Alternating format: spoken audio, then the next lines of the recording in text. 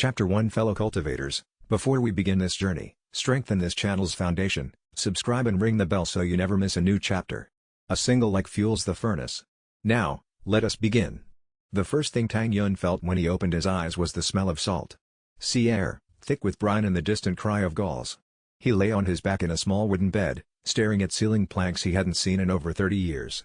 The grain of the wood was exactly as he remembered it, a long whorl near the left corner that looked like a sleeping fish when the morning light hit it a certain way.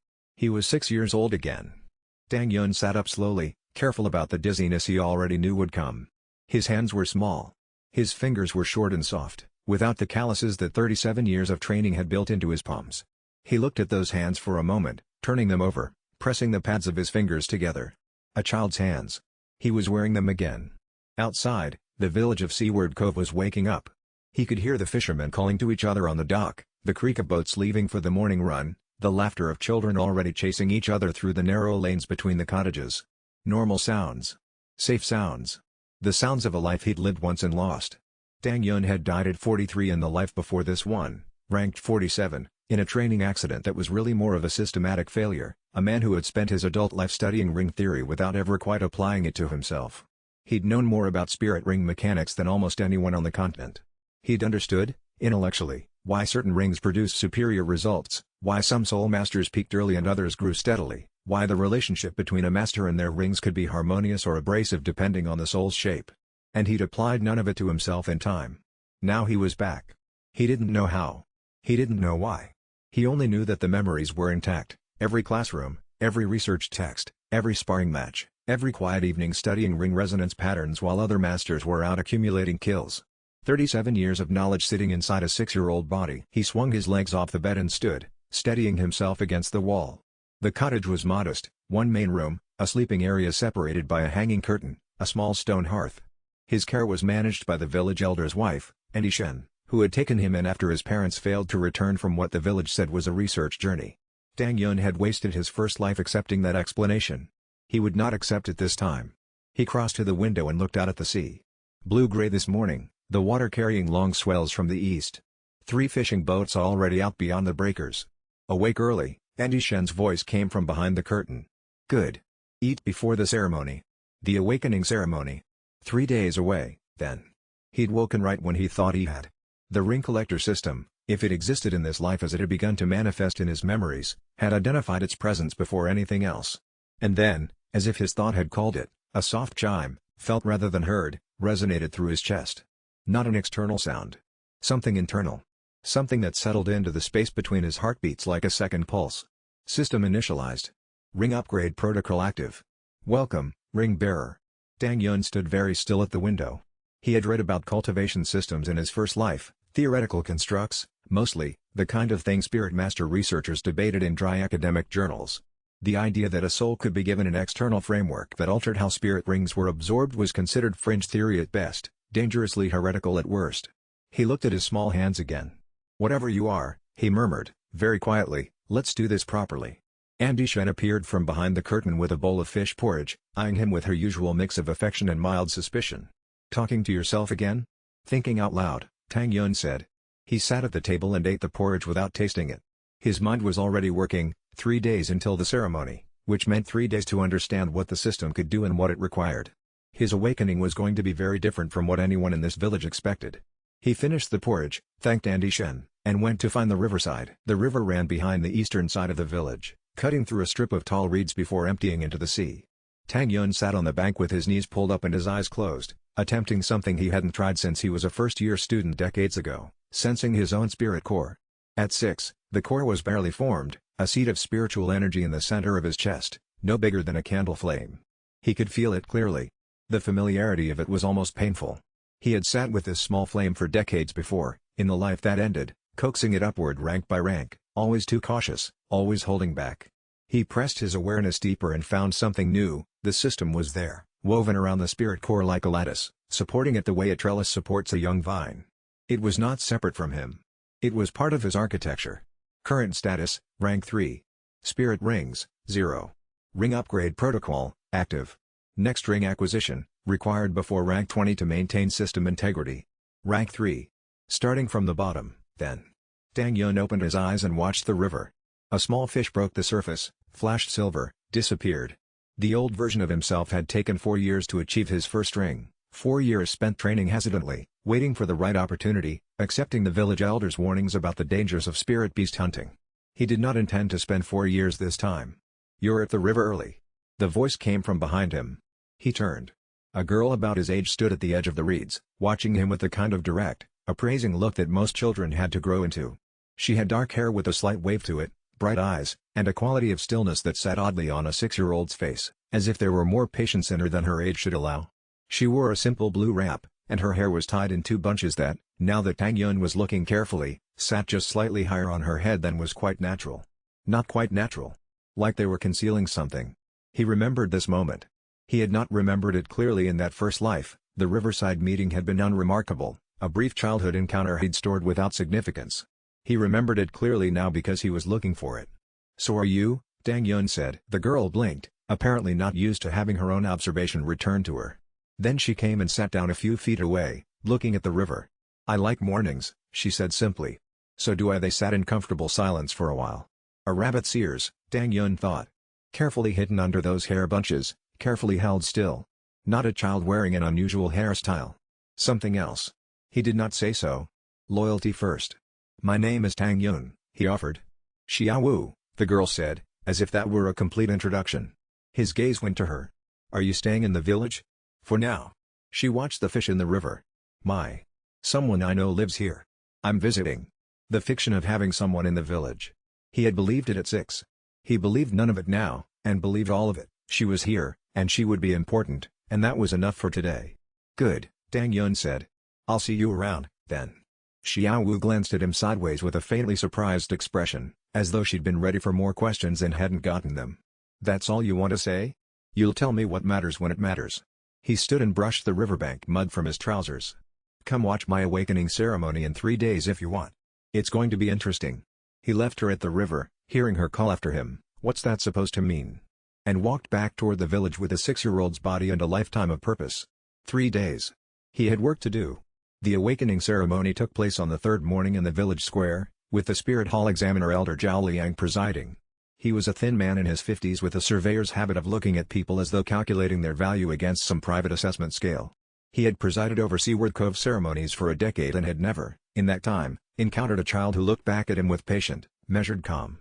Tang Yun stood before the spirit ring sensing crystal and placed his hands on it without hesitation. The crystal responded. It always responded. Even a rank 1 child produced a ripple in the crystal when touching it. But the ripple Tang Yun produced was not rank 1 behavior. The crystal lit from within, a steady blue-white glow that brought Elder Zhao Liang 2 steps forward before he could stop himself. "Spirits," the elder commanded. Tang Yun released them. 2 spirits manifested simultaneously, which was unusual but not unprecedented. The first was the clan's legendary weapon, a black hammer materializing above his head, radiating force and authority, the legendary weapon-type spirit of the Clear Sky clan. Zhao Liang recognized it immediately, his eyebrows rose. The second spirit was something he had no reference for. A circular mirror of smoky, translucent light, hanging beside the hammer like a companion. It didn't radiate the aggressive force of the hammer. Instead it reflected the surrounding light, the people watching. Zhao Liang's own startled face rendered back at him from the mirror's surface. "Dual spirits," Zhao Liang noted, voice carefully neutral. "Clear Sky hammer, exceptional lineage." He examined the mirror more closely. "And this secondary spirit?" "The void mirror." He straightened. "Waste category spirit. Purely reflective, no offensive application. You'll never pass 30 with that second spirit dragging your growth."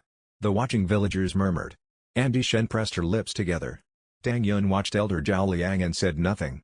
Behind the gathered crowd, Xiaowu had slipped in and was watching from behind the well, her hair bunches held carefully still. "Your rank?" Zhao Liang demanded, holding out his assessment device. Tang Yun pressed his spirit power against it. The display read, "Rank 8. Zhao Liang blinked. 8? At age 6?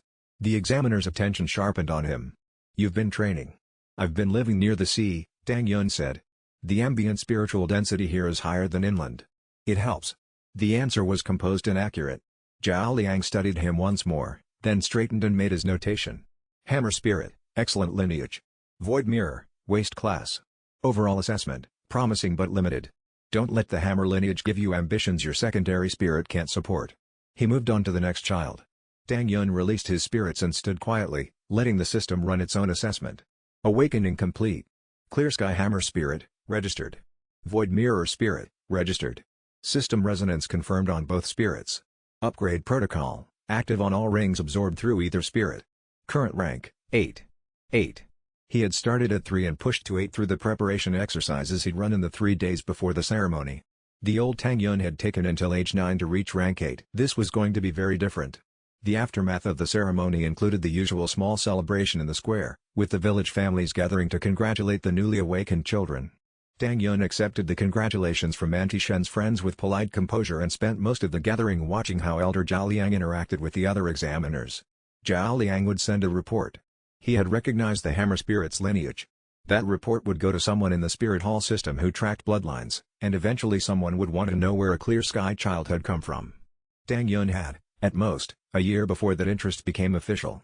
"You don't look like someone who just had their awakening," Xiao Wu said from beside his elbow. He looked down at her.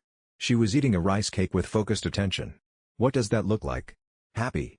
Surprised? Scared?" She glanced at him sideways. "You look like someone who already knew exactly what was going to happen." "I had a feeling," Tang Yun said. "About the Void Mirror? About everything." He watched Zhao Liang accepting tea from the village elder's wife. "Don't let the elder's assessment bother you. He doesn't know what the Void Mirror is for yet." Xiao Wu frowned. "Do you?" "I will." He turned toward her. "The mirror reflects things. When you understand something well enough, reflection is more powerful than attack."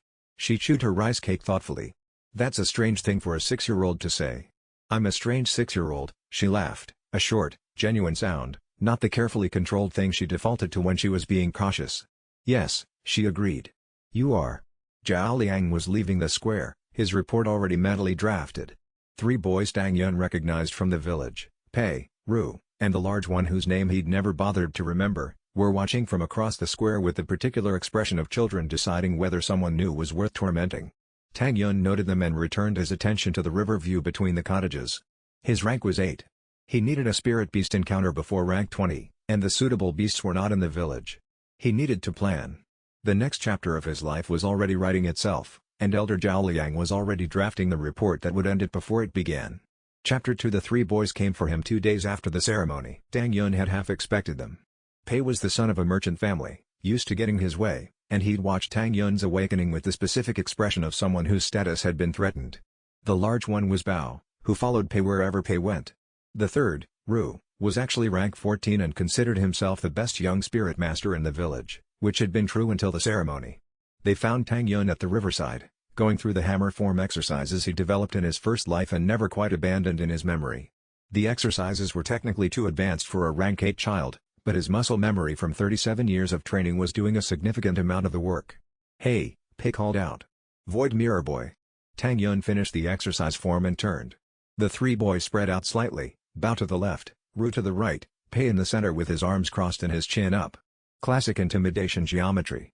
"We heard what the elder said. Waste class secondary spirit." Pei smiled. "A hammer spirit doesn't mean anything if you're dragging dead weight alongside it." Zhao Liang said I'd never pass 30. Tang Yun confirmed. "He's wrong, but he believes it." Pei blinked. He'd expected denial or deflection. Agreement plus dismissal was unusual. "You think you're better than us?" "I think we're different," Tang Yun said. "You're rank 11, Pei. Ru is 14. Bao doesn't have a ring yet, he's probably rank 6 or 7. I'm rank 8 with dual spirits and you're here to make me feel bad about the weaker one." He paused. "Is this how you actually spend your time?" Ru stepped forward. "You're getting a beating, Clear Sky." He activated his spirit, a water serpent, rank 14, producing a whip of spiraling water that cracked across the riverbank. Fast. Tang Yun had 2 choices, take the hit or use the Void Mirror. He chose the Void Mirror. He hadn't practiced this since regaining his memories, but the reflex was there, stored in the spirit itself. The Void Mirror manifested before him, circular, translucent, and the water whip struck its surface. For one moment, the whip's spiritual force was absorbed and reversed in the mirror's reflection, and then it returned to Ru with the same velocity and shape it had arrived with. Ru was hit by his own technique. Not hard enough to injure seriously, but more than enough to knock him off his feet. He sat in the river shallows, soaking wet, staring at Tang Yun with genuine shock. Pei and Bao stared. Tang Yun released the mirror and watched Ru get up. "The Void Mirror reflects spiritual force," he said calmly. Zhao Liang was thinking about offensive output. He didn't account for the defensive application. He looked at Pei. Is there anything else? Pei's mouth opened and closed. He looked at Ru. Ru was wringing water from his sleeve. No, Pei said, and they left. Tang Yun turned back to the river. Behind him, from a position she thought was hidden in the reeds, she was good, but the reeds moved wrong when she shifted weight. Xiao Wu emerged. You knew that would happen, she said. I knew something like that would happen. He went back to his hammer exercises. The mirror redirects. That's its core principle. Offense becomes defense becomes offense again. He worked through a form. Zhao Liang was looking for damage output. He wasn't thinking about what happens when someone else's damage hits a perfect reflector. Xiao Wu watched him train. You're going to go look for a spirit beast soon, aren't you? It wasn't a question. She'd been observing him carefully since the ceremony. Before rank 20, he confirmed.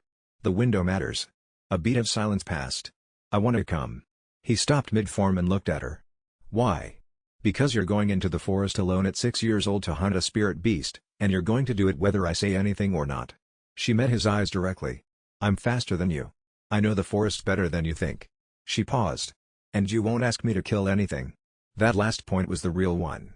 He had already been thinking about how to raise the topic of not hunting recklessly, of selecting beasts that were genuinely at the end of their natural lifespan or at least not the rare ones. She had read it without him saying it. There's a thunder mink den about a mile north, Tang Yun said. I've heard the older hunters mention it. The lead mink is old, probably 600 years, which means it's approaching the natural end of its cycle. Xiao Wu nodded. I've seen it. It doesn't hunt anymore. Spends most of its time sleeping in the root hollow near the split-trunk pine. She had, in fact, been in that forest regularly. He noted the ease of her knowledge without commenting on it. Tomorrow morning, he said. Tomorrow morning, she agreed, and slipped back into the reeds as though she'd never been there. Tang Yun returned to his exercises. Rank 8 wasn't enough for a real spirit beast hunt. He needed to push. The sea air, the ambient spiritual density near the water, the system's baseline amplification, he had resources. He intended to use them. He trained until the light failed. By the time they set out the next morning, Tang Yun had pushed to rank 9 through overnight cultivation. Xiao Wu arrived at the riverside meeting point before he did. She moved through the pre-dawn with an ease that confirmed she was more comfortable outdoors at odd hours than a typical village child. She was carrying a small pack that contained, as far as he could see, exactly the things a competent person preparing for a forest expedition would bring. The path north from the village was a logging trail that went to a disused charcoal station and then petered out into forest. They walked in silence for the first half hour, Xiao Wu setting a pace slightly faster than she needed to, he suspected, to test whether he could keep up. He kept up. How do you know about the thunder mink? She asked as they entered the denser trees. I listen to the hunters when they talk. This was true. He had been listening carefully to every piece of local knowledge since waking up. They avoid the den because the old mink is too established to hunt. The area around it is a territorial zone for 3 younger minks who'd fight back. The 3 younger ones patrol the northern slope, Xiao Wu said. They run a regular circuit. If we go in during the middle of the circuit gap, we have about 30 minutes at the den. She didn't ask how he knew that. She offered her own knowledge as a parallel. He glanced at her sidelong. You've been studying their patterns. I walk in the forest a lot. Sure. She gave him a quick, sharp look. He kept walking. They arrived at the split-trunk pine as the morning light was beginning to filter through the canopy, a pale gold that moved with the wind through the high branches. The root hollow was dark and had the deep, musky smell of an old beast's long habitation. The thunder mink was there. Smaller than Tang Yun had imagined. Actually, spirit beasts didn't always grow as large as stories suggested. It lay curled in the hollow, its gray-silver fur moving with slow, steady breaths. Around it, the air had a faint electrical quality, like the moment before lightning, a permanent field of discharged spiritual energy. 600 years, Tang Yun murmured. Maybe more. The electrical density around it is consistent with a natural build-up over the time frame. It's not aggressive anymore, Xiao Wu said quietly beside him. It stopped hunting about 2 years ago. Just lies there. A natural elder, at the end of its span. Tang Yun steadied himself and thought about what he was about to do. Ring absorption had always been violent and terrifying before this, the Soul Master's spirit consuming the beast's life force, the beast fighting back until it couldn't. He had never been comfortable with it, which had partly explained his slow pace. The system was supposed to change this. Or at least, that was what the notification had implied. He activated his hammer spirit and moved closer to the hollow, kneeling at its edge. The thunder mink opened one eye, a pale yellow, filmed with age. It regarded him without alarm. The electrical field intensified slightly. Tang Yun extended his spirit toward it. Not aggressively. More the way you'd extend a hand to an old animal, letting it make the decision. The mink closed its eye. The absorption process began. It was different from everything Tang Yun had prepared for. Not violent. Not consuming. The mink's life force didn't fight the connection, it moved toward it, as though it had been waiting for exactly this. A long exhalation of spiritual energy flowing from the ancient creature into the waiting ring framework. The ring formed in the space between them, taking on the accumulated power of 6 centuries. And then the system engaged. Ring absorption detected. Source, Thunder Mink, approximately 600 years. System upgrade protocol activating. Upgrading ring quality, standard 100,000-year resonance. Processing. The ring blazed. Not metaphorically, the physical manifestation in Tang Yun's spirit space actually blazed, the gold-white color of a 100,000-year ring visible even through closed eyes. He felt the Thunder Mink's 6 centuries of accumulated wisdom compressed and elevated, all that slow-built power now operating at a frequency centuries beyond its original scope. Upgrade complete. First ring ability acquired, Thunder God's Decree. Effect, summons a hammer strike of concentrated lightning within a 30-meter radius. All targets within the strike zone are affected by electrical disruption. Ring quality, 100,000 year. Duration, 3 seconds maximum activation. Tang Yun opened his eyes. The hollow was empty. The Thunder Mink was gone, not dead in the usual sense, but dissolved into the ring, its essence continuing. He sat back on his heels and looked at the ring. Gold white. 100,000-year resonance, undeniable. Xiaowu was staring at him. "What just happened?" she said. "I absorbed the ring." He watched her expression. It went peacefully. "That's not what I mean." Her expression was something he hadn't seen before, not fear, not confusion, but a careful, intent focus. "That ring. It's, Tang Yun, that's not a child's first ring. That's not even a rank 40 master's ring. That color, is 100,000 year," he confirmed. Silence in the forest. A distant bird. "How?" Xiaowu said finally. "I was born different," Tang Yun said. It was a partial truth. It would do for now. He stood and brushed dirt from his knees. "I told you the ceremony was going to be interesting." She stared at him long enough that the silence stretched tight. Then, very deliberately, she said, "You knew. Before the ceremony. Before all of it. I had a strong feeling." Tang Yun. Xiaowu. She held his gaze. He held hers. Then she let out a long breath and looked at the empty hollow. "The village hunters are going to notice the mink is gone. They'll assume it died of age." It did, in a sense. He began walking back toward the trail. "We should be home before anyone misses us." She followed. For a while neither of them spoke. Then she said, quietly, in a different tone, "Thank you for not making it suffer." He glanced back at her. That was never an option. She walked alongside him in silence after that, and something settled between them, not named yet, not labeled, but real, the way the sound of the river was real before you saw it. And behind them, unseen, a Spirit Hall patrol bird circled twice above the forest before banking east toward Nodding City. Chapter 3 Elder Zhaoliang returned to Seaward Cove 10 days after the ceremony. He had not planned to return, the cove wasn't the kind of village that warranted follow-up visits. But the clear sky lineage notation in his report had triggered exactly the response Tang Yun had anticipated. Someone further up the Spirit Hall hierarchy had flagged it, and Zhaoliang had been sent back to gather additional information. He arrived in the late afternoon and went directly to the village elder's home for tea. Tang Yun observed his arrival from the doorway of Auntie Shen's cottage and began making his own plans. The system had been quiet since the Thunder Mink absorption, but he'd been working with it through meditation, learning its interface, testing what he could ask of it. He now had a clearer sense of its capabilities. It upgraded rings universally, regardless of the source beast's age. It could also function as a diagnostic tool, reading the spiritual density of nearby spirit beasts and assessing their suitability for absorption. And it had an unusual secondary function that he was still exploring, a null resonance state, which the notification had called spiritual dampening, that reduced his apparent spiritual signature to near nothing. This had obvious applications. He went to find Xiaowu. She was in the market district, such as it was, watching a traveling merchant unpack bolts of cloth. She turned when she heard him and her expression changed into the careful, watchful look she wore when she sensed something was coming. "The examiner is back," Tang Yun said without preamble. "I saw." She fell into step beside him, moving away from the merchant. "He's asking about you." "He will." The clear sky lineage triggered something at the hall level. He thought for a moment. "He's going to want to scan my ring again." Standard procedure. He probably didn't trust his first reading. And when he scans it, he'll get the same reading. 100,000-year resonance on a rank 9 child. Tang Yun fussed. He's going to assume fraud. That's the only explanation that makes sense to him. Xiaowu frowned. "What do you want to do?" "Nothing, tonight. Let him ask his questions. Let him request the scan." He stopped and looked at her directly. But if he tries to confiscate the ring for investigation, which he might, I need you to be somewhere you can create a distraction. She assessed this. What kind of distraction? I'll leave that to you. You're faster than most people in this village and you know the terrain. Something that draws his attention outside for 30 seconds. She considered it with the focused expression she got when processing tactical problems, another quality that didn't quite fit the apparent age. The barrel stack behind the fishmonger has been unstable for a week.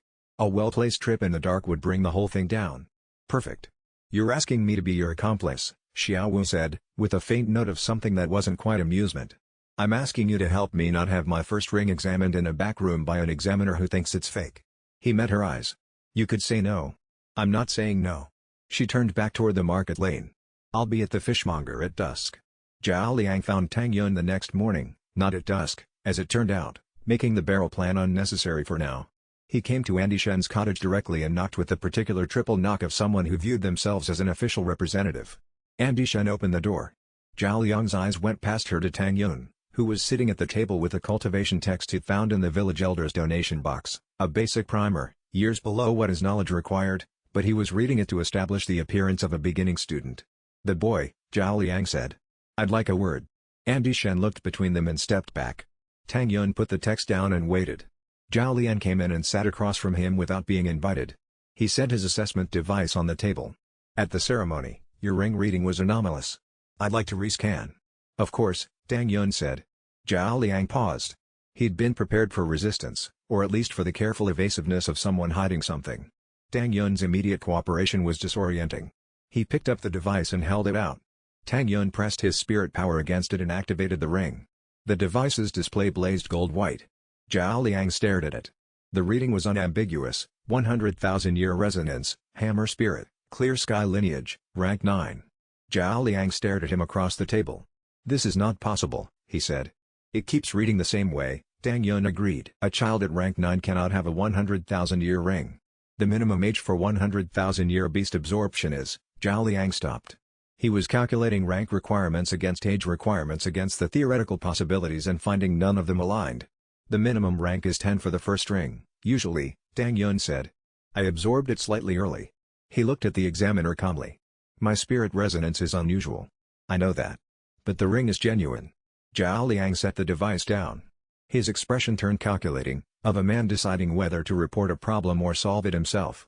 Where did you acquire a 100,000-year beast for absorption? In the forest north of the village. An elderly thunder mink. Tang Yun kept his voice level. It was at the natural end of its lifespan. The absorption was voluntary on its part. Spirit beasts don't consent to absorption. Tang Yun held his ground and said nothing. Zhao Liang's expression tightened. I'm filing a report flagging this ring as potentially fraudulent, pending further investigation. You are not to use it in any demonstration or combat until the investigation is complete. Tang Yun considered the order. I understand your position, he said. But the ring is part of my spirit. I can't not use it any more than I could not use my arm. It can be sealed. You would need a higher-ranked examiner to seal a clear sky ring, Tang Yun said. This was accurate. The clear sky lineage's ring resonance was notoriously resistant to standard sealing techniques. It was one of the reasons the Clear Sky clan was respected and feared in equal measure. Someone at least rank 40. Zhao Liang's jaw tightened. He was rank 32. He hadn't brought a higher-ranked examiner because this had been meant to be a routine follow-up. You seem very knowledgeable about sealing protocols for a 9-year-old. I read a lot.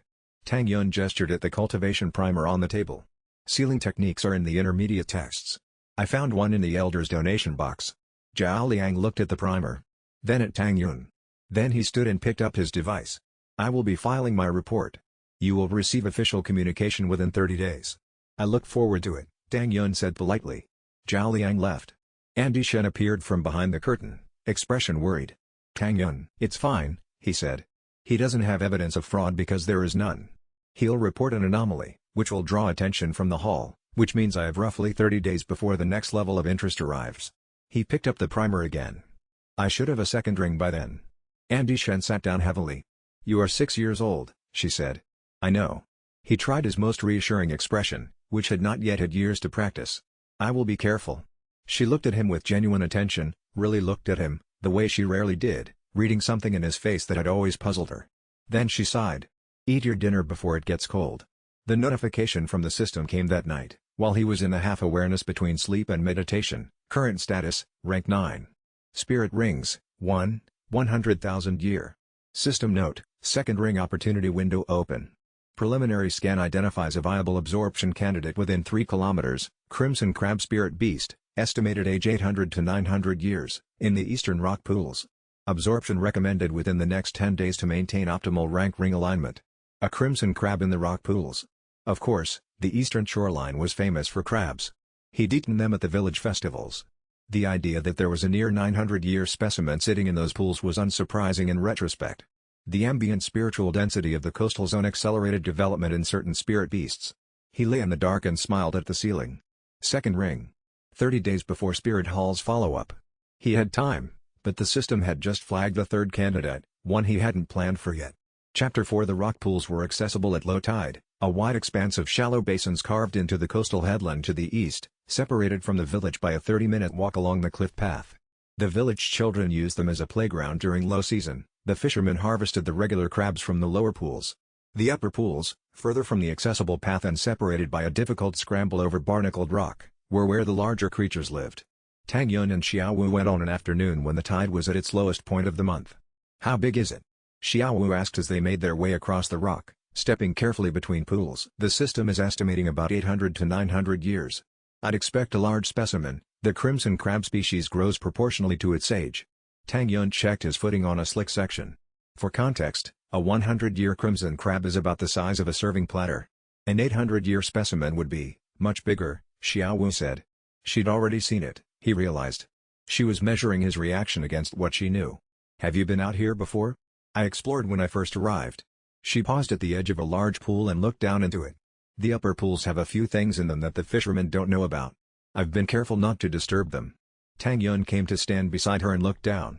The pool was deep enough that the bottom was lost in blue shadow, with a shelf of rock partway down where some kind of soft coral had established itself. Ordinary crabs moved along the shelf edges. "The big one is in the last pool at the top," Xiaowu said. They climbed. It took 15 minutes to reach the uppermost accessible pool, a roughly circular basin about 6 meters across, fed by a gap in the outer headland where seawater entered at high tide. The water here was unusually clear, the spiritual density palpably higher than the lower pools, carrying a warmth that was actually comfortable despite the sea breeze. The crimson crab was there. It was about the size of a dining table, shell a deep vermilion that had darkened with age to something approaching maroon, claws moving in slow, deliberate patterns as it maintained its position against the current.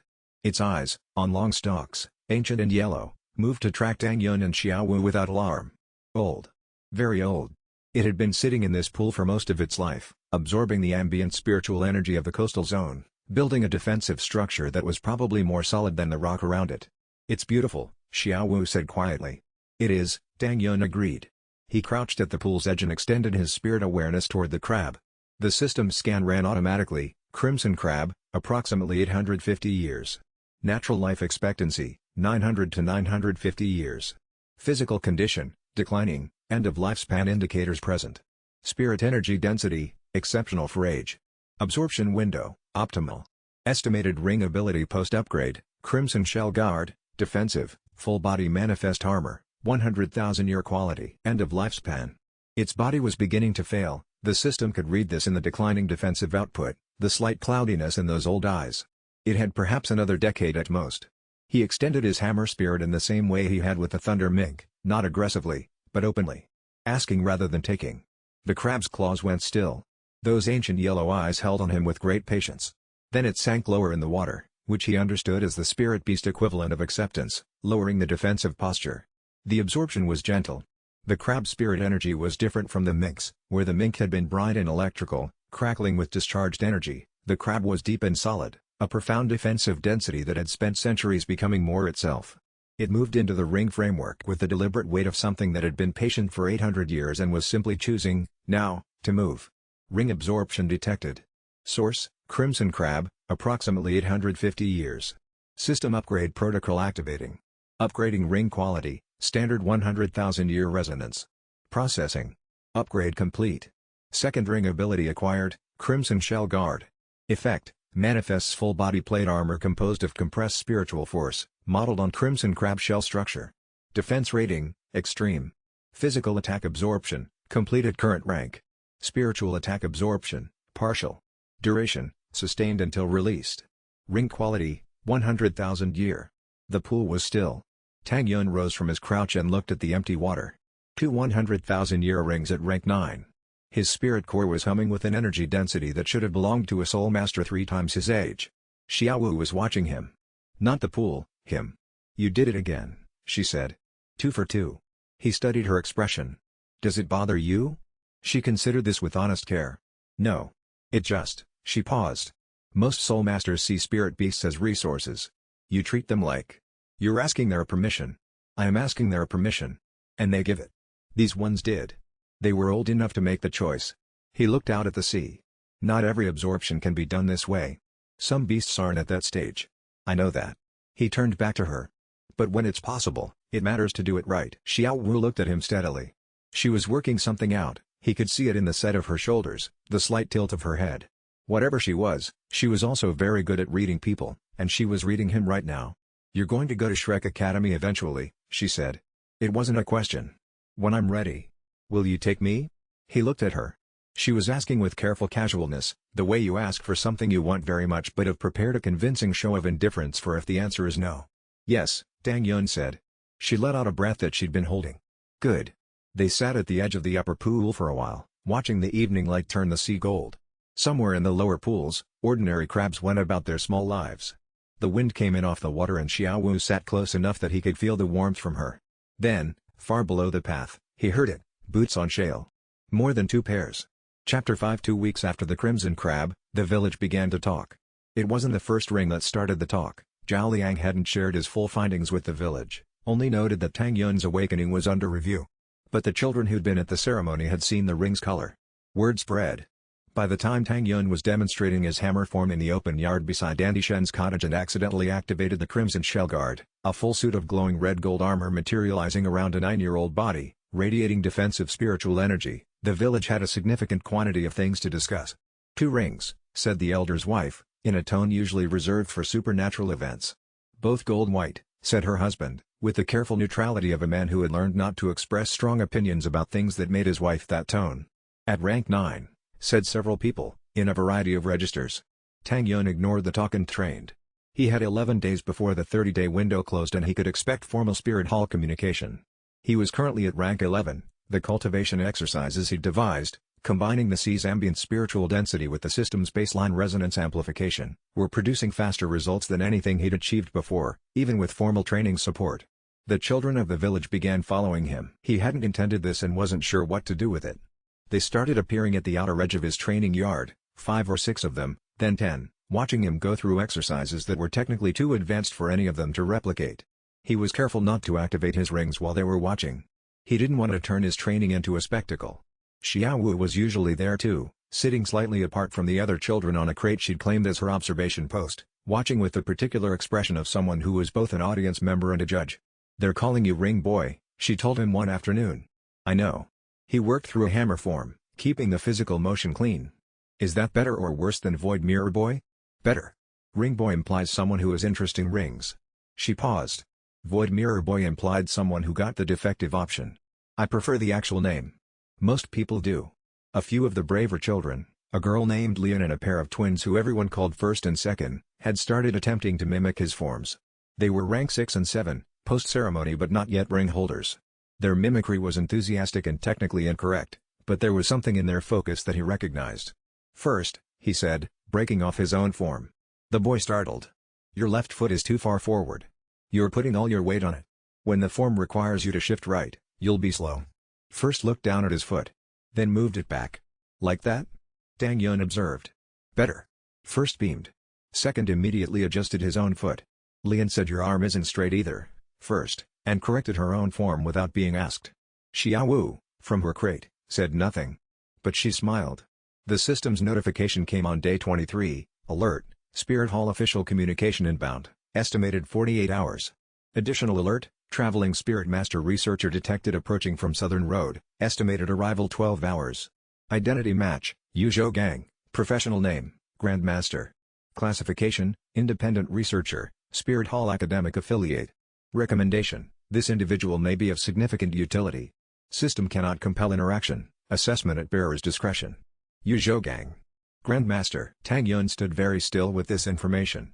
Grandmaster was a significant figure he'd only read about before, a researcher whose theories about spirit ring selection and cultivation optimization had been largely dismissed in official circles but quietly validated by the results of the few students who'd followed them. He had known of Grandmaster's work but had never met the man. The idea that Grandmaster was coming to Seaward Cove, presumably drawn by the reports of a child with unusual rings, felt like something the universe was arranging specifically. He went to find Xiao Wu. She was at the river, which was where she went when she wanted to think. He sat beside her and said, "A researcher is coming tomorrow. Someone who might understand the system better than anyone else currently alive." Xiao Wu glanced at him. "Is that good?" "It depends on what he decides to do with what he understands." Tang Yun watched the current. "He has a reputation for honesty. He's been dismissed by the official circles, which I take as a mark in his favor." A pause. "Are you going to tell him about the system?" "Not directly. But I won't pretend the rings are something they aren't." He paused. "His understanding of cultivation theory is the most sophisticated I've encountered. If he chooses to support us, Xiao Wu said." He faced her squarely. "I'm planning to go to Shrek Academy." "I meant what I said." She looked back at the river. "You could have a future with a titled Douluo and the support of the best academy on the continent.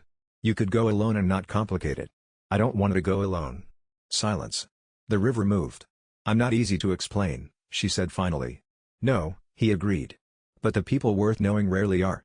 She didn't respond to that, but her shoulders dropped from the careful tension they'd been holding, and she leaned back on her hands and let the afternoon light fall across her face. The hair bunches moved slightly in the breeze. He watched the sky. Tomorrow, a researcher would arrive. The day after, the spirit hall's communication would come. His life was accelerating in every direction simultaneously. He had never felt more prepared, which was, he knew from experience, precisely the moment the unexpected arrived. Chapter 6. Grandmaster arrived in the early evening, a lean man in his 40s, travel-worn, with the eyes of someone who spent most of his waking hours analyzing things.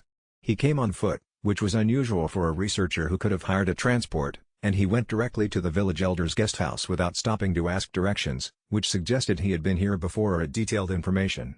Tang Yun let him settle in overnight. Approaching immediately would seem too calculated, waiting until morning would seem natural. He spent the evening reviewing what he knew of Yu Zhougang's published work from memory, the ring selection theories, the paper on cultivation harmony, the controversial argument that the relationship between spirit master and ring was more important than the ring's absolute power level. That last one, he thought, was going to be very interesting to discuss. The next morning, he came to the guest house with a small package of fresh fish that Andy Shen had prepared, a village visiting custom, and knocked. Grandmaster opened the door and looked at him. His expression went through a sequence of rapid adjustments, recognizing a child, adjusting for the cultural custom, then sharply narrowing as his eyes scanned Tang Yun with professional attention. "You're the child with the anomalous rings," he said. "Tang Yun." He offered the fish. "Welcome to Seaward Cove."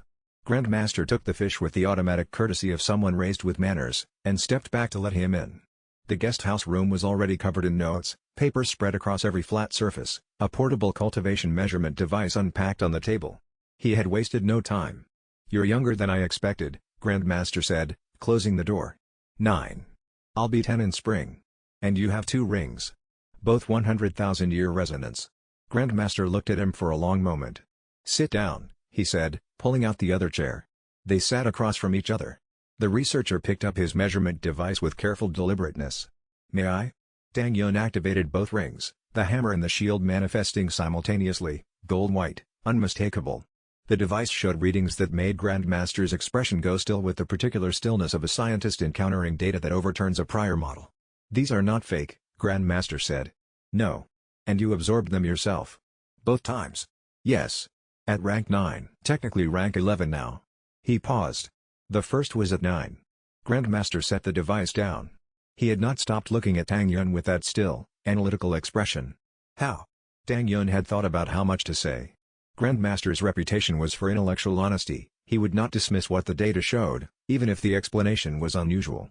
But the ring collector system was intimate, personal, and potentially very dangerous to disclose to someone who might, however inadvertently, pass the information to the wrong people. "My cultivation has an unusual resonance quality," Tang Yun said carefully.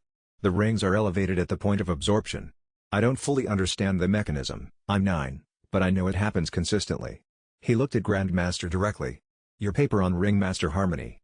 The argument that the soul master's spirit quality can, under certain conditions, elevate the resonance of absorbed rings beyond the source beast sage." Grandmaster's eyes went sharp. You read my work? I found a copy in the village elder's library collection. It's been passed around. This was a gentle fiction. The paper had actually been referenced in several of the cultivation texts he'd read in the years before, and he'd pieced together its arguments from those references. Your theory. Is it possible? Grandmaster's pen stopped moving. Theoretically, yes. In practice, no documented case has ever been confirmed. He looked at Tang Yun's rings. Until, possibly, now. He leaned forward. I want to study this properly. Not as a spirit hall examiner, I am not one, regardless of my affiliations. As a researcher. With your knowledge and participation. Shrek Academy, Tang Yun said. Grandmaster blinked. Then, yes. When you're ready. Tang Yun surveyed the papers spread across every surface and made his decision. I'll go when I have my third ring. And I want to bring Xiao Wu. The girl staying in the village? Her cultivation, is her own. I'm not asking you to study her. I'm telling you she comes with me. Grandmaster studied him. You're 9 years old, he said again, but with a different inflection than before, less disorientation, more something approaching respect. So you said. Tang Yun stood. Will you be here for the next few weeks? I expect Spirit Hall communication in the next day or two, and I'd appreciate having a researcher present when I respond to it. Grandmaster's mouth curved slightly. I'll stay, he said. This is the most interesting thing I've seen in 20 years of research. Tang Yun picked up his fish. Grandmaster had set it down during the meeting and forgotten about it, and placed it firmly in the man's hands. Cook it before it turns. The fisherman caught it this morning. He left the researcher holding fresh fish and a dozen unsorted questions, which seemed like a good place to start. The Spirit Hall communication arrived the next afternoon via hall courier, a brisk young woman in the formal gray and gold uniform who handed Auntie Shen an official envelope and left without waiting for a response. Tang Yun opened it at the table. Auntie Shen stood by the hearth, wringing her hands. Grandmaster, who had been invited to tea that morning and had not left, sat in the corner with his measurement device, waiting. The communication informed Tang Yun that his rings had been flagged as anomalous and potentially fraudulent, that a formal authentication process was required, and that he was to present himself to the Spirit Hall examination office in Notting City within 60 days for a full investigation. Failure to comply would result in administrative action regarding the rings in question. He set the letter down. Administrative action means confiscation, he said. Legally, they can't confiscate rings that are part of a Soul Master's spirit without a formal tribunal, Grandmaster said from the corner. What they're doing is framing it as authentication, but the implied threat is real. So I have 60 days. You have 60 days. Grandmaster looked at the letter. Or you could go to Shrek Academy first. Shrek's institutional standing means a Shrek student's rings are under academic protection during active enrollment. The hall would have to go through the Academy's charter to continue the authentication process. You planned to mention that when it became relevant, Tang Yun said. I was going to mention it tonight over dinner. But now seems fine. Auntie Shen made a sound that was almost a laugh. Tang Yun folded the Spirit Hall letter carefully and put it in his pocket. I need my third ring before we go. The system has identified a third candidate. Where? The forest to the north. A fox flame spirit beast, about 500 years, in the secondary growth past the old charcoal station. He stood. Give me 4 days. We'll be here, Grandmaster said, and went back to his notes. Auntie Shen's gaze moved to him, carrying something he couldn't quite read, not worry now, but something more complex, a recognition of something she'd been watching build since the morning she'd given him fish porridge before the ceremony. She reached out and put her hand briefly on his head, the way she had when he was very small. Be careful, she said. Always, Tang Yun promised. But as he stepped outside, the system pulsed once, elevated rank signature detected. Bearing, village entrance. Closing fast. Who was coming, and how did they already know he was here? Chapter 7 The Fox Flame Spirit Beast was harder to find than the previous two. It lived in the secondary growth, younger trees, denser undergrowth, the floor thick with ferns and deadfall that made careful movement difficult.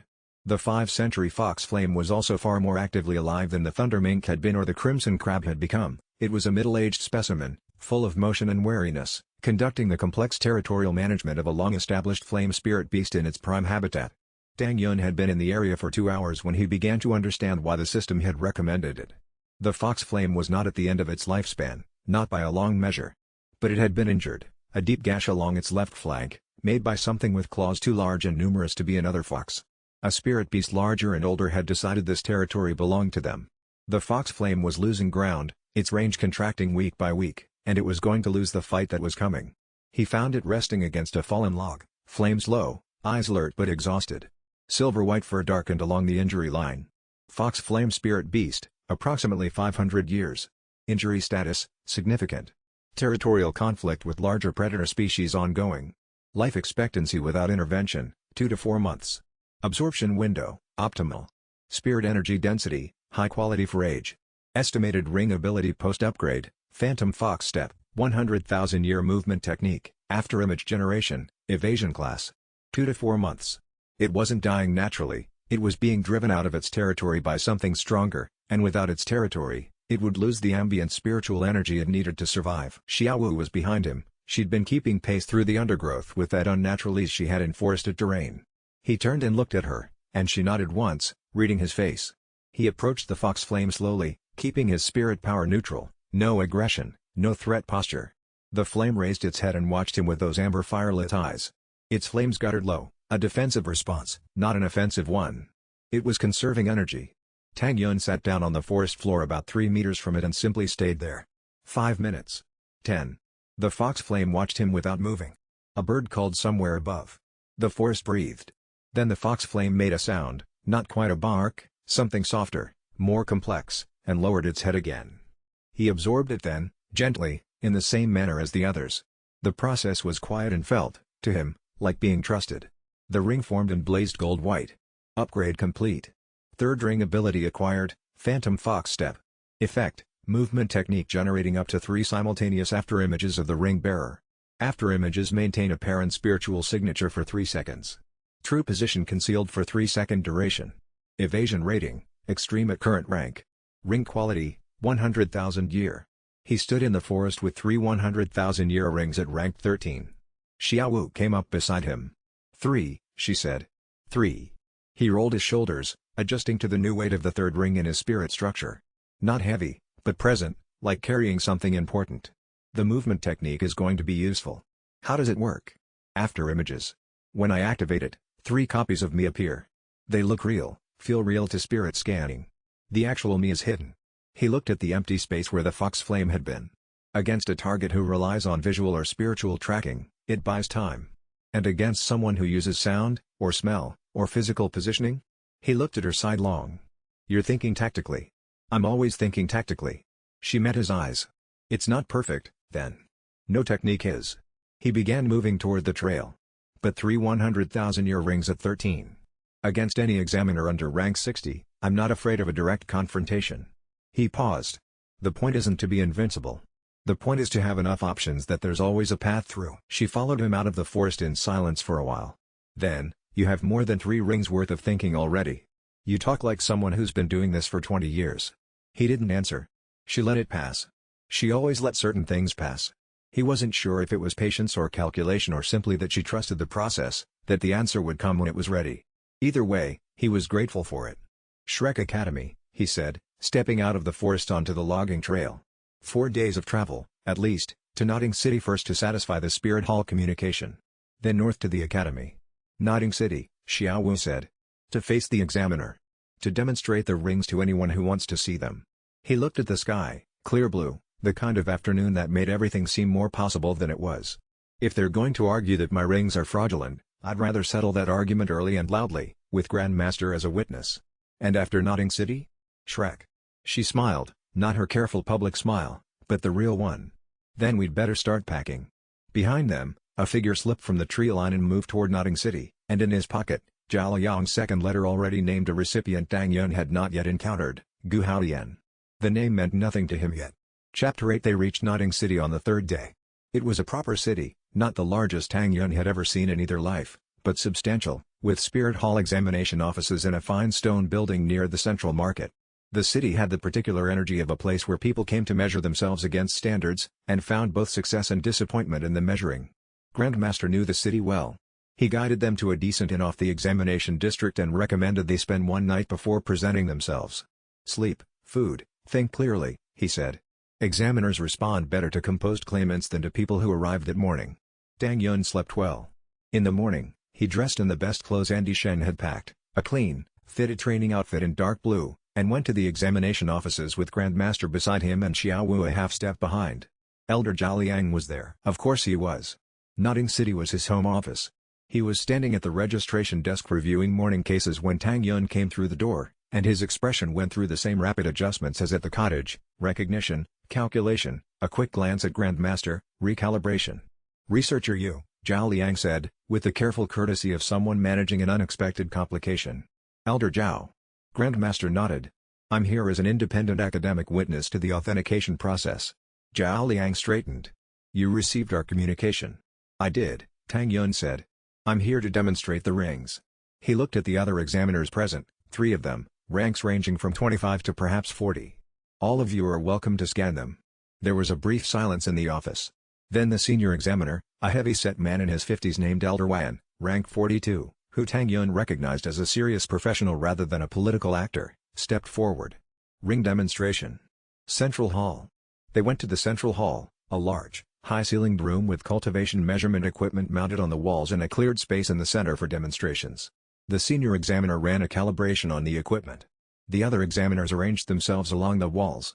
Tang Yun stepped into the center of the hall. Activate your spirits, Elder Wan said. He activated all 3 rings simultaneously. The black hammer manifested overhead, radiating the authority of its lineage. The void mirror appeared beside it, translucent and reflective. 3 gold-white rings settled into orbit around his body, visible, unmistakable, all 3 blazing with 100,000-year resonance. The measurement equipment on the walls began registering readings. Numbers appeared on displays that Tang Yun could read from across the hall, all 3 rings confirmed at maximum resonance level. Elder Wan stood very still. Zhao Liang stood very still. The other examiners stood very still. Rank 13, Elder Wan said finally, looking at his equipment. 3 rings. All confirmed 100,000-year resonance. He looked up from the display. How? I have an unusual affinity, Tang Yun said. He had prepared this answer carefully. It was true, just not complete. My ring absorption process elevates the resonance. I don't fully understand why. Researcher Yu has observed my cultivation and has his own theories.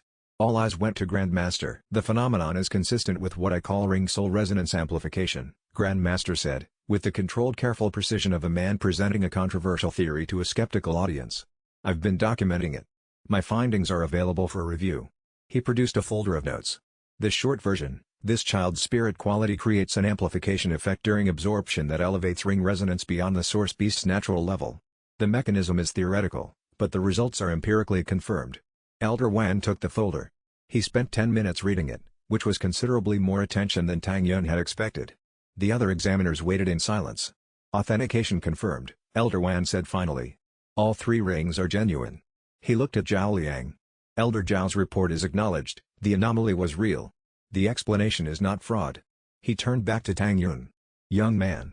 You are advised to seek enrollment at an accredited Spirit Master Academy as soon as possible. Your development is unusual, and would benefit from structured supervision. I'm traveling to Shrek Academy, Tang Yun said.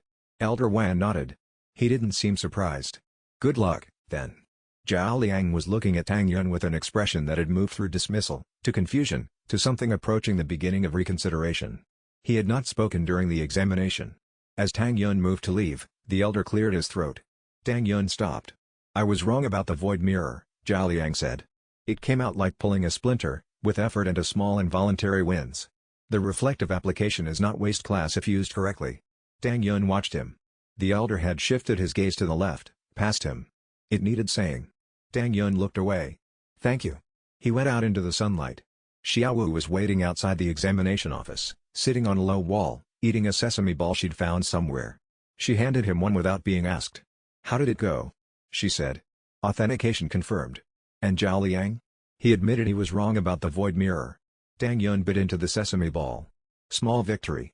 Meaningful one. Xiaowu nodded. Shrek Academy is north. 3 days of travel, if we move steadily. She slid off the wall and fell into step beside him. Grandmaster emerged from the office a moment later, folder under his arm, the quiet expression of a man whose data had just been formally validated. North, he said. North, Tang Yun confirmed. The 3 of them walked toward the city gate in the morning light. Behind them, Nodding City continued its business. Ahead, the road stretched toward something larger, and somewhere behind him, a Spirit Hall courier was riding hard in the same direction, carrying a letter that would change everything. Chapter 9. The road north had its own rhythms. They walked in the mornings, rested in the early afternoon heat, covered ground again in the cooler late afternoon.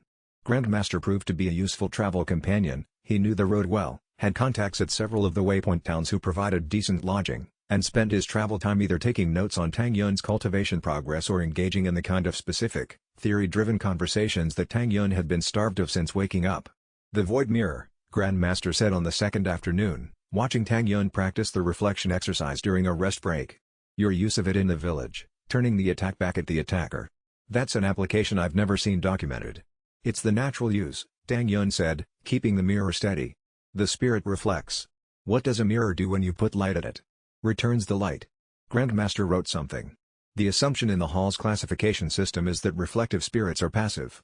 Merely defensive. Reflection is active if the target provides the energy. Tang Yun deactivated the mirror and let it fade. The attacker supplies the force. The mirror redirects it. "I'm not generating anything, I'm managing flow." He addressed Grandmaster directly. "In your ring-soul harmony theory, there's a concept about complementary spirits working in functional opposition. One spirit generates force, the complementary spirit redirects it. The clear sky hammer and the void mirror." Grandmaster went very still. "Where did you read that section of my theory?" "That's in an unpublished extension paper." Tang Yun hadn't read it. He'd reasoned to the conclusion from the published work and his own accumulated knowledge. The published paper implies it, if you follow the complementarity argument to its natural conclusion. Grandmaster stared at him. "You are 9 years old," he said, in the tone of a man recalculating something important. "Almost 10. Tang Yun stood and stretched. "You said it before. I think you're still surprised." "I am still surprised."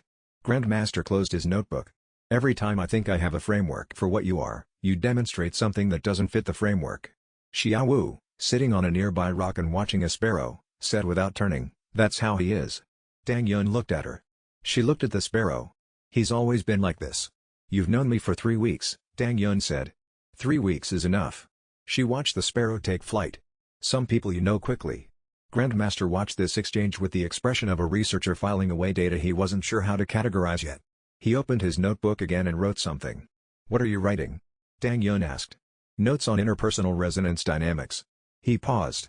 "Don't concern yourself with it." They walked on in the late afternoon. The road was less traveled now, more forest than farmland on either side, the air cooler and carrying the particular resinous quality of pine-heavy terrain. Tang Yun spent the walking hours in a light cultivation state, using the movement itself as a meditation focus, something he'd learned late from a manual he'd found late in his first life and wished he'd learned earlier. Rank 15 by the time they stopped for the evening. He sat by the campfire that Grandmaster built with efficient practiced motions and watched his rings orbit him. 3 gold-white lights. The clear sky hammer steady above his head when he called it. The void mirror beside it, catching the firelight and returning it softly. 3 abilities that, in combination, gave him options that would have belonged to a soul master twice his age. "Your parents," Grandmaster said, not looking up from his notes.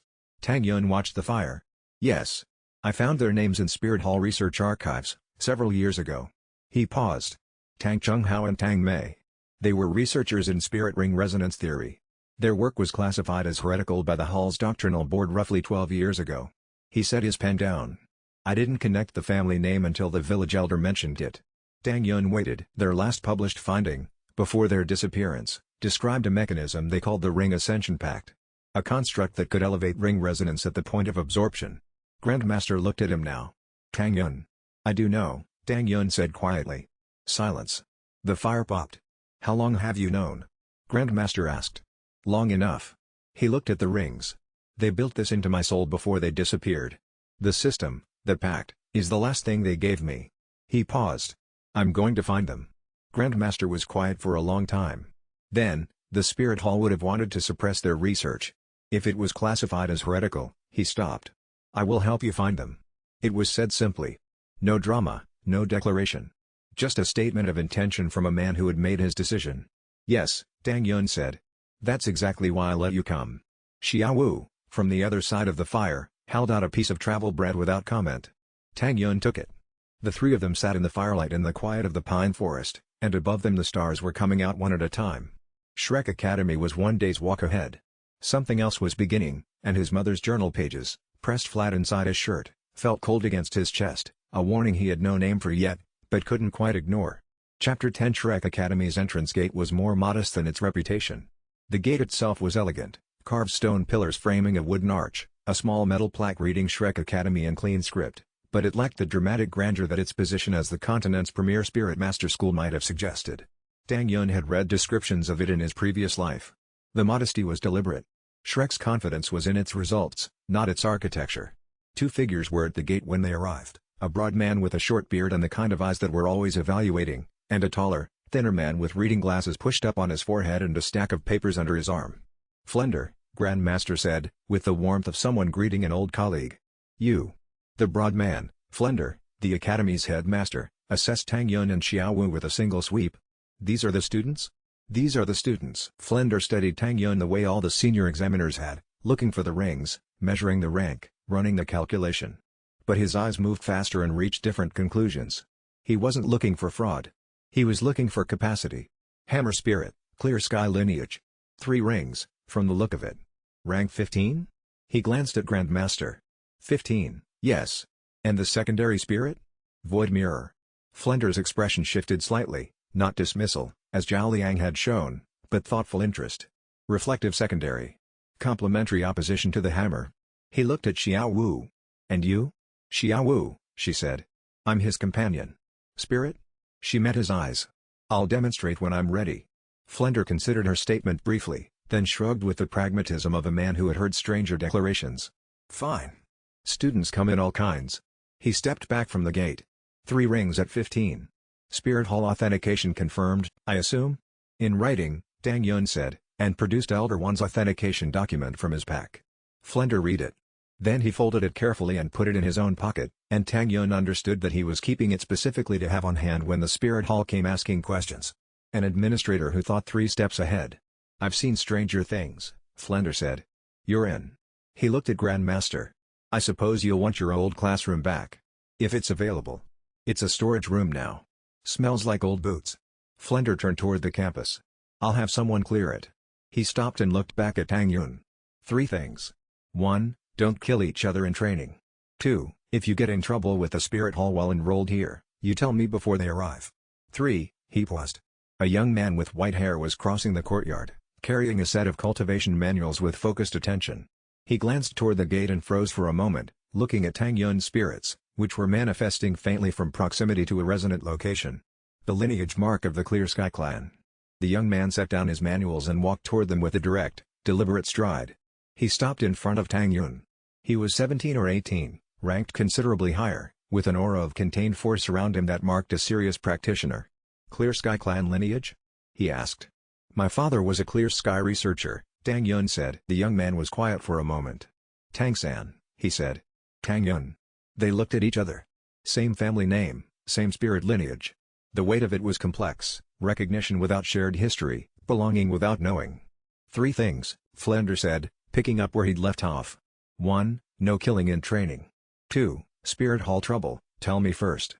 3. He pointed at Tang San and Tang Yun, don't let the family drama become everyone's problem. Work it out in private. He walked away. Tang San held his gaze another beat.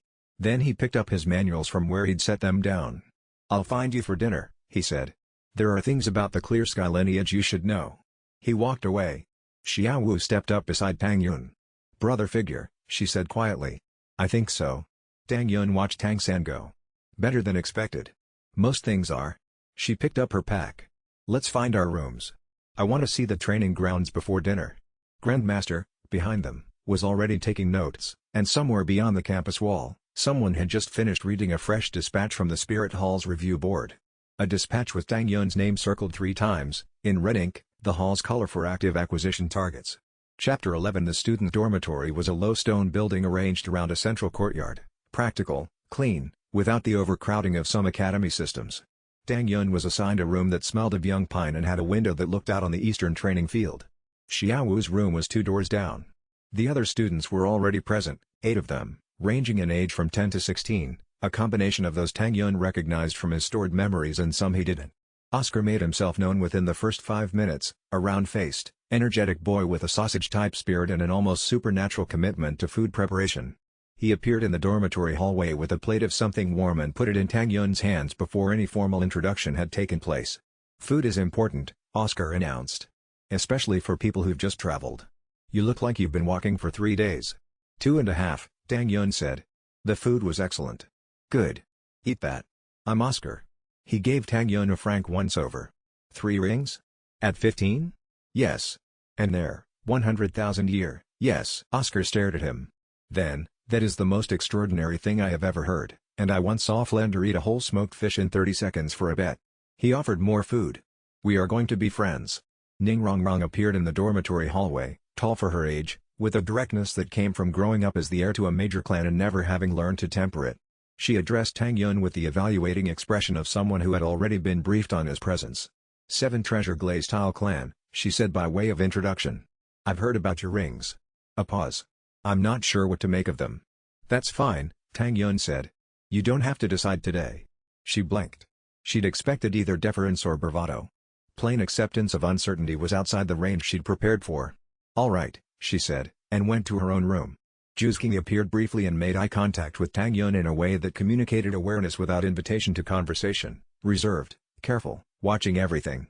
She nodded once and disappeared. Dai Mubai found him at dinner. He was the most immediately impressive of the students, older, broader, with the white tiger spirit's latent power evident even in casual posture, and a quality of confidence that had been tested rather than assumed. He sat across from Tang Yun in the dining hall without asking and said, I heard you beat the authentication office at Notting City. I passed authentication, Tang Yun said. Zhao Liang hates having his assessments overturned. He's going to make it difficult for you if he can. Dai Mubai helped himself to food with easy authority. My uncle has influence with the hall's regional office. He doesn't like things he doesn't understand. A pause. I'm telling you this so you know it, not because I'm threatening you. I've already mapped it, Tang Yun said. Do you? Your uncle noticed me at the ceremony. He'll look for ways to use me as a wedge against the people who supported my authentication. Tang Yun ate his food. It's predictable. Dai Mubai studied him for a moment. You're going to be more interesting than Flender suggested. He extended a hand. Dai Mubai. I fight as hard as I argue. Tang Yun shook it. Tang Yun. Same. Across the table, Oscar looked between them and announced that he was making a second batch of the honey-glazed something and did anyone want more, which was his method of expressing general satisfaction with the situation. That night, Tang Yun sat in the window of his room and looked at the eastern training field under the stars. His ring was rank 15. 3 rings. Shrek Academy. Grandmaster's research notes growing daily. Tang San's invitation to talk about the Clear Sky lineage still pending for tomorrow. His mother's journal notes in his pack. His parents' names in Grandmaster's research archive. The Spirit Hall's clock running. He was 10 days from turning 10 years old, carrying 37 years of past life knowledge, and living in a cultivation novel whose shape he knew but whose details were his own to write. He realized with something that felt very close to satisfaction, exactly where he needed to be. Then Dai Mubai appeared in the doorway. My uncle arrived an hour ago. He's been asking about you since the gate. Chapter 12. The introduction exercise Flender ran on the first full training day was straightforward. Demonstrate your spirit and primary ring ability to the group. They assembled in the eastern training field at dawn, a wide oval of packed earth with target posts at each end and a viewing bench along the western side where Flender and 2 training masters sat with notebooks. The 8 students arranged themselves in a rough arc. Tang San went first, which told Tang Yun something about the established hierarchy. He activated the blue-silver grass, an unimpressive spirit on visual grounds, but the precision with which he extended it, the absolute control in every tendril, demonstrated immediately that the spirit's apparent simplicity concealed genuine mastery. His ring was a yellow 1 ring, but the quality of his control made it perform beyond its level. Dai Mubai's white tiger was impressive in the straightforward way of a top-tier combat spirit. Oscar's sausage spirit drew exactly the reaction it always did, laughter that died when the food production capability became apparent. Ning Rongrong's 7 treasure glazed tile pagoda blazed with support potential that even the training masters visibly responded to. Juzgung's Hellcat manifested with a silence and precision that was, in its way, more threatening than Dai Mubai's roar. Then Tang Yun. He stepped forward and activated both spirits simultaneously, the black hammer and the smoky mirror. 3 rings in orbit. The gold-white resonance. The field went quiet in a different way than it had for any of the previous demonstrations. This was the quiet of people recalibrating. He activated Thunder God's decree, a single strike aimed at the distant target post. The lightning arc connected. The target post didn't just fall, it was vaporized in the electromagnetic discharge, leaving a scorch mark in the packed earth 10 meters wide.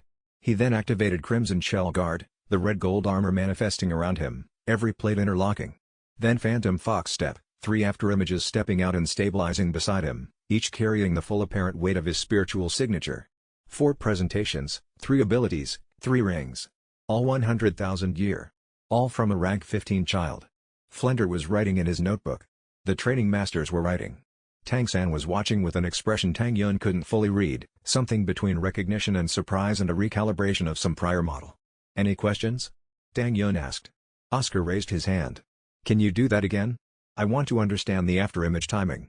Oscar, Flender said. I'm serious. The afterimage technique has support applications. If I understood the spacing, not now. Flender set down his notebook. Xiao Wu.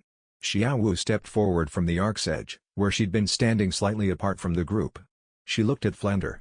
I'll demonstrate when I'm ready. Noted. Flender wrote something. Move on. The introduction exercise completed with Flender delivering his summary assessment, which was characteristically direct. You are all here because you have potential. Potential is not achievement. You will work, you will fail, you will work again. The students with the most impressive spirits in this group will not necessarily be the strongest in 3 years. The students who adapt fastest will. He looked at the vaporized target post. Replacement is coming out of the training budget. He walked away. Tang San fell into step beside Tang Yun as the group dispersed. The lightning range, Tang San said. 30 meters? That's the current limit, yes. It scales with rank. Tang San nodded, absorbing this. Your father's research. I knew someone who knew him, briefly. Before the hall classified his work. He paused. What do you know about what happened to them? Less than I'd like. Tang Yun matched his stride. More than I had a month ago. I'll tell you what I know, Tang San said. It isn't much. But it might fit with what you have. They walked toward the morning training session together, and behind them the scorched earth where the target post had stood was already cooling. Chapter 13. 3 days into the Academy's rotation, a masked figure was reported at the eastern perimeter. Flender received the report from a training master and took it to his study without visible reaction, which was its own kind of reaction. Flender's default mode under stress was to become very still. Tang Yun learned about it from Daimu Bai, who heard it from Juzking, who had sharp senses that extended to hearing conversations through walls when she chose. Someone was watching the training sessions, Daimu Bai said at lunch. Masked. Left before the patrol got there. Tang Yun ate his food and thought about this. The spirit hall had his authentication documents. They knew he was at Shrek. Sending a watcher was natural procedure, not an immediate threat, but information gathering, the first step before a formal intervention. What didn't fit was the mask. Official hall representatives didn't mask. They had uniforms and authorization documents and formal procedures. A masked watcher was either unofficial or operating under authority that didn't want to be traced. He went to Flender's study after lunch and knocked. Flender looked up from his notes. Yun. Sit. He sat. The watcher. Flender's expression didn't change. You've already heard. I want to know what you know. Flender put his pen down. The patrol saw a woman. Mid-40s to early 50s. High-ranking, the way she moved, the aura. She was gone before they could approach. Flender's gaze stayed on him steadily. The spirit hall has been in contact since your arrival. They've requested information about your cultivation progress. I've told them you're enrolled and receiving standard academic assessment. And the watcher isn't their standard approach. No. He picked up his pen. Standard approach for something this sensitive would be an accredited examiner with a formal request form. This is someone operating with more personal interest. Tang Yun thought about the woman's description. Mid-40s to 50s, high-ranked, operating outside the standard hall protocols. It matched one person he'd been half expecting to encounter since the notification about Yan Mingju's eventual role. I'll handle it if they approach, he said. Flender looked at him. You're 10. Almost 10 and a half now. Tang Yun. If a high-ranked examiner approaches to scan my rings privately, I want to talk to them before you do. He met Flender's eyes. If they're operating outside standard hall protocols, they're either doing something the hall hasn't officially sanctioned, or they're doing it under a level of authority that doesn't need to be official. He paused. Either way, they're not following standard procedure because they don't want this to become a formal process. That means they're willing to listen. Flender steadied him for a long moment. Then, if the masked figure appears again, I'll notify you first. Before the patrol moves. Thank you. Don't make me regret this. Tang Yun went back to his training. The afternoon session was hammer forms. He spent 3 hours on the precision of the clear sky hammer's control, learning to generate force in precise directed angles rather than broad area effects. Grandmaster observed and took notes. Tang San occasionally corrected his posture with the authority of someone who had been working with his spirit lineage for years and knew exactly where the form broke down. At the end of the session, Xiao Wu said quietly as they walked back, the watcher came back this afternoon. During the 3rd hour. He turned toward her. You saw them? From the roof of the east dorm. Brief, 5 minutes, then gone. She was watching the path ahead. She was assessing your hammer control form. She. Definitely. A pause. She knew what she was watching. She wasn't confused or uncertain. She was comparing your form against some internal standard. He walked in silence for a moment. What did she look like, from the roof? Tall. Formal posture, even in the watcher position. Kept her hands clasped behind her. Xiao Wu glanced at him. The kind of person who maintains training posture out of habit. A female titled Douluo, probably, maintaining standard combat-ready stance even when she thought no one was watching. Someone who had trained for long enough that the stance was no longer conscious. He was going to meet her soon. The system sent no specific notification, but he felt the preparatory hum of something approaching, not threat, exactly. More like a current beginning to run in a direction it had always been meant to run. Tomorrow's group exercise is in the forest zone, he said. Flender said we're going northeast, Xiao Wu confirmed. Good. I want to see the forest northeast of the academy. She didn't ask why. She never asked why when she could tell he already had a reason. That was one of the most fundamentally comfortable things about her, and also, he realized suddenly, the thing that would make her the hardest to protect. Chapter 14 The forest northeast of the academy was a mature growth zone, old trees, deep shadow, the kind of terrain that developed its own spiritual microclimate after enough centuries of undisturbed coexistence between wildlife and ambient energy. The training exercise was a standard group hunt, locate and mark a specified spirit beast type without making direct engagement, demonstrating tracking and assessment skills. Flender led the group to the forest edge and gave them their target parameters, then withdrew to a high point where he could observe without interfering. Back before dark, he said. Don't kill anything I haven't approved. The group moved into the trees. Tang Yun used the Void Mirror's resonance scanning function. The system's diagnostic interface extended naturally through the mirror spirit, allowing him to read the ambient spiritual density of the forest in broad sweeps rather than the focused single-point scan most soul masters used. It was like having a wide-view map rather than a narrow probe. Within 3 minutes he had a rough topology of the forest's spiritual life, a cluster of mid-ranked beasts to the northwest, a single high-ranked lone presence to the south that the group should avoid, and a concentration of the target beast type, forest deer, in a clearing to the northeast. Northeast, he said to the group. About 400 meters. There's a clearing. Ning Rongrong looked at him. How do you know? Resonance reading. He kept moving. The mirror spirit has a broad scan application. I've never seen that documented, she said, matching his pace. I haven't published anything about it yet. He glanced at her. If you want, I'll explain the technique while we walk. She regarded him with the expression of someone revising an opinion and hadn't decided whether they liked the new version better. Yes, she said. I do. They found the forest deer clearing exactly where he'd estimated, marked the beast, and were heading back when Oscar's foot hit something under the leaf litter and he stumbled, grabbing at Jusking, who sidestepped with fluid ease and let him fall, and the noise brought 3 of the deer bolting in 3 different directions. Oscar, Daimubai said. There was a root, Oscar said, with immense dignity, from the ground.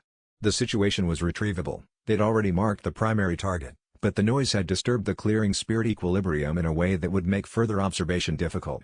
Tang Yun activated Phantom Fox Step reflexively to confirm his own position in the confusion, and it was while the 3 after-images were spread across the clearing that he saw the woman. She was standing at the clearing's edge, partially visible between 2 large trees, absolutely still. Mid-height. Dark clothing. Her face was turned toward him, not toward his after-images, which would have fooled most observers. Toward him, the real him, hidden in the technique. She could see through the after-images. Their eyes met across the clearing. She didn't move. He didn't move. The group was still sorted around Oscar's undignified position. Then she stepped back into the trees and was gone. High rank. Very high rank. Seeing through a 100,000-year evasion technique required either exceptional spiritual sensitivity or a counter ability of equivalent or higher quality. Mid-50s at most, from what he could see. The posture Xiao Wu had described, hands briefly behind her back before she went still at the tree line. He released the after-images and helped Oscar up. Who was that? Xiao Wu said quietly from beside his elbow. I'm going to find out tonight, Tang Yun said. She'll come to the academy. How do you know? Because she can see through my rings, and she wants me to know it. He dusted forest litter from Oscar's shoulder. That was a message. He didn't look back at the tree line.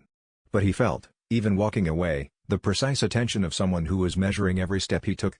Chapter 15 She came the next evening. Tang Yun had told Flender, who had told the gate patrol to notify him before any non-standard visitors. The notification came after dinner, a woman at the east gate, requesting to speak with the student Tang Yun directly and not with the academy's administration. He went to the east gate alone. Xiao Wu tried to follow. He put his hand briefly on her arm and said, I'll be all right. This is a conversation, not a fight. She stopped, expression skeptical, but she stopped. The woman at the gate was exactly as he'd have seen in the forest and Xiao Wu had described from the roof. Tall, formally postured, in the indigo and silver that he now recognized as the signature colors of a high-ranking Spirit Hall official operating in an unofficial capacity, the right colors, worn in a way that stopped short of the official uniform. Her face was composed and precise, with the kind of controlled expressiveness that came from decades of practicing emotional neutrality as a professional skill. Yan Mingzhu said nothing for a moment. "You saw through the after images," Tang Yun said. "At 50 meters, yes." Her voice was even. "At greater distance, no. Your technique has range limits. All techniques do." He looked at her. "Mirror Flame Douluo. Rank 93. It was a guess based on what the system's background awareness told him, and on the quality of what he'd felt from her in the clearing. "You came from the Continental Spirit Hall." Something moved in her expression, not surprise, not quite. More like recalibration. "You're 10 years old," she said. "Almost 11. The birthday was recent." He waited. "You've been watching me for 4 days. You're not here to arrest me, that would be a formal team approach. You're here because you've seen the rings yourself and you have a question the official report doesn't cover." She looked at him for a long time. The evening air moved between them, carrying the distant smell of the training grounds. An owl called somewhere in the east forest. "The rings are genuine," she said finally. It wasn't framed as a question. "Yes. And the upgrade mechanism is not a technique you can teach. Not yet." He kept his voice level. "It's structural to my cultivation. Part of my spirit core's architecture." "Your parents' work," she said. He went very still. Her expression didn't change. "I know whose work this is. I read the original classification documents. I was assigned to that case, briefly, before I was reassigned to the Regional Authentication Office." A pause. "I am Yan Mingzhu. I am filing an assessment report on your ring's authenticity." She looked at the rings directly. "My assessment will state that they are genuine, that the upgrade mechanism is an inherent cultivation phenomenon, and that further investigation into fraud is not warranted." Tang Yun watched her. "Why?" "Because they are genuine, and the mechanism is inherent, and further investigation is not warranted." Her voice was flat and precise. "The Hall's policy is accurate documentation. I document accurately. Even when accurate documentation conflicts with what Gu Haotian wants the report to say." Another recalibration. Smaller this time. "You know about Gu Haotian?" "Not much. But I know someone is going to want to use this as leverage, and I know it's someone above Zhao Yong's level." He looked at her directly. "What is it that you want, Yan Mingzhu?" Long silence. "I want to understand what I'm looking at," she said finally. "The rings are unprecedented. The theory exists, your parents' work, but the practical result has never been achieved." She looked at the 3 gold-white rings orbiting him. "I am here as a researcher as much as an assessor." "Then come back in the morning," Tang Yun said. "Grandmaster Yu is on staff here. He has documentation I think you'll want to read." He stepped back from the gate. "You can ask your questions properly, in daylight, with tea." She looked at him. Something in her expression shifted, not much, not dramatically, but away from the controlled neutrality and toward something more human. "I came expecting a child," she said. "You got one," Tang Yun said. "A strange one." She considered the gate's stonework. "I'll come at morning's first bell." He watched her walk away into the evening. Behind him, from somewhere above, Xiao Wu's voice came, "She's not here to hurt you." He looked up. She was on the dormitory roof. "I know," he said. "She's interesting." "She is." He turned back toward the dormitory. "Come down. It's getting cold." A moment of silence. Then, "She looked at you the same way I look at you." Tang Yun paused in the dormitory doorway. "What does that mean?" But Xiao Wu had already moved away from the roof's edge, and the question went unanswered in the evening air. Chapter 16. Yan Mingzhu came at first bell as she'd said, and Grandmaster was waiting in the small research room he'd claimed from Flender's storage budget. The 3 of them spent the morning going over documentation, Grandmaster's theoretical notes, the authentication readings from Nodding City, Yan Mingzhu's own assessment records. She read carefully and asked precise questions. Tang Yun answered what he could honestly, redirected what required deflection, and let Grandmaster carry the theoretical discussion. At one point Yan Mingzhu put down a paper and fixed him with a direct look. "The ring upgrade applies to any ring, regardless of source beast's age." "Correct. There is no minimum requirement. None identified. So a child who would ordinarily take years to accumulate quality rings could, with this mechanism, acquire 100,000 euro rings from the very first absorption." "Yes." She was quiet. "This changes the entire social structure of Spirit Master development," she said. "The rank of a Soul Master's rings has been the primary determinant of their perceived worth since the first age." "That's the whole point," Tang Yun said. She looked at him. "The point of what?" "My parents' work. The Ring Ascension Pact." He met her eyes. "They believe that a Soul Master's worth is defined by their soul's quality, not their ring's quality. The pact was designed to make that visible, to prove that what matters is the spirit behind the rings, not the rings themselves. He paused. Ring boy. Void mirror boy. The waste class assessment. Every label I've been given since the ceremony is based on the assumption that ring quality is what matters. The pact challenges that assumption directly. Yan Mingzhu was still looking at him. Something in her face was working through something. You're 10 years old, she said. Almost 11. And you're arguing Spirit Hall doctrine with the complete conviction of someone who has spent decades thinking about it. I have. He let that sit. Grandmaster, who was making notes in the corner, said without looking up, I've stopped being surprised by that. I recommend you follow my example. Yan Mingzhu looked between them. Then, very deliberately, she picked up the next document in the stack and continued reading. She stayed through lunch. Oscar produced food with what Tang Yun suspected was the specific effort reserved for situations he sensed were diplomatically important.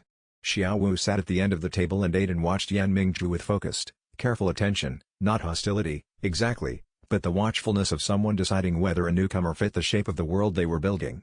At the end of the afternoon, Yan Mingzhu gathered her papers and stood.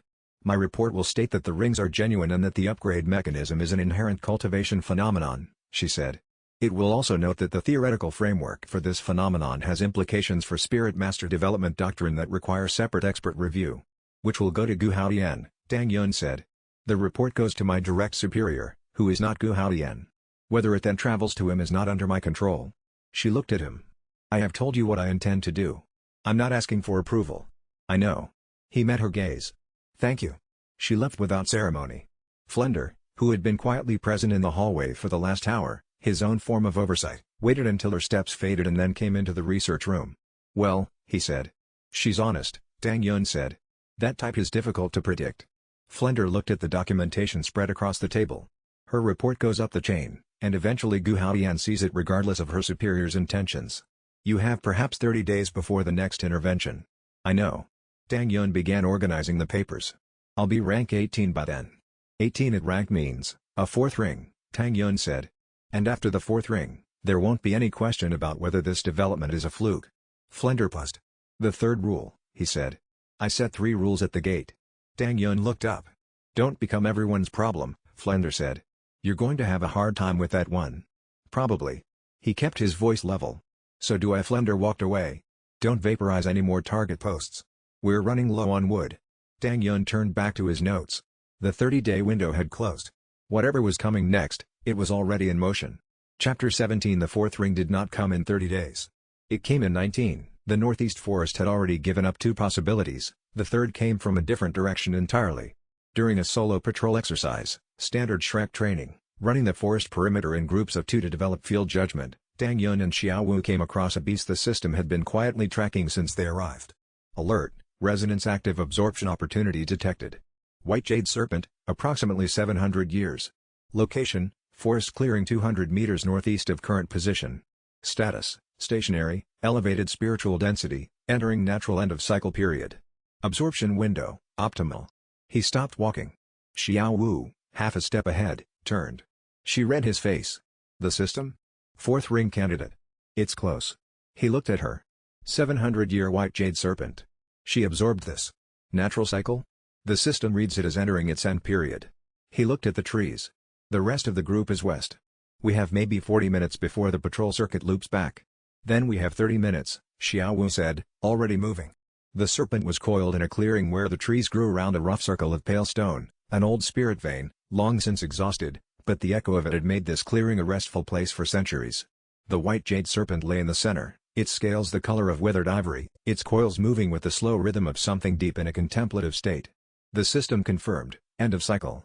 The serpent's life force was winding down voluntarily, in the way certain spirit beasts chose to end, not with violence but with a gradual surrender, a voluntary dissolution back into the ambient spiritual energy of the place. Tang Yun sat at the clearing's edge and watched it for a long moment. It knows we're here, Xiao Wu said quietly. Yes. The serpent had opened one eye, pale jade green, with the focused calm of something very old. Its pale eye fixed on Tang Yun without alarm or aggression. It's been here for 7 centuries. This clearing is its home. He extended his spirit toward it, in the way he'd learned, open, non-threatening, asking. The serpent's eye stayed on him, then closed. A slow, deliberate acceptance. The absorption was the most graceful he'd experienced. The serpent's spiritual energy was deeply integrated with the clearing stone and soil, and the absorption felt less like claiming and more like the serpent choosing to continue through him, carrying that 700-year relationship with his specific piece of land forward in a different form. Ring absorption detected. Source: White Jade Serpent, approximately 700 years. System upgrade protocol activating. Upgrading ring quality, standard 100,000-year resonance. Processing. Upgrade complete. Fourth ring ability acquired, Jade Binding Coil. Effect: projects unbreakable spiritual chains manifesting as white jade constructs. Chains are immune to standard spirit power disruption. Can bind physical targets, up to 10 meters radius, or spiritual constructs. Can extend binding force into environmental surfaces. Duration: sustained until released. Ring quality: 100,000 year. Rank 20. Soul Grandmaster threshold crossed. 4 100,000 year rings. He stood in the clearing as the late afternoon light came through the trees, and looked at the empty center of the old spirit vein circle where the serpent had been. The pale stones were unchanged. The clearing held the same quality of quiet it had always had. Something had been here, something had chosen to continue differently. 4, Xiao Wu said from behind him. 4. He turned to look at her. She was watching him with the focused calm that she defaulted to when she was working something out. "What are you thinking?" "That you're going to have trouble explaining this to Flender," she said. He was expecting the fourth ring in 30 days. It's been 19. He almost laughed. "That's what you're thinking about? It's a practical problem." She held his gaze. "The other thing I'm thinking, you can't fix in 19 days. "What's that?" She was quiet for a moment. "Then, that every ring you have is something that chose you. Not something you took." She looked at the stone circle. "That's not how it's supposed to work. And I think it means something that it works that way for you." Tang Yun looked at her. The afternoon light was very warm and she was standing in it with that particular quality she had, of being entirely herself, entirely present, without performance or concealment. "It means something," he agreed. She nodded once, accepting this without needing more. "The patrol loop comes back in 12 minutes. We should move." They moved, but as Tang Yun left the clearing, he heard a second presence shift in the trees behind them. Not Xiao Wu. Someone else had been watching the entire absorption, and whoever they were, they'd seen exactly what the ring became. Chapter 18. Flender took the news of the fourth ring with the careful expressionlessness of a man processing something unexpected. 19 days, he said. The opportunity arose, Tang Yun said. Declining it would have been wasteful. 4 100,000-year rings at rank 20. Flender looked at his notebook, then set it down. I'm revising my 3-month progress estimate. He looked up. Are you going to tell me the Gu Haotian situation is going to move faster than 30 days? The situation may have already moved, Tang Yun said. Yan Mingzhu's report was filed 3 days ago by my estimate. If it travels up the chain at normal speed, it's already with Gu Haotian, Flender finished. Yes. I know the hall's routing. 4 rings changes his interest level significantly. He stood and went to his window, looking out at the training field. I've been headmaster for 20 years. I have never had a Spirit Hall senior elder take direct personal interest in one of my students. I'm sorry about the difficulty. Don't be. I chose this. He turned back. What I need from you is an honest answer. If Gu Haotian arrives at this academy with a formal extraction order, meaning he wants to take you to the hall for study, what happens? Tang Yun thought about it honestly. I leave, he said. With as much advance notice as I can give you. Leave. I won't let myself be taken. If Gu Haotian's people arrive with extraction orders, staying would mean being taken. He looked at Flender steadily. I know what happens to people Gu Haotian decides to study. Flender's pen stopped moving. Your father, he said. My father. Yes. Another silence. Flender looked at the training field. I'll give you advance warning, he said. If I receive formal communication that suggests an extraction is being planned, you'll know within the hour. He paused. In exchange, you tell me your full plan before you execute it. Not after. Agreed, Tang Yun said. He left Flender's study and went to the training field for the afternoon session. Tang San was there already, working through blue-silver grass forms with the patient repetition that characterized his practice. He looked up when Tang Yun arrived. 4 rings, he said. I heard. Jade binding coil, Tang Yun confirmed. Tang San let a beat pass. Your parents' research. How much do you know about where they are? Tang Yun sat on the training field's edge. I know they're alive. I know my father was taken by the hall for forced research assistance. My mother, he paused. I don't know her situation yet. The Clear Sky Clan's last senior elder, Tang San said, told me something before she died last year. She said the Clear Sky researchers who worked with Spirit Hall partners in the Ring Theory division were systematically removed from public record in the same period your parents disappeared. He sat beside Tang Yun. It was a coordinated erasure. Not just your parents. How many others? She didn't know. She was old and the records were incomplete. He looked at the grass in his hands. I can't help you fight Gu Haotian directly. I'm not strong enough yet. But what I know, I'll tell you. The sight of Tang San's extended hand stopped him. He had never had this before, not in the years that were gone, a brother by lineage, someone with a stake in the same history, someone who understood the specific weight of a family name that had been systematically removed from the world's awareness. He'd carried all of it alone. Thank you, he said. Tang San nodded once, accepting this with the directness he applied to everything. You're going to be a problem for a lot of powerful people. I know. Good. Know it clearly. He stood and went back to his forms. The more clearly you know it, the better your options are. Tang Yun watched him practice for a moment, then stood and began his own forms. The afternoon light fell across the training field. Then a student runner appeared from Flender's building at a sprint. Elder's message. The runner thrust a folded note at him. Inside, one line, Gu Haotian filed the tribunal request. 3 days. Chapter 19 Gu Haotian arrived on a gray morning 23 days after Yan Mingzhu's departure. He came without announcement, which was its own statement. A titled Douluo at rank 96 arriving at an academy without prior communication was the equivalent of a very clear signal. The normal rules of courtesy didn't apply to someone at this level. Flender sent a student to find Tang Yun before opening the gate. Tang Yun received the warning in the training yard. He took 4 minutes to inform Xiao Wu, Grandmaster, and Tang San of what was happening. He told Oscar to prepare food because Oscar processed stress through provision, and having him active and useful was better than having him anxious. He told Ning Rongrong that if things went badly, Shrek's institutional channels to the 7 Treasure Glaze Tile clan might become relevant. He told Dai Mubai, your uncle is going to see this as an opportunity. Be ready for that. Dai Mubai's expression went hard. I'm not my uncle. I know. That's why I'm telling you. Then Tang Yun went to stand in the main courtyard, 4 rings in orbit, and waited for Flender to open the gate. Gu Haotian was a tall man, lean rather than broad, with the particular bearing of someone who had been the most powerful person in every room for decades. His spirit rings, 8, all alternating yellow and red, the marks of extraordinary rank and quality, orbited him with a self-assured solidity that was different in quality from Tang Yun's gold-white rings. Gu Haotian's rings were powerful and genuine, they were simply not what Tang Yun's were. He stopped when he saw Tang Yun. His expression was the first interesting thing, not contempt, not the dismissal of something beneath his concern. Genuine interest. The interest of a scientist who has found an unexpected result. Tang Yun, he said.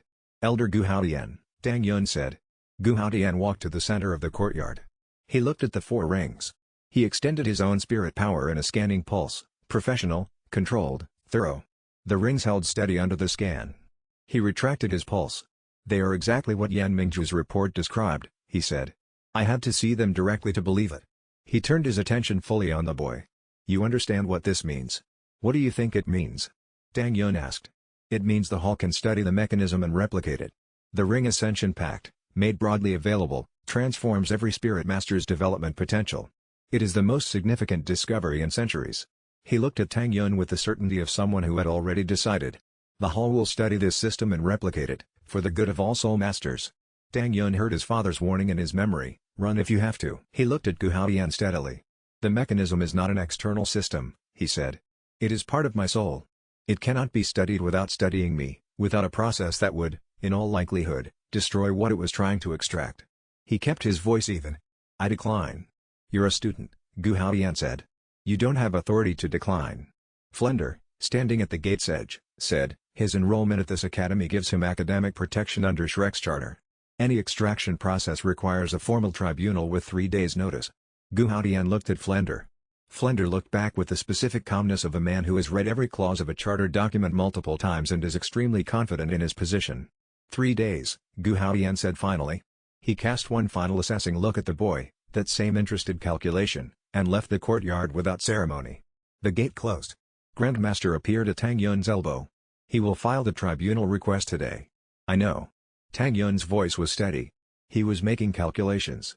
3 days isn't much. But it's enough. For what? Oscar said from behind them. He was holding a plate of food he'd brought to the courtyard as part of his processing strategy, and he offered it with the sincere conviction that food was a useful response to most problems. Tang Yun took a piece from the plate. For me to send a letter, he said. He went to his room and wrote 2 letters, one to Elder Wan in Nodding City, asking him to have the authentication documentation ready for potential tribunal proceedings. One to Yan Mingzhu, At the address she'd given him with the careful casualness of someone who expected to be contacted. The letter to Yan Mingzhu said only, "He is moving toward tribunal. The documentation exists. I thought you should know." He sealed both letters and sent them with the academy's courier before lunch. Then he went back to the courtyard and did 4 hours of cultivation. Rank 20. 4 rings. 3 days. He was going to need more. Chapter 20. The 3 days passed with the specific quality of time that is both slow and fast, slow in each moment, fast in the aggregate. Gu Haotian filed his tribunal request as expected. Flender managed the formal response with meticulous attention to every procedural requirement, buying maximum time within the charter's constraints. On the second day, Yan Mingzhu arrived. She came officially this time, in full Spirit Hall colors, with documentation of her own, a counter-filing arguing that the tribunal request was procedurally premature given that her authentication assessment had not yet been formally reviewed by the academic board. The technicality was real. Gu Haotian had moved before the standard review period closed, and Yan Mingzhu's counter-filing had the effect of freezing the tribunal process pending a review. It bought them more time. Not indefinitely, Gu Haotian had authority above the review board, but it was time. She met Tang Yun in the academy's receiving room, formally, with Flender present. The conversation was brisk and procedural, covering the filing details. At the end, when Flender stepped out momentarily, she looked at Tang Yun. "He will override the review board within 4 days, she said quietly. "After that, the tribunal proceeds regardless of what I file." "I'll be gone before then," Tang Yun said. "Where?" Her voice was flat. "South, initially. Then wherever the next ring opportunity takes me." He met her eyes. "You gave me the counter-filing. That helps more than you had to." She was quiet for a moment. "Your father's work is being forced, not chosen. If the Spirit Hall replicates the mechanism through forced research, it will be corrupted, not the same thing as what you are." She looked at the rings. "That is why I filed the counter. Not for you specifically. For what the pact is supposed to be." "So do I," Tang Yun said. "Same reason either way." She held his gaze. "When you find him. Your father." A pause. "Don't destroy everything. There are things in the hall worth preserving, if you can separate them from what Gu Haotian has made of it." "I'll try," Tang Yun said. Flender returned. The conversation returned to formalities. Yan Mingzhu departed with the correct professional courtesy. That evening, Tang Yun gathered the group: Xiao Wu, Grandmaster, Tang San, Oscar, Daimu Bai, Ning Rongrong. He laid out the situation plainly. The tribunal was coming regardless. Staying past Gu Haotian's timeline meant being extracted. Leaving now meant abandoning Shrek's protection but retaining freedom of movement. "There is no safe option," he finished. "There is the option where we're here when the tribunal proceeds, and the option where we aren't." Silence. Then Oscar: "That's not actually a question." "No," Tang Yun agreed. "Daimu Bai, my uncle will frame this as a victory for his faction. Whatever we do, that's unavoidable." Tang San: "Shrek's institutional standing doesn't protect you if you're gone. But the clan documentation I have can give you a different kind of protection. Clear Sky lineage as a recognized independent school. Grandmaster, I will go wherever you go. My research has only one subject right now." Ning Rongrong, looking at her hands and then up at Tang Yun: "The 7 Treasure Glaze-style clans' resources are not unlimited, but they exist. If you need support that money can provide, ask me before you make a worse decision." Xiao Wu said nothing.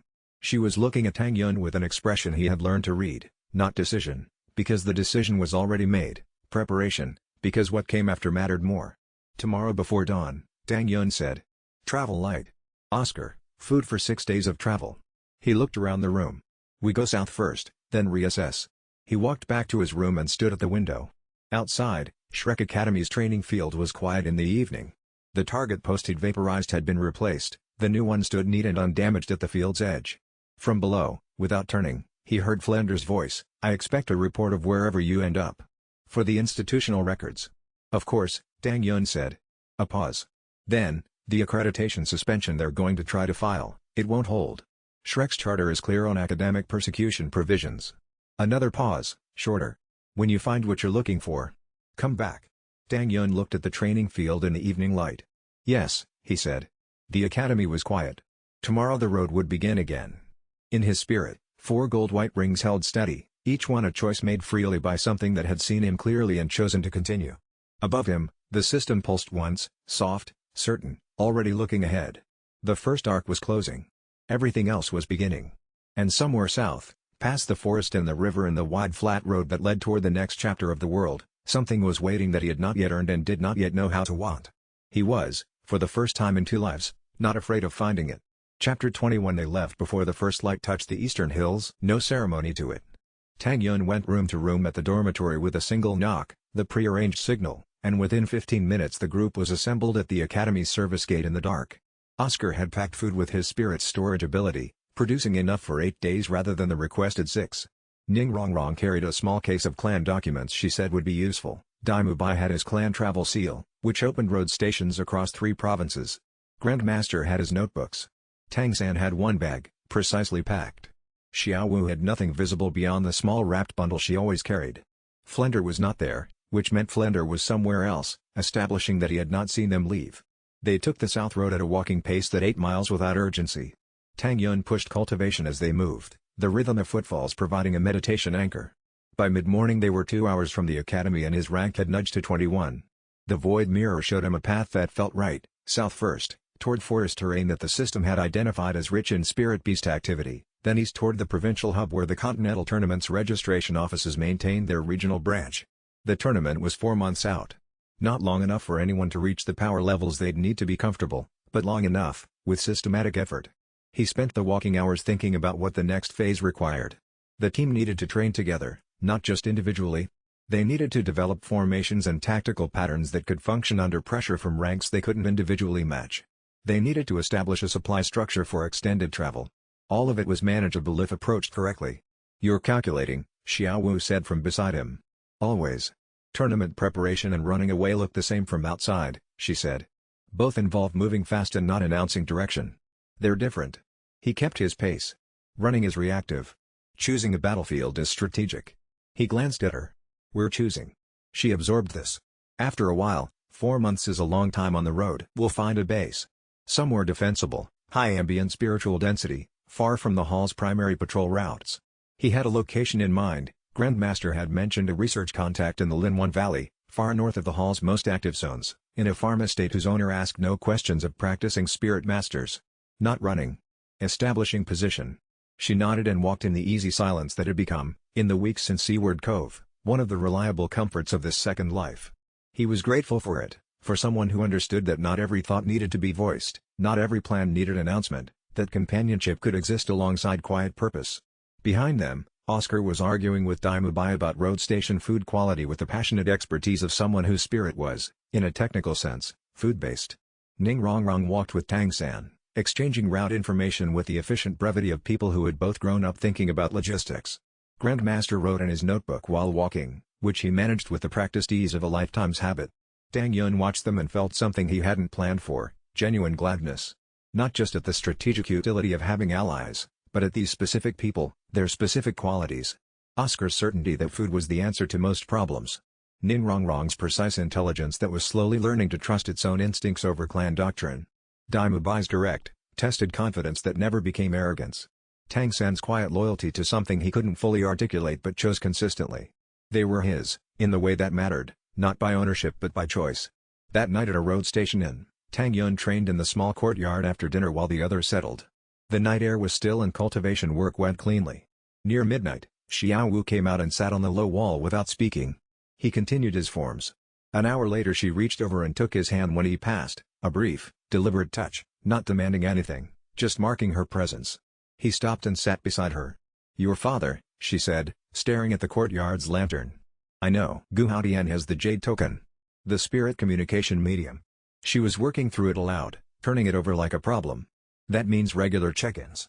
Which means your father is cooperating enough to maintain contact but not enough to give them what they really want. He'll have learned to manage it." Tang Yun watched the lamp. "He's a researcher. Researchers understand how to release information in controlled quantities, enough to seem cooperative, not enough to actually advance someone else's agenda." "How long has he been held?"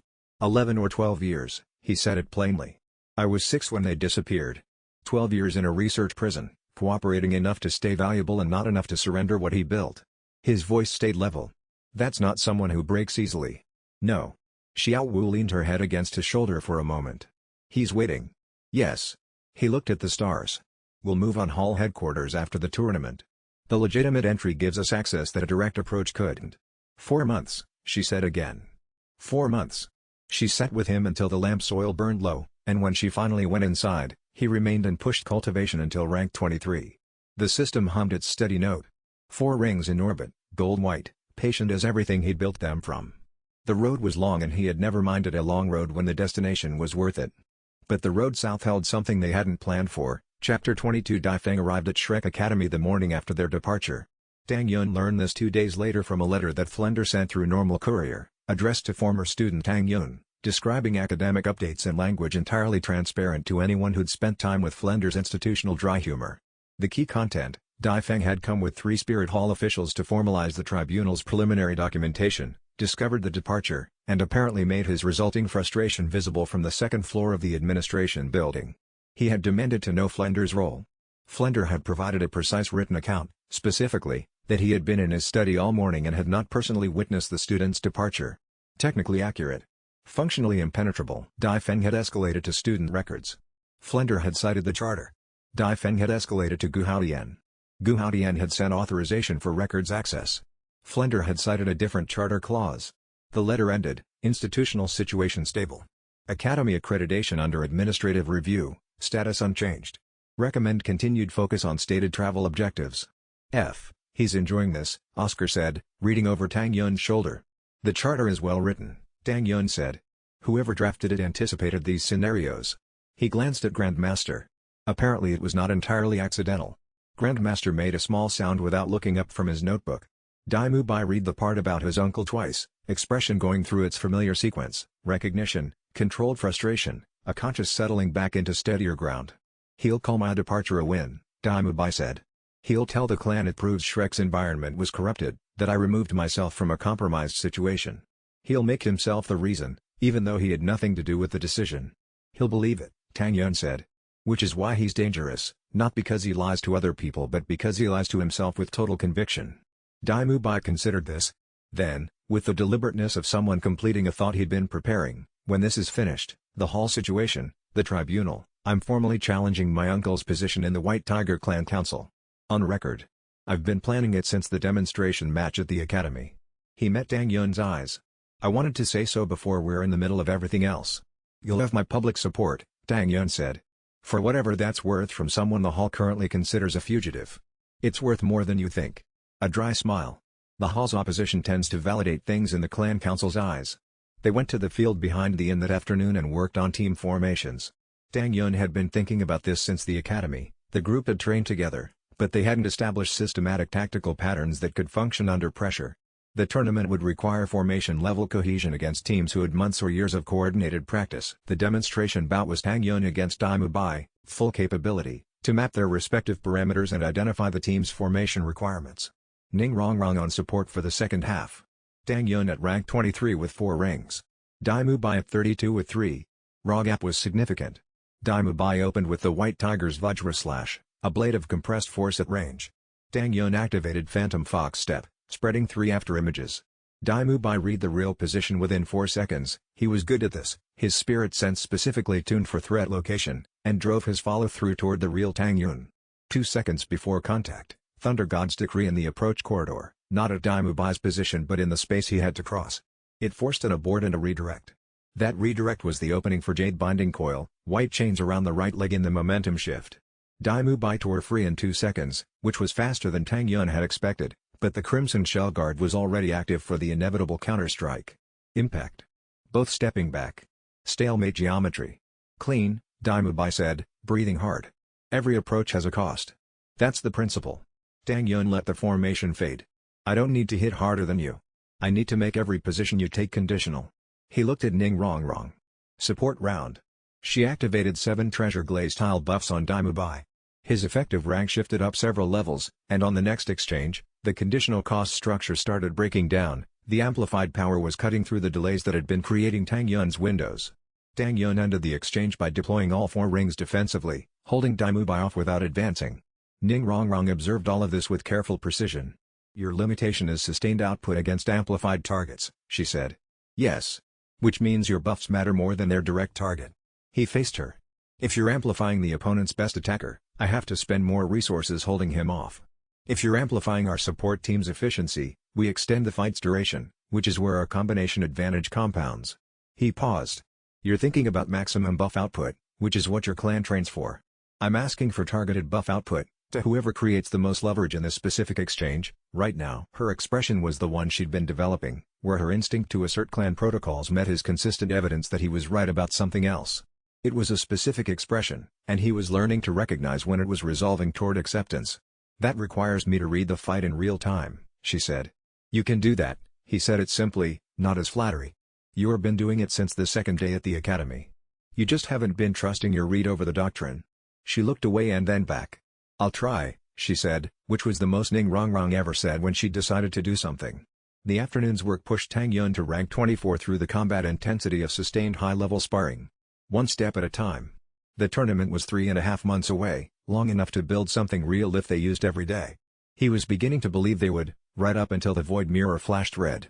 Chapter 23. The fifth ring came on the 14th day of travel, in the forest margin east of a town called Shuvai, during a supply stop that became more. The system had been quiet since the White Jade Serpent, flagging candidates intermittently but none at the right alignment. This one converged, a sea dragon of approximately 900 years, in the shallow delta where the eastern river fanned out before joining the main channel. The system's red showed late life cycle with territorial isolation. The dragon had been forced from its primary range by competition and was living out its remaining time in diminished territory. Tang Yun went to the delta with Xiao Wu in the early afternoon. The sea dragon was a moderate physical specimen. Spirit beasts didn't always express age in size, but the density of its water element cultivation was extraordinary. 9 centuries of slow accumulation, now concentrated and still, the way deep water is still. It was resting at the delta's deepest point, its movements minimal, its awareness turned inward with the particular quality of something that had stopped fighting and started settling. It looked at him when he arrived at the bank. He sat down in the mud without hesitation. The dragon's attention stayed on him, not alarmed, not aggressive, simply watchful. He extended his hammer spirit openly, the way he'd learned, no aggression, no demand, just presence. After a while, the dragon submerged slowly until only its head was above water. Then that too disappeared, and the surface was still, and then the absorption began on its own, the spirit energy rising from the delta water and moving toward him like a current finding a new channel. Upgrade complete. Fifth ring ability acquired, Tide Sovereign Wave. Effect, summons a hammer strike of concentrated water force in a crushing column, 15-meter area of effect. Targets within zone are subject to full suppressive weight. Combination protocol detected with Ring 1. Thunder God's Decree, electrical discharge through water medium enhances both abilities' effective range and suppression intensity. Ring quality, 100,000 year. 5 rings at rank 25. Tang Yun remained at the water's edge for a while after, letting the new ring settle into his spirit structure. The thunder-water combination the system was indicating was exactly what he'd theorized was possible. Water is an electrical medium, compounding 2 ring abilities through their elemental interaction. "What do you feel?" Xiao Wu said from the bank.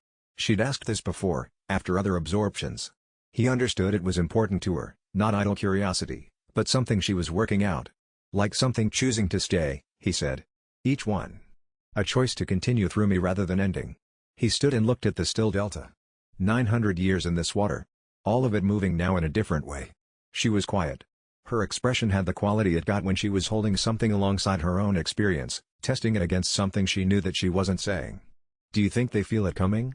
she asked. "I think the old ones do." He moved back toward the bank. The system scan has an element that reads as resonance recognition. Like the candidates at end of cycle recognize what the pact is when it's near them. What it offers. A pause. A continuation that doesn't require more killing. She absorbed this and said nothing for a long time. When they reached the road, the late afternoon light was making the grass edges glow gold, and she walked close enough beside him that her arm brushed his with every other step. He didn't move away. The warmth of it was the kind of thing that didn't need language. Oscar had found a noodle vendor and was conducting an involved negotiation about portion size. Grandmaster was examining the vendor's herb supply with the interested precision of a man who found materia in unexpected places. Tang San and Ning Rongrong had spread the next day's route map across a barrel top and were working through logistics with quiet efficiency. Tang Yun stood at the road's edge and watched them all for a moment. 5 rings.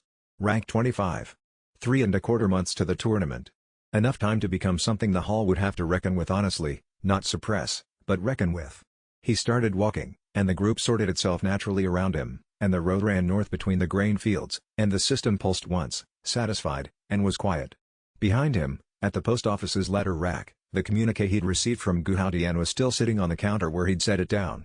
The post clerk picked it up after they left and filed it under received and acknowledged, which was the correct procedural notation. That notation would reach Gu Haodian within 3 days. He would know they'd received the tribunal communication. He would recalibrate his timeline accordingly. Tang Yun had been counting on that recalibration since the moment he chose not to destroy the letter. The question was whether the recalibration would come before or after the ambush he just detected. Chapter 24. On day 17 of travel, news arrived. A Spirit Hall communique reached them at a regional post office, addressed to Tang Yun, independent cultivator, formerly Shrek Academy, Route, South Central Road, which confirmed that Gu Haoyan had people working the road station records. That was expensive surveillance and meant he was treating this as a serious operational matter, not a minor disciplinary case. The communique was formal, tribunal scheduled for 45 days hence, appearance required at Spirit Hall headquarters in Heavendo City, failure to appear resulting in ring authentication revocation and mandatory containment for remedial examination. The language was precise and legally grounded. Gu Haoyan had done this before. Tang Yun read it twice and passed it to Grandmaster. 45 days, Grandmaster said. The default in tribunal process is 60. He's compressed it. He wants to move before the Academic Review Board can act on the counter-documentation. Tang Yun leaned against the post office wall, thinking. The authentication revocation is the real threat. If the tribunal rules that way, every ring I've accumulated becomes legally challengeable, every academy, every practitioner who trained with me could have their association with my rings used as evidence of complicity in a fraud. He paused. It's not just about me. It's designed to isolate me from everyone who's publicly supported the ring's legitimacy. The board member who's reviewing Yan Mingju's counter-filing, Grandmaster said. We need his decision before 45 days. And for that, we need acceleration. He turned to Ning Rongrong, who had been listening with the focused expression she wore when she was already 2 steps ahead. Your father. He's second chair on the Spirit Hall's Academic Review Board, she said. He has authority to push the assessment to priority status. A pause that contained a calculation. He'll want to understand the situation from me directly. I can write, but he's going to ask questions I can't answer by letter. Write anyway. Tell him what you've seen. Tell him what you think. He met her eyes. He'll act on your judgment, he trusts your analysis. He's told you that. He's told me that I show promise, she said, with the dry precision of someone clarifying a nuance. There's a difference. Write the letter, Tang Yun said. Let him decide what it shows. She pulled a sheet from her pack and sat at the post office's writing bench without further discussion. While she wrote, Tang Yun watched the street outside the window, the ordinary business of an ordinary city, people going about commerce and cultivation without any awareness of the procedural structure being built against someone they'd never met. He thought about his father in a research cell, cooperating precisely enough to maintain his value while the 45-day clock ran. He thought about Yan Mingju filing counter documents with careful procedural precision while knowing they would be suppressed. He thought about Tang San, who had spent years carrying the weight of a clan name that had been systematically erased, and had handed Tang Yun the information anyway. The isolation strategy was Gu Haoyan's, and it only worked if the people around Tang Yun were isolated from each other's capability. They weren't. That was the variable Gu Haoyan hadn't accounted for, the specific, stubborn refusal of every person in this group to be only one thing at a time. Ning Rongrong finished the letter, sealed it, and handed it to the courier desk with the authority of someone who expected it to be treated with appropriate care. He'll respond within 12 days, she said. That leaves 33 days before the tribunal, Tang Yun said. We'll reach the tournament registration city in 20. He stood and shouldered his pack. 12 days is enough. He hoped he was right. Chapter 25. 3 weeks from the tribunal date, the group reached Gangshin City. It was a commercial hub, Spirit Masters traveled through it on contract routes, and the Continental Spirit Master Tournament's regional branch office maintained a year-round registration presence. Tang Yun had ranked up to 28 through sustained training during the journey, and the team had developed 3 reliable combat formations that functioned under pressure. He registered the team at the tournament office under the name Independent Cultivation Society, which the registration clerk recorded with a minor uncertainty in her expression before proceeding professionally. The bracket would be drawn in 2 weeks. Then Gu Haoyan stepped from behind a standing partition at the hall's far end. He had been waiting, not guessing but waiting. The road station tracking had worked precisely, and he'd arrived before them. I was wondering when you'd come to us, Gu Haoyan said. His voice was conversational, the tone of someone completing a planned sequence. He held up a small jade token, green-white, carved with complex glyphs that Tang Yun recognized as a spirit communication medium. Your father sends his regards. The surrounding hall noise continued, other clerks, other teams, the ordinary business of tournament registration. Inside Tang Yun's awareness, the system's display shifted to red. Hostile pattern interference detected. External device matching ring ascension packed frequency, active. Ring integrity, under suppression pressure. Warning, upgrade protocol subject to interference within 40-meter radius. Containing ring display will reduce suppression efficacy. He drew his spirit inward, containing the rings rather than letting them orbit freely. The suppression pressure dropped from active to ambient. The device was scanning for the free display. Contained, he was less visible to it. You know about the tribunal, Tang Yun said. Spirit Hall's tribunal was designed to deliver you to headquarters. Gu Haotian's expression was the same measured assessment he'd brought to the academy courtyard. I'm offering a more direct route. Come voluntarily. Bring whatever documentation your father has completed. We studied the pact together with your cooperation. The result benefits every soul master on this continent. He paused. I mean that. The mechanism, broadly available, would transform development potential for practitioners who currently lack access to quality spirit beasts. The Jade Token, Tang Yun said. How often does my father communicate with you? Regularly enough to confirm his well-being and continued research progress. Gu Haotian's tone didn't change. He is, as I said, sending his regards. Tang Yun studied him. The man was not performatively evil, he genuinely believed the research had broad benefit, and he genuinely used people's vulnerabilities as operational tools without experiencing meaningful conflict about that. Beliefs and methods that didn't interrogate each other. In his experience with Spirit Hall officials, that combination was more dangerous than either cynical corruption or obvious extremism. The answer is no, Tang Yun said. 30 days, regardless of your answer, proceedings begin. He pocketed the token. Think about it. Gu Haotian walked past him and out of the hall. The system's display returned to green. Tang Yun breathed once, evenly. Ning Rongrong's hand was on his forearm, a firm, grounding pressure.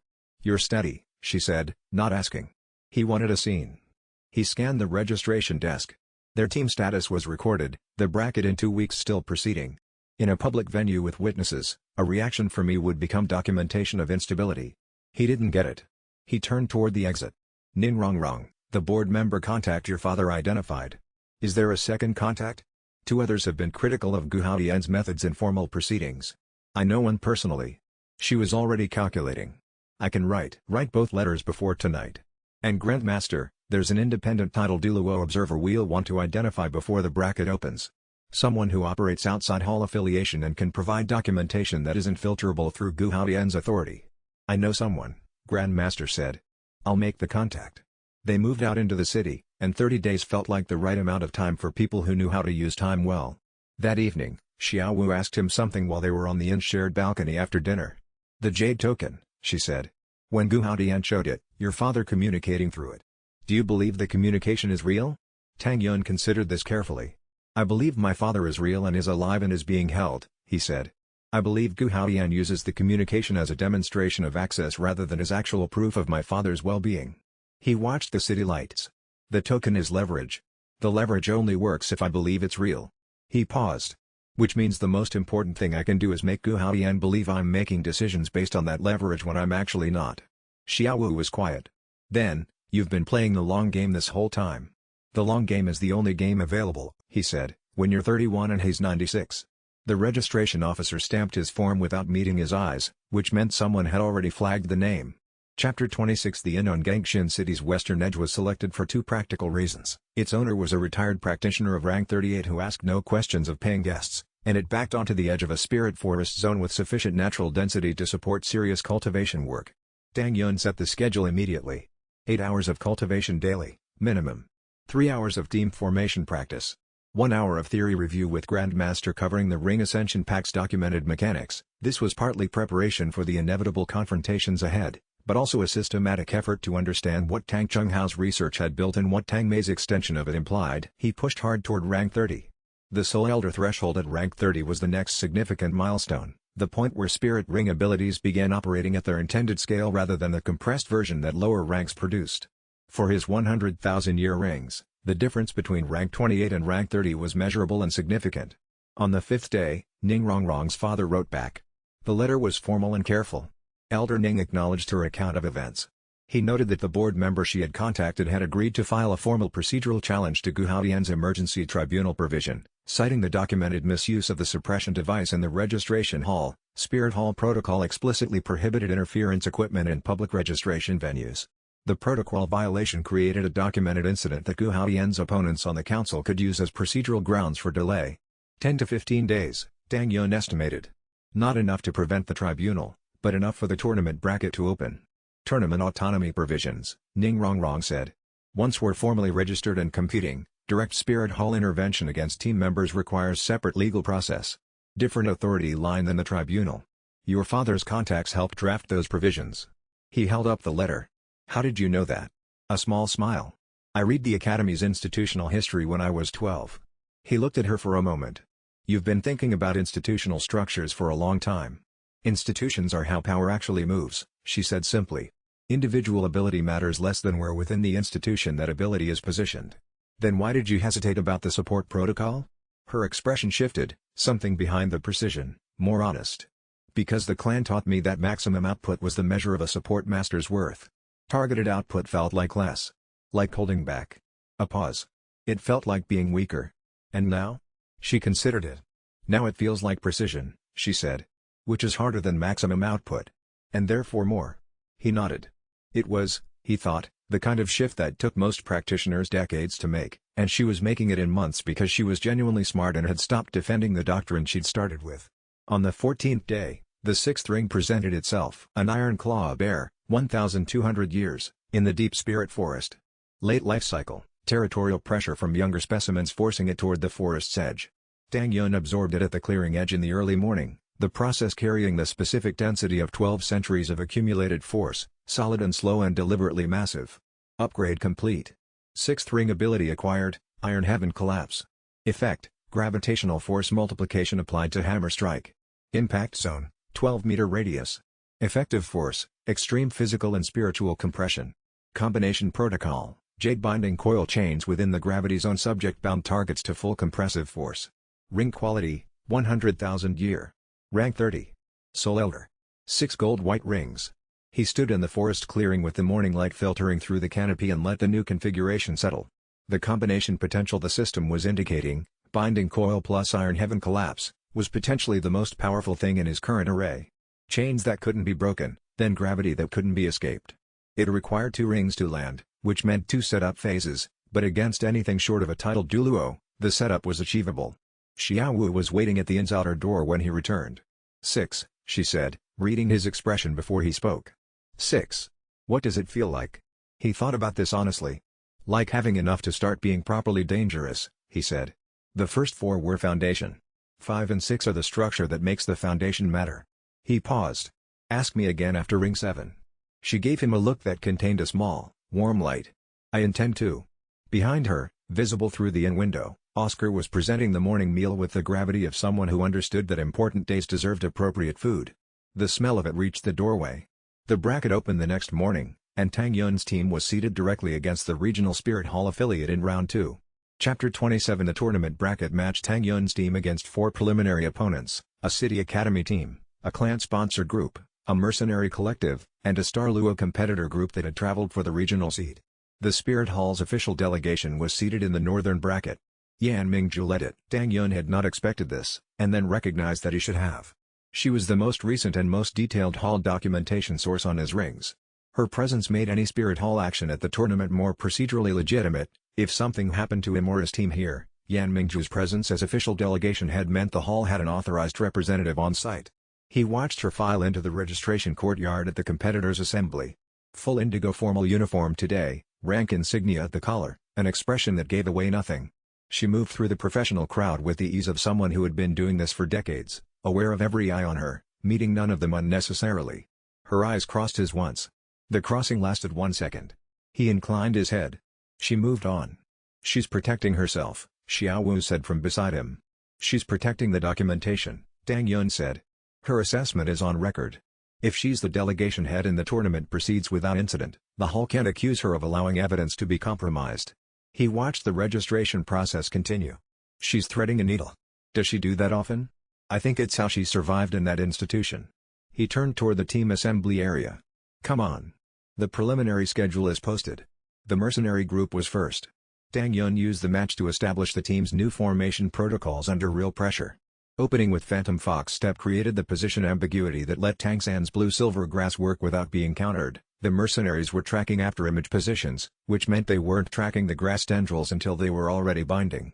Iron Heaven collapse into the tangled formation was decisive. The mercenary captain acknowledged the result with professional directness. The ring combination, she said in the corridor. Can't read the position, Can't rush the binding zone, can't survive the collapse. You adapted faster than most, Tang Yun said, which was true. The abort on the third approach was correct, most teams commit through that. The captain's assessment expression settled on him. You're not competing for a trophy. No, Tang Yun agreed. Good luck with whatever you're actually doing. She walked away, professionally indifferent to what that might be. In the upper stands, 3 figures in non-tournament attire had been watching the match with assessment tools active. The system flagged them, high-rank signatures, Seoul Douluo range or above. Observers at that level didn't attend regional preliminaries for entertainment. They were watching something specific. Tang Yun filed this observation without reacting to it. Whatever fraction of the Spirit Master world had heard about the ring situation and was forming its own assessment, that was a resource, not a threat. Visibility was protection. The more people who had first-hand documentation of the ring's legitimacy, the higher the political cost of Gu Haoyan's suppression approach. He walked back to the team area and began preparing the next formation variant.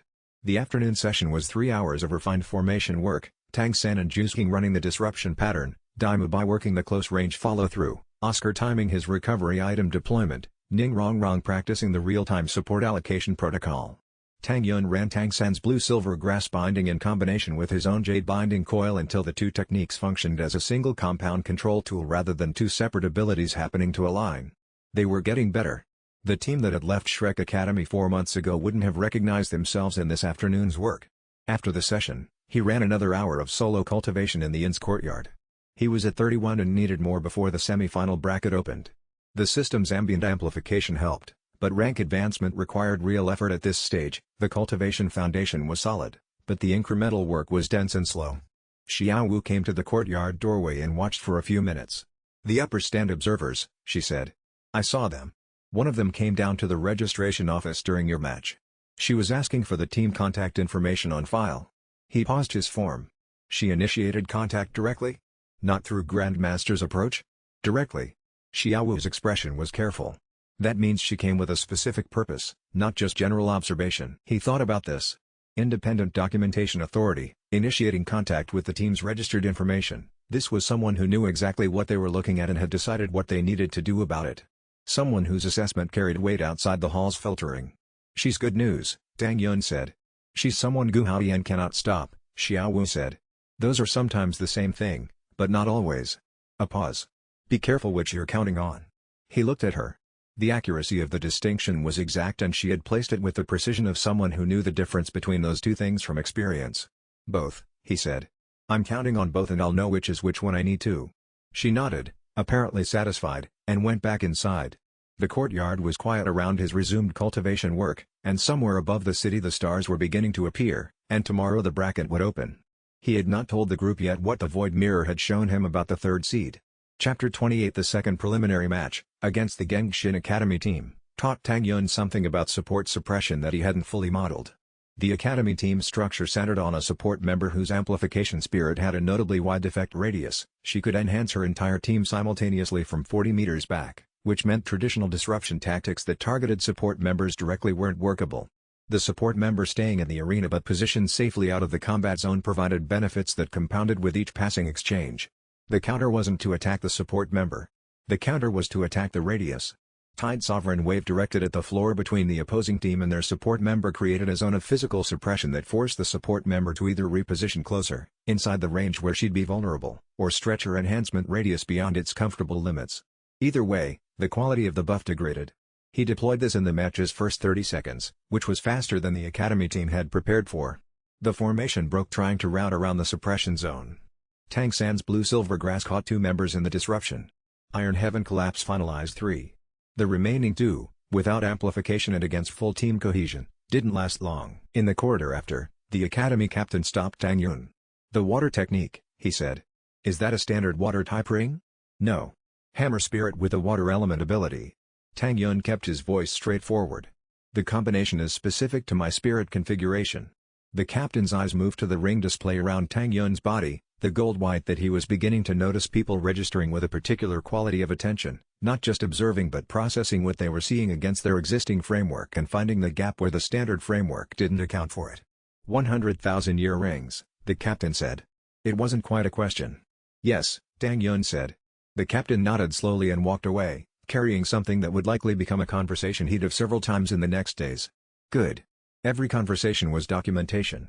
In the stands, one of the upper-tier observers had moved to a different position, an official documentation booth that the tournament provided for ranked academic assessors. She had official assessment authorization. She was writing during Tang Yun's matches, and Grandmaster, who had noticed her in the preliminary round, confirmed that she was an independent title Douluo examiner with a documented record of academic neutrality. She wasn't sent by Gu Haodian, Grandmaster said. I know who she works with. Academic Integrity Consortium, practitioners who've been building a case against Gu Haodian's methods for years. They want independent documentation of your rings.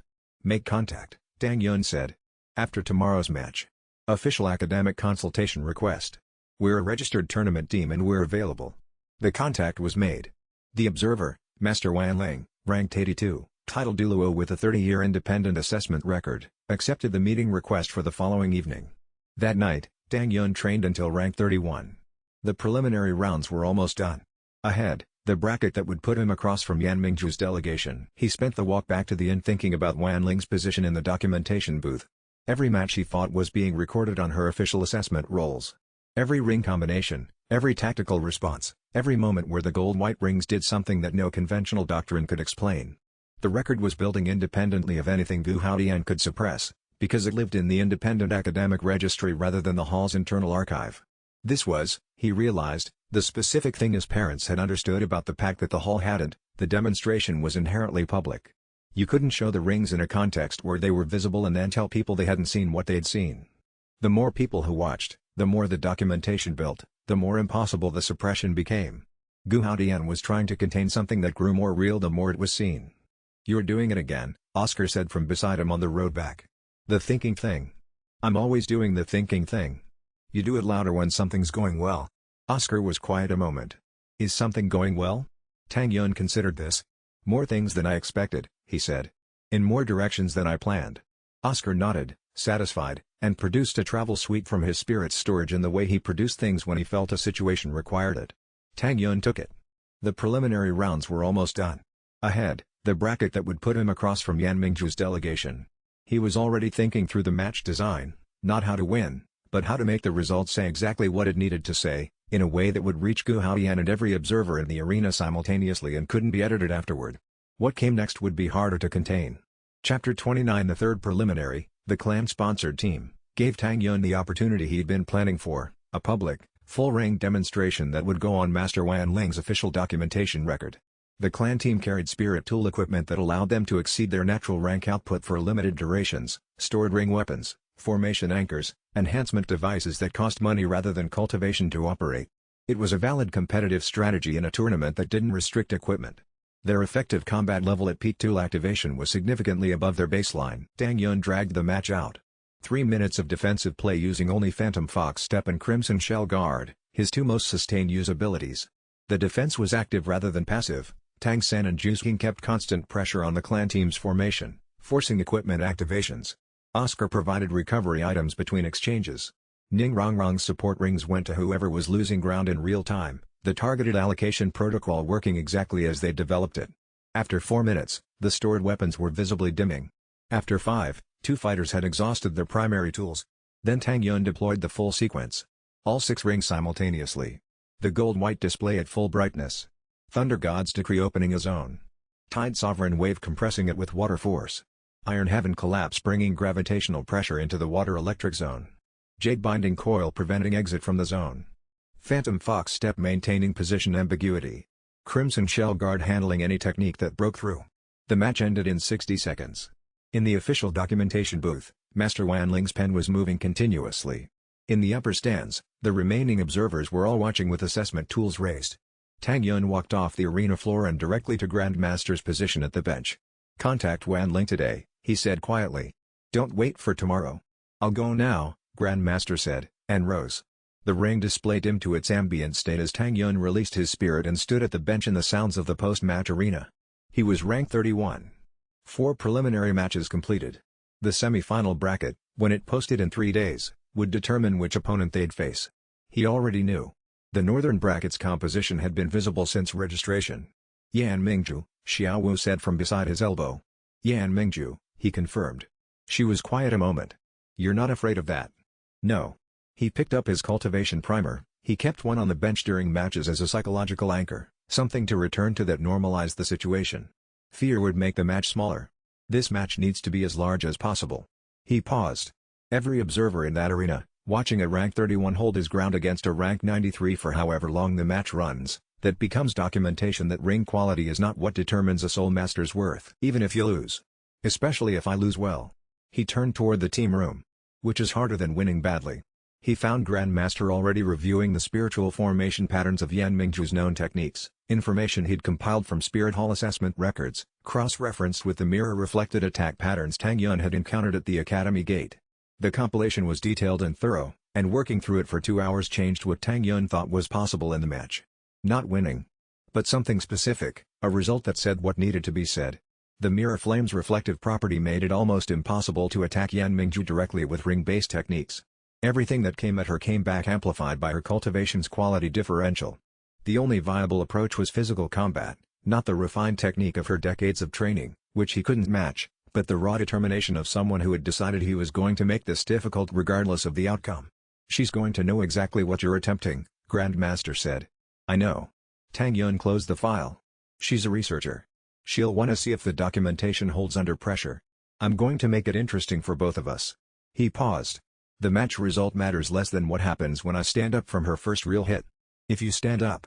Crimson Shell Guard absorbed a rank 80 Spirit Hall agent's direct strike in the Escape from Heaven Do City, Tang Yun said. It's not invincible. But it's good enough. Grandmaster was quiet a moment. Your parents built very well. Yes, Tang Yun said. They did. That night he trained in the inn's courtyard until his rank touched 32, and the system's display showed 6 gold-white rings at a resonance intensity that made the night air around him briefly visible as a faint shimmer.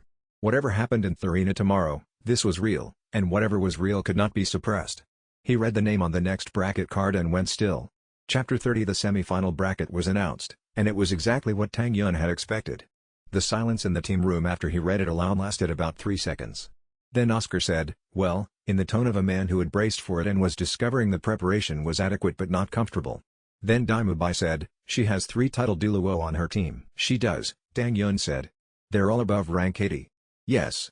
Ning Rongrong said, the team match scoring format weights individual bouts by rank differential. A win against a higher ranked opponent contributes more to the total than a loss against the same opponent deducts. I know the format, Tang Yun said. We're not trying to win on raw results. We're trying to produce a specific kind of result. He sat at the table and spread the formation notes he'd been developing. She's here because the hall assigned her. She came because refusing would mean someone less scrupulous took the position. What Yan Mingju wants from this match and what Gu Haodian wants are different things. What does she want? Daimubai asked. Tang Yun thought about it. He'd been thinking about it since the registration hall. She wants the rings to be what she documented them as. She wants to see, under real pressure, whether what she put on record holds. A pause. She's a researcher before she's anything else. She wants data. Then we give her data, Tang San said.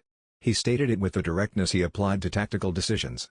We fight as well as we can and we let the fight produce what it produces. Yes, Tang Yun said. But we fight with a clear understanding of what we're demonstrating. This isn't about proving I can beat her, I can't, at current rank.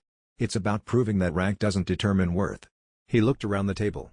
Every exchange we have with her delegation, how long we hold against title Douluo, how we fight, what combinations we produce, goes into Wan Ling's documentation record and into Yan Mingju's assessment and into the record the Hall Council members who oppose Gu Haodian are building. We lose as clearly as we can, Ning Rongrong said. We fight as hard as we can. We lose as impressively as we can. He met her eyes. There's a difference, and it matters. The 2 preparation days were intense.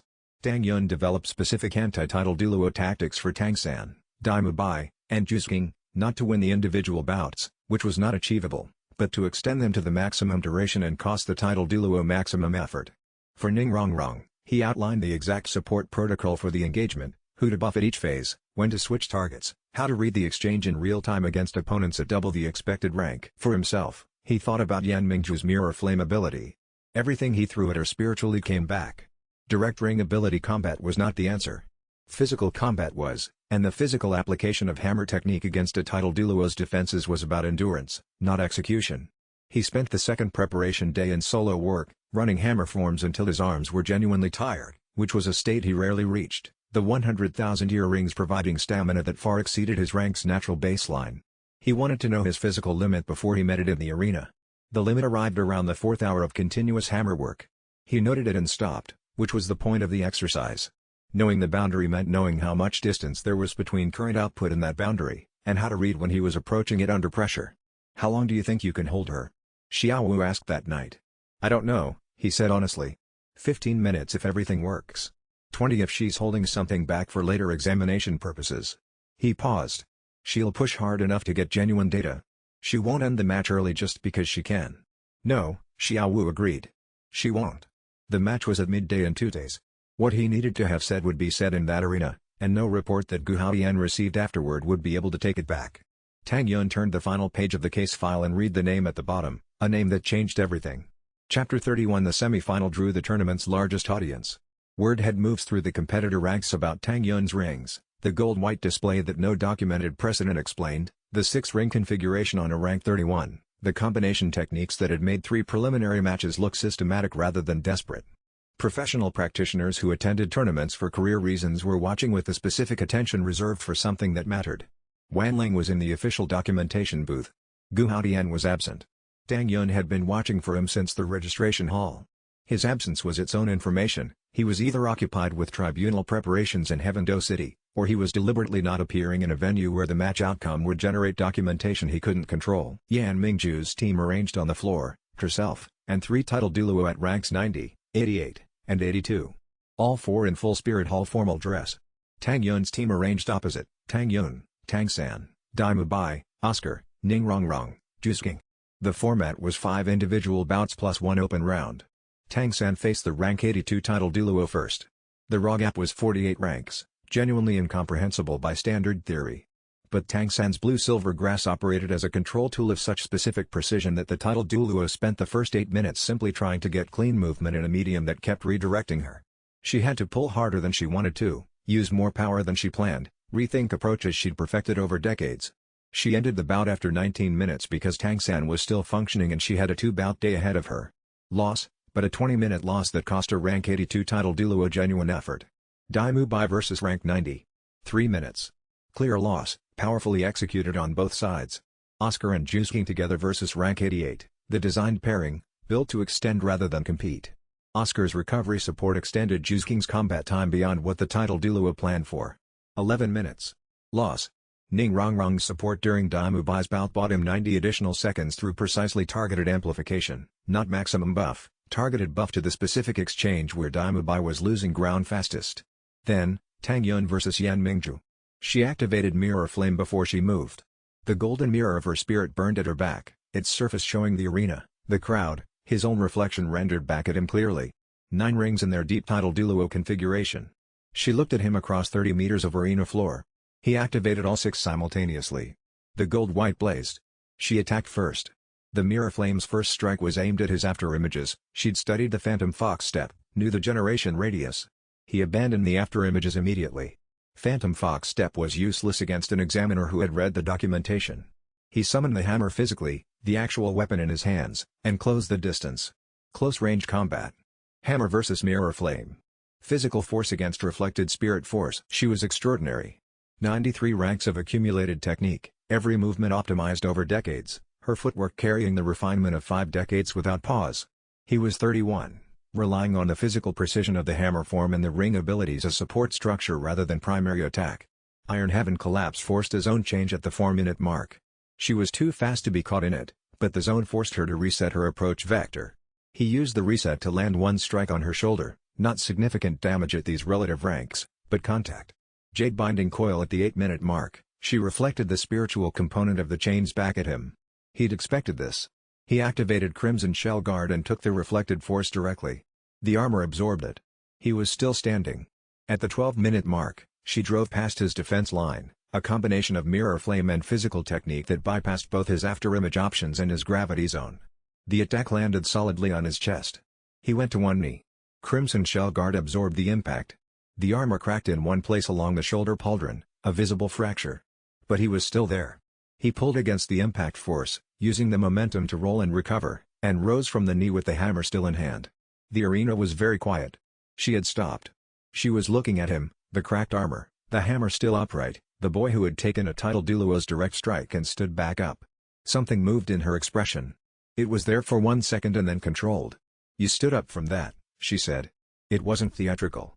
It was the simple statement of an examiner recording an unexpected data point. "The defensive ring is very good," he said. 1 more second of holding his gaze. The mirror flame was still active. She could end the match in the next exchange if she chose. He had no technique that could stop her once she committed fully. Instead she said, "I yield the round."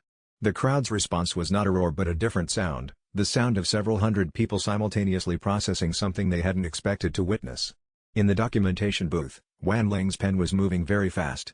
Tang Yun stood in the arena with 6 gold white rings, blood on his lip from biting down on impact, and a cracked pauldron, and said, "Thank you." "Don't thank me," she said. "Fight that well in the next engagement. Whatever it is." She walked back to her side.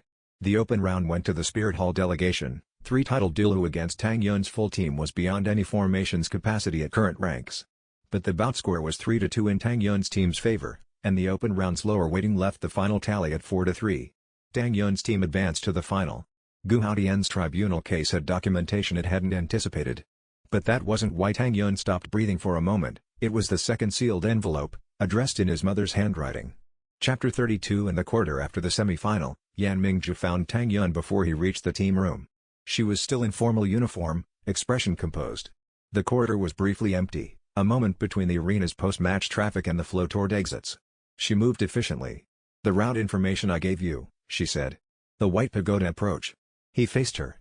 "Gu Haodian received your letter to me," she said. "The one you sent after his visit to Shrek. He's known since then that I was providing counter-documentation that went beyond my official brief." A pause. "My formal documentation authority has been suspended pending an internal review. How long before it's reinstated?" "It won't be. The review is a formality for permanent removal from the authentication process." Her voice was even. "I expected this when I filed the first counter. I made the decision then." Tang Yun let the silence stretch. "You've been operating without authority for months." "I've been operating without official authority," she said. "I have my own." He held her gaze and felt the specific weight of a choice already made, not asking to be validated, who had found the thing they were willing to stand on and was simply standing there. "The tribunal is in 12 days, he said.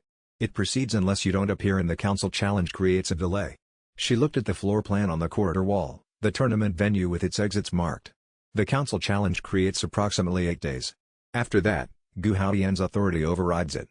A pause.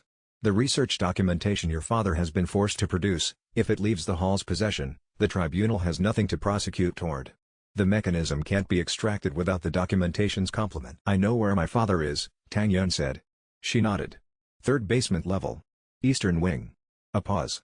"I put the river tunnel route in your room 2 days ago." He had found it that morning and spent an hour on the cipher. "I know," he said. "Destroy the research documentation when you find him." Her voice was precise. "Not copies, everything. What he's made under duress should not survive." A pause. "Your mother would agree."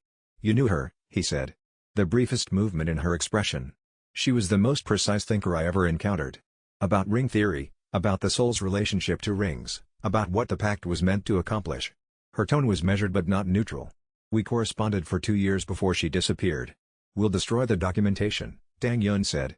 1 moment longer with that measured gaze. Then she stepped back and walked toward the official corridor. He watched her go, the formal uniform, the straight spine, the hands that didn't move at her sides. She had given him everything she had to give. Whatever came next, she had used herself well. He turned toward the team room. Xiao Wu was at his shoulder. She had been there for the last minute of the conversation. "She's been on our side since before we met her," Xiao Wu said. "Since my mother," Tang Yun said. "Some choices don't announce themselves. They just accumulate until you realize what they've been building toward." "Yes," Xiao Wu said. "I know about that." He walked, and she walked beside him, and neither of them said anything else until the team room door. Inside, Dai Mubai had a bruise developing along his jaw from the rank 90 bout. Tang San was very still, processing. Oscar distributed recovery items with focused determination. Nin Rongrong waited until Tang Yun had accepted the recovery item and said, "The support protocol, there were 2 exchanges where I made the wrong call." The room settled into the professional review mode they'd built over months. Not celebration. Information, made usable. 12 days before the operation the tournament had been preparing for all along, and somewhere in that building, his father was being held. Chapter 33. The tournament final was 7 days after the semi-final. Tang Yun fought the Star Luo Empire's secondary seed at rank 32, which he'd reached through sustained cultivation across the week between matches. The opposing team had built their cohesion over years of competition, a different quality of coordination than his group's months, more settled, less adaptable. They were effective and practiced and would not make the errors that less experienced teams made.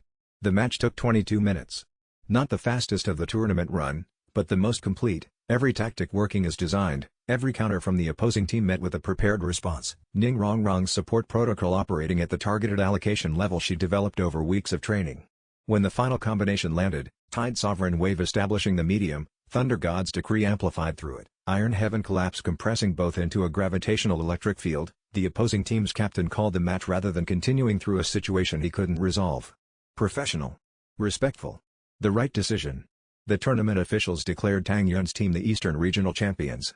The Star Luo captain, departing with the dignity of someone who had lost to something genuinely superior, stopped at the gate of the tournament venue and turned back. The ring combination in the final sequence, he said.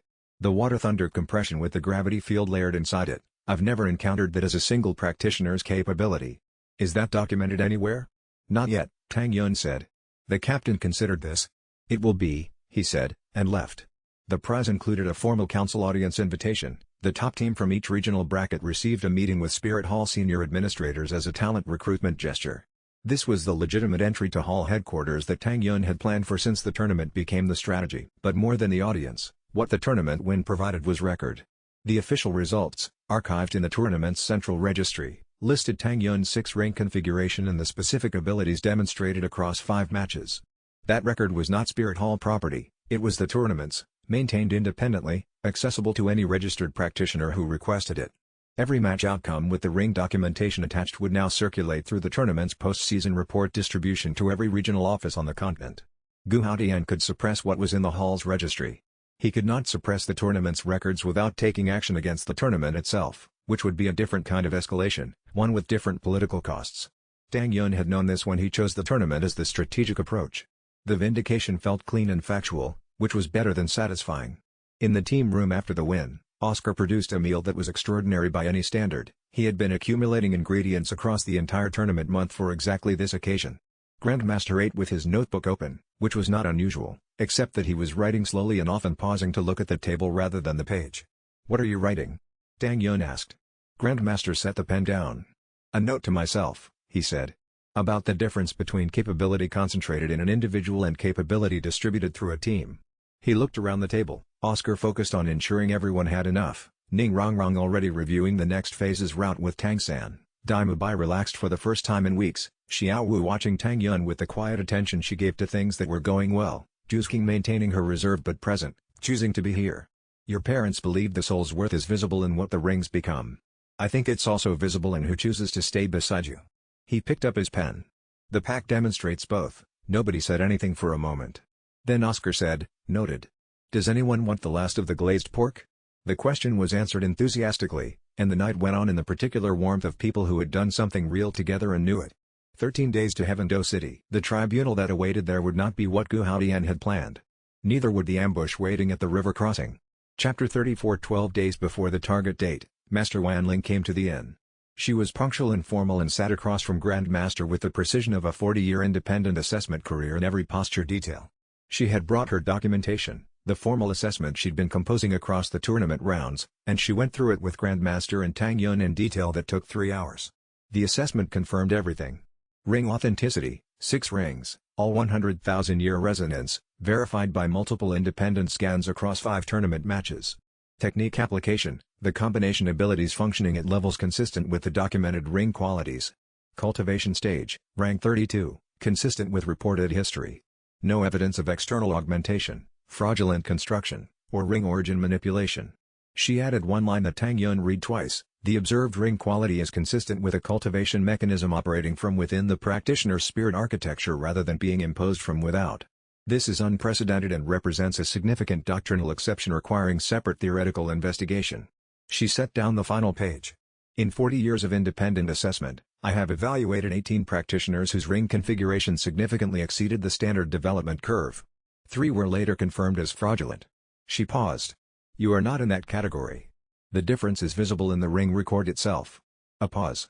Your rings show a pattern of acquisition that is consistent with full mutual consent. Every one of them. That is not something an examiner can fake or overlook. Wanling addressed Tang Yun. Who wrote the theoretical framework for the mechanism? My parents, he said. Tang Chunghao and Tang Mei. I read their published work 8 years ago. Before it was classified. She was quiet a moment. I understand the hall's institutional objections. I disagree with them. She collected her pages. My assessment goes to the independent academic registry. Not to the Spirit Hall. It will be publicly accessible within 30 days of filing. Which is too late to help with the tribunal, Tang Yun said. The tribunal is less significant than the registry record, she said. The tribunal's outcome affects your immediate freedom of movement. The registry record affects the doctrine, which affects every practitioner's framework for what rings mean, for the next century. She looked at him directly. The tribunal I cannot help you with.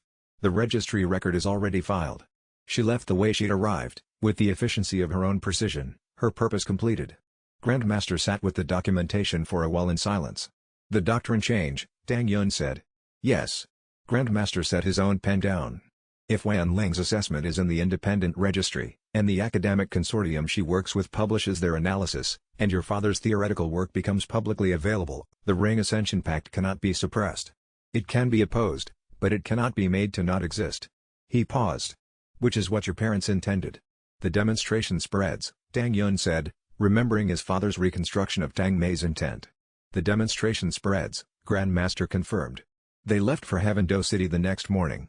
The journey was 4 days at their pace, and Tang Yun trained every hour of it, and by the time the city walls appeared on the horizon he was rank 33 and the system showed 6 gold white rings in stable orbit. The thing his parents had built 13 years ago was about to come home. The return was not what he had imagined. He had imagined it often over the past months, the vault, his family's house, the documentation he hadn't been able to access since childhood. The imagination had been organized around the objects, the place. The reality had the quality that real returns always had, the place was the same, and the weight it carried was heavier than the imagination had accounted for, because the place contained not just the documented history but the undocumented one, the particular quality of absence that accumulated in rooms where important people were no longer present. He had held his cultivation focus through the journey. He had held it through the city's gate. He had held it through the familiar streets. What he couldn't prepare for was the figure standing in the doorway when the vault opened. Chapter 35 The council audience went wrong in the second hour. It went well for the first hour. Elder Simu, a scholar who had tracked the Ring Ascension Pact theory since its original classification, asked questions with the genuine depth of someone who had been thinking about this for years. Elder Fang Luo was more concerned with institutional optics, how cooperation with Tang Yun's public position affected the hall's standing, but was clearly calculating that his cooperation was worth more than his suppression. Grandmaster handled the theoretical questions with authority. Wan Ling's documentation was on the table. For the first hour, Tang Yun thought it might actually work. Then Gu Haodian entered. He was not supposed to be at this meeting. The audience was under council jurisdiction, his extraction order was a separate process authority. He entered with the bearing of a man to whom procedural boundaries simply did not apply. The tribunal proceeds tomorrow morning, he said. Elder Simu, this is not your meeting, Elder Gu. The emergency provision supersedes this audience. He fixed Tang Yun with the same patient assessment he'd always brought. We've been through the positions. The result will be the same. The jade token was visible at Gu Haodian's belt. You have my father, Tang Yun said. Your father is a research asset of the Spirit Hall whose cooperation has been valuable. His name is Tang Chunghao. He is a person. He has been held in a research prison for 11 years. Tang Yun kept his voice even. The council members were witnesses. Everything said here was on record. His research belongs to him and to my mother, who developed it. The Spirit Hall holds it without legitimate authorization. The classification order provides authorization. The classification order was issued under emergency doctrine provisions that require review every 3 years. The last review was 9 years ago. This was from Tang Chunghao's memorized documentation, provided to Tang Yun through Yan Mingju's route to the White Pagoda 2 years before Tang Yun had accessed it, details his father had smuggled out through Yan Mingju encoded communications over months. The classification has been invalid for 6 years. Gu Haodian's expression shifted, the smallest possible shift. He had not known Tang Yun had this information. The tribunal proceeds tomorrow, he said again, and left. Elder Simu's expression sharpened. The classification review information, she said carefully. How do you have that? Documentation provided to me through official Spirit Hall channels by an authorized hall assessor, Tang Yun said, which was accurate. Yan Mingju had been authorized at the time she provided it. I can provide the chain of custody. Simu looked at Fang Luo. They were both doing rapid calculations. The tribunal proceeds tomorrow, Fang Luo said finally. We cannot stop that. But the classification review information, If it's accurate, represents a procedural foundation for a formal challenge to the extraction order's legal basis. She looked at Tang Yun with the expression of someone deciding whether they were willing to commit to something. I need that documentation before morning. You'll have it, Tang Yun said. He left the chamber and stood in the corridor with the group gathered around him. Grandmaster had the classification review documentation ready in duplicate, one copy for Elder Fang Luo, one retained. He handed one to Tang Yun, who walked back to the chamber door, knocked twice, and passed it to the aide who opened it. When he turned back to the group, the next sequence was already running through his mind. The tribunal tomorrow morning would be Gu Haoyan's environment, Gu Haoyan's legal structure, Gu Haoyan's documentation advantage. The legitimate path had produced 2 council members on record and a classification review challenge, more than Tang Yun had expected. Not enough to stop the tribunal. The other path existed for exactly this contingency. We do this tonight, he said. Not tomorrow. The group understood. No discussion needed. Dai Bai was already mapping the exit routes from the hall complex's street grid. Tang San had gone quiet in the way he went quiet when he was ready for operational work rather than training. Xiao Wu was beside Tang Yun, close and still, waiting for the word to move. 1 hour, Tang Yun said. Rest, eat, prepare. We move at the second watch. No one asked whether they were ready. They all knew the answer. Chapter 36. The river tunnel entry was in the old quarter, a drainage grate in an alley that the city's development had built around without replacing. It hadn't been maintained in 50 years, which was why the spirit hall didn't monitor it. The water was cold and the smell was old stone and the dark was total until Tang Yun activated the void mirror's null resonance mode, which provided a faint ambient light at the cost of suppressing his own spirit's signature to near nothing. Tang San and Dai Bai created a surface-level distraction, visible movement in the hall's eastern grounds that drew patrol attention without triggering an alarm. Surface patrols would see them, report them, and by the time the response formed, the tunnel team would already be inside. Tang Yun, Xiao Wu, and Ning Rongrong entered through the grate. The tunnel route Yan Mingzhu had mapped was detailed and accurate. 2 sublevels down through a junction that required the barrier bypass she described, the spirit formation at the junction wall ran a resonance lock at a frequency Tang Yun decoded from her cipher notes. He reflected that frequency back at the formation through the void mirror. The formation read its own lock signal as the authorization key and opened. Ning Rongrong, behind him in the tunnel, whispered, "I will never not find that remarkable." Xiao Wu was already at the second-level corridor, moving with the absolute ease of something that navigated dark and closed spaces by instinct rather than sight. She turned to confirm the path was clear with 2 fingers raised, no spirit signatures ahead. The system confirmed it. Patrol pattern was in the eastern corridor, exactly where Tang San and Dai Bai's distraction had drawn them. The second barrier was at the lower level's entry door. More complex, 2-layer authentication requiring sequential resonance responses at different frequencies. Tang Yun spent 4 minutes on it, working through the system's diagnostic read of the formation's internal structure, finding the second layer key from the null resonance interference pattern that the void mirror produced at the boundary. The door opened without sound. Maintenance lamps at low setting lit the eastern wing in a dim orange. The research cells were numbered. His father was in the third from the end. Tang Yun opened the door. Tang Chunghao was sitting at a writing desk, working by lamplight. He was older and thinner than Tang Yun had imagined, the specific kind of lean that came from inadequate nutrition over years, not neglect of exercise. His eyes were clear and focused. He looked at the door when it opened and looked at Tang Yun with no confusion at all. A silence. Long enough to be real. "You're taller than I thought you'd be," his father said. Tang Yun felt the weight of it, not the clarity of reunion but something more complicated. The love of a child who barely remembered the parent, carried forward through a second life and 14 years of building toward this moment. "We have limited time," Tang Yun said. "Can you move?" "Yes." Tang Chunghao stood and his first words were, "The pack doesn't end at 10 rings. There are 12. I know. I've found both paths." Tang Yun held out his hand. "We can talk while we move. Come with us." His father took his hand without hesitation, the firm, clear grip of a man who had been waiting and was finished with it.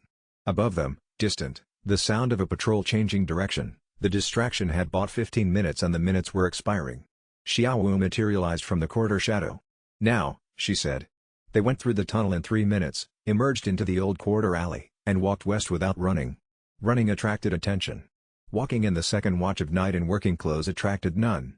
Tang San and Dai Bai were at the corner. Tang Chunghao emerged from the alley and stood in the open city air for the first time in years. He breathed it in, a long, deliberate breath, the specific focus of someone relearning what ordinary felt like. Oscar appeared from the end direction, carrying a wrapped bundle of food without being asked. His father stood in the city lamplight. The man who had built the Ring Ascension Pact and his son sold before disappearing. The man who had spent 11 years holding back just enough information to stay valuable while never giving Gu Haodian what he actually wanted. The documentation? Tang Yun said. In my memory, his father said. All of it. I destroyed every physical copy years ago. I suspected the room was searched when I was in the study sessions. What I know here. He touched his temple. Gu Haodian has been working from incomplete copies for the last 4 years. He met Tang San's gaze. Move, he said. They moved, and 3 blocks behind them, a Spirit Hall shadow team matched their pace. Chapter 37 3 days of road between themselves and Heaven Do City before establishing a base. The farm estate in the Linwan Valley was exactly as Grandmaster's contact had described, large secondary building, no documentation requirements, an owner who had left the Spirit Hall system 3 decades ago and maintained a principled indifference to its politics. They paid 2 weeks lodging in advance and settled. Tang Chunghao rested for 2 days, food, sleep, the reassembly of a person's ordinary rhythms after years of institutional constraint. On the 3rd day he was ready. The group assembled in the main room and he walked them through the complete Ring Ascension Pact theory. Not just the mechanics of the Ring Upgrade Protocol, but the philosophical framework that Tang Mei had built it around, the argument that the soul's worth was primary and the ring's quality was derivative, that the Pact elevated rings to make visible what was already present, not to create worth where none existed. The Hall classified it as heretical because it directly attacks the status hierarchy, Tang Chunghao said. He sat at the table with tea, speaking with the organized clarity of a man who had rehearsed this explanation in silence for a very long time. Every examiner, every rank assessment, every status distinction in the Spirit Hall system is predicated on ring quality as the foundational measure. If ring quality reflects soul quality rather than determining it, the entire measurement architecture loses its legitimacy. The examiners become ornamental, Ning Rongrong said. Her tone was carefully controlled, as though she was saying something that had implications she was still working out.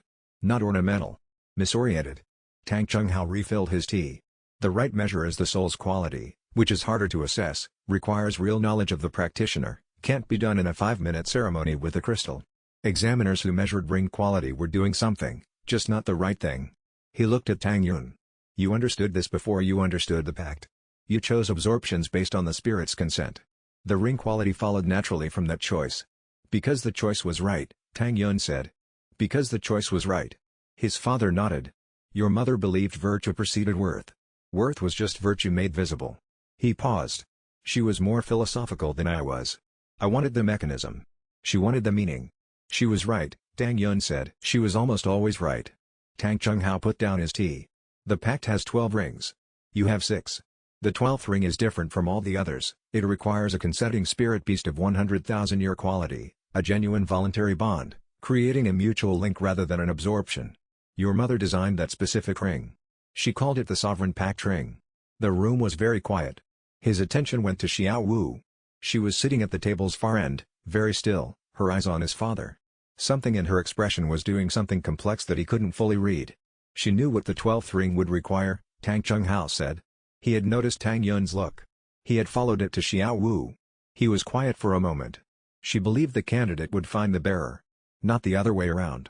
Xiao Wu's expression changed to something clearer, a resolution, not a decision newly made but one long prepared, finally seen from the outside. Oscar said, more tea, Elder Tang? His father blinked and looked at Oscar. Yes, he said, with the slight unsteadiness of someone returning from somewhere far. Please. The night went on, and what had been said sat in the room like something that had always been waiting to be said. Tang Yun sat with his father for another hour after Oscar finished the tea.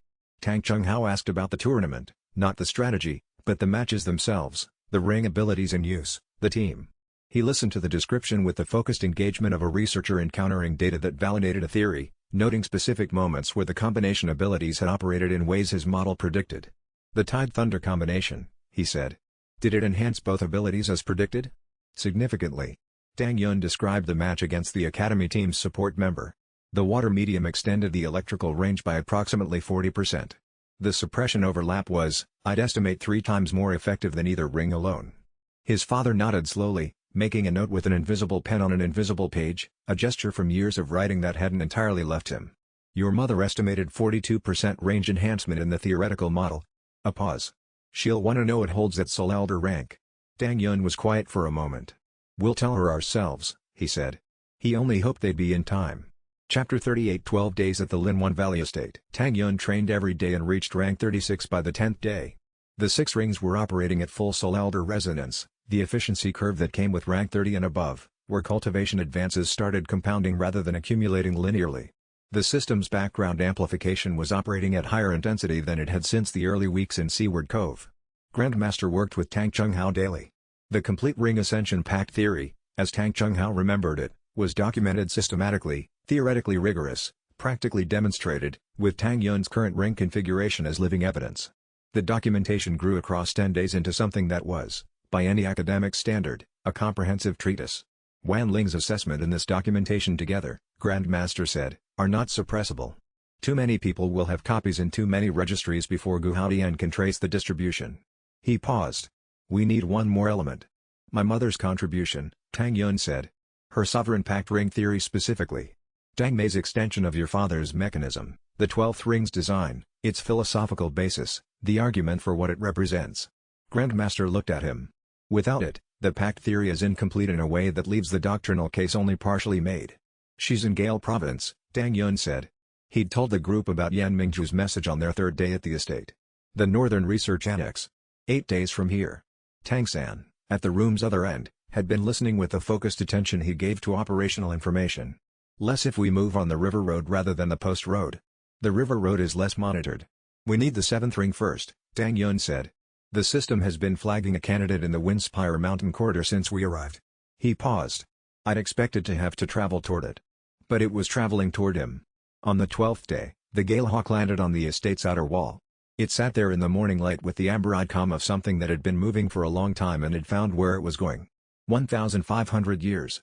The system confirmed it, late life cycle, pushed from its mountain range by territorial competition, traveling south along the spiritual density gradient.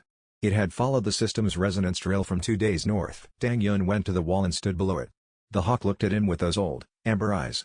He extended his spirit, open. The hawk spread its wings once, full extension, one breath, then folded, and dipped its head. The absorption happened in the morning light. His father stood in the doorway and watched. Upgrade complete. 7th ring ability acquired, Heaven Wing Rupture.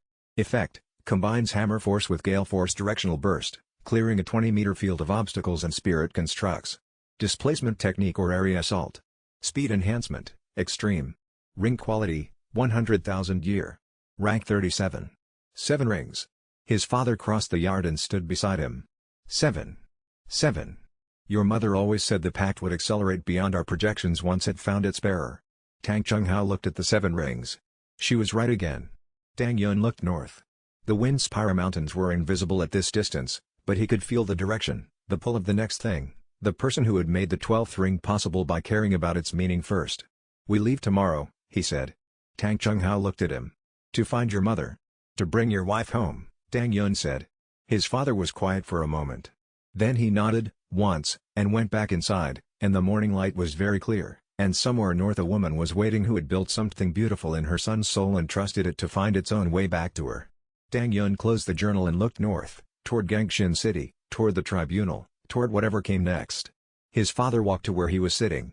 Tang Chunghao sat beside his son on the bench without speaking for a moment, looking at the same northern horizon. She thought about the ring system for 7 years before she started building it, Tang Chunghao said. 7 years of theory. Every edge case. Every possible failure mode. Every way the principle could be corrupted or the mechanism could be weaponized. She mapped them all before she built a single framework. He paused. She believed that if you were going to build something that would outlast you, you had to understand all the ways it could go wrong first. Tang Yun absorbed this. Did she find any unresolvable failure modes? His father was quiet for a moment. 1, he said. If the bearer stopped believing in the principle. If the mechanism was used but the understanding behind it was gone. He looked at Tang Yun. That's not a structural failure. That's a character failure. And she decided she couldn't design against it. She could only choose the bearer carefully enough that it was unlikely. He paused. She was quite confident in her choice. Chapter 39. On the 8th day at the Linwan estate, a second message arrived. The first had been from Yan Mingzhu, about Tang Mei's location. This one was also from Yan Mingzhu, the same mirror flame seal in the wax, delivered through the City Gates message service in Heaven Do City and forwarded through 2 relay points. It was longer than the first. The tribunal delay holds for 5 more days. After that, Gu Haodian's emergency override takes effect and the tribunal proceeds in absentia. An absentia judgment has different implications than a contested judgment. It does not require your cooperation to proceed, and the council members who oppose Gu Haodian cannot intervene in an absentia process under the same provision that let them delay the contested one. Elder Simu has filed a classification review challenge based on the documentation you provided to Elder Fang Luo. It is now on the formal council record. This does not stop the absentia tribunal, but it creates a parallel process that cannot be dismissed by Gu Haotian's authority. It requires a full council vote to dismiss, which buys more time than I expected. I have been formally suspended from active hall duty pending the internal review. I am using the time to organize what documentation I can. Gale Province, Northern Annex, the guard rotation has been modified since my last information. There is now a secondary patrol covering the western axis. I have sent the updated map with this letter. You will find it in the letter's inner fold. Do what you need to do. The situation is changing faster than I anticipated. YM Tang Yun. Read the updated map carefully. The modification to the western patrol was significant. The previous approach route was no longer viable. The new route added 30 minutes to the infiltration timeline and required moving through a lower spirit formation barrier that Yan Mingzhu had marked with a question sign, indicating she wasn't certain about its current configuration. "It's manageable," he said, to himself and to anyone in the room who was listening. "What's the internal review doing to her?" Xiao Wu asked. "Covering its tracks," Tang Yun said. "The formal review is how Gu Haotian protects his operational capacity without creating a visible dismissal that the council could challenge. As long as she's under review, she can act as hall authority. As long as she can't act as hall authority, she can't file further counter-documentation." He set the map down. "But she's still filing things through unofficial channels." "Because she made her decision before any of this started," Xiao Wu said. "Yes." He spread the map flat and traced the route. "Her contribution to this is going to be in the documentation permanently. When the pact becomes public and the doctrine changes and people look back at how it happened, she's going to be in that history accurately. She knows that," Xiao Wu said. He looked at her. "Does that matter to you?" She was quiet a moment. "Then, I think it should matter to her. I think it does. And I think that's worth acknowledging." A pause. "That's all I'm saying." He nodded, accepting this with the honesty it deserved. After dinner, he wrote a response to Yan Mingzhu through the relay system her message had arrived through. He kept it brief. "The documentation is safe. The documentation will be published. When it is, what you built will be accurately recorded. Do not take unnecessary risks." He sent it and then thought for a long time about whether those two lines were contradictory, given everything she had already risked. He decided they weren't, not because the risk was over, but because the difference between necessary risk and unnecessary risk was a distinction that mattered and that she had always honored. They departed the next morning, Tang Chunghao included, at his own insistence. "I've waited long enough," he said simply, and that was the end of the discussion. 8 people, moving north on the river road toward Gale Province. 7 rings in gold-wide orbit. A complete theory ready to publish and a mother waiting with the piece that completed it. An adversary whose tribunal was fraying at 3 separate seams. What he hadn't accounted for was the 4th. Chapter 42 Days from Gale Province, the last preparation meeting. The group stopped at a waystation inn on the Gale Road, a simple building run by a river family with no spirit hall affiliations, and Tang Yun laid out the operation in full. The northern annex was smaller than the White Pagoda. Less fortress, more academic facility, a converted manor house the hall had appropriated 40 years ago for research use. It had a staff of 12, a guard rotation of 8, and spirit formation barriers on the outer walls in the 2 primary access corridors. The secondary Western Patrol Yan Mingzhu had flagged ran a 20-minute circuit that left a 14-minute window on the northern approach. "The tunnel system doesn't exist here," Tang Yun said. "We go over the wall at the northern approach during the patrol gap. The void mirror's null resonance holds for approximately 8 minutes before the formation barriers start detecting the null signature itself. We have 8 minutes inside before passive detection begins. 8 minutes from wall to target," Tang San said. "I've run the route 8 times in my mind with the map." He'd been running it since the updated map arrived. 6 minutes to the holding suite on the 2nd floor, 1 minute to confirm, 1 minute out. 8 total. Tight. "What about Tang Chunghao?" Dai Mubai said. "He stays outside the wall with Oscar. Oscar has recovery items ready. If anything requires more than 8 minutes, I go in after the 8-minute mark," Dai Mubai said. "Not a question." "Yes. At the 8-minute mark, you breach the northern gate with Dai Mubai's full combat capacity. That draws the facility's response to the north gate, clearing the interior. We get out through the breach." He paused. "It's not clean. But it works." Xiao Wu said, "The guard on the 2nd floor is a practitioner, rank 42. The route map shows he sits the 2nd floor corridor during the Western Patrol gap." "I know." Tang Yun met her eyes. "You handle him." She didn't protest or qualify. "Yes." Tang San said, "What do we do after?" "River Road South, immediately. Not to the Lin 1 estate, that location is now compromised. We go to Heavendo City's old quarter." Grandmaster has a contact there, a former colleague who operates independently of the hall. He looked at Grandmaster. She's expecting us, Grandmaster said. I wrote 4 days ago. He swept the room with a single look. 7 rings, rank 38 by now, the accumulated weeks of cultivation during travel pushing steadily upward. His father across the table, carrying 12 years of memorized research. The updated operation map. The documentation already in Wan Ling's registry. The pact theory ready to be published the moment they were in a position where Gu Haoyan couldn't confiscate the distribution channels. One more day, he said. The group settled for the night with the particular quality of people who were prepared and know it. Not comfortable, prepared. The distinction mattered. Tang Yun trained until midnight, adding incremental rank, the system's amplification steady and certain. His mother was 1 day away. Everything he'd built since the morning in Seaward Cove, the rings, the team, the documentation, the careful patient accumulation of position against an opponent who had thought he was working from strength, everything pointed at tomorrow. He was rank 39 by midnight, and the system showed 7 gold white rings in steady orbit, and somewhere north a woman named Tang Mei was sitting in a secured room with her research intact in her mind, waiting with the patience of someone who had trusted the right things to come home. He sat with that knowledge for a while before he slept. His father was in the adjacent room, audible through the thin wall, also not asleep, also still. They were both thinking about the same person in different ways, Tang Yun thinking about the theory, the sovereign pact ring, the 12th possibility that his mother had designed before he was old enough to understand what she'd built. Tang Chunghao thinking about a woman he had believed he would never see again, who had apparently been waiting with complete faith that he would. At some point the sounds from his father's room went quiet. At some point Tang Yun slept too. Tomorrow, they came home, but the system's display had already shifted to show a new alert, pulsing amber at the edge of his vision. Chapter 41 The system's red warning pulsed once, twice, then held steady at the edge of Tang Yun's perception like an ember refusing to die. He walked out of the Gangshin City Tournament registration hall with his team at an unhurried pace, his face composed, his shoulders loose. 7 rings of gold-white light orbited him in their familiar pattern. He did not glance back at Gu Haoyan. He did not need to. Don't react, he said under his breath. The instruction moved through the group like a low current. Even Tang Chunghao, walking at his son's left, kept his eyes forward. The suppression device, that was what the red warning meant. Gu Haoyan's technique mimicked the Ring Ascension Pack's resonant frequency, interference patterning that disrupted the system's upgrade interface. Not the rings themselves. The rings were permanent, absorbed into his spirit architecture. But the system's ability to process new rings, to elevate them, to unlock fusion states, that could be jammed. He sorted through this as they crossed the registration courtyard toward the competitor's lodging block. The tournament administration had assigned their team to the East Wing. He moved them there without comment. Inside the assigned rooms, he sat at the low writing table and drew a controlled breath. Then he began working through what he knew. Grandmaster settled across from him. The elder cultivator folded his hands on the table's surface and steadied Tang Yun with the expression he had first worn when Tang Yun demonstrated his rings at Shrek Academy, equal parts assessment and something approaching awe, kept carefully behind a professional mask. 50-meter radius, Tang Yun said. 10 seconds of uninterrupted concentration from Gu Haoyan himself. That's the device's operating requirement. Grandmaster let the silence ask his next question.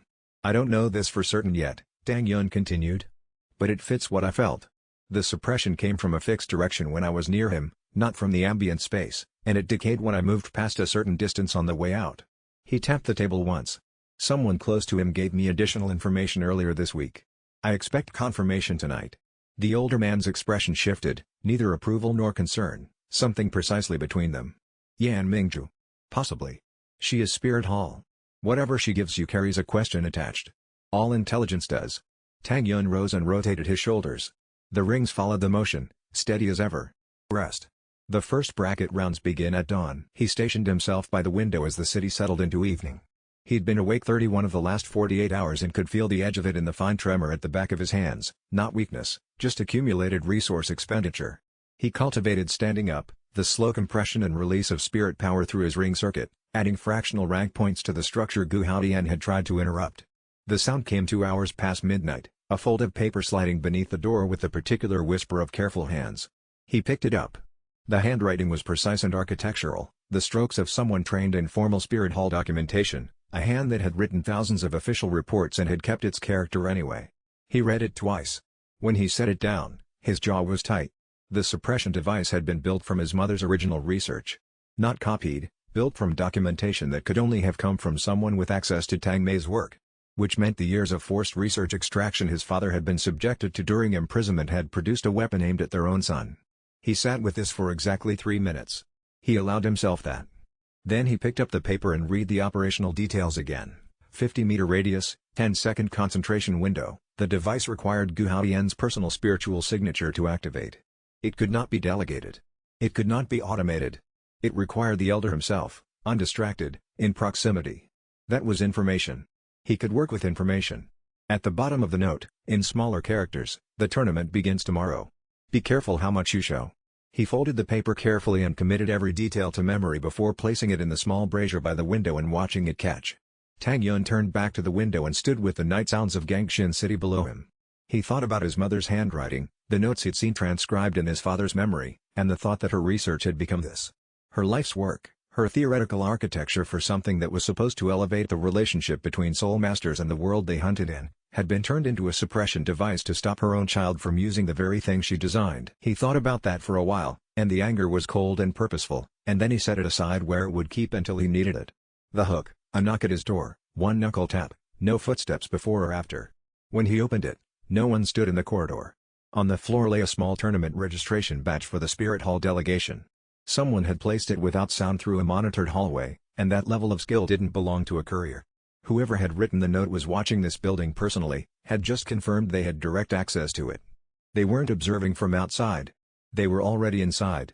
Chapter 42 Dawn over Gangshin City came in horizontal bars of orange light between the tournament district's peaked rooftops.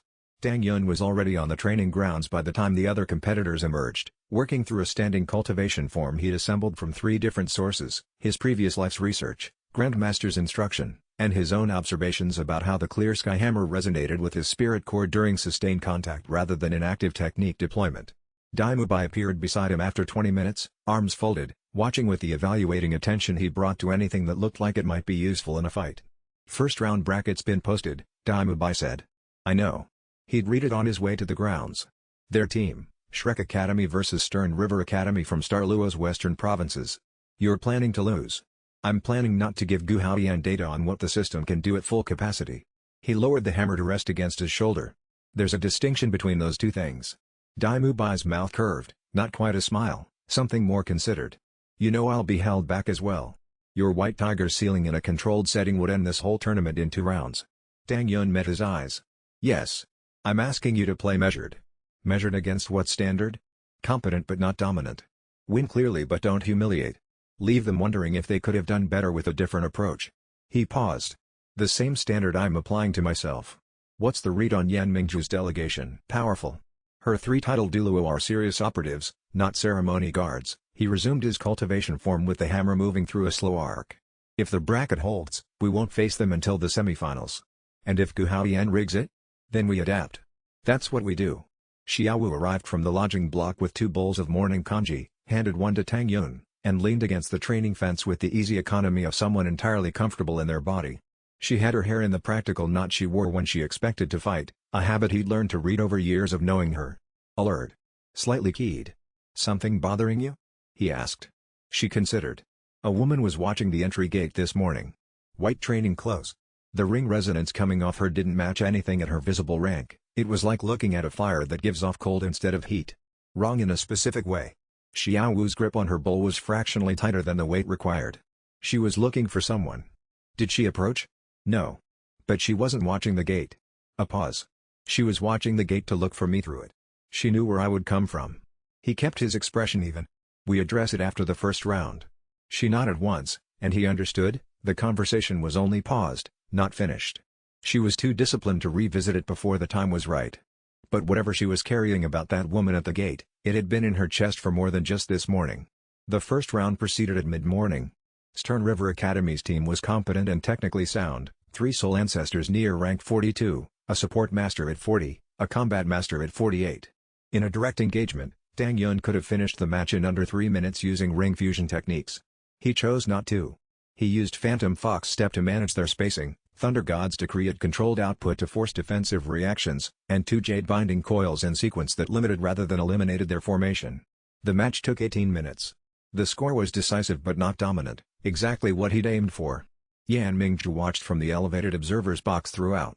He was aware of her gaze the way one is aware of weather, not intrusive, just present. After the match, he was at the competitor's edge when he spotted the woman from Xiao Wu's description. She stood at the arena entrance, completely still, watching him with the fixed focus of a tracker who has followed a trail across great distance and has finally arrived at the end of it. Her gaze moved to Xiao Wu, and what crossed her face was not mere recognition, it was the specific relief of relief long deferred. "Is that her?" he asked without raising his voice. "Yes," Xiao Wu said flatly. The woman walked toward them with the unhurried precision of someone entirely at ease on ground they understood. The hook, her single visible ring, shed a white light that his cultivator's instincts flagged immediately, not the white of a low-year beast, but white that had passed through so many layers of age that it had come out the other side as simplicity. A ring that old didn't announce itself with color or glow. It looked finished, the way something looks when it has been refined past the point where refinement shows. Whatever this woman was, she was nothing like what her visible ring suggested, and she knew he could tell the difference. Chapter 43. She stopped 2 meters away and inclined her head, formal without being subordinate.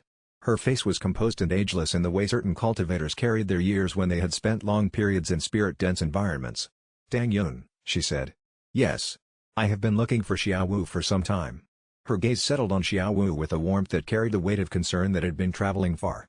"She would prefer I introduce myself to you first. So, I am Yin. Her elder, in the community she belongs to."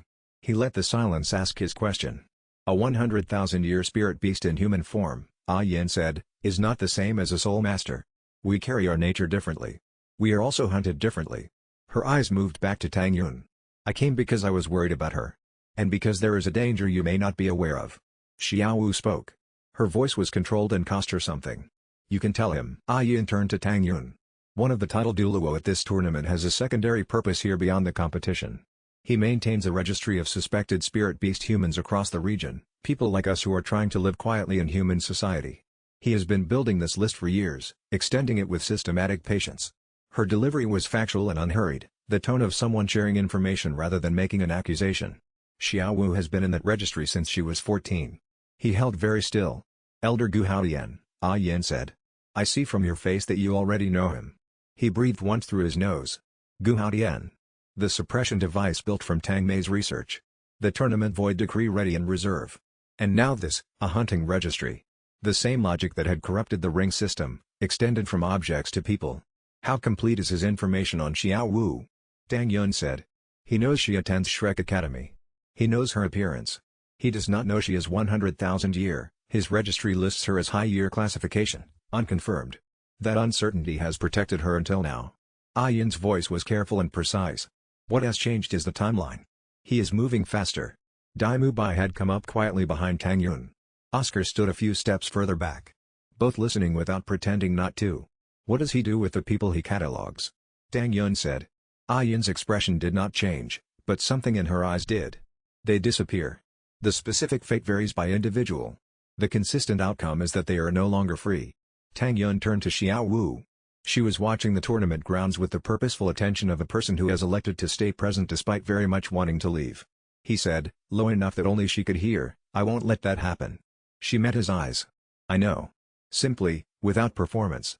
That's not what I'm afraid of." A pause. "I'm afraid of what you're about to do. You have a look right now. I'm working on controlling it." "You're not controlling it. You're just pointing it in a specific direction," she said. "Which is better, but visible." He almost laughed. Almost. Yin watched this exchange with the particular attention of someone filing something important away. The hook. At the afternoon bracket posting, Tang Yun's team had been slotted for a bye round. The scheduled opponent had withdrawn due to a training accident. Buys occurred. But a convenient bye while Gu Haoyan needed operational time to manage parallel activities had a different quality entirely. He stood looking at the bracket sheet and thought, someone revised this, and they did it carefully enough that no one specific could be blamed. Gu Haoyan had administrative reach inside the tournament structure, that was new information, and it meant no public confrontation he planned would stay contained the way he intended. The cost had just changed. He sat with the change for a moment, not with alarm, but with the focused recalibration that came with new information in an active situation. The Spirit Hall's reach inside the tournament was, at minimum, 2 deep cover practitioners and an administrative liaison. Yan Mingju's estimate of 3 was probably low. The operation he was building needed a different shape, not a public exposure with the assumption that the public nature provided protection, but a documented exposure that could survive suppression after the fact. Evidence that existed independently of the moment it was presented. He pulled out his cultivation notes and started rewriting the operational outline from the evidence question backward. Chapter 44. He found the bracket administrator in the officials' wing, a thin, harried clerk in spirit hall robes with the eyes of a man doing a job he hadn't signed up for. Tang Yun sat across the desk and placed a folded paper on its surface. "I have a question about the bracket assignment," he said pleasantly. The administrator opened the paper. It was a side-by-side comparison of the original bracket draw and the revised version. Ning Rongrong had quietly photographed both at the board. The differences were material. The original draw placed Tang Yun's team against a Starluo military-affiliated school in round 2. The revision gave them a bye. The administrator stared at the comparison for a long moment. "I'm not here to cause you a problem," Tang Yun said. "I want to understand how a bracket draw gets revised after the official posting. And who authorized the revision?" He paused. "I have no interest in using your name."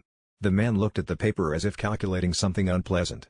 Then he straightened very slowly in his chair and said nothing, which told Tang Yun more than words would have. Tang Yun placed a second document beside the first, a copy of the tournament charter's Article 14, subsection 3, transcribed that morning from the competitor's packet. "Under this provision, I have standing to request this information formally.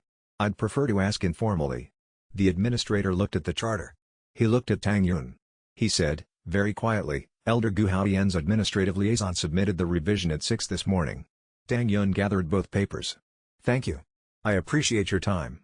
In the corridor outside, Grandmaster fell into step from a doorway, which was either remarkable timing or evidence that he'd been waiting. "Productive? He's managing the bracket to control when we face Yan Mingju's delegation. He wants something in place before that confrontation."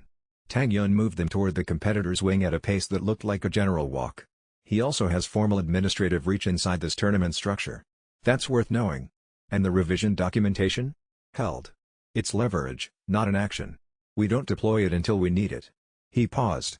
"Has Oscar found the food district?" Grandmaster's mouth shifted fractionally. "Since breakfast." "Good. Meet there in an hour. Everyone together." The briefing happened in the back room of a noodle establishment that Oscar had identified with his particular radar for comfortable, privately owned spaces with no institutional affiliations. The food was excellent, which helped. Tang Yun ate efficiently and walked everyone through the updated picture, the suppression device and its mechanics, Gu Haoyan's registry and Xiao Wu's presence in it, the bracket manipulation they documented, and the timeline pressure of the tournament proceeding around their other operations. Tang San listened through all of it with the still focus he brought to serious conversations. "Then, the manipulation needs exposure before the semifinals." "Yes. Ning Rongrong's father's people can distribute the documentation, not yet. Bracket manipulation is embarrassing but not damning enough for the political weight we need right now. We want him to act first. Something more visible, something he can't walk back through administrative revision." Tang Yun spread his hands on the table. The rings orbited calmly around them. Xiao Wu said, "That means letting him come at us." "The mechanics are similar to that, yes. You're using yourself as bait." "I prefer the framing of controlled revelation, but I understand why you're calling it something else." He met her gaze. "He arranged the suppression device demonstration at the registration hall because he wants me angry and reactive. So the answer is to not be angry and reactive." She studied him across the table. "You've been angry since last night?" "Yes. Anger is useful when it's pointed at the right target." He paused. "He turned my mother's research against me. That matters to me personally. But it matters as information about his character, not as a reason to make tactical errors." The hook, Ah Yin appeared in the restaurant doorway without warning, placed a piece of paper on the table, and left before anyone could respond. Tang Yun picked it up. The Beast Hunter's Registry. A complete copy. He turned to the top of the page, expecting to see Xiao Wu's name. He found instead a name he hadn't expected, Ah Yin herself. Listed at entry number 4, with a notation spanning 3 decades of observation. She had brought them evidence that included her own dossier, had walked into their planning session and handed them documentation of a hunt that had been tracking her for 30 years, because the information mattered more than the risk of handing it over.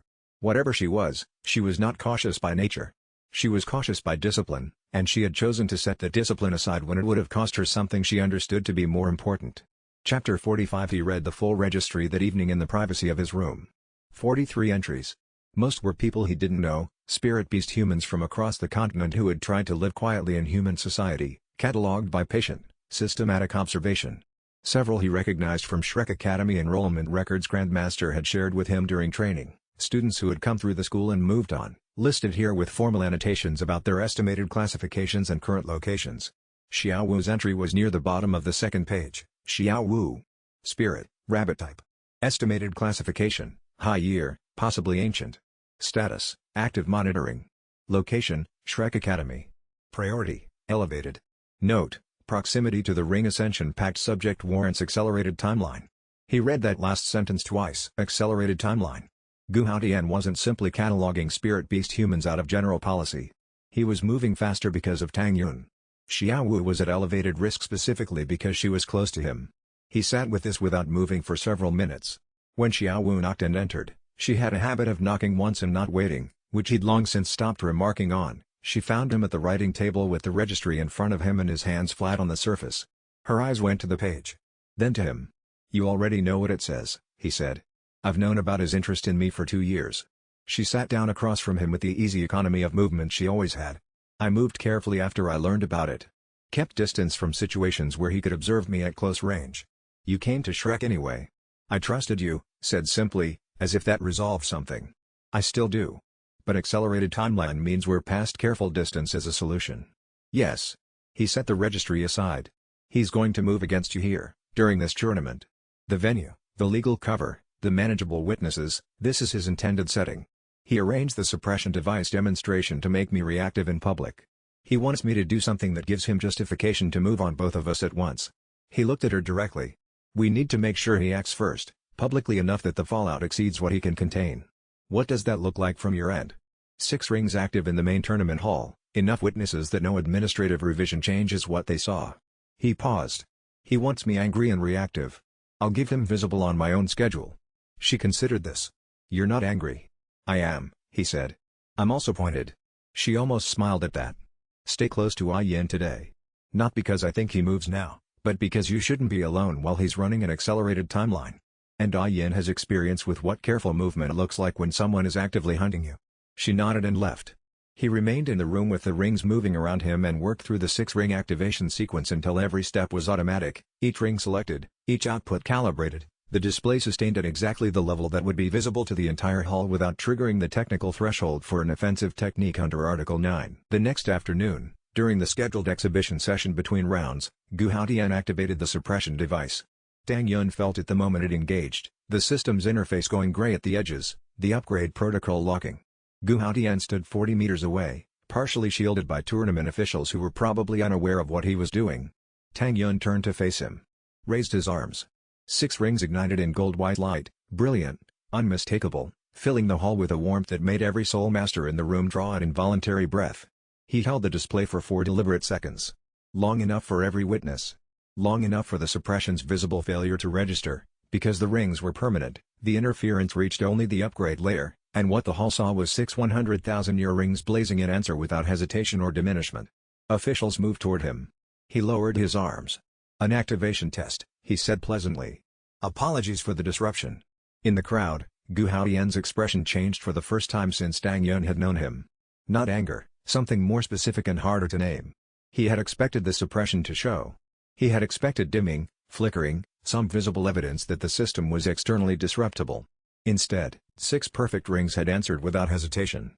The hook, Yan Mingzhu, in the observer's box above, wrote something in her private notation journal. He could see the motion of her hand but not the words. Whatever she wrote, she did not look up afterward to glance at Gu Haotian. She looked back at Tang Yun, and she kept looking for 3 full seconds, with the expression of a person who has been collecting evidence toward a conclusion and has just received the final piece, but who would not yet let him know what conclusion she had reached. Chapter 46. The protest was filed within the hour. Tang Yun had expected it, and Grandmaster had positioned himself near the head administrator's office since mid-afternoon. By the time the formal summons arrived at their lodgings, Grandmaster had already requested a mediating panel under Article 14, subsection 7, an injunction procedure requiring both parties present and a neutral panel. They arrived at the panel hearing to find Gu Haotian already seated with 2 Spirit Hall legal counselors and the patient authority of someone whose entire career had been built on knowing which documents opened which doors. Tang Yun sat across from him with Grandmaster beside him. The panel comprised 3 senior tournament officials and 1 external assessor, a heavy-set man from the 7 treasure-glazed Tile clan's legal delegation who had the reputation of a scrupulous proceduralist with no institutional loyalty to the Spirit Hall. Elder Ning, second uncle to Ning Rongrong. Gu Haotian presented his protest as a safety matter. An uncontrolled ring activation in a crowded hall endangers participants and spectators. The student's conduct violated competition zone protocols, Article 9, Subsection 1. Tang Yun's response was precise. The activation was controlled. 6 rings at ambient display level, no technique deployed, no attack pattern initiated, no barrier established. Article 9, Subsection 1 specifically exempts ambient display from its prohibition. The subsection addresses offensive technique deployment, which did not occur. He placed the charter on the table. The distinction is clearly drawn in the charter's definitions annex. Elder Ning made a note. Gu Haotian's next statement came fractionally faster than the previous ones. The student has been observed in unsanctioned ring acquisition over a period spanning, Elder Gu. Tang Yun's voice stayed mild. The panel was convened to address the specific protest filed, which concerns today's activation. Historical ring acquisition falls outside this panel's scope. He addressed the officials directly. Unless this has been convened as an investigation, which requires different procedure and advance notice under Article 12. One official leaned forward, confirmed the scope limitation, and made a mark in his ledger. Gu Haotian said nothing for 3 deliberate seconds. The hearing concluded with a formal finding that the activation had not violated competition protocols. The protest was dismissed. Walking out of the administration building, Tang Yun said nothing.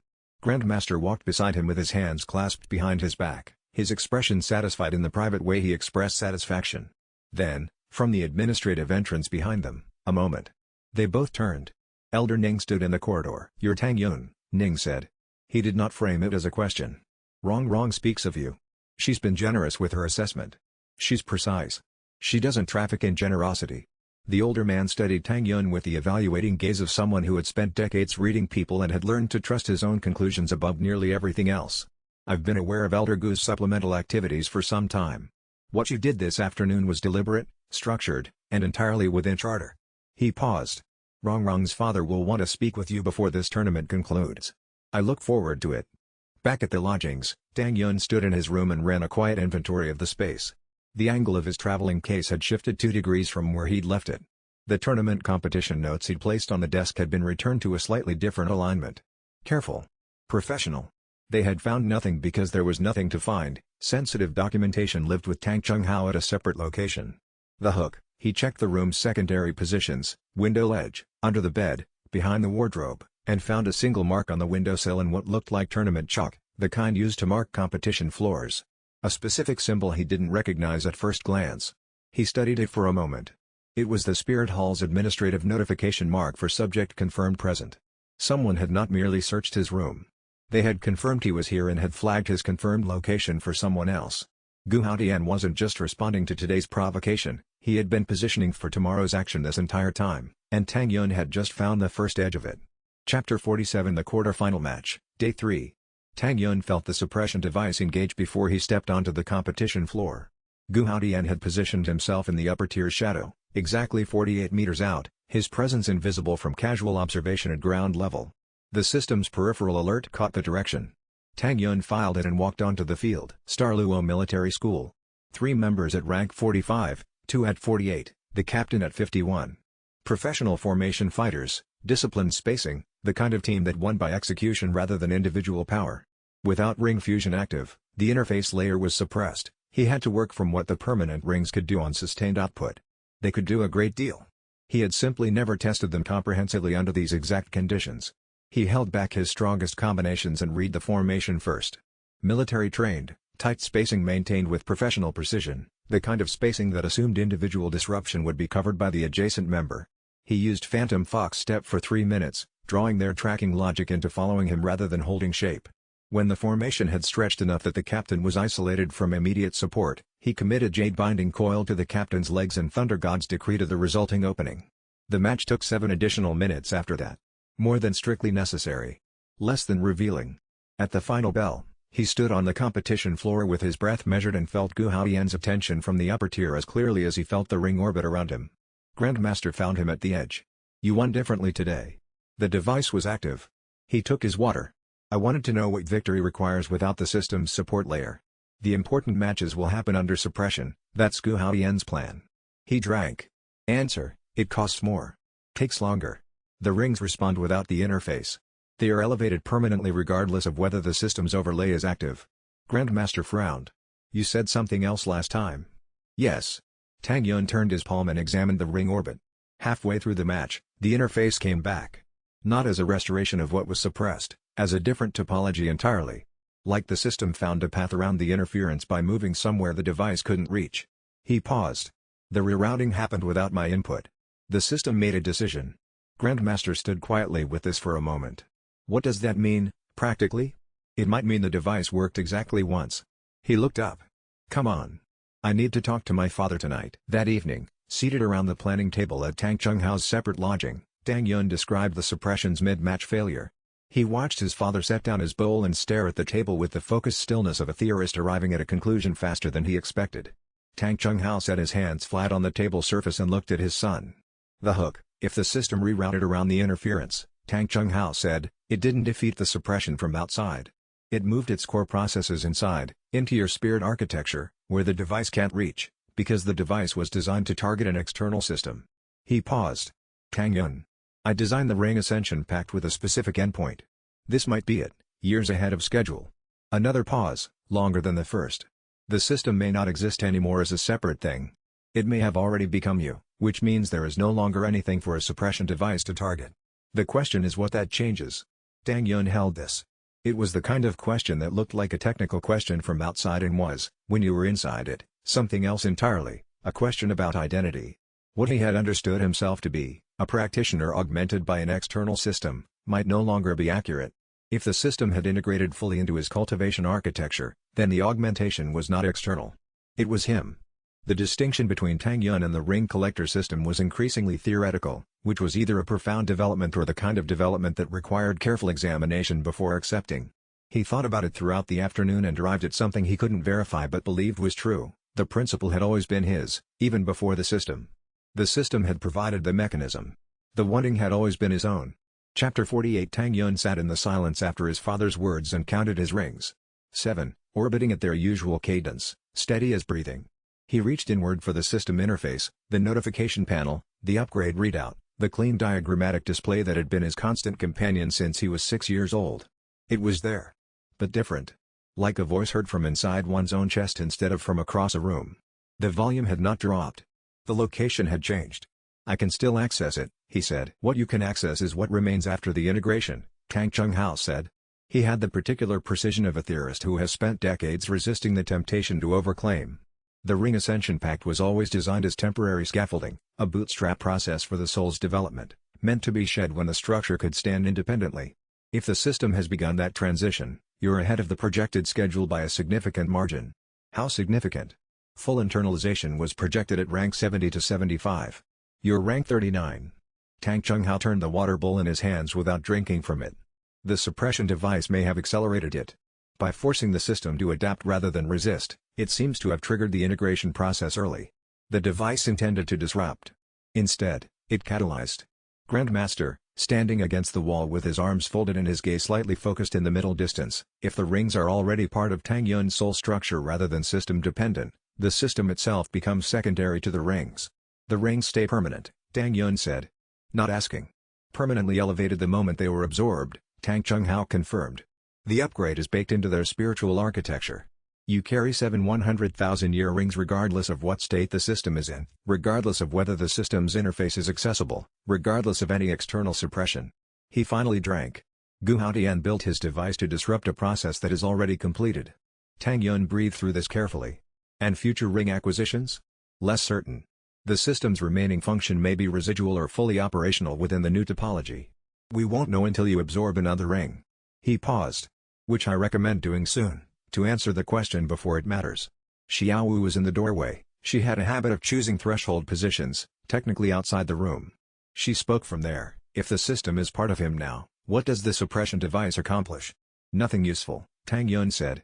So its use was Gu Haotian's mistake. It revealed his method. And the method failed by accelerating exactly what he was trying to prevent. He rose from the table. We need to understand what else he knows about the Pact's design. If he built from my parents' research, he has some theoretical understanding of the internalization stage. He has the design documentation, Tang Chenghao said. He doesn't have the theoretical derivation, those conclusions I kept only in my head, specifically to prevent exactly this kind of misuse. The internalization stage was a projected theoretical endpoint. I never committed it to paper in full. Then he knows the pact exists. He knows 12 rings. He knows an internalization stage exists theoretically. He doesn't know it's already happening. Tang Yun moved to the door. Good. The hook, In the doorway, Xiaowu stepped aside to let him pass and then turned to follow him down the corridor. He heard her footsteps stop, and when he looked back she was standing still with an expression that was focused and internal, the look she had when two pieces of information had just found each other in her mind. She had heard his father describe the Sovereign Pact Ring's requirements during the planning session 2 nights ago. She was standing in the hallway with that information and the current conversation together, and whatever conclusion she was building toward, it was close enough that he could almost see its shape. "Don't," she said, before he could ask. "Not tonight." She kept walking, and he said nothing, and in the morning things would be different, but not tonight, not yet, not until she was ready to say what she was building toward. Chapter 49. He found Ah Yin at the city's eastern park the next morning, not combat practice, something older and quieter, a series of slow weight transfers and held positions that bore the markers of cultivation theory predating anything Tang Yun had studied in either of his lives. She did not stop when he sat on a nearby bench. Several minutes passed in companionable silence before she spoke. "You have questions?" "Some. You want to know if Xiaowu is safe from Gu Haotian's registry." He chose his answer carefully. "I want to know what she hasn't told me yet. Not because I need to know it, because I think she's building toward telling me, and I want to understand how much time that should take." Ah Yin completed one more slow transition and stilled, facing slightly away from him. "She's told you she is 100,000 year." "Yes." "She hasn't told you how long she's been in human form." A pause. "Xiaowu is not a young beast who grew into this shape. She has been in human form for 87 years. She has been watching this world and waiting in it for 87 years. Ah Yin turned. "She found you when you were a child." Deliberately.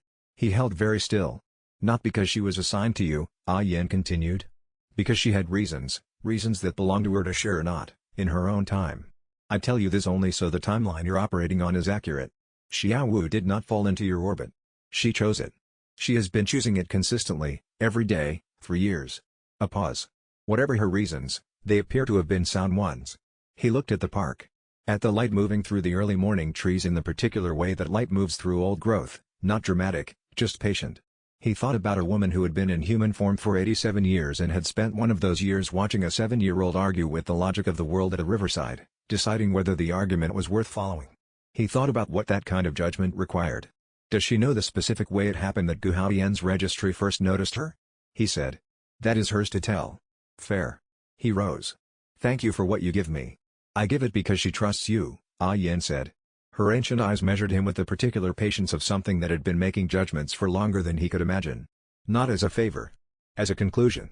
87 years of careful observation about what is worth trusting. She is not wrong about you. I want you to know I've checked. He walked back toward the tournament district as the city came fully awake around him. By midday, the semi-final bracket was posted.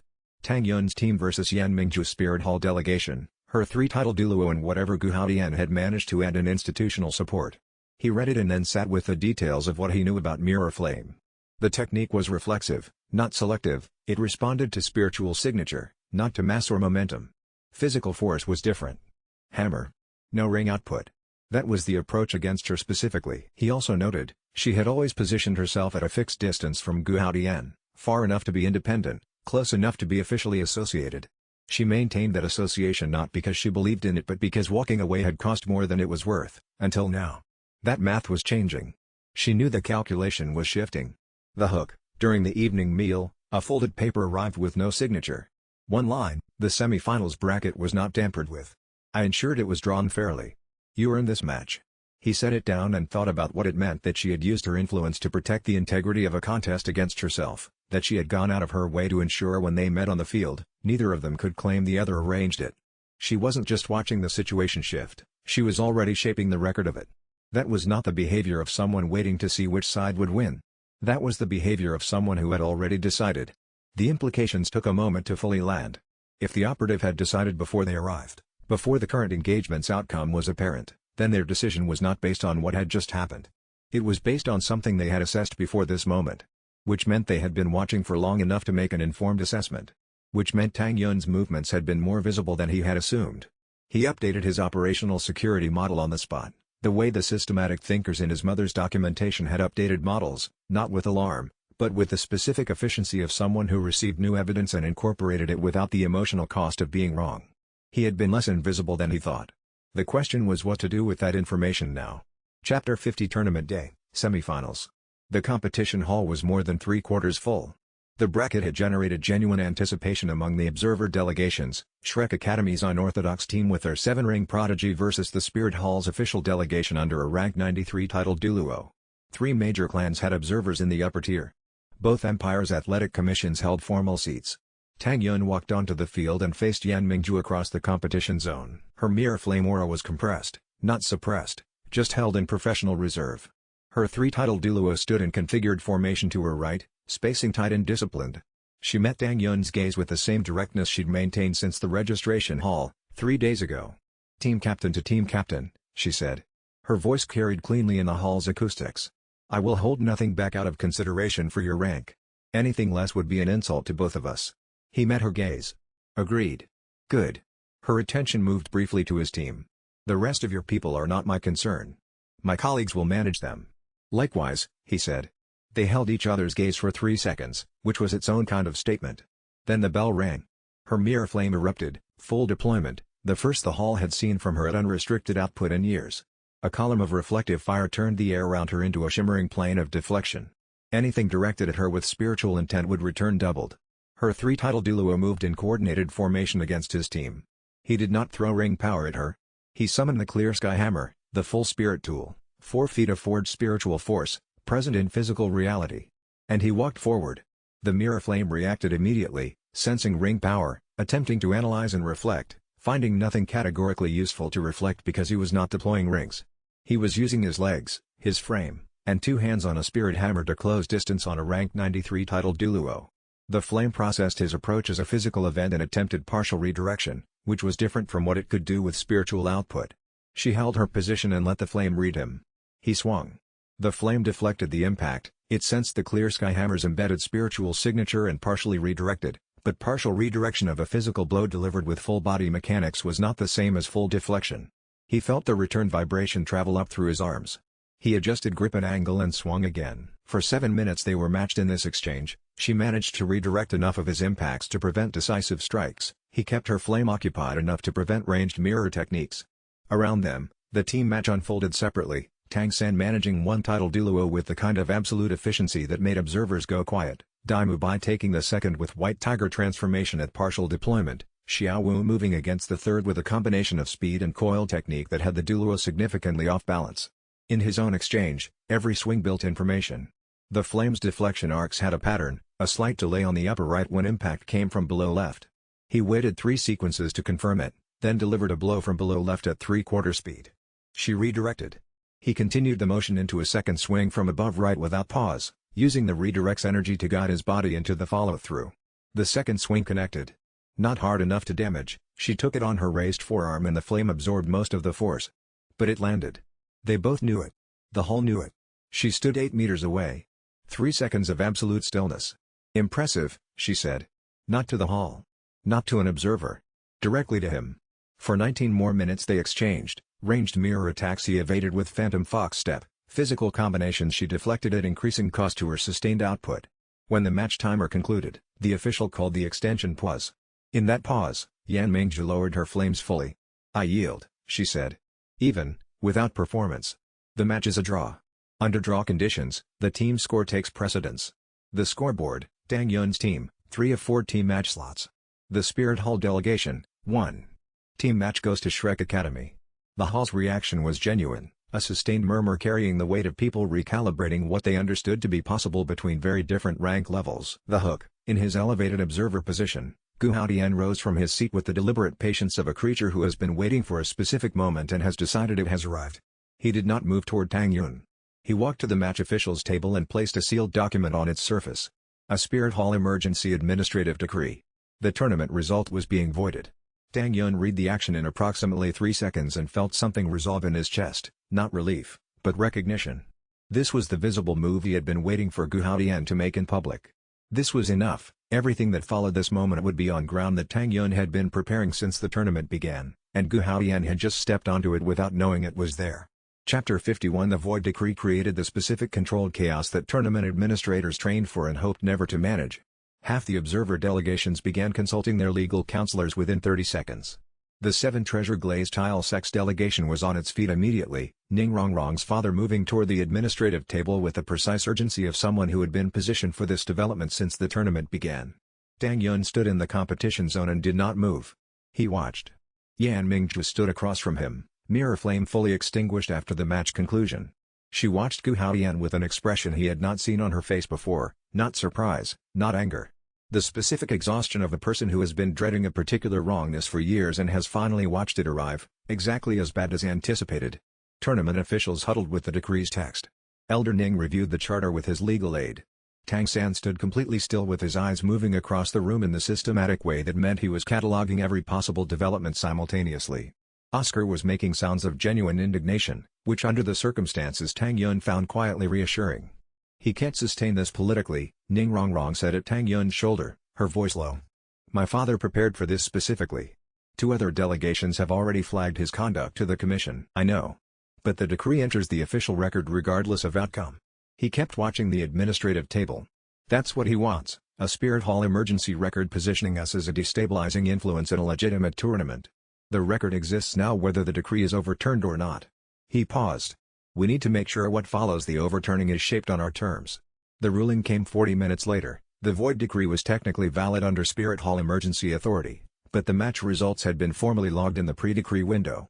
The tournament could not continue with the original bracket, but the registered results were in the official history.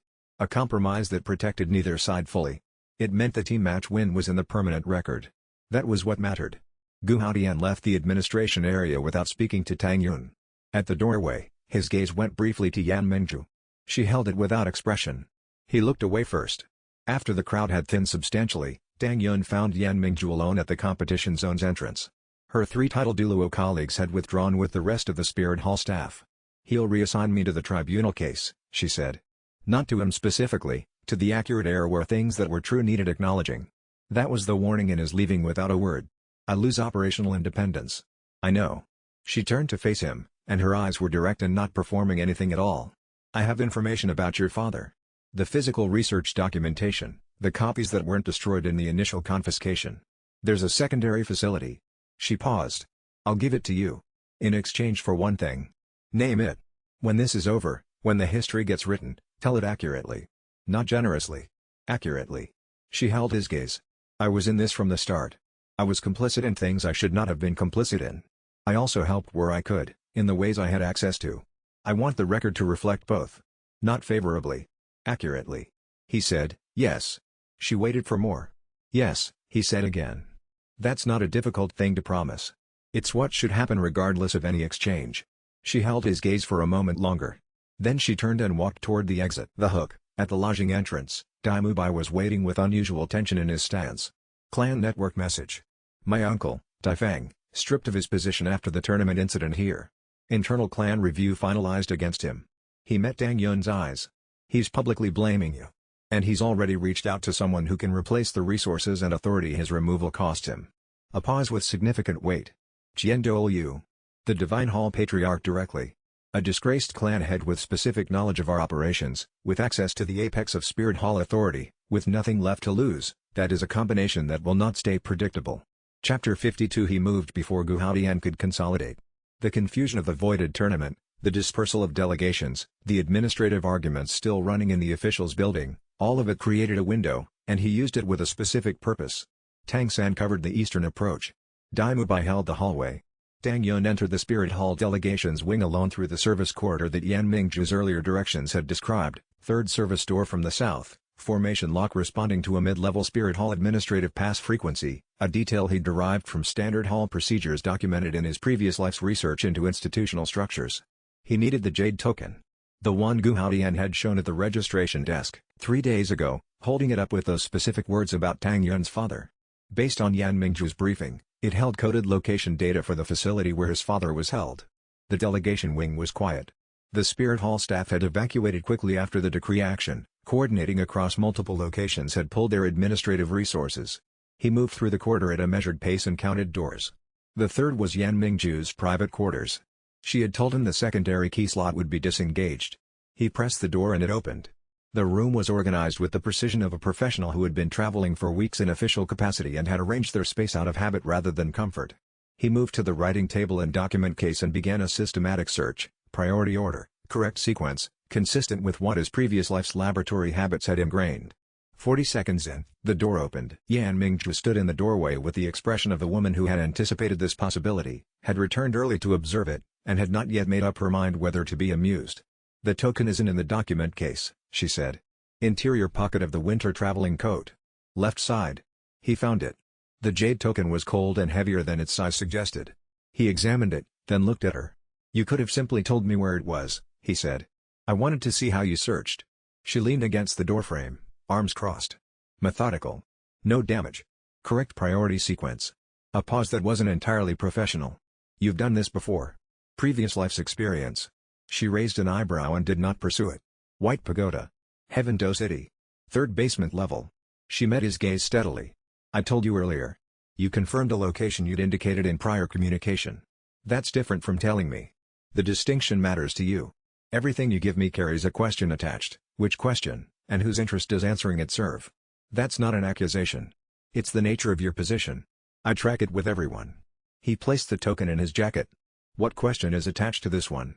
Whether the location is still accurate. Whether the facility increased security after the decree. Whether Gu Haoyan moved your father when the tournament turned against him."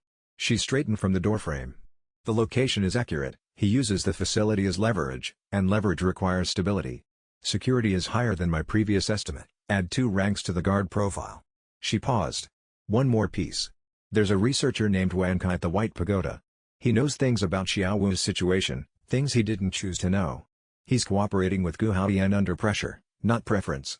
Her voice went precise. "He has been frightened for a very long time. I'll get him out if I can," Tang Yun said. The hook. From the corridor outside came Daimu Bai's knock. 2 raps. Pause. 1. Someone approaching the wing. Tang Yun was at the service door in 4 steps and threw it cleanly before the returning Spirit Hall staff reached the corridor.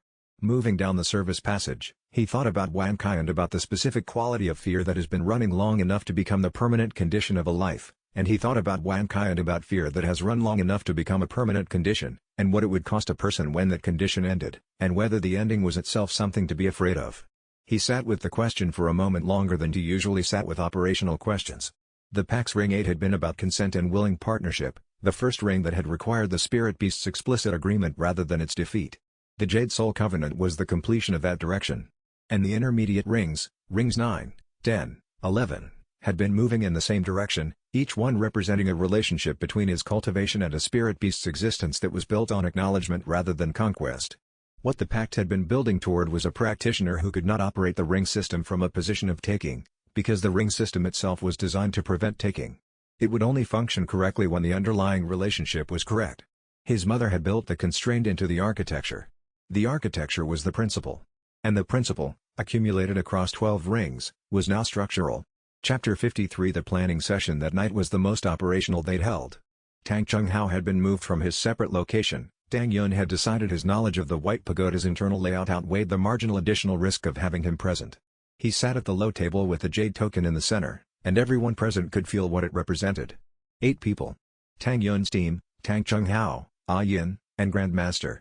The room was small enough that everyone was in each other's full eye line. Heaven-Do City, Tang Yun said. The White Pagoda facility. 3rd basement level. Tang Chunghao's gaze rested on the token for a moment. Then, I know the pagoda. It was operational during my time there.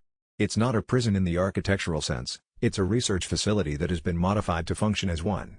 Containment formations in the access corridors. 3rd basement is the deepest secure level. His voice was steady in the way that cost him, the steadiness of someone who was not going to allow his voice to do otherwise, not in this room, not tonight. Guard estimates from Yan Mingzhu's updated intelligence, rank 40 to 50 range, 2 outliers at 58 and 61, Tang Yun said. He looked at Tang San. The route in. Tang San had been working on this since the morning's briefing. He laid out the analysis. Ning Rongrong's clan contacts provided access to a river tunnel system beneath Heaven-Do's old quarter, an infrastructure channel that predated the city's current layout and had been used by the Glaze Tile clan for secure goods transfer. It surfaced in the old quarter approximately 200 meters from the facility's eastern access. The void mirror null resonance holds for 8 minutes before the formation barriers begin detecting the null signature itself, Tang Yun said. 8 minutes is enough to reach the 3rd level on the eastern route if we move at pace. I've run the route mentally 14 times against the map. He met Dai Mubai's eyes. You're the breach. Daimubai understood without elaboration. 8-minute mark. Northern gate. Full combat capacity. Yes. It draws the facility response to the north, clears the interior. We come out through the breach. He looked at Oscar. Recovery items, full load. Already packed, Oscar said. No performance. Just a statement. Tang Chunghao said, Wan Kai. He comes out with you, Tang Yun said. His father looked at him carefully. You know about Wan Kai? Yan Mingju told me. He paused. She said he's been frightened for a long time. That seems like a condition worth ending. Tang Chunghao set his hands flat on the table surface. He looked at them for a moment before speaking. He was my student. He was caught because he tried to warn me when Gu Haoyan's people first moved to extract the research. He ran ahead to give me time. A pause that carried 12 years' weight. I owe him more than I have an accounting for. Then we get him out, Tang Yun said. Xiao Wu, who had been quiet through most of the session, spoke now with deliberate care. There's something I've been carrying. I'll tell you after this operation, not a crisis situation, just something you should know. She met his eyes directly. I've been working out how to say it. He met her gaze. I'm listening whenever you're ready. She nodded and looked back at the table. He thought about what Ah Yin had told him and what Xiao Wu had been holding for 87 years and the particular way she'd looked at him in the market district when the Sovereign Pact ring notification had assembled itself in his vision. She was building towards something. It was close. The hook. Tang Chunghao reached across the table and touched the jade token with one finger, very lightly, as if confirming it was real, and then drew his hand back. He said, to no one specifically, she'll be in the research space on the 3rd level. She was always in the research space when she needed to think. He paused. She would have gone there deliberately, when this all began. She would have chosen it. He was quiet for 3 seconds. I spent 11 years believing she was dead.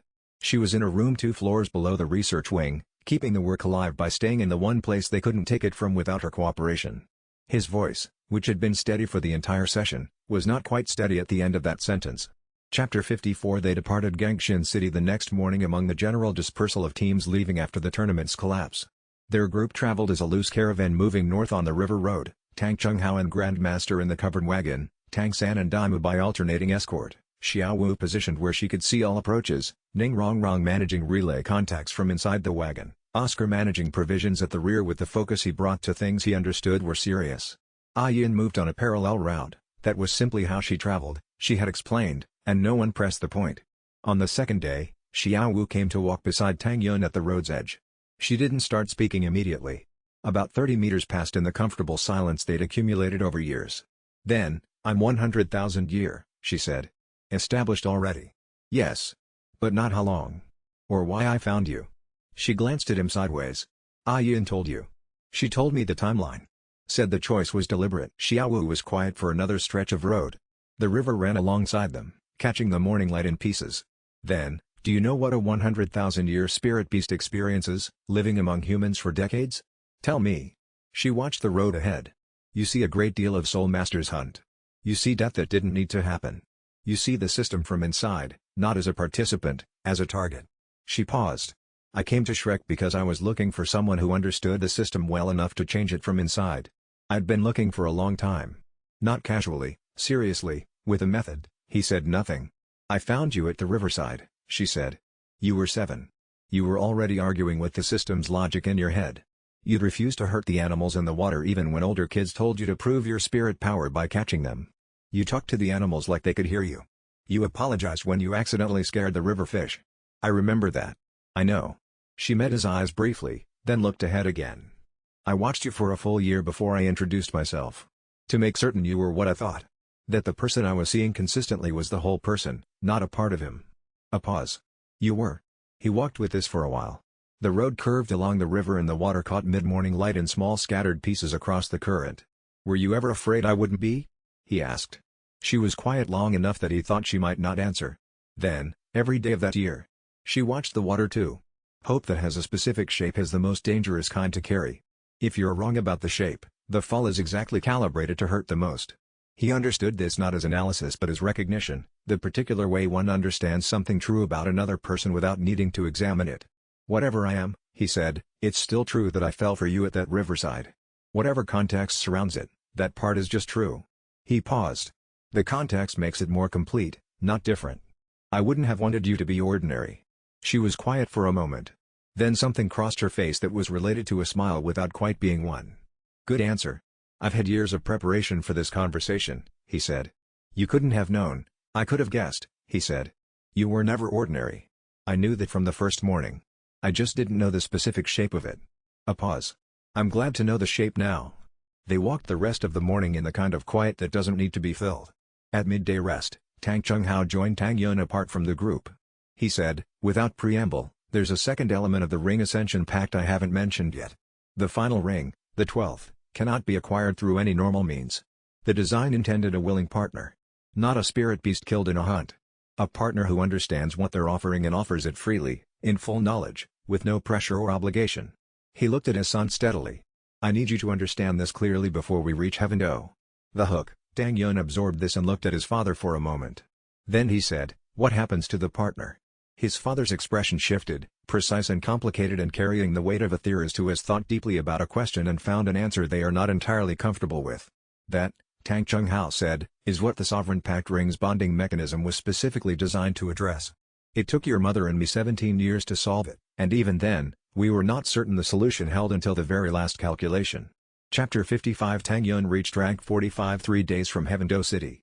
The cultivation breakthrough came during a morning training session, a warmth expanding through the ring circuit and settling into new equilibrium.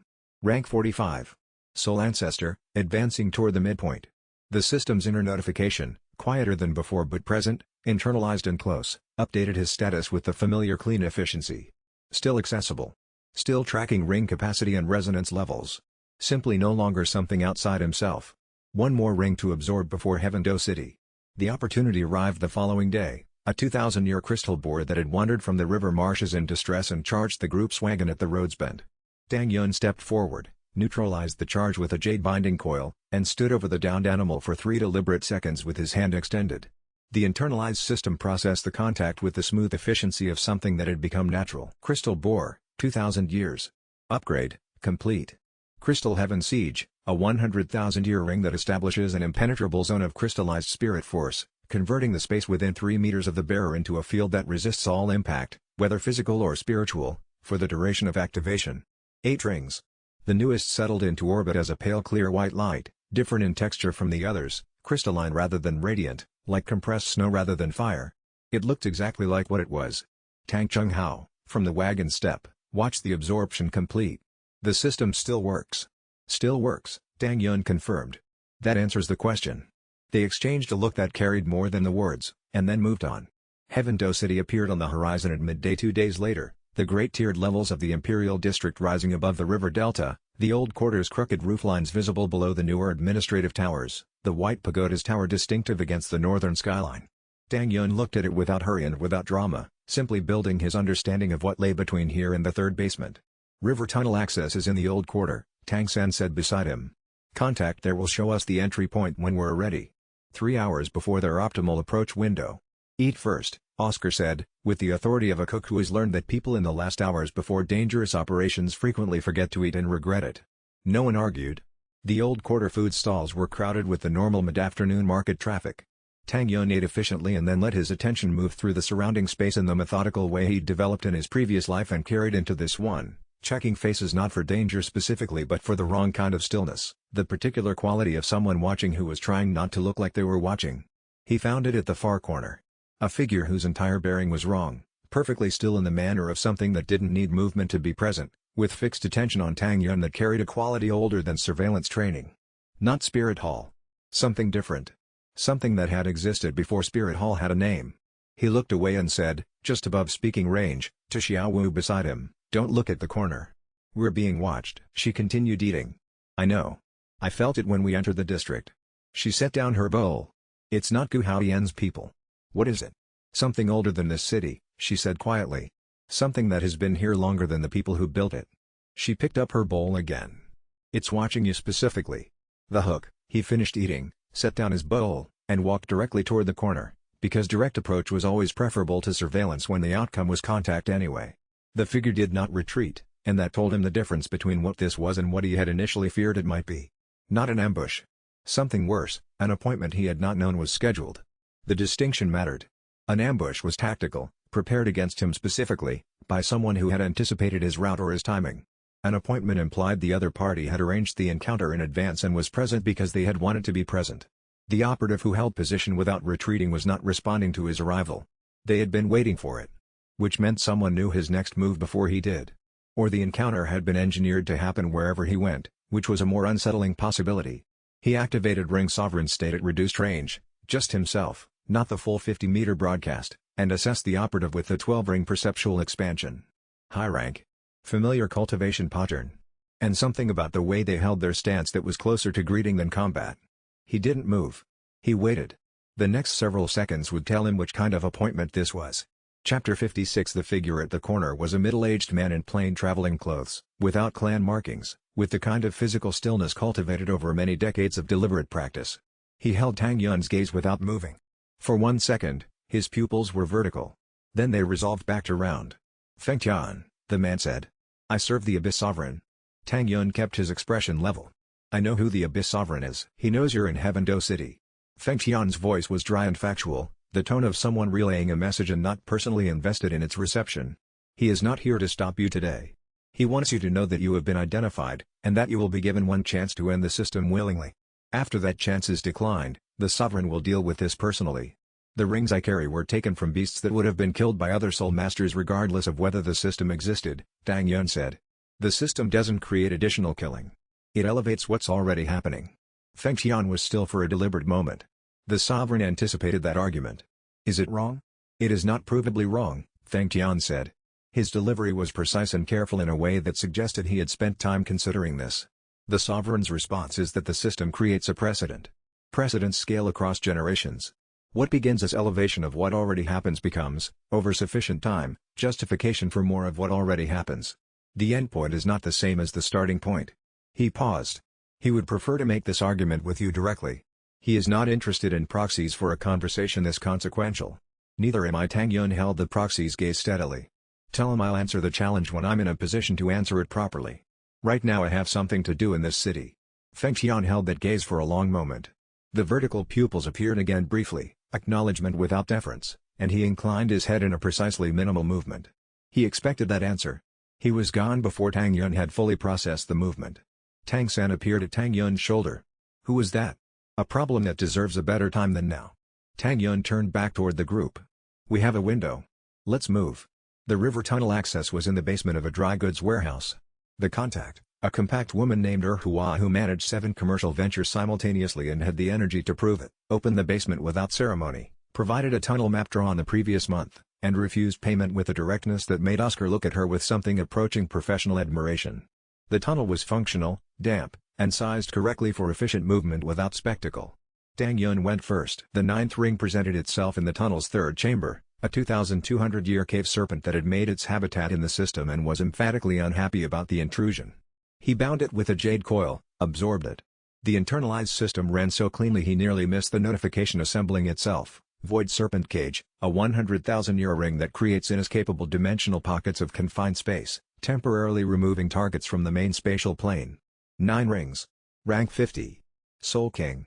The threshold resonance hit every ring in the orbit chain simultaneously, a pulse that traveled the circuit and return changed. Not just rank advancement but a qualitative shift, the spirit core opening into a new capacity range that he hadn't had access to before. The feeling was different from previous thresholds. More fundamental. Like a door opening into a larger room. The hook, the system's notification arrived slowly, assembling with deliberate weight, like text being carved rather than printed. Soul King threshold achieved. Secondary protocol unlocking, ring fusion capability active. 2 rings may be temporarily merged into a compound technique. Fusion duration, 60 seconds maximum. Cooldown, 15 minutes. Tang Yun stood in the tunnel with water dripping from the stonework above him and 9 rings in orbit and thought, Gu Haotian's suppression device triggered the internalization early, the internalization triggered the threshold early, and every action he took to stop this has instead been accelerating it. The man's most competent moves have been his worst mistakes, and he does not know it yet, which means he will make another one. Yan Mingzhu said this with the particular flatness of someone stating a fact rather than expressing satisfaction at an enemy's future failure. She was not glad that Gu Haotian would make another mistake. She was observing that he would, because the pattern was visible and the pattern was his, and his institutional position protected him from the feedback that would otherwise have corrected it. She folded her assessment away and returned to the operational map. "The 3rd facility has a 12-hour window starting tomorrow evening," she said. "That's our best access point for the primary documentation archive." She looked at Tang Yun. Whatever he does next, we want to be out of range and in possession of the documents before it happens. Tang Yun agreed. They moved to planning. Chapter 57. He tested ring fusion in the tunnel's wider section, a curved chamber where two systems intersected, giving enough space to work without the output reflecting directly back. Tang San and Xiao Wu flanked him, watching. Tang Chunghao and Grandmaster held positions further back with the focused attention of people witnessing something they have spent years working toward. Thunder God's decree, Tang Yun said. The fourth ring brightened in its orbit. And jade binding coil. The second ring brightened alongside it. He brought them together. Not like combining two separate things, more like finding the harmonic point between two frequencies, the specific note where both rings resonated on the same underlying vibration. He held that resonance for 3 seconds of building tension, feeling the compound energy accumulate, and then deployed it against the tunnel wall at controlled scale. Thunder Jade Storm. The binding chain manifested, not pale green but braided electrified light, every strand carrying live current at the full 100,000-year elevation of both contributing rings. When it struck the tunnel wall, the impact point bound and discharged simultaneously, the two effects interpenetrating rather than occurring in sequence. The wall section smoked. Stone cracked along the contact line. The mark was significantly deeper than either ring could have made separately. Tang San examined the impact. The binding would hold. And the target would be taking electrical damage throughout the entire restraint period. He ran his thumb along the edge of the crack. The compound effect is more than the sum of the individual rings. That's what fusion does, Tang Yun said. The rings enhance each other. But the preparation time makes it unsuitable for reactive combat, it needs to be preloaded before an engagement begins. He noted the cooldown activating. 15 minutes between uses. That's a real constraint. What combinations have you mapped? Tang San said. Thunder and Jade is the obvious one. Crystal Siege with either of the gravity rings, that might produce something with real defensive depth. The Void Serpent ring with almost anything changes the spatial geometry of the technique in ways I haven't fully worked out yet. He looked at his 9 rings in orbit. I need more time to map this properly. We don't have it today. Tonight, after extraction, Tang San said. Tonight. Tang Yun checked the tunnel map. 3 chambers from the surface exit below the facility's eastern approach. Move. They moved. The first tremor came 30 seconds into the next chamber, not geological, not structural. A directed vibration in the spirit formation network that ran through Heaven Do's infrastructure, the kind of resonance that only someone with formation expertise would recognize as intentional. His father went rigid beside him. The pagoda's detection formations just went to active sweep mode, Tang Chunghao said. His voice was flat and controlled. Something external triggered them. Not us, we're still too far. Tang Yun ran through the possibilities quickly, an external event, an internal alert, or a communication from Gangshin City arriving faster than their road travel had. Gu Haodian had been informed about the tournament's outcome and had hardened the facility in response. We move at pace, Tang Yun said. Does that change anyone's readiness? Silence. Which was the group's version of no, clearly stated. They moved at pace. The hook. 60 seconds later the formation tremor came again, stronger, more urgent, pulsing rather than steady. And through the tunnel's stone walls, muffled but clearly identifiable, came the sound of heavy boots above them moving fast across whatever floor lay directly overhead. Someone else was already inside the facility. Their 8-minute null resonance window had not yet started, and there was already active movement in the building they were about to enter, which meant their approach had been anticipated, or something inside the facility had triggered independently, and either way, the operation had already begun before they were ready. Tang San assessed without hesitation. The left corridor is clear for 90 seconds. The right has 2 practitioners on a rotation that turns in 40. He was reading the facility's security pattern from the vibration sensitivity of his clear sky hammer, a technique Tang Yun recognized from the liberated practitioner's accounts of his father's training methods, adapted for facility infiltration. We take the left. We have the 90 seconds and then 40 more before the rotation completes. What's at the end of the left corridor? Processing. And below processing, containment. Tang Yun nodded. They moved. Chapter 58. He pushed the group to a controlled run through the tunnel's final section. The sounds above tracked laterally, not descending yet, moving along the facility's internal floor plan in a pattern he couldn't decode from below. The tunnel exit was a reinforced hatch built into the floor of a ground-level storage room, sealed over when the facility's access configuration changed decades ago. The hatch functioned. He came up first, cleared the room, moved out into the facility. Void mirror null resonance engaged immediately. The formation barriers that should have been detecting his passage went blind to his spiritual signature. He started his internal count. 8 minutes. Third basement access ran via service corridor parallel to the main research wing. He moved at the pace he'd pre-calculated, 14 seconds per corridor section. The formation barriers along the walls remained passive. At the stairwell he paused, listened, descended. Second basement. Research wing active behind the walls, light and equipment hum. The smell of cultivation analysis compounds his previous life laboratory experience recognized immediately. He kept moving. First basement. Guard post at the stair corner, a practitioner at rank 42 seated at the quarter intersection with a relaxed posture that changed when Tang Yun entered the range of his perception.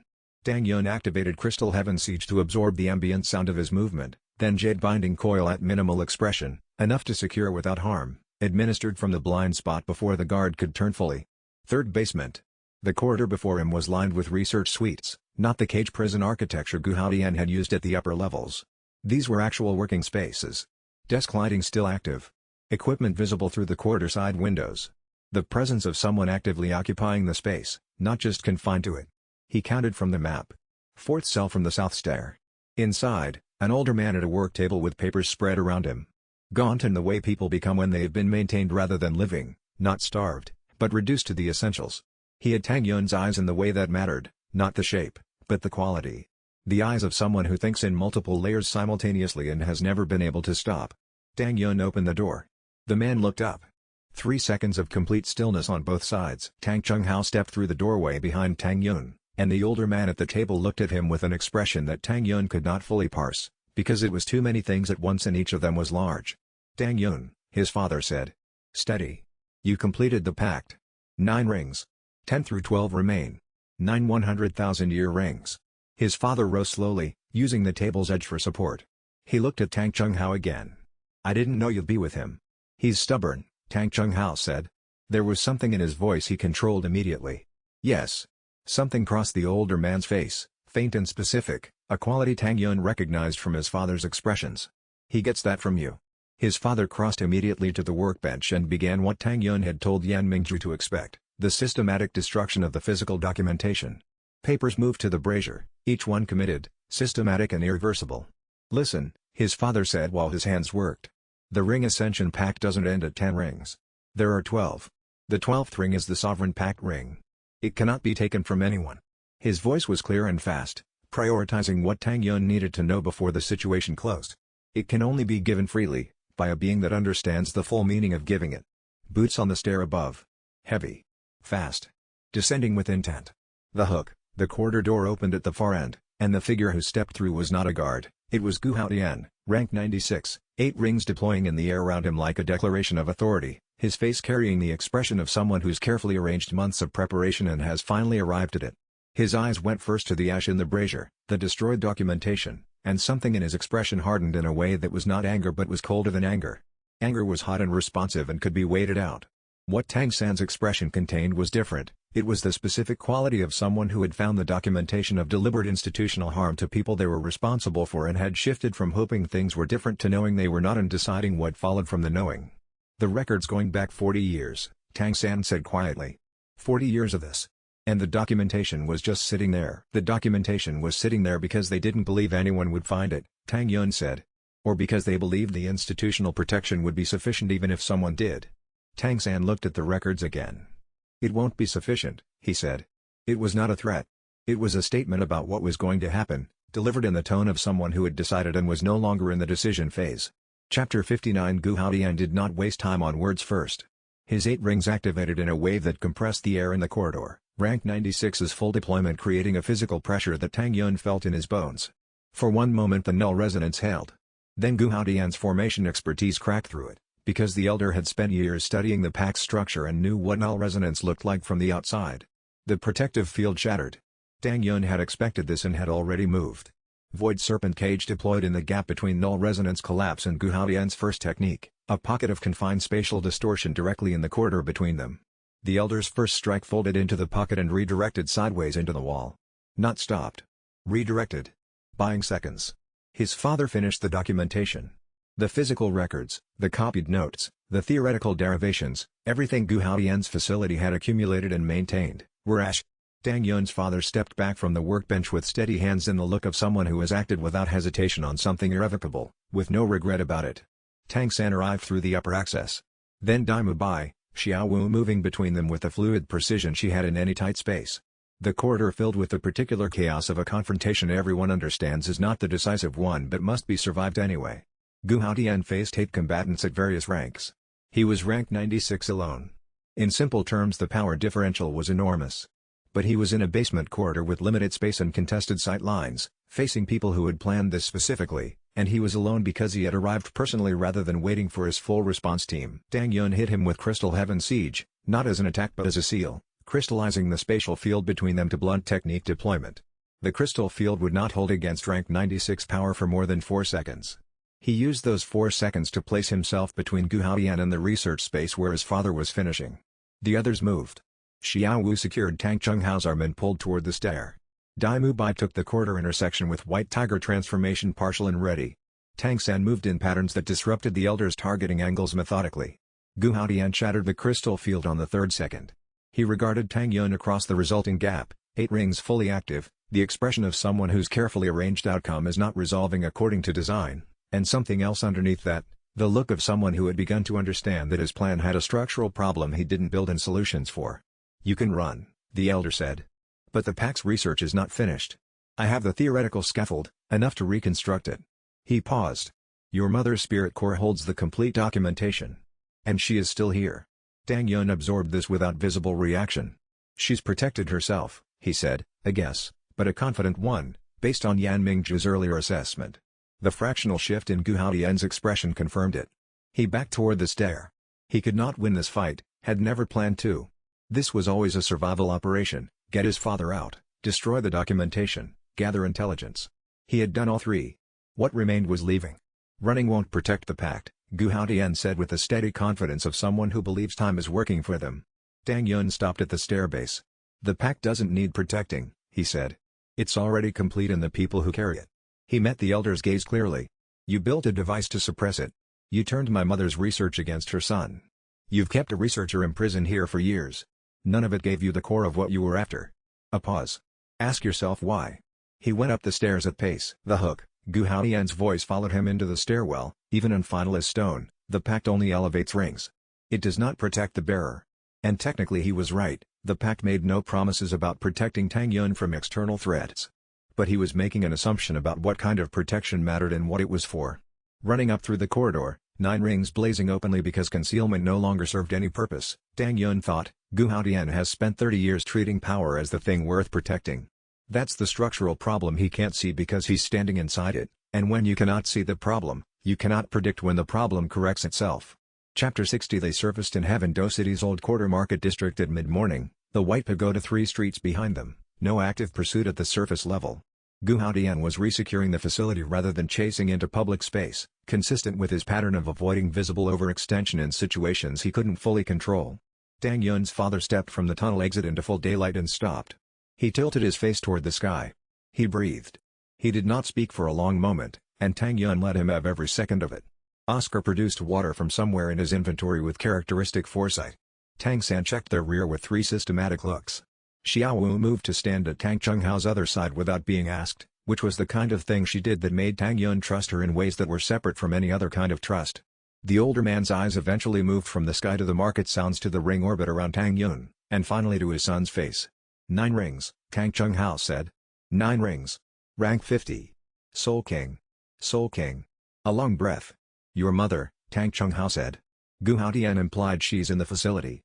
Based on Yan Mingzhu's earlier assessment, she's protected by her own spirit power, in effective voluntary isolation within the building, protecting the pack's core documentation in her spirit core. Tang Yun met his father's eyes steadily. He can't extract the core documentation without her cooperation. She hasn't cooperated. She chose to stay. Tang Chenghao absorbed this in the way of someone fitting a piece into a picture they had feared was missing. She would have done exactly that, he said. Stayed deliberately. Kept herself there so the documentation stayed protected. She always thought 30 moves ahead.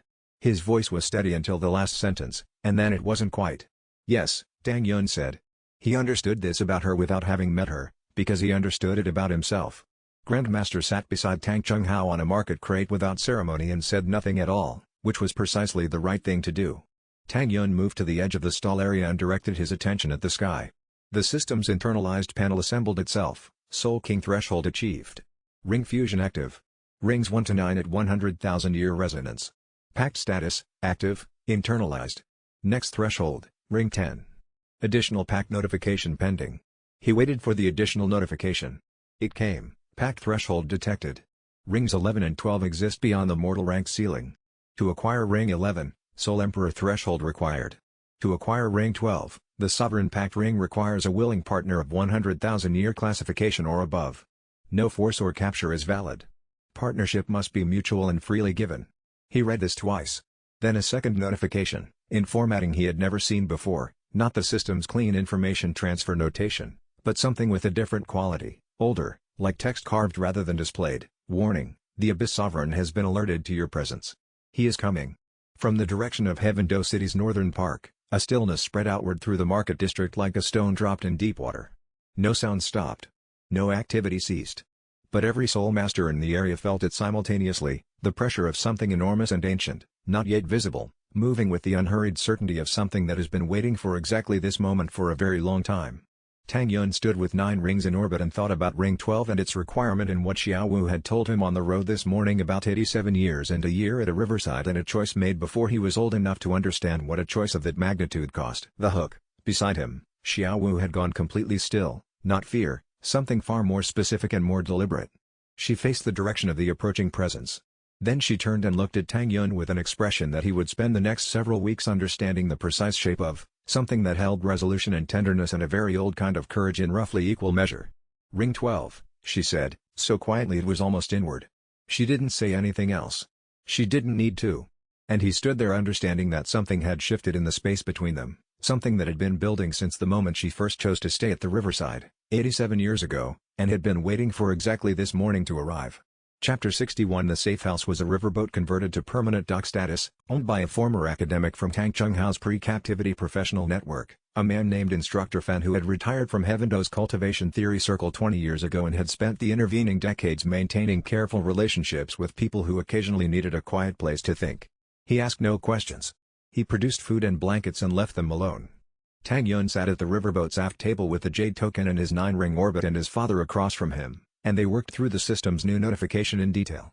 Rings 11 and 12 exist beyond the mortal rank ceiling, his father said slowly. He was turning the concepts in his mind the way he had turned the bowl at dinner, with the particular deliberateness of someone returning to a familiar thought from a new angle. The pact was always designed in 2 stages. The first 9 rings, those follow the standard Soul Master model, 1 ring per cultivation rank bracket. The 10th ring accelerates toward Soul Emperor threshold. 11 and 12 are different in kind. The 12th requires a willing partner, Tang Yun said. You told me that on the road. Yes. The 11th requires something else. Tang Chenghao paused. Rank 60 minimum. Soul Emperor threshold. But also, the pact was designed so that ring 11 cannot be acquired until the bearer has demonstrated genuine understanding of the ring collector system's philosophy. Not just used it. Understood it at the level where the understanding changes how they see everything else. Tang Yun considered this. How is that verified? I don't know, his father said. That's the piece I never resolved. The pact's design specifies a resonance verification at the Soul Emperor threshold, a test the system administers internally, but I was never able to derive the mechanism. He regarded Tang Yun's orbit. You may be able to tell me from the inside. The conversation was interrupted by footsteps on the gangway, the kind of footsteps that moved with the particular rhythm of someone who had run for the last 50 meters and was trying not to show it.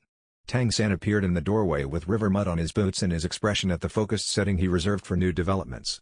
Message through Ningrongrong's father's relay, he said. The Shrek 7 Devils have been formally invited to the Heaven-Do Imperial Tournament as a registered team. He held out the document. The invitation includes an attached team composition addendum. There's space for a second registered group. Tang Yun turned the document over in his hands. Who issued the invitation? The Heaven-Do Imperial family directly. Tang San's expression held something complicated. Apparently saving the city from a spirit beast uprising earns significant credit. Tang Yun studied his father.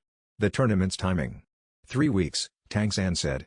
Which gives us time to consolidate, register, and prepare. Tang Yun set the document down and thought through the implications with the systematic efficiency he developed for exactly this kind of problem. A public tournament platform in Heaven-Do City, visibility, documentation opportunity, the chance to demonstrate the Ring Sage philosophy in a venue with maximum observer coverage from the clans, the academic associations, and both empires' cultivation commissions. It was the kind of stage that built credibility faster than private operations could. 3 weeks was also time for Gu Haotian's faction to regroup after the White Pagoda incident, which he acknowledged as a variable that needed monitoring. He thought about Douluo. Rank 99. The Divine Hall Patriarch. A man who had spent decades at the apex of the most powerful institution on the continent, who had never encountered an active 12-ring pact bearer. The tournament platform gave Tang Yun something to demonstrate before the inevitable direct confrontation, a public record of how the pact operated in practice, across weeks of competition, in front of observers who couldn't be dismissed as partisan. "We register," he said. Both groups together. The hook, Douluo Bai entered the riverboat with a look that was specifically not the look he wore when things were going according to plan. "I need to tell you what I just learned about my uncle," he said. "Specifically, what Dai Feng has offered Douluo in exchange for the Divine Hall's direct support." He paused. "It's not resources. It's information. Operational information about our group's movements since the Gengshin tournament. A beat. He's been tracking us, and he's been selling what he found." Chapter 62. The Shrek 7 Devils and Tang Yun's group formally consolidated at the Heaven-Do safe house over the following 2 days. Sleeping arrangements were creative. Oscar managed provisions with his characteristic focus and produced meals that were significantly better than the situation strictly required, which improved the mood of everyone substantially. Tang San and Tang Yun had their first real extended conversation on the second day. They had exchanged operational information in the past, brief assessments during crisis moments, but this was the first time they had sat across from each other with the specific goal of mutual understanding. Tang San asked about the Clear Sky connection first. He did it directly, the way he did everything. "Your hammer is a Clear Sky hammer." "Your lineage?" Tang Yun told him. His father's background, his mother's research, the Ring Ascension Pact's origins, and a theoretical project that had started as an academic exercise and had become something much larger. The way the Clear Sky clan's suppression had been connected to Gu Haoyan's interest in the Pact research from the beginning. Tang San listened through all of it without interrupting. When Tang Yun finished, Tang San sat with this for 3 full seconds. Then he extended his hand. "Brothers then," he said. It was a simple statement and he meant it simply, which was the quality Tang Yun valued most about Tang San. He did not dress things in ceremony when the direct statement was truer.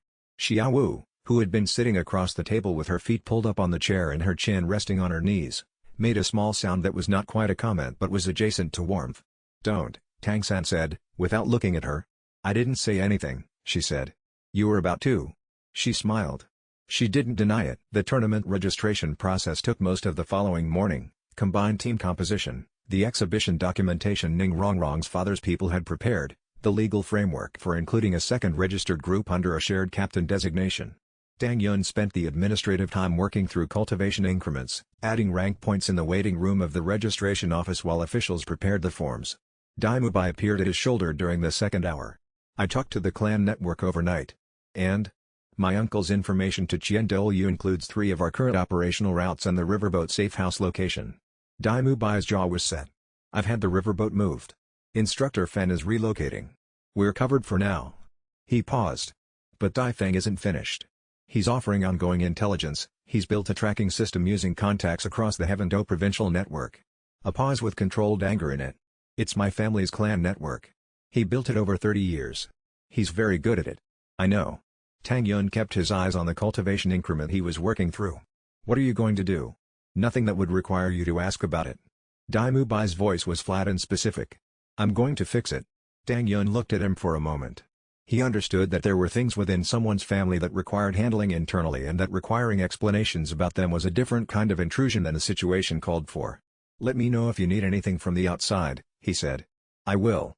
And Douluo Bai left, which was the whole conversation. The hook, the registration was completed and the team's tournament invitation confirmed. Walking out of the official building into Heaven-Do City's morning, Tang Yun counted the things he knew about Douluo. Rank 99. Seraphim. The head of the Spirit Hall's Divine Hall, a secret apex most people didn't know existed. A man who had spent decades at the center of the world's most powerful institution and who had, as far as Tang Yun could determine, never encountered someone who had the Pact's full 12-ring design operating from within.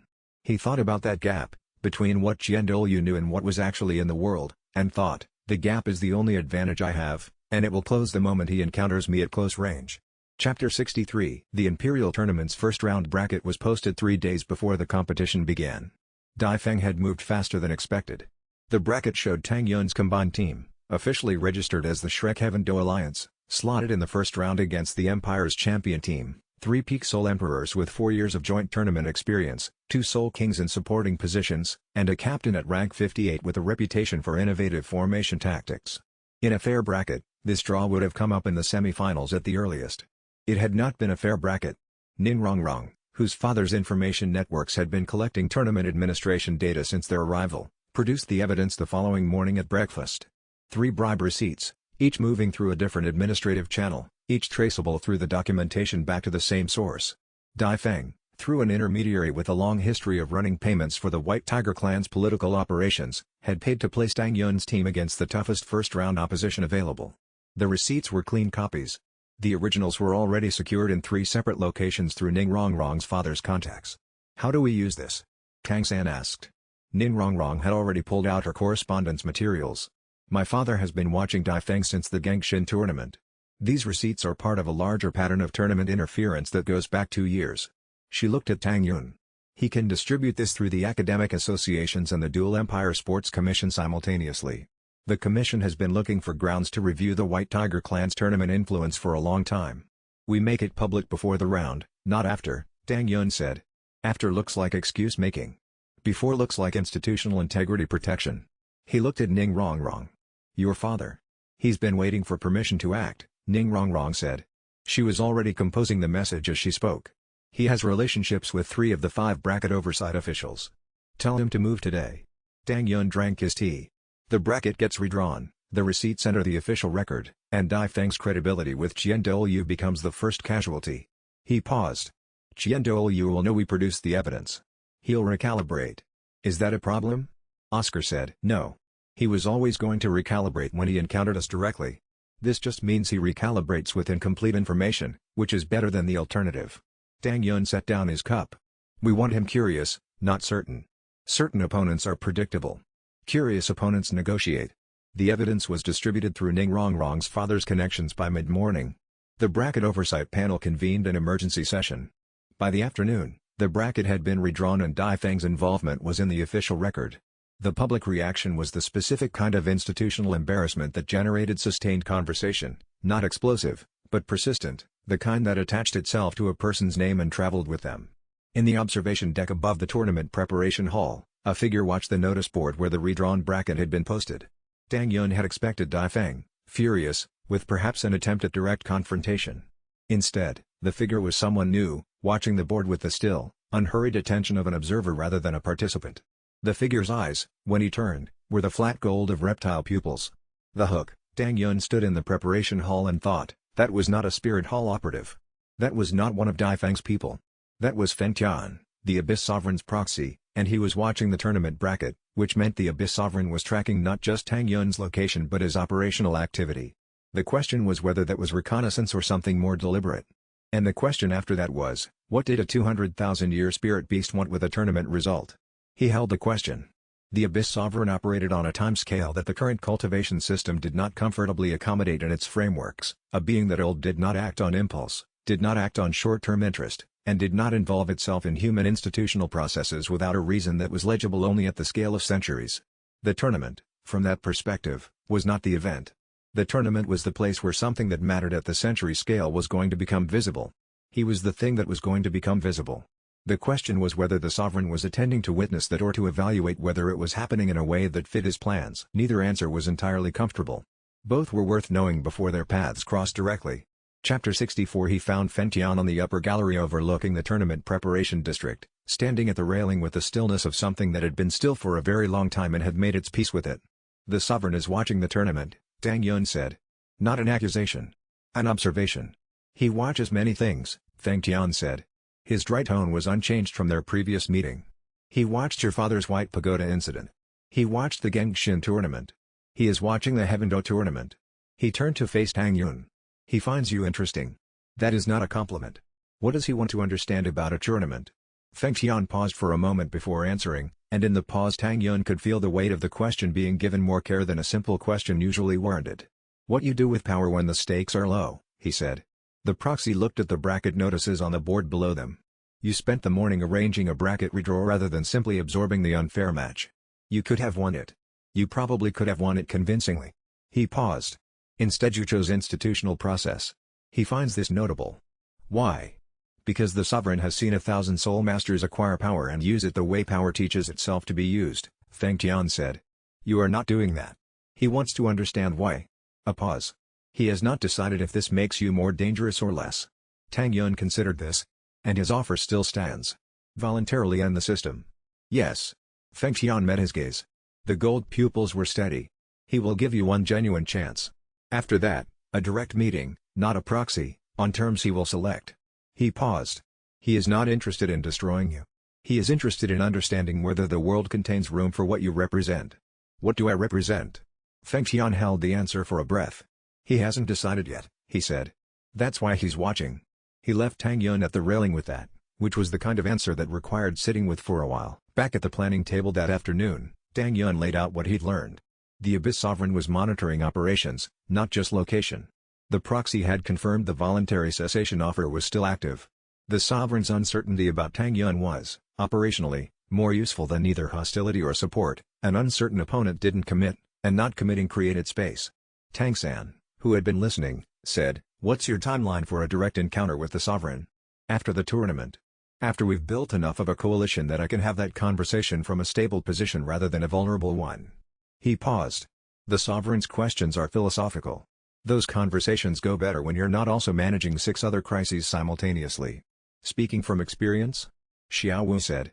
"Speaking from pattern recognition," he said. "Same principle." The hook. That evening, Feng Tian appeared once more, not to speak, simply appearing at the edge of the restaurant where Tang Yun's group was eating, and then not being there. He was there for approximately 3 seconds. Tang Yun counted. It was exactly long enough to communicate, "We see where you are and we will not interfere tonight," and nothing more. The Sovereign's proxy had precise intentions expressed through precise presence, and the precision itself was worth noting, because it meant the Sovereign was not acting impulsively. Everything he did was considered. That made him more dangerous and, in a specific way, more predictable. Tang Yun filed the observation the way his mother had trained him to file things that mattered, specifically and without embellishment. A 200,000-year spirit beast, equivalent in cultivation scope to the Spirit Hall's god-level classifications, was interested in the ring collector system's development. His interest was purposeful and his expression of it was disciplined.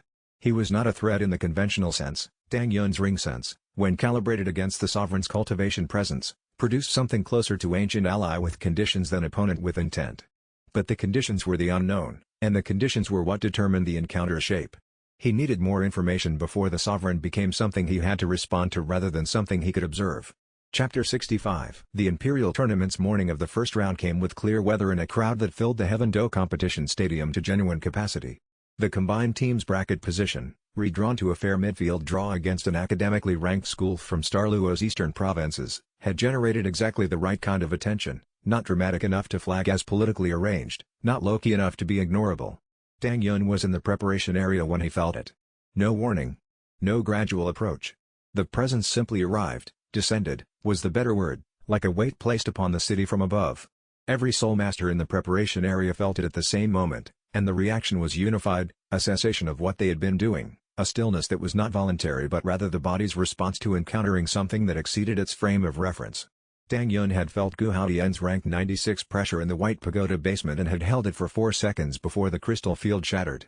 This was different in kind, not just degree. The Abyss Sovereign's presence was ancient, it carried the weight of 200,000 years of accumulated existence, which was not the same as 200,000 years of power. It was the weight of having been real for that long. The space around the presence simply knew it was old and responded accordingly, in the way that spaces respond to things older than the architecture of the current world. Every soul master in the preparation area had gone still. Not from fear, specifically, from something more basic, the involuntary recognition that something was present that existed on a different scale from anything they'd previously been in proximity to. Even experienced titled Douluo, the 2 he could see from his position, had stopped what they were doing and were simply standing. Even Gu Haotian, who was present in the tournament complex as an official Spirit Hall observer, had gone still. Tang Yun walked to the nearest exit and stood in the open space beyond the preparation buildings, looking toward the northern park. The presence was somewhere in that direction, not close, not yet. His 9 rings pulsed once, simultaneously, in the particular way they responded to something significant in the spirit architecture of the world. Not threat response. Recognition. "You wanted this," Xiao Wu said at his shoulder. She had followed without him asking. "Yes," he said. "I wanted to understand him before the formal meeting." He kept his eyes on the northern park's tree line. "Understanding requires proximity. Does he know you're trying to understand him?" "He knows everything that happens within his radius of awareness," Tang Yun said. "He has for 200,000 years. He paused. "He's letting me observe." The Sovereign's voice arrived then, not as sound, but as meaning assembled directly in Tang Yun's mind, bypassing the mechanics of language to deliver the content of it directly. Child. Those rings belong to 10,000 years of sacrifice. Not a statement of anger. A statement of accounting, the way a researcher states a finding before discussing its implications. Tang Yun answered the same way, not with projected voice, but with the thought clearly formed and addressed. The sacrifices happened regardless of the system's existence. The system elevated what was already going to be taken. A long pause in which the pressure of the sovereign's presence remained unchanged, which was itself a form of response, the beast equivalent of remaining seated when something has been said that required no immediate counter. Then, come to me. When you are ready. Not here. Not at the tournament. The presence withdrew. Not slowly, it simply ceased to occupy the city, which returned to its normal weight with a collective exhale from every soul master present. The Hook, Gu Haotian was watching Tang Yun from across the tournament complex's outer courtyard with an expression that was, for the first time, not calculating. He was frightened. Tang Yun had never seen that expression on the elder's face and filed it precisely. Gu Haotian had spent his career as the most powerful person in any room he entered, and the Abyss Sovereign's manifestation had taken that ground away from him without effort. A frightened Gu Haotian was a different category of threat than a confident one, and which direction that fear resolved toward Tang Yun was not yet clear. He filed the observation and moved on. Frightened powerful people were unpredictable, but they were also predictable in one specific way. They tended to act in whatever direction felt most like re-establishing control. For someone in Gu Haotian's position, re-establishing control meant removing the thing that had disrupted it. The question was whether he would try to do that through institutional channels, which were becoming unreliable from his perspective, or outside them. Tang Yun wanted to be out of reach before Gu Haotian answered that question. Chapter 66 The tournament round proceeded once the sovereign's presence fully cleared. It took the better part of an hour for the crowd's equilibrium to restore enough for the matches to feel like matches rather than afterthoughts. Tang Yun's team was the fourth match of the day. He watched the first three and thought about the Abyss Sovereign's philosophical accusation and his own philosophical response and the gap between them. The Sovereign's position, the system creates a precedent. Precedents scale. His position, the system elevates what's already happening. The scaling was already happening before the system existed. Both positions contained accurate statements. Neither contained the full picture. He sat with this while watching the third match conclude. After his team's match, which resolved efficiently without needing his full capacity, Yan Mingzhu appeared at the competitor's exit. She was still in her Spirit Hall observer's formal uniform, which meant she had not yet been officially removed from her observation assignment despite the Gengshin incident. The institutional inertia of the Spirit Hall's administrative apparatus worked in unusual ways. Without a specific order closing her credentials, she was still technically active in the role. She was using the gap deliberately. "Walk with me," she said. He fell into step beside her, and they moved to the tournament district's outer path where the late afternoon crowd was thin enough for a genuine conversation. They walked along the tournament district's outer path without speaking for about 50 meters, the comfortable pacing of two people who have been in enough crisis situations together that silence between them has lost its awkwardness. "You spoke with the Sovereign," she said finally. "He spoke with me." "What did he say?" He considered how much of it to share and decided the relevant parts served no purpose hidden. He told her. She listened through the whole account with the focused attention she brought to intelligence briefings, not reactive, cataloging. "He's right about the precedent concern," she said. "I know. And you're right that the scaling was already happening." She paused. "But there's a third position that neither of you has fully articulated yet." He directed his gaze at her. "The existing harm doesn't justify the precedent," she said. "If the system creates a new legitimizing framework for ring acquisition, even if it doesn't increase the quantity, it solidifies the practice's institutional standing in ways that make future reduction harder." She met his gaze. "That's what the Sovereign is actually afraid of. Not the current rings. The next generation's relationship with the ring system." He let the silence hold before continuing. "Have you thought about this specifically?" "I've been on the wrong side of legitimizing frameworks for 40 years, she said. "I know what they look like from inside the institution that benefits from them." He thought about this with the genuine engagement he brought to ideas that complicated his existing framework. She was right, and her analysis was more precise than his initial response had been. She had spent 40 years inside the institution that had built its legitimacy on the practice, which gave her a perspective on legitimizing frameworks that he lacked. "Where did you develop this analysis?" he asked. "Over 40 years of watching the Spirit Hall justify things that shouldn't have been justified," she said. "You develop a theory of legitimization when you've seen the mechanism used enough times." She paused. The ring system wasn't always what it is now. There were periods when the philosophical debate was alive and real.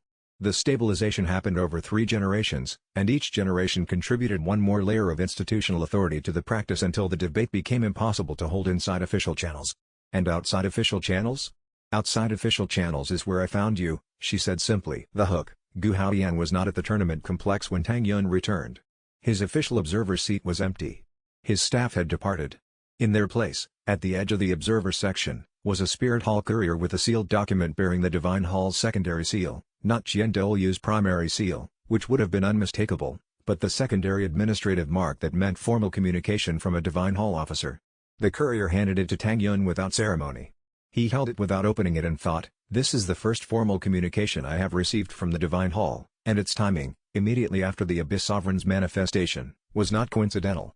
Chapter 67. He opened the document in the riverboat safe house with his father and Grandmaster present, both seated around the small forward table with the afternoon light coming through the porthole at a low angle. It was not from Douluo directly. It was from a subdivision of the Divine Hall's Observatory Branch, the External Liaison Office, which served as the Divine Hall's first contact mechanism for situations that required preliminary assessment before the Patriarch's direct involvement. The document requested a formal meeting between Tang Yun and a senior Divine Hall representative within the tournament week. The location was specified as a neutral civic venue in Heaven-Do City's administrative district. The tone was formal and careful in a way that communicated no hostility and no particular urgency, which was itself a message. Tang Chunghao read it twice with the focused attention he brought to documents that carried institutional weight. This is a probe meeting. Yes. Tang Yun folded the document. They want to assess me directly before Douluo commits to a formal position. Whatever they learn in the meeting shapes what the Patriarch knows before we encounter each other directly. He paused. Which means what I show them matters. Should you go? Yes. He set it on the table. Information flows both directions in probe meetings. I want to understand how much the Divine Hall knows about the Pact's current state. And I want to give them accurate information in the areas where accurate information helps me and controlled information in the areas where accuracy would be premature. He turned toward his father. What did your research show about Divine Hall intelligence gathering methods? He looked at the table where his notes lay spread. Grandmaster's voice was careful. There's risk in any direct revelation. There's more risk in allowing them to fill the information gap with what Gu Haoyan has been telling them. Whatever Gu Haoyan's reports have said about me, they've been shaped by his own framework, and his framework has been systematically wrong about how the Pact actually works. He spread his hands on the table. Better they see the rings and calibrate from reality. Tang Chunghao considered this before responding. They use spirit resonance readers in formal meeting spaces. The reader detects cultivation rank count, and ring quality at close range. He paused. It won't show them the system's internalized state. But it will show them 9 100,000-year rings. 9 100,000-year rings at rank 50 is already outside anything they have a model for, Tang Yun said. Showing them that is better than letting them theorize. It anchors their assumptions to reality rather than whatever Gu Haoyan has been telling them. He sent a response through the courier's return channel. He would attend, with 2 people of his choosing. The meeting was scheduled 2 days hence, at the Heaven-Do Civic Hall's 3rd floor diplomatic reception suite. In the intervening time, he trained. He worked through the ring fusion technique combinations he'd mapped in the tunnel, testing them in the open training grounds outside the tournament district with Tang San and Daimubai as observing partners. The crystal siege with the gravity ring, fortress of still stone, produced a gravitational compression field inside the crystalline zone, crushing incoming force into immobility. He logged it, moved on. The Void Serpent ring with Thunder God's Decree, Thunder Void Cage, created a dimensional pocket that was simultaneously electrified, which had implications he needed more time to fully understand. He also, in the quiet between training sessions, had the conversation with Xiao Wu that had been building since the road north. Not the conversation about Ring 12, she hadn't brought that up and he wasn't going to push. The conversation about the 87 years, about what it had been like to carry them, about what she had hoped for and what she had found. She talked for about an hour. He listened with the attention he gave to things that mattered, which was the same attention he gave to cultivation theory and tactical planning and ring fusion development, complete, unhurried, genuine. At the end, she said, "You're not going to ask about Ring 12. When you're ready," he said. She sat with that for a moment. Then, "I want to be ready. I'm not there yet." "I know." He met her eyes. "There's no timeline on this end." The hook, she nodded, and he could see the specific kind of relief that comes when a pressure that has been self-generated, more frightening because it can't be argued with, eases slightly because someone has confirmed it doesn't exist from outside. She went back to her own training. He stayed where he was and thought about the meeting at the Civic Hall in 2 days, and about what the Divine Hall's representative would see when they use their spirit resonance reader, and about whether 9 perfect 100,000-year rings at rank 50 would be enough to change the calculation, or whether it would only make the Divine Hall more determined to resolve the situation before the Pact reached its next stage. Chapter 68 The meeting at the Civic Hall's diplomatic suite was attended by Tang Yun, Grandmaster, and Yan Mingzhu, his choice of the two people, which he'd made deliberately. Yan Mingzhu's presence communicated multiple things simultaneously, that she had formally aligned herself with Tang Yun's position, that Tang Yun valued intelligence and institutional knowledge over raw combat capability in sensitive rooms, and that the Spirit Hall's assessment of Yan Mingzhu's loyalty was already something to be recalculated. The room itself was neutral civic space, Heavendo Imperial jurisdiction, not Spirit Hall property, which was why Tang Yun had accepted the venue. The choice of meeting location was its own communication, and they had made different choices that said different things. The Divine Hall's representative was a woman of middle age with a cultivation rank that Tang Yun assessed at roughly 85, a sole Douluo, powerful but well below the ceiling of what the Divine Hall could have sent. They had deliberately sent someone below their apex capability, which meant they wanted a preliminary assessment rather than a confrontational position. That was useful. Her name was Elder Kai. She had the manner of someone who had conducted dozens of these preliminary assessments, neutral, attentive, giving nothing away, but also not attempting to project anything that wasn't there. She introduced herself as Elder Kai. The spirit resonance reader was built into the room's floor formation. He had detected it before they sat down, the way it pulsed very faintly in the formation frequencies that were its power source. He let it run. It would show what he wanted it to show. 9 100,000-year spirit rings, Elder Kai said after approximately 30 seconds of the reader's operation. She had set her notation brush down. Her neutral effect had developed a small but definite fracture in it. At rank 50. Yes. The ring collector system. She set down her notes. We have documentation on the theoretical design. We were not certain the implementation was real. It's real, Tang Yun said. It's also internalized. The system no longer operates as an external process. It's part of my spirit architecture. He watched her process this. Your resonance reader won't detect the system as a separate signature. What you're seeing is the result of the system's work, not the system itself. Why are you telling me this?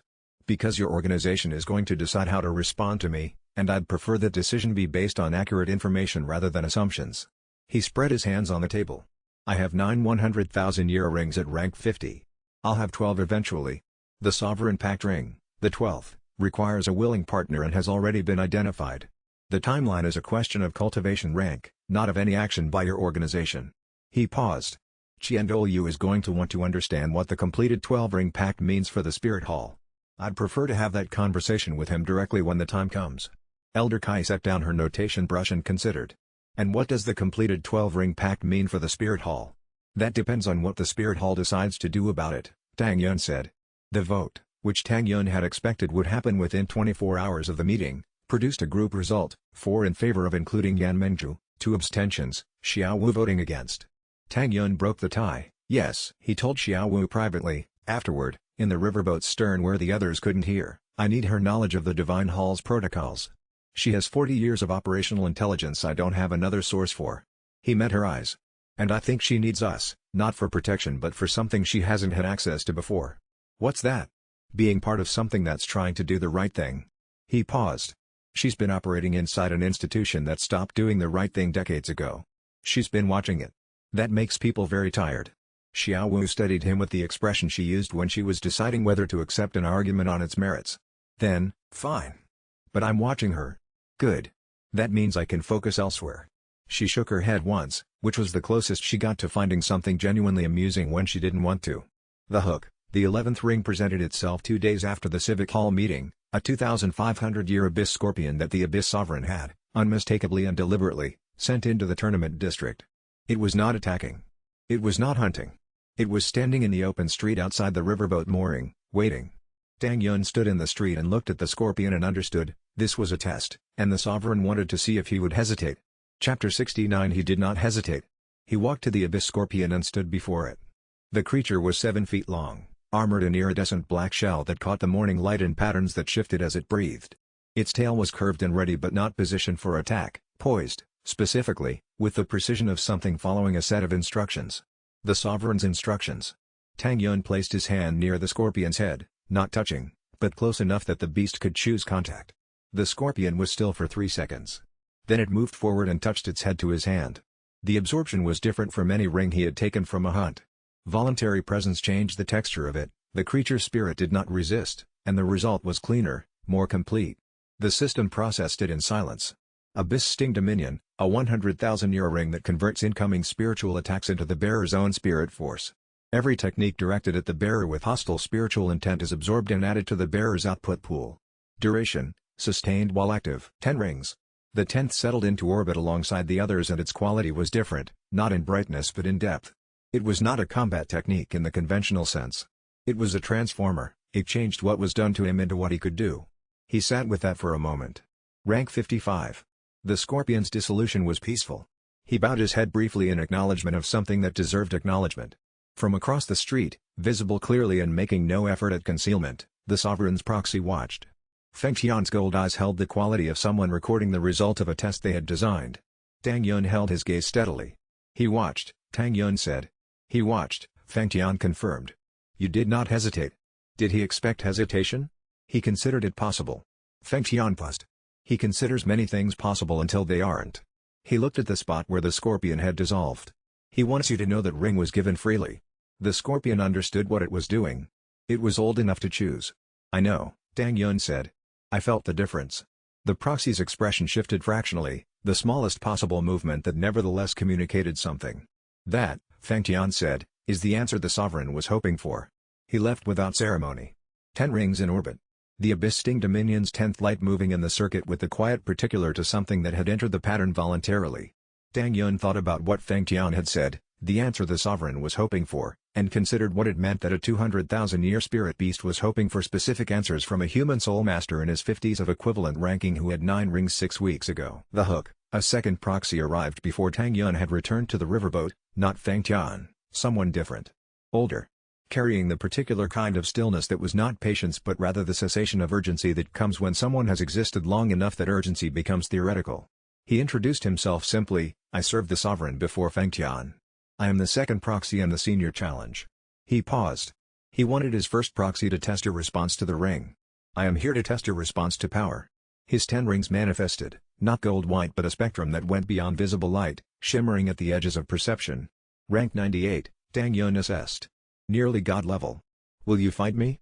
The question was asked with the particular quality of someone who already knew the answer and was asking to confirm what they had already observed, not to test his courage, but to test his understanding of what he was being invited into.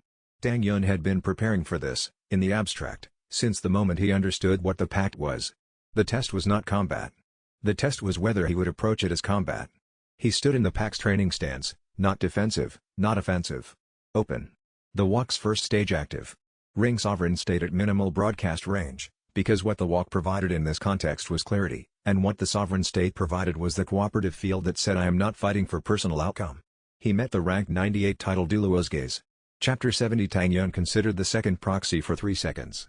10 rings, rank 98, an aura of power that pressed against the street's ambient spiritual field and changed its quality, like standing near a fire, except the fire in question had no temperature, just presence.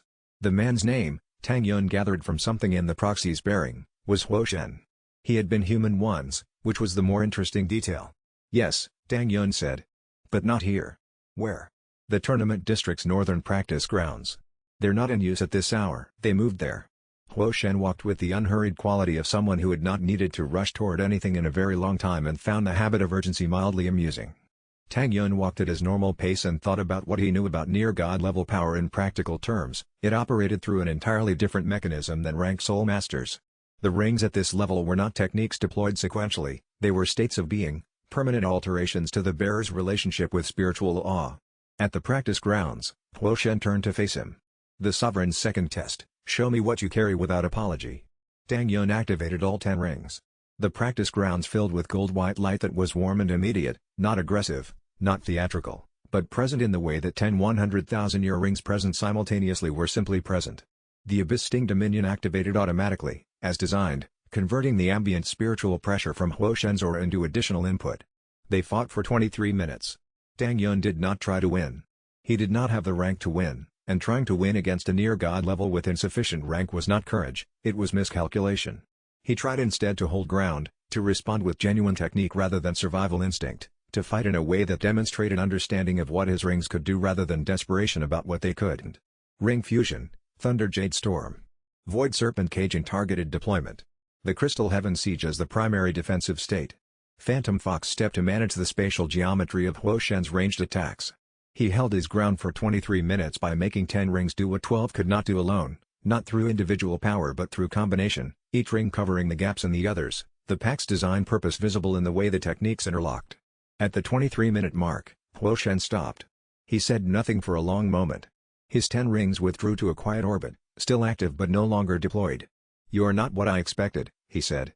The precise words Feng Tian had used after the first proxy encounter, but from Huo Shen they carried a different weight, because Huo Shen had been watching this world for centuries and his expectations had a long track record. "What did you expect?" Tang Yun asked. "Power. You have power. But I expected power wielded as power is usually wielded." He paused. "You do not fight like someone proving they deserve their rings. You fight like someone who has already accepted that the rings are as they are and is working with what that means." He looked at Tang Yun's orbit. The sovereign has watched many pact bearers in history. Most of them fought to prove something. A beat. "You don't seem to have anything to prove." Tang Yun considered this. "I had something to prove when I was younger. And now? Now I have something to do." The hook. Huo Shen considered Tang Yun for a long moment after that exchange, the specific evaluation of someone who has been making judgments for centuries and finds their current judgment complicated. Then he reached into his traveling coat and produced a small object that Tang Yun recognized after a moment, a memory fragment, the same kind Huo Shen had described giving in similar circumstances long past. He held it out. "The sovereign's full history with the ring system," Huo Shen said. "Not the argument. The actual events. 2,000 years of them." A pause. "He thinks you will understand it differently than he did." Tang Yun held this. 2,000 years of actual events. A 200,000-year spirit beast who had been present for the formation of the cultivation system, for its first wars, for the consolidation of spirit hall authority, for the progressive institutionalization of the hunt and acquire ring economy that had made the current system's population of spirit beasts a fraction of what it had been at the sovereign's youth. The sovereign had watched all of it happen. From a position of enough power that he could have intervened and did not, because his calculus, presumably, had concluded that intervention wasn't the right tool. And now the sovereign had been watching Tang Yun. For months. With specific attention to the 12-ring pact and what it represented. Feng Tian had said he thinks you will understand it differently. It was 2,000 years of history.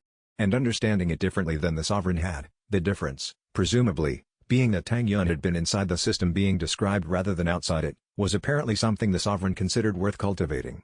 Chapter 71. The memory fragment was cold and light, the size of a large coin, and when Tang Yun pressed it to his palm it dissolved and the information arrived fully formed, not like recalling something learned, but like having been present at something he had not attended. 2,000 years of the Abyss Sovereign's perspective on the ring system. He processed it at the riverboat, sitting still for about 40 minutes while the information integrated. The others gave him space, understanding from his posture that this was not a moment for interruption. He saw things during those 40 minutes that he had not expected to see. The sovereign's perspective was not organized around events the way a human account would be, it was organized around accumulations, around the slow sediment of 2 millennia's observation. Tang Yun watched, in the compressed language of the fragment, the continent's relationship with spirit rings shift in character across centuries. Early on, rings had been rare enough that their acquisition was understood as exceptional, the province of the few who could manage the risk, and even then approached with a mixture of gratitude and negotiation that later generations would find incomprehensible. Then the cultivation schools had standardized, and the schools had standardized the philosophy that ranked beings by what they could yield. The sovereign had watched this happen. He had watched species lose territory not because the territory was needed but because the ring grade was desirable. He had watched the language change around what it meant to hunt a beast, from something charged with consequence to something classified by efficiency. The fragment did not editorialize. It simply showed. When he opened his eyes, Yan Mingju was the only one who was still in the room. She had stayed without making it visible. "It's worse than I understood," he said. "What did you see?" "The system's early history. Before it became standardized." He turned his palms upward on the table. "There were periods when the kill rate for ring acquisition was 20 times the current level. Entire species near eliminated in single decades." The sovereign watched it happen, watched the philosophy that said rings defined worth spread across the continent and become unquestionable because the powerful soul masters believed it and built institutions around it. He paused. He's not wrong that the precedent creates the framework. He watched the framework being built. What does that change for you? It means his concern about the system isn't about me specifically. It's about the next person who sees what the system does and decides to manufacture a version that doesn't require my parents' philosophical constraints. He studied the orbit of his 10 rings. The system as I carry it is not the threat. The system as someone else might replicate it, without the soul weight requirement, without the mutual principle, that's what he's afraid of. Yan Mingju absorbed that. Then, that's a legitimate fear.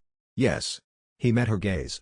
And addressing it requires something different from what I've been planning. What were you planning? Demonstrating that my version of the system works and is safe. That was always the plan, make the case through the evidence of my own rings. He paused. But that doesn't address replication. The case I need to make isn't just that my rings are genuine. It's that the philosophy that produces genuine rings cannot be replicated without the philosophy. She studied him. That's a harder argument. It requires evidence, not just demonstration, he said. Fortunately, I think the evidence exists and I didn't manufacture it. Someone else did. She said nothing, waiting. Gu Haotian tried to build a version without the philosophy. He tried brute force ring elevation through mass spiritual compression, the kind of approach my parents were afraid of. The result was structural failure encoded into the ring itself. He spread his fingers on the table. That's not something I need to claim. That's something happening in Spirit Hall right now, and the people inside the hall are watching it. Then use it, she said simply. Yes, he said. It is. The hook. Xiao Wu came in from the deck at the edge of this conversation. She had been outside, and from the quality of her expression when she entered, she had heard most of the last several minutes. She looked at Tang Yun and then at the memory fragment's faint residue on his palm. She crossed the room and sat across from him. I've been thinking, she said, about the Sovereign Pact ring. She met his gaze directly. I want to talk about it. Not tonight. But I wanted you to know I'm ready to start.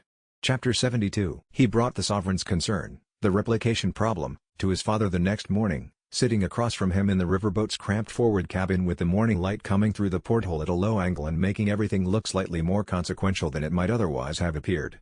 Tang Chunghao listened through the full account with the particular attention he reserved for theoretical problems that had practical implications. He did not interrupt. He did not ask clarifying questions while Tang Yun was speaking. When Tang Yun finished, his father set down his cup and examined the middle distance for a stretch of time that suggested he was locating something in memory he had not needed to access in years. Your mother and I addressed this in the original design, he said finally. We knew replication was possible. We designed the Pact's verification mechanism to be proof against replication precisely because we were afraid of what a ring elevation system without the soul weight constraint would produce. Tang Chunghao met his son's gaze.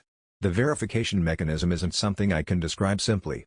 But the essential point is this, the Pact only works, the rings only elevate, when the bearer's soul genuinely holds the philosophy that makes the elevation meaningful. Without that, the system's upgrade function doesn't activate. Someone could build a version that doesn't have that constraint. Yes. Someone could build a cruder version that simply elevates rings through a different mechanism, brute force formation work, mass spiritual compression. It would be dangerous and imprecise, but it could be done. His father paused. Gu Haotian was trying to do exactly that. Tang Yun was still for a moment. And the result was the corrupted ring. Yes. Tang Chunghao met his eyes. A ring elevated without the soul weight principle has power without integrity. The power is real. The integrity is absent. That was what Gu Haotian's brute force approach produced, and it was killing him. That's the argument, Tang Yun said slowly. Not just that my version is safe. That the version without the philosophy is demonstrably self-destructive. Tang Yun traced the orbit of his rings. If I can demonstrate that clearly enough, make the comparison visible rather than theoretical, then the Sovereign's concern about replication becomes an argument for the Pact rather than against it, his father said. Because the Pact's safety is structural. It's not dependent on any one bearer's character. It's built into the mechanism. Tang Yun set down his own cup. Outside the porthole, the river had started its morning activity, a barge moving slowly, voices calling from dock to dock. The ordinary world conducting its ordinary work. There's another layer, he said. The Sovereign's 2,000 years gave him a particular kind of evidence. He's watched replication attempts before, not exactly the system, but similar efforts. Forced elevation schemes. Everyone failed eventually. The mechanism itself is not self-sustaining without the philosophy. Tang Yun turned toward his father. He might be more persuadable on this point than I assumed. Not because I argue it well, but because he's already seen the proof, repeatedly, over centuries. Tang Chunghao considered this. He's waiting to see if you know what he knows, he said. Not to be convinced. To find out whether the bearer of the system understands what the system actually requires. Then my preparation for that meeting is different from what I planned. Tang Yun stood. I need to demonstrate that I understand the failure modes, not just the capabilities. That I understand why the brute force versions collapse. The hook. A message arrived through Ning Rongrong's relay while they were working through the implications, a Spirit Hall intelligence report that one of Ning Rongrong's father's contacts had obtained from inside the organization.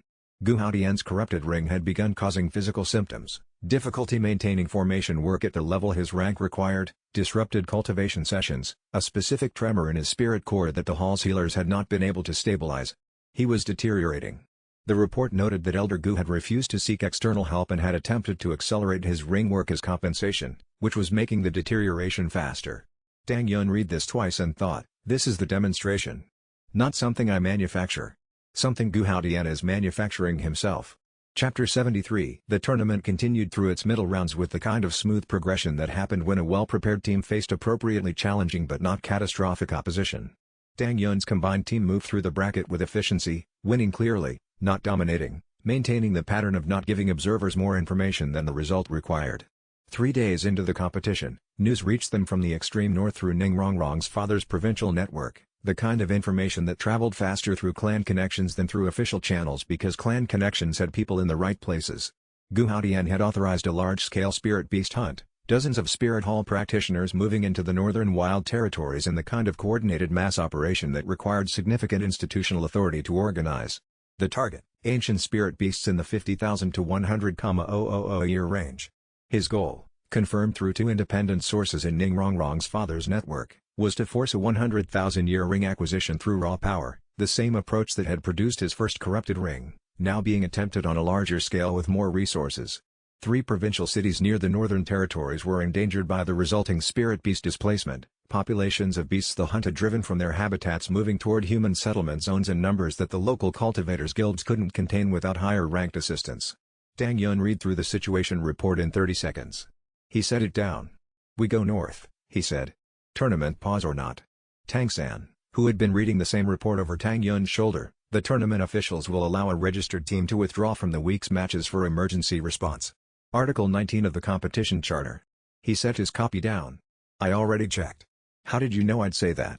Because I would have said the same thing, Tang San said. Also because the alternative is sitting in a tournament while 3 cities are at risk, and I know you well enough by now to know that's not a calculation you make. The combined group moved north within the hour. 3 cities, 3 separate response vectors. They coordinated with the local cultivators' guilds, who were already mobilized but were being overwhelmed by the sheer volume of displaced beast movement. The guilds didn't have the rank to push the largest beasts back. Tang Yun's group did. The 3-day operation was the most sustained combat engagement any of them had been in outside of a direct confrontation. Tang Yun pushed his 10 rings to sustained output levels he had not previously held for extended duration. The Abyss Sting Dominion proved critical, converting the hostile spirit pressure from the displaced beasts into his own output and allowing him to maintain operational capacity when his cultivation reserves would otherwise have depleted. Rank 63 by the end of the 3rd day. On the 4th day, the Abyss Sovereign intervened. Not on behalf of humans, the Sovereign's concern was the displaced beasts being driven toward human settlement zones, which he viewed as a threat to the beasts rather than to the humans. His presence pushed the largest displaced beast groups toward the deep wilderness corridors where human contact was unlikely. The crisis resolved not through any single decisive action but through the accumulated effect of many correct small actions across 4 days. Standing at the northern tree line on the evening of the 4th day, Tang Yun looked at the distant wilderness and felt the Sovereign's presence, not manifested, just ambient, the way very old things were simply present in old places. Thank you, he said. The presence pulsed once in acknowledgement. Not warmth, not hostility. Simple recognition. The hook. They returned south to find that Gu Haodian's hunt had produced exactly one result, a single 100,000-year ring, acquired through brutal force from an ancient beast that had been cornered, exhausted, and killed by a concentrated mass attack after hours of combat. The ring was corrupted in the same way as the previous one. Tang Yun held the report in his hands and thought, the second corrupted ring is worse than the first. Whatever Gu Haodian is doing to himself is accelerating, and he does not appear to be willing to stop. Chapter 74. The reunion with the full group at the riverboat had the particular quality of people who have been through a sustained difficult thing and are now in a place that is warm and comparatively safe. Oscar produced food. Ning Rongrong's extensive support rings had maintained the group's operational capacity through the northern days and she was quietly exhausted but hiding it with professional competence. Dai Mubai was bruised across the left side of his face from an encounter with a displaced beast that had been closer than expected and was accepting Oscar's offered meal with the focused attention of a person who has decided that the correct response to being alive is to eat immediately. Tang San had said almost nothing since the return. He had been in the field for 4 days dealing with beast encounters that required more direct intervention than Tang Yun's approach. He had not hunted, but he had held perimeters, and holding perimeters for displaced spirit beasts in the extreme north was not a quiet activity.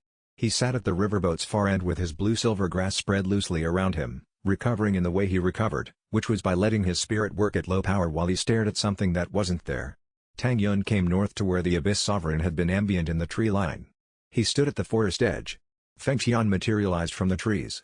He had been in the extreme north for the past 4 days, Tang Yun gathered, operating in some capacity adjacent to the sovereign's intervention. He watched how you handled the cities, Feng Qian said. I know. He noted that you did not hunt any beasts during the operation. The displaced beasts were victims of Gu Haotian's hunt, not threats requiring elimination, Tang Yun said. Killing them to resolve the crisis would have been the same logic that created the crisis. Feng Qian held the question before answering.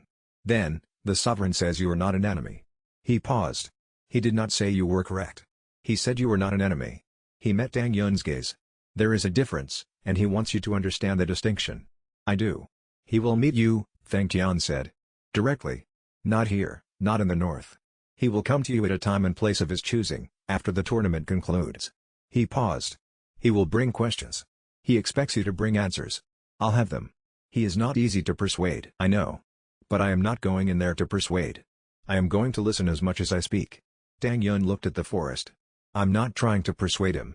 I'm trying to understand him, and to make sure he understands what I actually am rather than what he fears I might be. Feng Qian looked at him for a long moment. That, he said, is a more interesting answer than what I carried to him last time. He left without further ceremony. Tang Yun stayed at the forest edge for a while after, looking at the tree line where the sovereign's presence had been ambient, a quality of attention that had no visible source, like the feeling before weather changes. Now there was only forest. The quality was gone.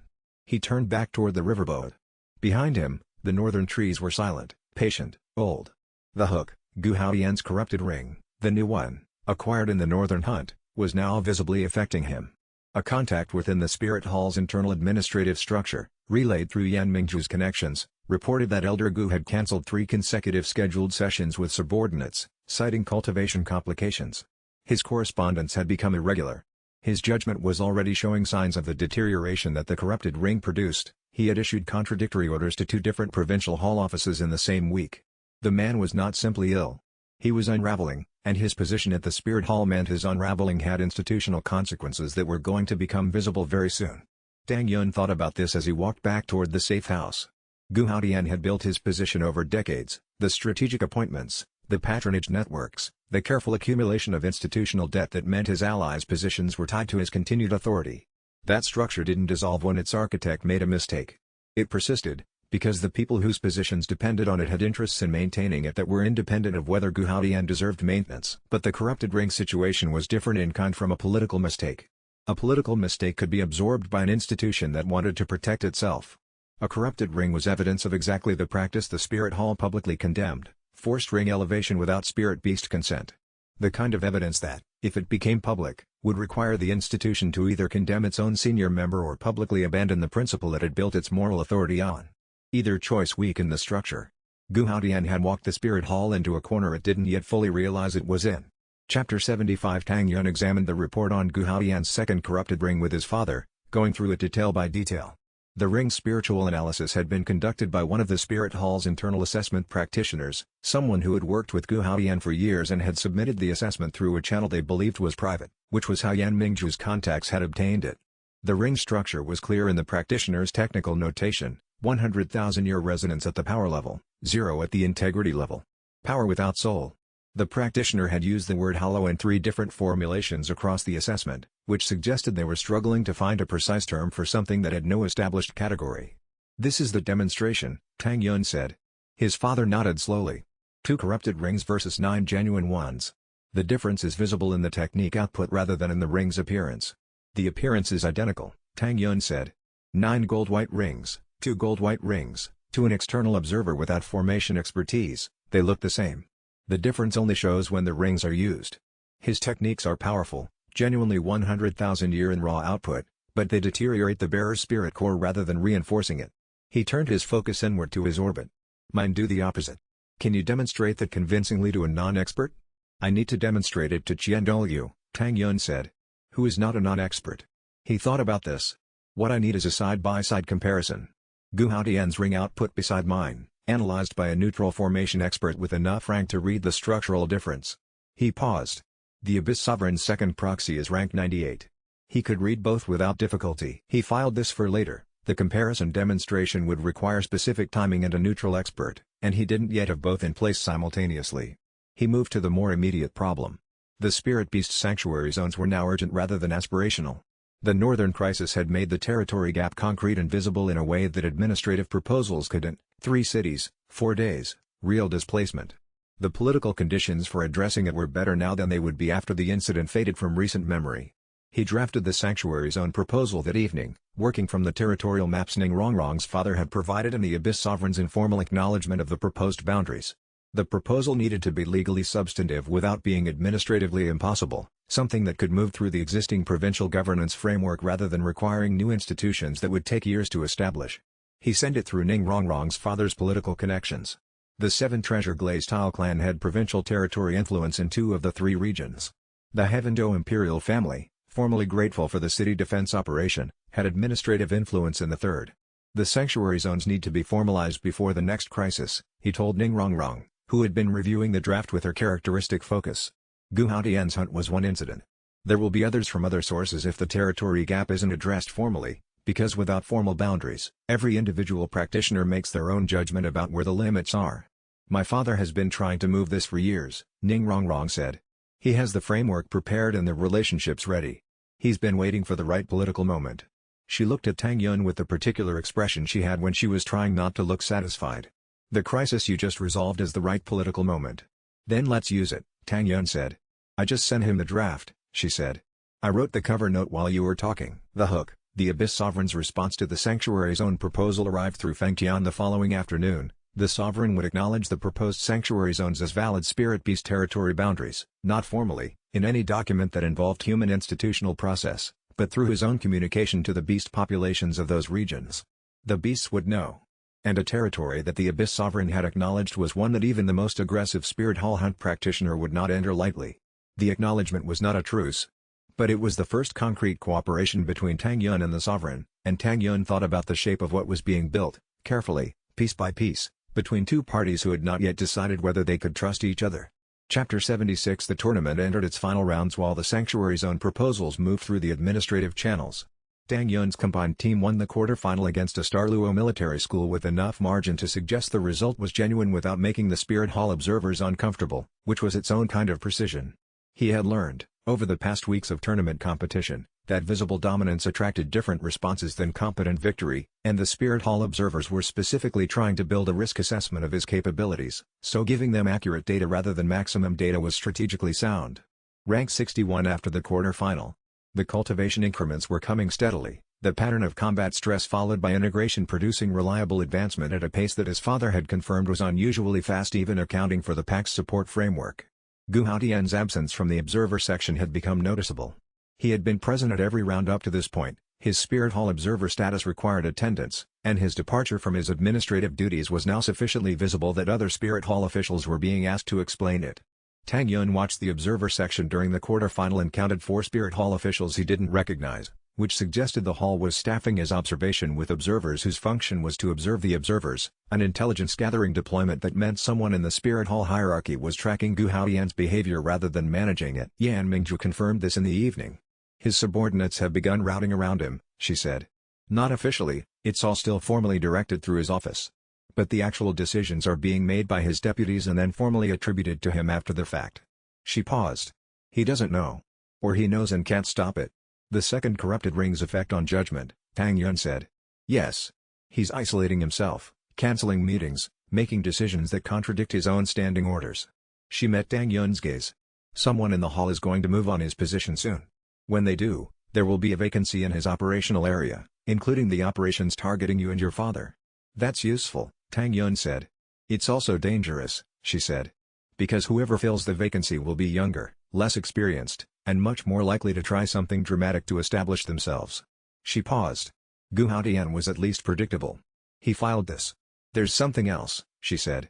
Gu Haotian sent a message to my quarters this morning.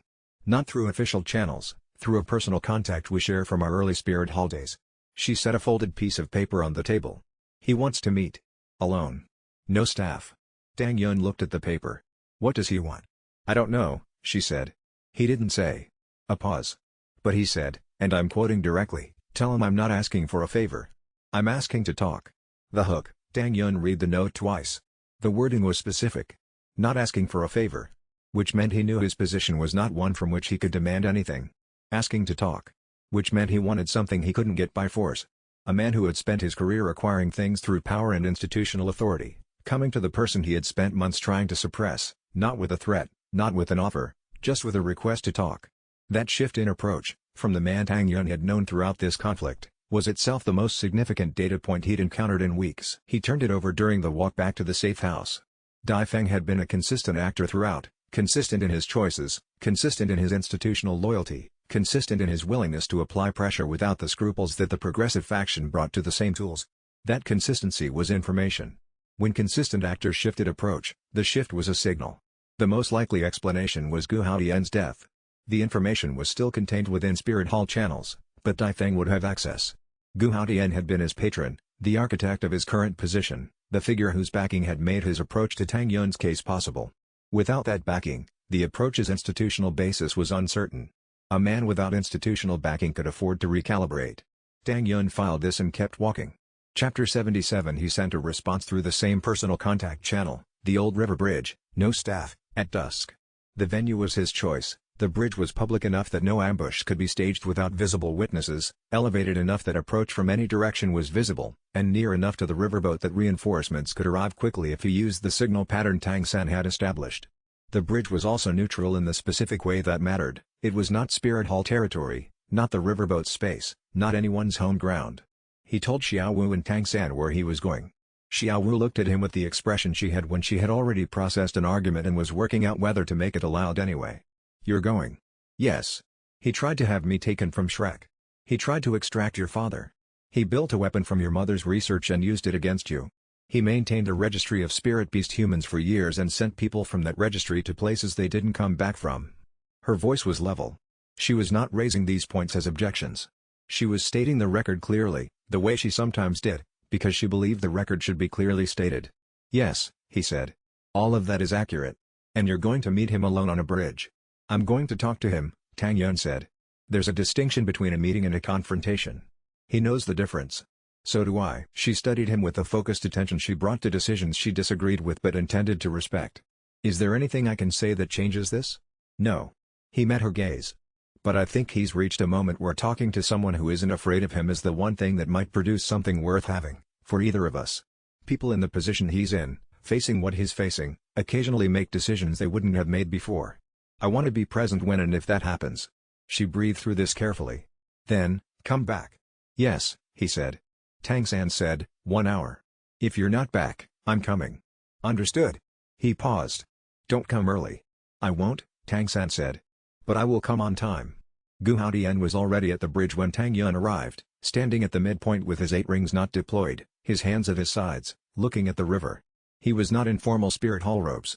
He was in traveling clothes that looked slept in, which suggested a level of personal disorder that was not the Gu Haotian who had confronted him at Gangshin, at the tournament, at the White Pagoda. Tang Yun stopped 3 meters away. Gu Haotian didn't turn immediately. Then he did. His face, in the failing dusklight, showed the specific wearing down that wasn't aging but was related to it, the erosion of a person who has been operating at their edge for too long. "You look different from the registry report," Gu Haotian said. "I'm older than the report." "Yes." A pause. "I spent 15 years building that registry." He looked at the river again. "I was not always what I have been to you." Tang Yun didn't respond to this. He waited. "The corrupted rings are killing me," Gu Haotian said. "The healers have confirmed the prognosis. Between 6 months and a year, depending on whether I stop attempting to work through them." He paused. "I am told stopping will not reverse the damage. Continuing will accelerate it." Tang Yun said, "Can I see?" Gu Haotian looked at him. Then he raised his left hand and activated one of the corrupted rings, a brief, partial deployment that showed the ring's output pattern clearly. Tang Yun read it. The power was genuine and massive, 100,000-year quality, raw. The integrity was absent. The output had no internal coherence, it was force without direction, like fire without a hearth. He said, "I might be able to help stabilize it." The hook. Gu Haotian stared at him. The expression on his face was not gratitude, it was incomprehension, the specific look of someone who has been operating within a framework where the people they've harmed do not offer to help them, and who has encountered a situation that does not fit the framework. "Why?" he said. The word was almost stripped of its usual rhetorical force. He genuinely wanted to know. Chapter 78. Tang Yun said, "Because you're destroying yourself for a goal you already lost. That's a waste, not of power, of a person." He paused. And because whatever I think of what you've done, I don't think a death that achieves nothing for anyone is a satisfactory outcome. Gu Haotian held that without speaking for a long moment. You have reason to let this play out, he said finally. The second corrupted ring removes me from operation faster than any direct confrontation could. Yes. Tang Yun held his gaze. That's not the reason I'm here. Then what is the reason? I want to understand what you were trying to build. Tang Yun looked at the river.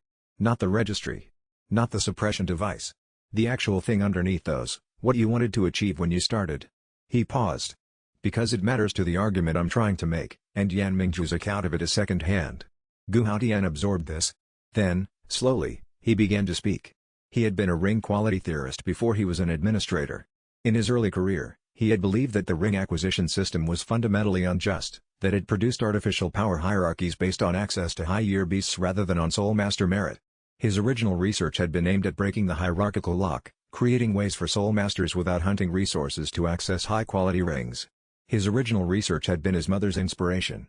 Tang Yun held very still when this became clear. He let Gu Haotian finish. She was correct that the pact was the right direction, Gu Haotian said. She understood something I understood more crudely. The elevation principle, rings elevated by soul quality rather than beast age, was the solution to the hierarchy problem. He paused. Where I went wrong was in trying to take the elevation principle and make it function without the soul requirement. I believed the soul requirement was a theoretical constraint that could be bypassed through formation work. He raised his left hand and examined it. I was not correct. Tang Yun said, can I show you something? He activated one of his rings, the jade binding coil, and held the technique's output at a stable display level. The difference was visible in the structural coherence of the output. Every strand of the binding coil had internal integrity, self-reinforcing, the power and the form aligned. Gu Haotian watched it. The soul weight requirement isn't a limitation, Tang Yun said. It's what makes the elevation work. The integrity is what makes the power sustainable. Without it, you have force without structure. The ring's power tries to operate at 100,000-year level but the bearer's spirit isn't calibrated to maintain it, and the calibration failure becomes corrosive. He paused. My mother figured this out. She designed the pact specifically so the integrity is built in at the moment of elevation. Gu Haotian looked at Tang Yun's ring for a long moment. Then he said, very quietly, show me the structural difference. Tang Yun showed him. The hook. They stood on the bridge for over an hour, past Tang San's 1-hour window, which Tang Yun trusted Tang San to interpret correctly given the circumstances, and worked through the theoretical difference between the pact's mechanism and Gu Haotian's brute force approach. By the end, Gu Haotian had not been healed. Tang Yun had no mechanism for reversing ring corruption. But he had begun to understand precisely what had gone wrong, and understanding precisely what had gone wrong was, for a theorist of Gu Haotian's caliber, the first step toward something. What that something was remained to be determined. Tang Yun walked back to the riverboat in the dark and thought, that conversation was the one thing I did not plan for. I don't know what it means yet. But it means something. Xiao Wu was already asleep in her section of the boat's lower deck. The Jade Soul Covenant's warmth was present. It was always present, the constant low-frequency awareness of her existence and general state. He sat with that warmth for a moment before going below. She had been navigating a world that was not organized for what she was, a 100,000-year spirit beast in human form, with the awareness and the emotional history of a being whose peer group had mostly been hunted to extinction by the system she was now operating within. She navigated it with a quality of grace that he had noted from the beginning and understood better now. It was not ease. It was choice. She chose to be present here, with him, in this life, in this work. Every day. He understood, sitting on the boat deck in the dark, that the significance of it had been accumulating since Ring 12's bonding and was going to keep accumulating for as long as both of them were present to each other. Chapter 79 Tang Yun reached rank 58 over the following week through a combination of sustained cultivation work, 2 additional combat engagements during the tournament's penultimate rounds, and the specific kind of breakthrough that came when theoretical understanding and practical application aligned fully. The Pact's internalized system had resolved a new layer of ring compatibility, a resonance state between the 9th and 10th rings that his cultivation framework had not previously had access to, and which opened a bandwidth that his previous plateau had been sitting against for 11 days. He noticed the breakthrough not as a dramatic event but as a change in the way the ring orbit moved, slightly faster, slightly warmer, the circuit flowing with less resistance than it had the previous morning. He sat with his father for an hour working through the specific mechanism, because understanding each breakthrough prevented the next one from being interrupted by surprise. Rank 58. Soul King, Advanced Stage. 8 more ranks to Soul Emperor, where Ring 11 became accessible, and where the resonance verification the Pact specified would either confirm his readiness or reveal what was missing. His father, reviewing the cultivation progress with the focused satisfaction of a theorist watching a proof unfold exactly as the mathematics required, brought up the 12th ring's mechanism without being asked. The sovereign pact ring, Tang Chung Hao said. The design intent was a mutual bond, not absorption, not capture. The spirit beast who offers ring 12 doesn't die. They remain themselves. What changes is that both parties share a permanent soul-level connection. At moments of peak need, their spiritual power becomes available to each other, and their consciousness has access to each other's perspective. Tang Yun had known this in outline. He had not heard it stated this clearly. The beast must transform into their true form during the bonding, his father continued. Briefly, the bond requires the spirit beast nature to be fully present, not held in human form. After the bonding, they return to human form, but the human consciousness and the beast nature are permanently integrated at a deeper level than before. They remain fully themselves, but the two aspects of their nature become more unified. He paused. Your mother's calculations suggested the beast partner does not experience this as loss. She expected it to be experienced as completion. Tang Yun sat with this. He thought about Xiao Wu, who had been in human form for 87 years, who had been navigating the gap between her human consciousness and her spirit beast nature for that entire time. Who had said she was ready to start talking about it. The timeline, he said. Rank 70 minimum for the bearer, his father said. The pack's resonance can't sustain the bonding below that threshold. He paused. 12 more ranks. Tang Yun calculated. At his current cultivation pace, accelerating, but not through any drastic shortcut, 12 ranks was approximately 3 to 4 months of sustained work, with the right conditions. More if the external pressures of the Divine Hall's involvement reduced his cultivation opportunities. The hook, Xiao Wu knocked on the door of the riverboat's small aft cabin where he was working, one knock, the door opening immediately after in the manner he'd long since stopped remarking on, and found him at the table with his father's cultivation notes spread around him. She looked at the notes. She looked at him. You were looking at the timeline, she said. It wasn't a question. He met her eyes. Yes. She sat down across from him. I want to do this, she said.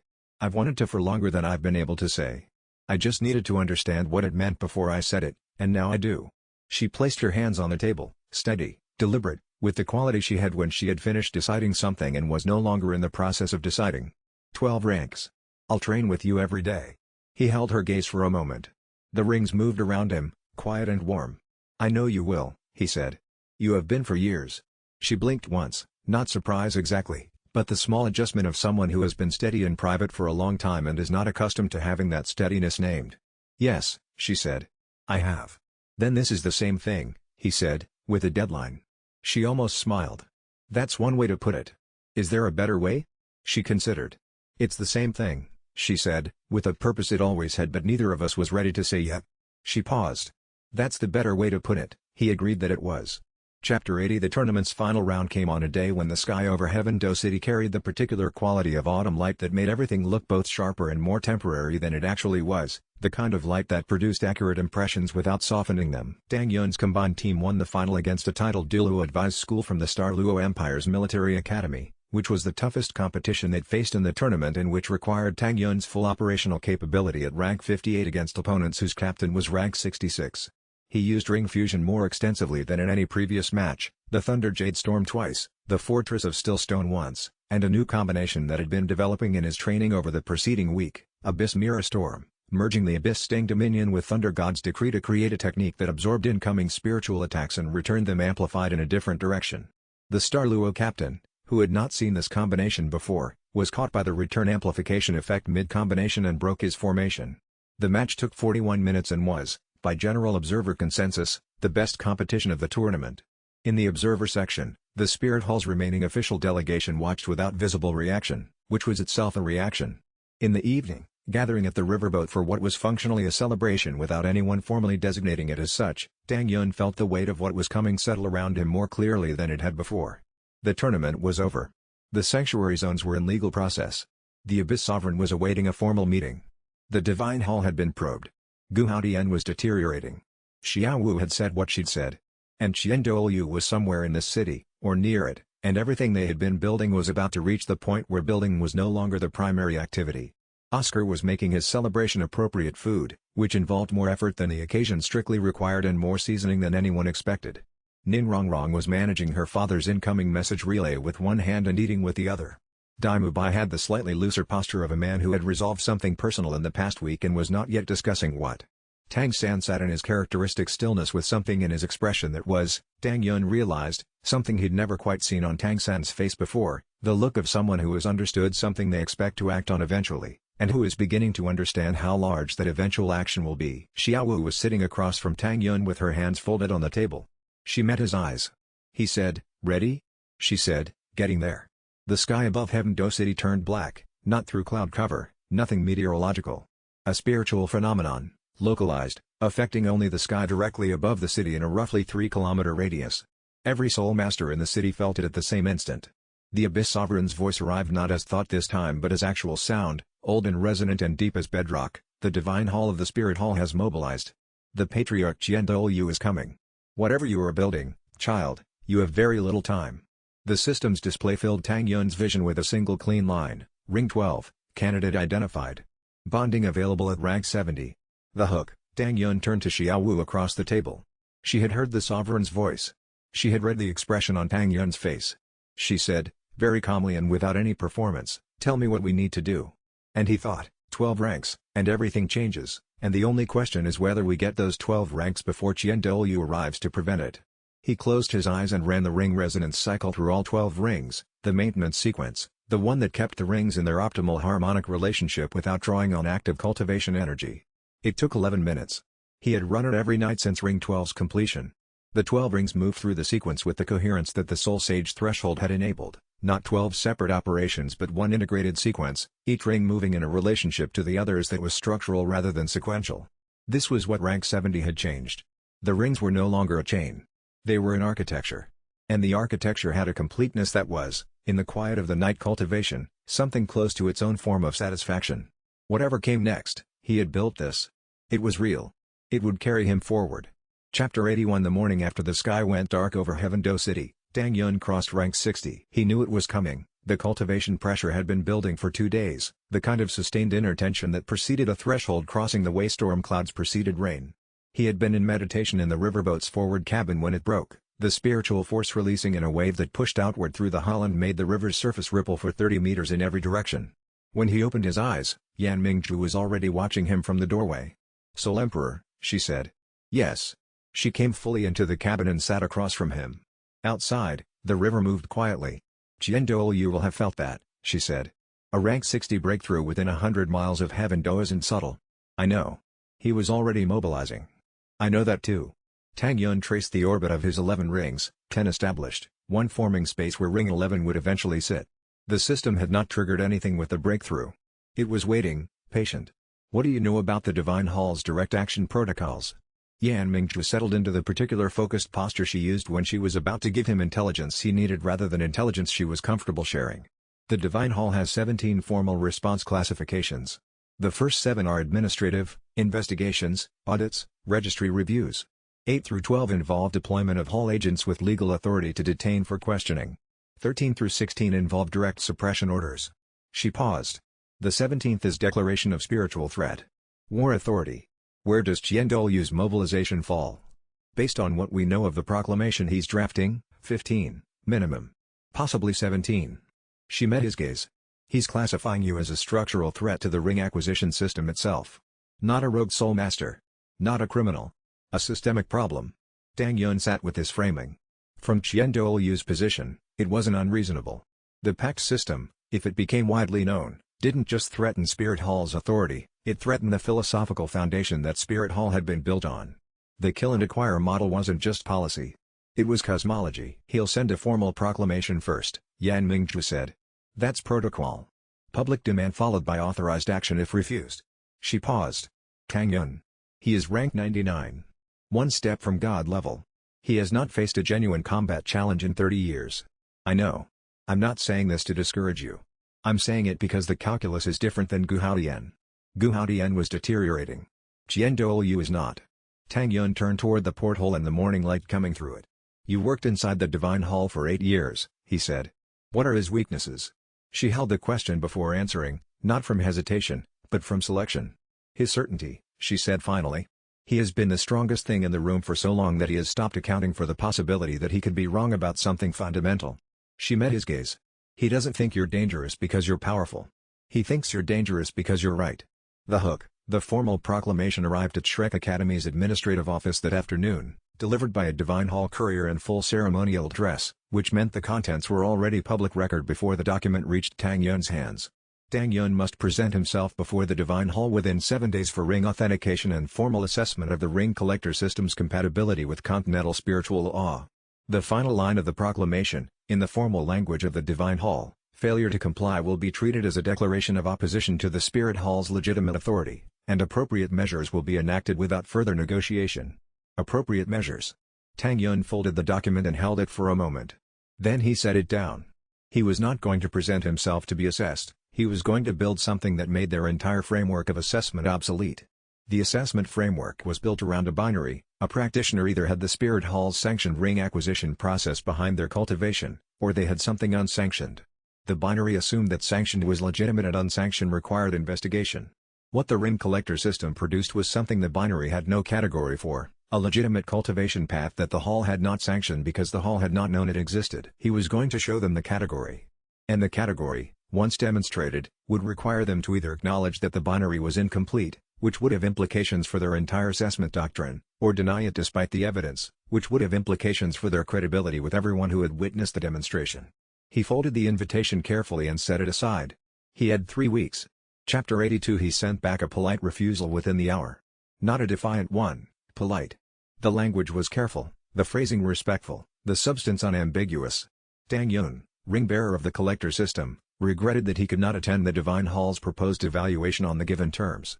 He would welcome a summit among equal parties, facilitated by neutral observers, at a location not under Divine Hall authority. He looked forward to a resolution that served all parties' genuine interests. Grandmaster read the draft and made no suggestions. You've been thinking about this since the proclamation arrived. Since before that, Tang Yun said. The 7-day clock started the moment the refusal was delivered. Tang Yun spent the first 3 days building his political architecture with the particular focus of someone who understood that the next 7 days were not about winning a fight but about changing the conditions under which the fight would occur. The 7 Treasure Glaze Tile clan's contribution was primarily logistical. Ning Rongrong's father, Ning Fengji, had extensive connections to the merchant networks that kept Heaven Do's economy functioning, and those merchant networks had strong opinions about Spirit Hall actions that disrupted civic stability. The Beast Uprising had cost the city's traders significantly. They had already written letters of concern to the Imperial Palace. Ning Fengji translated this into formal political pressure that the Divine Hall could not entirely ignore without damaging relationships they needed. The Heavendo Imperial family's involvement was more delicate. Prince Shui Beng, who owed Tang Yun the kind of debt that came from a city nearly lost and then saved, received Tang Yun privately in the palace's secondary audience chamber. Tang Yun laid out the situation without simplification. Douluo intended to suppress a cultivation system that had already demonstrated its capacity to operate without harming spirit beasts, and the suppression would be classified as a spiritual security matter rather than a political one, which meant normal diplomatic channels would be insufficient to contest it. What do you need from us? Prince Shui Beng asked. Recognition that the matter has civilian implications, Tang Yun said. A formal request from the Imperial Palace that any evaluation of the ring collector system occur in an open forum with civilian observers. The Divine Hall can refuse, but the refusal becomes a statement. We'll provide it. The prince paused. I want you to understand something. We are doing this because the city owes you a debt that has not been adequately repaid. We are also doing this because what Douluo is doing sets a precedent we find concerning. Those two things are both true. I understand. The Progressive Spirit Hall faction, the 3 individuals Yan Mingzhu had been cultivating as potential allies for months, formalized their position in a signed document. They supported an open evaluation process and opposed emergency suppression protocols as a response to cultivation methodology disputes. It was careful, moderate language. It was also a public break from Douluo's position. The hook. On the 4th day, Feng Tian arrived without announcement. He came to the riverboat in the early morning, before the others were awake, and Tang Yun found him waiting at the dock. The sovereign will not fight your battle, Feng Tian said. But he will not stand against you either. He has watched the political construction of the past 3 days. He paused. He says this is the first time in 2 centuries that a soul master has tried to solve a problem with the world rather than by leaving it. He handed Tang Yun a small sealed token, not jade this time, but Black River stone. If you need his presence as a witness, show this. He will come.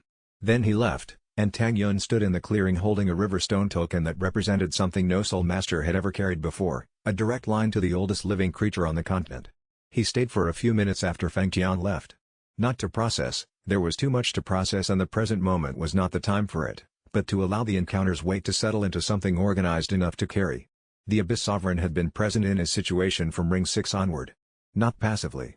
Intentionally, in the way that a being with centuries of planning capacity was intentionally present in a situation that matched its long-term interests. He had been watched by something ancient and purposeful for longer than he had known. That was not disturbing. It was clarifying. He put the river stone in his cultivation satchel alongside his mother's notes and walked back toward the city. Chapter 83 The truce negotiation with the Abyss Sovereign's proxy happened at the forest edge north of Heaven To, in a clearing that Feng Tian had specified through a note left at the dock the previous evening. Tang Yun came alone, or as alone as someone with Xiao Wu's proximity sense could come, meaning Xiao Wu was somewhere in the trees, present enough to respond if needed but absent enough to allow the conversation its proper shape. Feng Tian emerged from the tree line and they stood in the morning light with the city visible in the distance and the forest breathing quietly around them.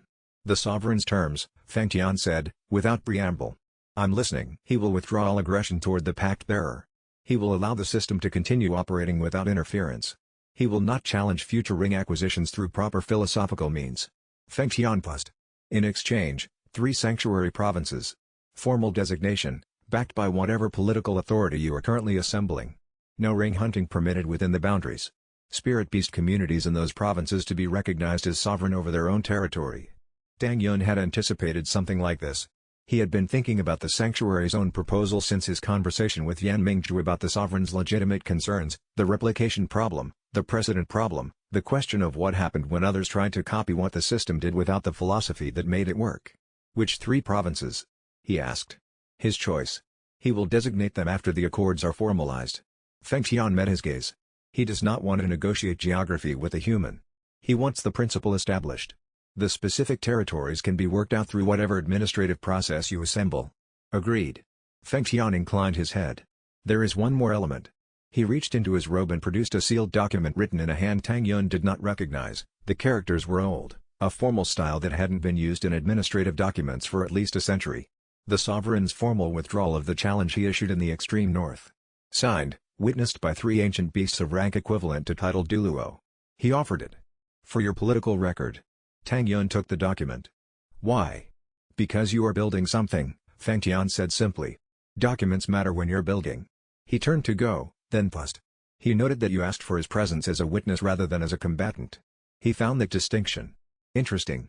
Tell him I'll explain the distinction when we meet directly. Feng Tian left. Tang Yun stood in the clearing for a moment with the document in his hands and the city behind him and the forest ahead. Then he turned back toward the riverboat. The hook. The news arrived through Ning Rongrong's relay network before Tang Yun had returned to the dock. Elder Gu Haodian was dead. The corrupted ring had consumed him overnight. The Spirit Hall's internal report, leaked by the progressive faction within hours of the official notification, cited cultivation irregularities resulting in core failure, which was the polite language for what happened when a ring elevated through brute force without the philosophy required for structural integrity finally finished what it had started. He was 67 years old. He had been at rank 96 for a decade. He had been trying to reach 97 through methods that his own system condemned him for, and the condemnation had been absolute and final. Tang Yun read the relay twice. He felt nothing simple. The man had kidnapped his father. The man had also been, in some alternate life, a researcher who might have found something worth finding. Both of those things were true, and standing in the small ceremony space with the incense still burning, he understood that holding contradictions without resolving them was sometimes the only honest thing left to do. The Abyss Sovereign's proxy had accepted the terms. Sanctuary zones along the major spirit beast corridors, non-hunt designations for the specific territories the Sovereign had identified, and the Ring Sage's eventual authority to expand those designations as the lineage developed.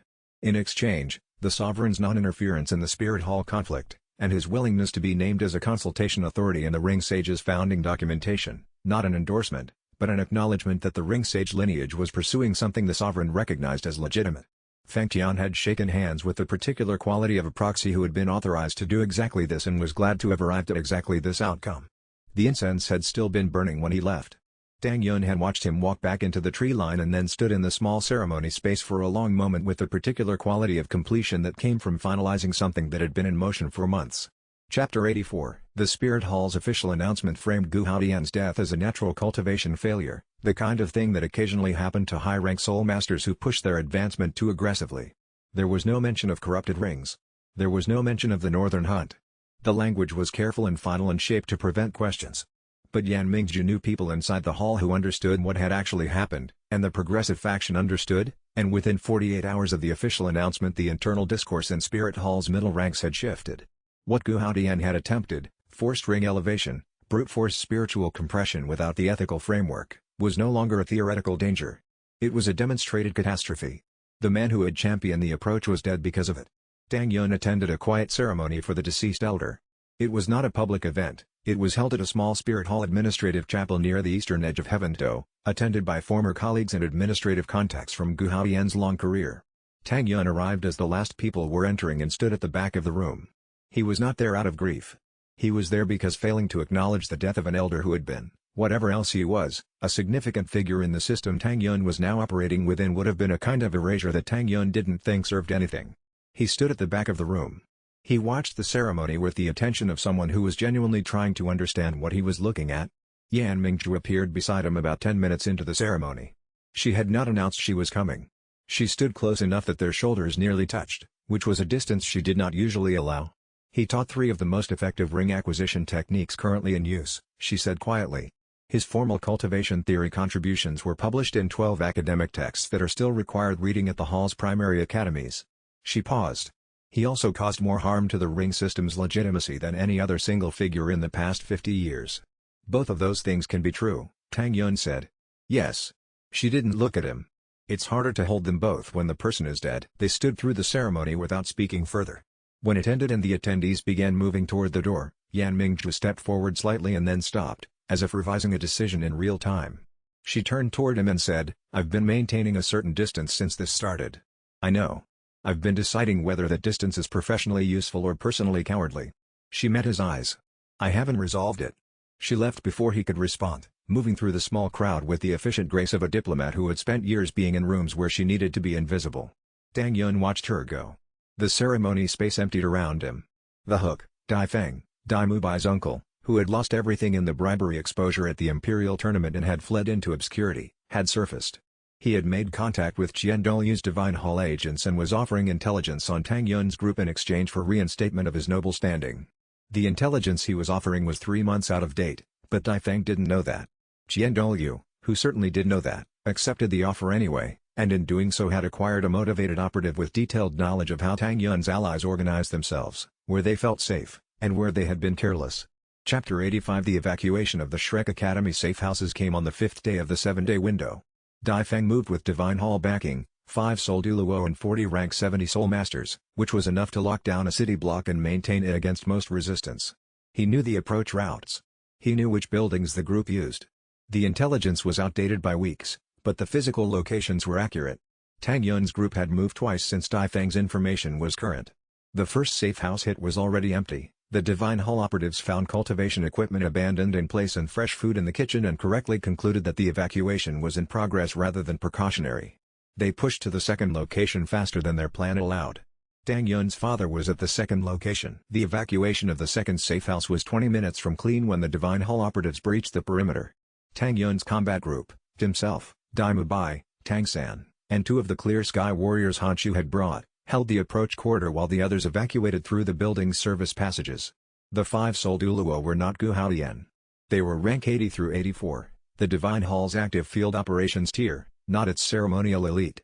They moved in coordinated patterns, they communicated through cultivation sense pings, and they used suppression formation work that was designed to box in a high-rank Soul Master and prevent ring use. Tang Yun found the answer in ring fusion. He had 11 active rings in the fusion capacity he had developed since rank 50. The suppression formation targeted single ring output. It was designed for Soul Masters who used rings in sequence. Fusion bypassed this by producing a combined output that the formation's targeting logic hadn't been calibrated for. The first tri-fusion happened in the 3rd minute of the engagement. He had been working toward it since he understood the concept, merging 3 rings into a single technique rather than 2. The theoretical framework was straightforward. The execution required harmonic alignment of 3 separate ring frequencies simultaneously, which he had been unable to achieve under training conditions because the alignment required a particular quality of pressure that practice environments couldn't replicate. Combat did the work that practice couldn't. The pressure was present. The alignment clicked. 3 rings, the defensive, the gravity suppression, and the armor reinforcement, merged into a single formation state he had no name for yet. The formation manifested as a compressed sphere of layered spiritual force that absorbed the soul Douluo strike, redirected the gravitational component upward, and simultaneously hardened the exterior surface to a density that made penetration effectively impossible. The 5 soul Douluo stopped when they encountered it. The oldest of them looked at the formation and said something to the others in a clipped professional shorthand that Tang Yun couldn't hear through the ambient combat noise. He held the trifusion for 90 seconds, enough time for the evacuation to complete. The Hook, one of the 5 soul Douluo, the one who had spoken, did not attack when the others resumed the engagement. He stood his ground and regarded Tang Yun with an expression Tang Yun recognized, not hostility, not calculation, but something closer to the specific stillness that precedes a recognition that changes what you thought you were doing. The soul Douluo spirit, a warhammer construct, the kind associated with one of the northern cultivation lineages, had activated at half power and then gone still. He was staring at Tang Yun's rings with the focus of a person who had just recognized something familiar in a context where familiar things should not appear. Chapter 86. The soul Douluo's name was Han Chu, and he had been trained by someone who knew Tang Yun's father. This emerged in the 10 minutes that followed the evacuation, when the remaining Divine Hall operatives received a withdrawal order that Han Chu had issued using his field command authority, an authority that, Tang Yun gathered, he had been accumulating quietly for the 3 years he had been in Divine Hall service without anyone at the Hall's administrative level realizing how much operational discretion he had assembled. Han Chu sat down on a crate in the evacuated building and faced Tang Yun across the cleared space with the expression of a person who had been anticipating that moment for a specific conversation and had not expected to have it here. "Your rings," he said. "The trifusion formation. That's your mother's formation architecture. You know her work. I trained under someone who studied under her." Han Chu's voice was level but carrying something underneath the level quality. "Before the Clear Sky Clan's disbandment. Before the forced service." He looked at his own hands. "I recognized the pattern the moment you used it. The harmonic alignment sequence, she documented it in her formal research papers before she disappeared." Tang Yun kept his own voice even. "She's not dead." Han Chu looked up quickly. "She's in Divine Hall custody. Voluntary isolation, protecting pact documentation." Tang Yun studied the man across from him. "How much do you know about the Clear Sky Clan members currently in forced Divine Hall service?" "I know them all," Han Chu said. "I've been in contact with 37 of the 40 for the past 2 years, as circumstances allowed." He met Tang Yun's gaze steadily. "I stayed in the hall because leaving would have triggered immediate action against the others. I've been waiting for something to change the calculation." "What changed it tonight?" "Seeing your rings." He paused. "Seeing what they can do. Seeing that someone with that capability chose to use it the way you did tonight, not eliminating, redirecting. Defending rather than destroying." He clasped his hands on the crate between them. "Someone built the thing your mother designed. And that person just offered me the exact kind of window I've been waiting for."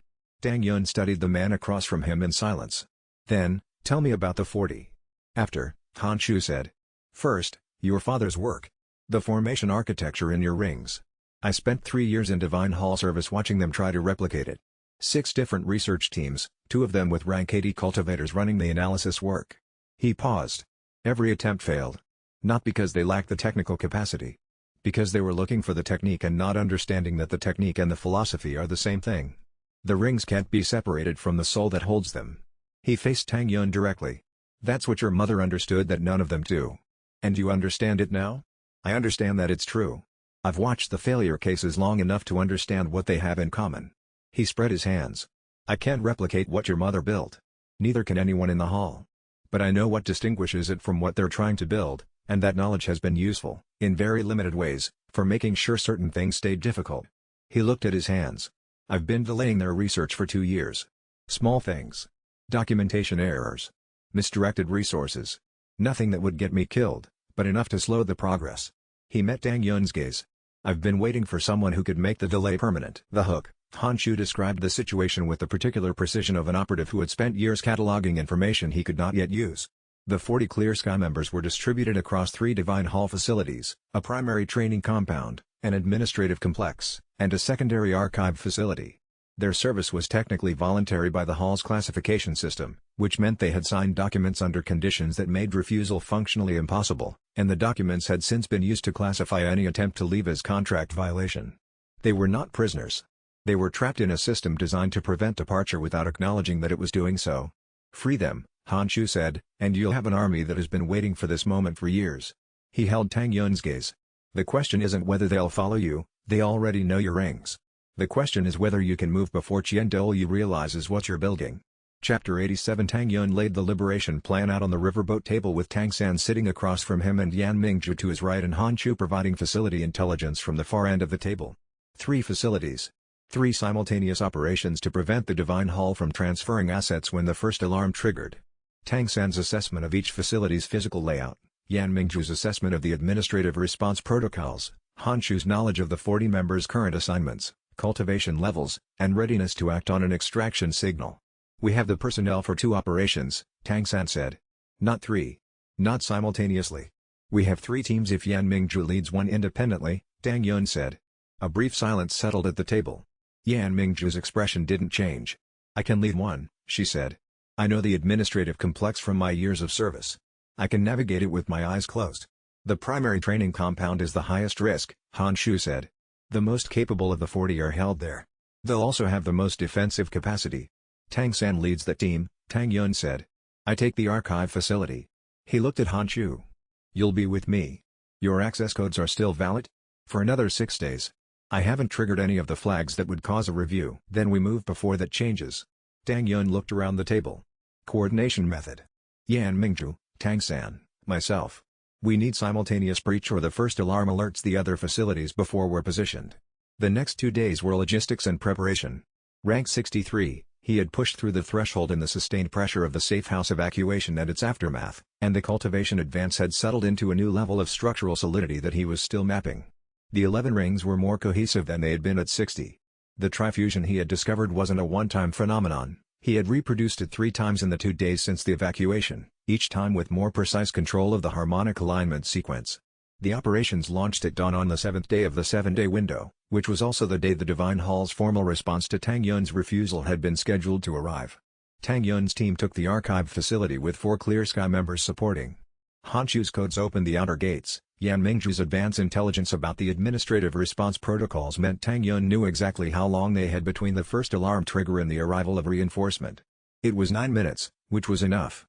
The hook, at the administrative complex, Yan Mingzhu moved through a building she had worked in for 3 years with her mirror flame held low and precise, illuminating her path and simultaneously disrupting the spiritual resonance sensors the facility used for room-by-room surveillance.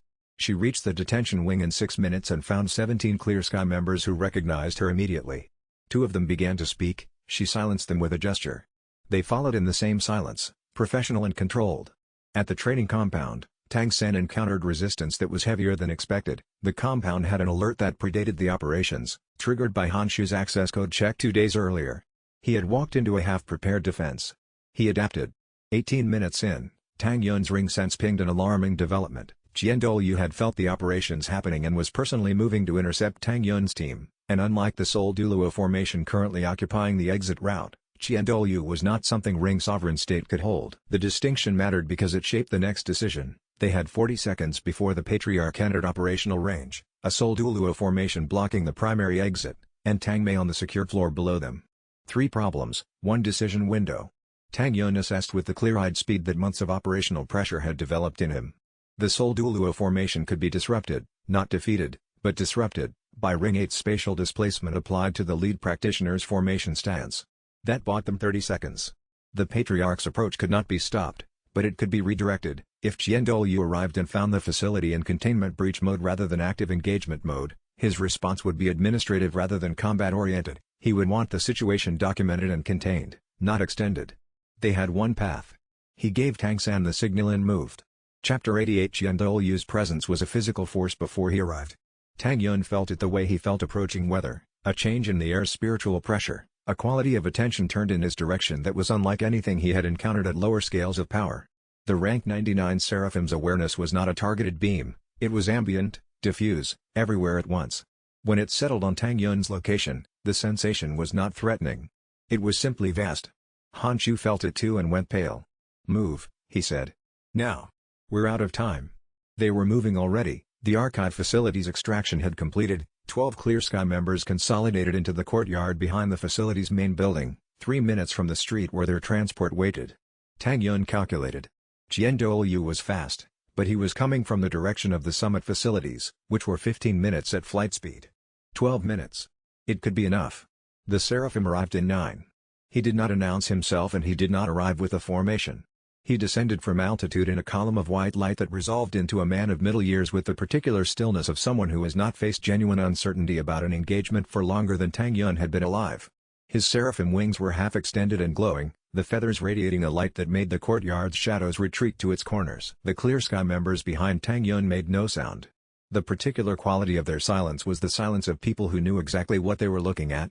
Tang Yun activated Ring Sovereign State, the technique he had been building since rank 63, which projected all 11 ring abilities outward as a combined aura that enhanced every ally within its range. He felt the Clear Sky members' cultivation stabilize behind him, their ring resonance strengthening in the aura's field. "I didn't come to destroy you," Douluo said. His voice was unhurried, carrying the specific cadence of a man who had never needed to raise it to be heard. "I came to observe what you're building." "Then observe." The Patriarch looked at the 12 freed Clear Sky members. He looked at Han Chu. He looked at Tang Yun's Ring Sovereign State aura with the concentrated attention of someone conducting a genuine assessment. "The aura," he said. "That's a cooperative technique. You're distributing your ring capability outward." "Yes. It's not a standard ring fusion application." He paused. "Who taught you that?" "I discovered it." Douluo absorbed this for a long moment. Behind Tang Yun, the Clear Sky members held their position with the particular discipline of people who had spent years in force service and knew better than to break a standoff prematurely. "I won't fight you here," Douluo said finally. "Not today. But this is not resolved." Tang Yun watched him. The seraphim's wings were folding back toward resting position, not the display posture that filled the courtyard with light but the quieter configuration of someone who has made a decision and is no longer selling it. The shift in posture told Tang Yun something. The Patriarch had come with a purpose, and the purpose had changed when he saw the Ring Sovereign State aura working in real time. "Your aura," Douluo said. He had not moved to leave yet. "The 40 freed members behind you, each one's cultivation is elevated within the aura's field." "Yes. A cooperative technique. You're distributing your ring capability outward rather than concentrating it inward." The Patriarch regarded this with the focused attention of a man who had spent decades thinking about how ring power operated. "That's not what you do with 12 100,000-year rings. Not what anyone would do with that kind of capability." "It's what the pact was designed for," Tang Yun said. "Not accumulation. Distribution." Douluo was silent for a moment with a different quality than before, not the silence of someone calculating but of someone encountering an idea they had not included in their preparation. "I need to see more," he said finally. "Not today. At a proper venue, with proper witnesses." The hook. As Douluo turned to leave, he looked back over his shoulder at Tang Yun with an expression that had changed from when he arrived, the particular, hard-to-read change that occurred when someone who had been operating from certainty encountered something that introduced genuine uncertainty for the first time. "You carry something that doesn't belong to you," he said.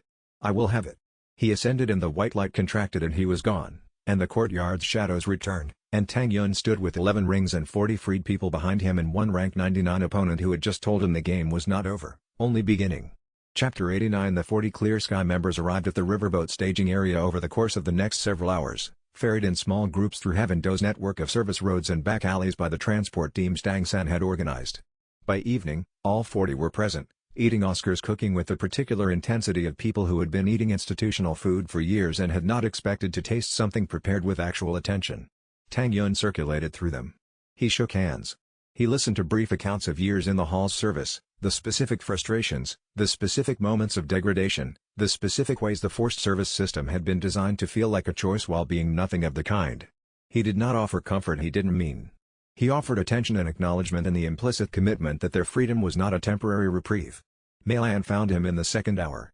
She was small and old in the way that very strong people become old, the body smaller, the presence larger. Her spirit rings were 7, which meant she was rank 70 at minimum, and the quality of her spiritual resonance was that of a practitioner who had spent with genuine consistency for 50 years or more. She had the Clear Sky clan's characteristic directness, which manifested as walking directly to Tang Yun through a room full of people and stopping 2 feet from him and examining his rings with the focused attention of an expert evaluating craft. "Your mother made this," she said. "Not a question." "Yes. The ring collector system. She and your father designed it together, but the formation architecture was her contribution. I was there for the final theoretical session before they ran the first test." She looked up from his rings to his face. "You look like her. Something around the eyes." Tang Yun had been told this before, by his father, in contexts that made it difficult to respond to without more feeling than the moment allowed for. "She's alive," he said. Mei Lan's expression was very still. "They told us she died in a cultivation accident 8 years ago. She's in Divine Hall custody. Voluntary isolation, protecting the pact documentation." The elder sat down on a nearby crate without looking for it, the kind of movement that happened when legs made a decision the mind hadn't fully authorized yet. She absorbed that for a breath. Then, she chose that. She believed it was necessary to prevent the pact from being extracted by force. Mei-lan looked at her own hands. That sounds like her. She was quiet again for a moment that had the density of many years in it. Then she looked up at Tang Yun with the specific attention of an elder who had organized years of loss into something she can work with. Her pact documentation, what she's protecting, it's stored in her spirit core. Yes. Then extracting it by force would require killing her. Yes. The hook. Mei-lan met Tang Yun's eyes. I know where she's being held, she said. The Divine Hall's deepest facility in the Sky Crown Mountain region. I spent 18 months in that facility before I was transferred. I know the layout, the guard rotations, the response protocols. She paused. I also know something else. Your mother was not alone when I last saw her. There was another prisoner, kept 2 floors below her. Someone the Divine Hall classified as an existential concern. Her expression was complicated. I don't know who it was. I was never told the name. But the security around that floor was unlike anything else in the facility, and the one time I heard movement from below, it was not human. Chapter 90 Tang Chenghao's response to learning his wife was alive had the particular quality of grief processed incorrectly for a decade suddenly being required to process differently. Tang Yun told him in private, sitting in the riverboat's forward cabin with the door closed and the others keeping distance outside. He watched his father's face move through a sequence of expressions that he had no language for because they were the expressions of a person who had structured their inner life around a loss that had just been removed without warning. His father said nothing for a long time. Then, she's been there all along. Yes. And she chose it. She believed it was necessary. Tang Chunghao looked at the cabin wall. The morning light was coming through at an angle that made the wood grain visible. He studied it the way you studied things when you weren't actually looking at them. That is exactly the kind of decision she would make, he said finally. Choosing the necessary thing and not telling me because she knew I would try to prevent it. His voice was level. The levelness was doing a great deal of work. She knew I would try to prevent it and she knew that would be the wrong response and she knew that telling me was therefore not something she could do. Yes, Tang Yun said. I think so. His father sat with that for another long moment. Then he turned to Tang Yun with the expression of a person who has made up their mind that the emotional processing can continue later and the practical planning must begin now. Then we have to go get her. Yes, Tang Yun said. But not before we have what we need to do it without losing her in the extraction. He reached rank 65 over the following week of planning and continued cultivation pressure. The system tracked his advancement without commentary. 11 rings, ring fusion capability extending to trifusion and beyond with work, ring sovereign state refined to a broader and more stable aura. The packed space for ring 12 remained present but unoccupied, waiting with the patience that 100,000-year quality things tended to exhibit. Xiao Wu found him late in the week's 7th evening, sitting on the riverboat's deck watching the city's lights on the water. She came without announcement, which was her way, and sat beside him in the particular companionable silence that had characterized their friendship since childhood. You've been thinking about the 12th ring, she said. Yes. So have I. He looked at her. She was watching the water, her expression carrying the specific complexity of a cultivator who has been examining a decision from every angle for a long time. We don't need to discuss it now, he said. I know. She reached over and took his hand. Not romantically, or not only romantically, there was something more that was harder to categorize. I'm not asking for a decision. I'm just saying that I've been thinking about it. She paused. 87 years ago, I made a choice about the direction of my life. That choice brought me here. I want you to know that I don't consider what comes next as something that happened to me. She looked at him. I consider it as something I chose. The hook, the ring collector system displayed a new notification as Tang Yun sat with Xiao Wu's hand in his, text that materialized at the edge of his vision with the quiet certainty of something the system had been building toward for some time. Ring 12 candidate proximity detected.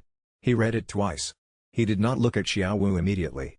He looked at the water and the lights and the city that was still standing because of choices made in the right order for the right reasons. Then he met her gaze, and something in her expression told him she had known before the system had. Chapter 91 He asked her directly the next morning. They were in the training yard behind the riverboat's docking space, a narrow rectangle of packed earth between the river wall and a storage building, adequate for movement drills and not much else. Xiao Wu had been running through the combat forms she maintained with the habitual discipline of a practitioner who had spent her physical technique for longer than most soul masters had been alive. Tang Yun waited until she completed the sequence and turned toward him. The system flagged you last night, he said. Ring 12 candidate proximity. She nodded. She had been expecting this conversation. The 12th ring requires consent, he said. Not capture. Not bargaining. Genuine, Fully informed consent from a spirit beast who understands what the bonding means and chooses it freely. He paused. I'm not asking you to consent now. I'm telling you what the system shows so you have the information. I know what the 12th ring requires, she said. Your father explained the mechanics 2 months ago. She crossed the training yard and sat on the riverside wall, looking at him with the particular directness she used when she wanted him to understand that she had processed something thoroughly before speaking about it. I've been thinking about it since Arc 4, when you explained the Ring 12 requirements. I want to. No, he said. She waited. The bonding requires your transformation into true form and the fusion of your human consciousness into your spirit identity. You would be changed permanently. Whatever you are now, you would not be exactly that after. He looked at her steadily. That is not a price I'm willing to ask you to pay.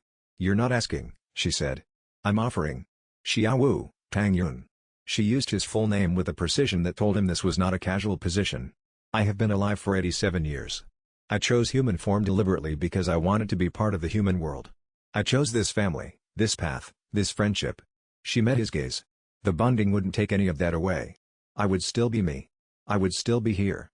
I would be more bound to you than I am now, yes. But I have been bound to you since before you understood what that meant. The bonding requires you to survive it. Then we make sure it does. She crossed the training yard and came close enough that they were speaking in the range of a private conversation.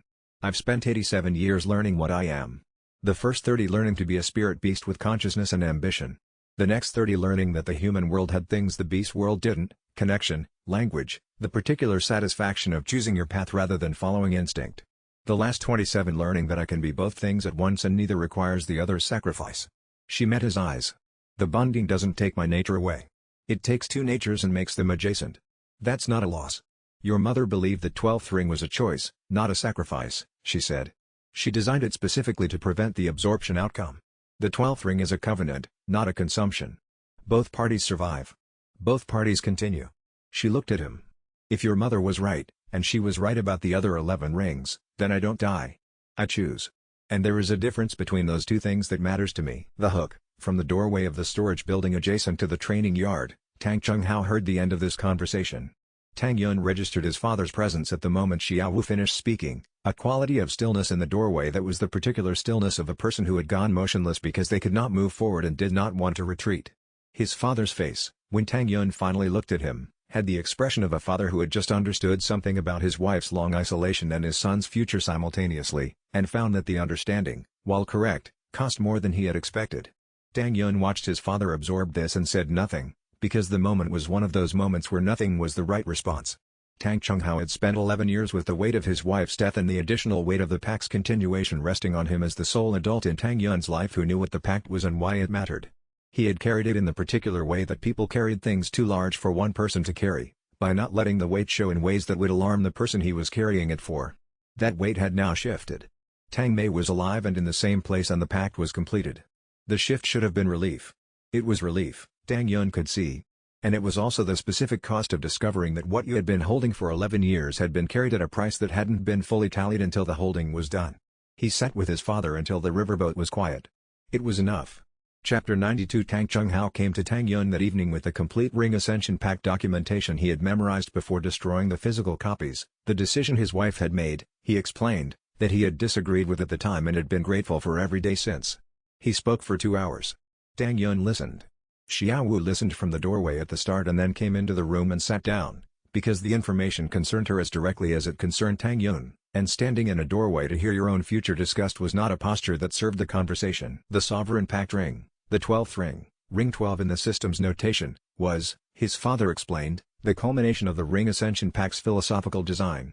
The 11 rings before it were individual commitments, each one an engagement with a spirit beast conducted through the system's mutual worth framework, each one a demonstration that the bearer's soul held the philosophy in practice rather than in theory.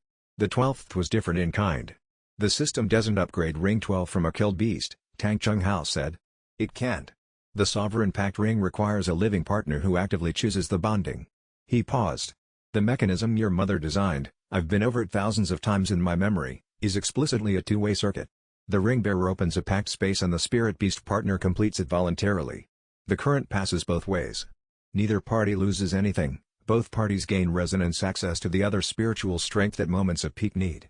The transformation requirement, Xiaowu said. The true form. Yes. Tang Chunghao met her gaze with the particular care of a father who understood he was discussing something he had no authority to refuse but every responsibility to explain precisely. The transformation into true form is the spirit beast partner's acknowledgement of the bonding's reality. It's a statement, the equivalent of the ring bearer demonstrating their full cultivation state. You show what you are. The circuit completes. Then you return to human form, and the two of you are permanently linked at the soul level. What does the link mean, in practice? Xiaowu asked. In proximity, both parties' spiritual power amplifies, the ring bearer's cultivation capability increases, and the spirit beast partner's own abilities enhance in response. At moments of extreme need, a deeper resonance state is available, not fusion of consciousness, but shared awareness. You remain yourself. He remains himself. But you are, not the same thing as apart. Xiaowu nodded. She absorbed this the way she absorbed all serious information, fully, without deflecting, without manufacturing comfort she didn't feel. Tang Chunghao looked at her for a long moment. Then at Tang Yun. Then at his own hands in the particular way he had of examining things he had carried for a long time and not yet put down. Your mother always said that the 12th ring would be the proof, he said quietly. The 11 rings prove the philosophy is possible. The 12th proves it's sustainable, that the relationship between Soul Master and Spirit Beast can be something other than extraction. He paused. She wasn't designing a weapon. She was designing an argument. And Xiaowu is the argument's completion, Tang Yun said. You both are. His father looked at them, his son with 11 rings and a packed space waiting, and the 87-year-old Spirit Beast who had been choosing this direction for decades. She always said the system would find its own partner. That the right soul would attract the right answer. He was quiet for a moment. I didn't believe her. I thought she was being idealistic. He looked at Xiaowu. She was right about most things. Tell me what I need to do, she said. The hook. Tang Yun's father looked at Xiaowu for a long moment with an expression that was not quite approval and not quite grief and was the particular combination that came when someone watched a decision that cost something irreplaceable being made by someone who understood the cost entirely and had decided the cost was worth paying. The bonding can't happen here, he said. It requires a spiritually neutral environment, no outside ring pressure, no cultivation formation interference. There is a place. He looked at Tang Yun. It's in the extreme north. Ah Yin knows where it is. Chapter 93. Ah Yin knew exactly where it was. She described it with the specificity of a person with direct experience there, a sacred grove in the heart of the extreme north's ancient forest preserve, a space where the land's spiritual pressure had been neutralized over centuries by the coexistence of human and beast cultivation in the same territory. The neutralization was not the absence of spiritual power. It was the equalization of it, human and beast in balance, neither dominant, the environment holding the old cooperative principle the way old stones held warmth. It takes 3 weeks by road, she said. The direct route through the mountain passes is faster. 2 weeks, if the weather holds. Tang Yun looked at the group assembled in the riverboat's main cabin. Tang San, Dai Mubai, Oscar, Ning Rongrong, Yan Mingzhu, Grandmaster, his father, Xiaowu, Han Chu, Meilan, and 4 of the most senior Clear Sky warriors Han Chu had identified as key to the group's combat capability. He had enough to make the journey. He did not have enough to both make the journey and defend the positions in Heaven Do that the political work had built. The 7-day window closed without the Divine Hall's formal action, Yan Mingzhu said. Qian Douluo is recalibrating. He won't wait indefinitely, but he's not ready to move against a position that now includes the Imperial Palace's formal interest, the Sovereign's truce document, and 40 liberated Clear Sky members who can testify about the Force Service system. She paused. We have a window. It won't last. 2 weeks north, Tang Yun said. 3 weeks at the Grove with the preparation Ah Yin described. 2 weeks south. 7 weeks minimum. 7 weeks is more window than I expected us to have, Ning Rongrong said. Yan Mingzhu looked at the map spread across the riverboat's table. The political architecture doesn't maintain itself. 7 weeks without Tang Yun present, the Imperial Palace's formal interest holds. The Sovereign's truce document holds. The liberated Clear Sky testimony holds. She traced the northern route. What doesn't hold is the informal pressure. The Progressive Spirit Hall faction needs ongoing communication. They're not going to defect to Qian Douluo's position in 7 weeks, but they need to know the direction is still moving forward. She looked up. I can manage that from the north. Relay communications are slower, but they're sufficient for the kind of coordination involved. You're coming north, Tang Yun said. The summit location is near the Sky Crown Mountains, she said. Which is near the same region as Tang Yun's mother's facility. She met his gaze. If Qian Douluo proposes a summit during the 7 weeks, which is possible, someone needs to be in position to respond intelligently rather than from a distance. She's right, Grandmaster said quietly.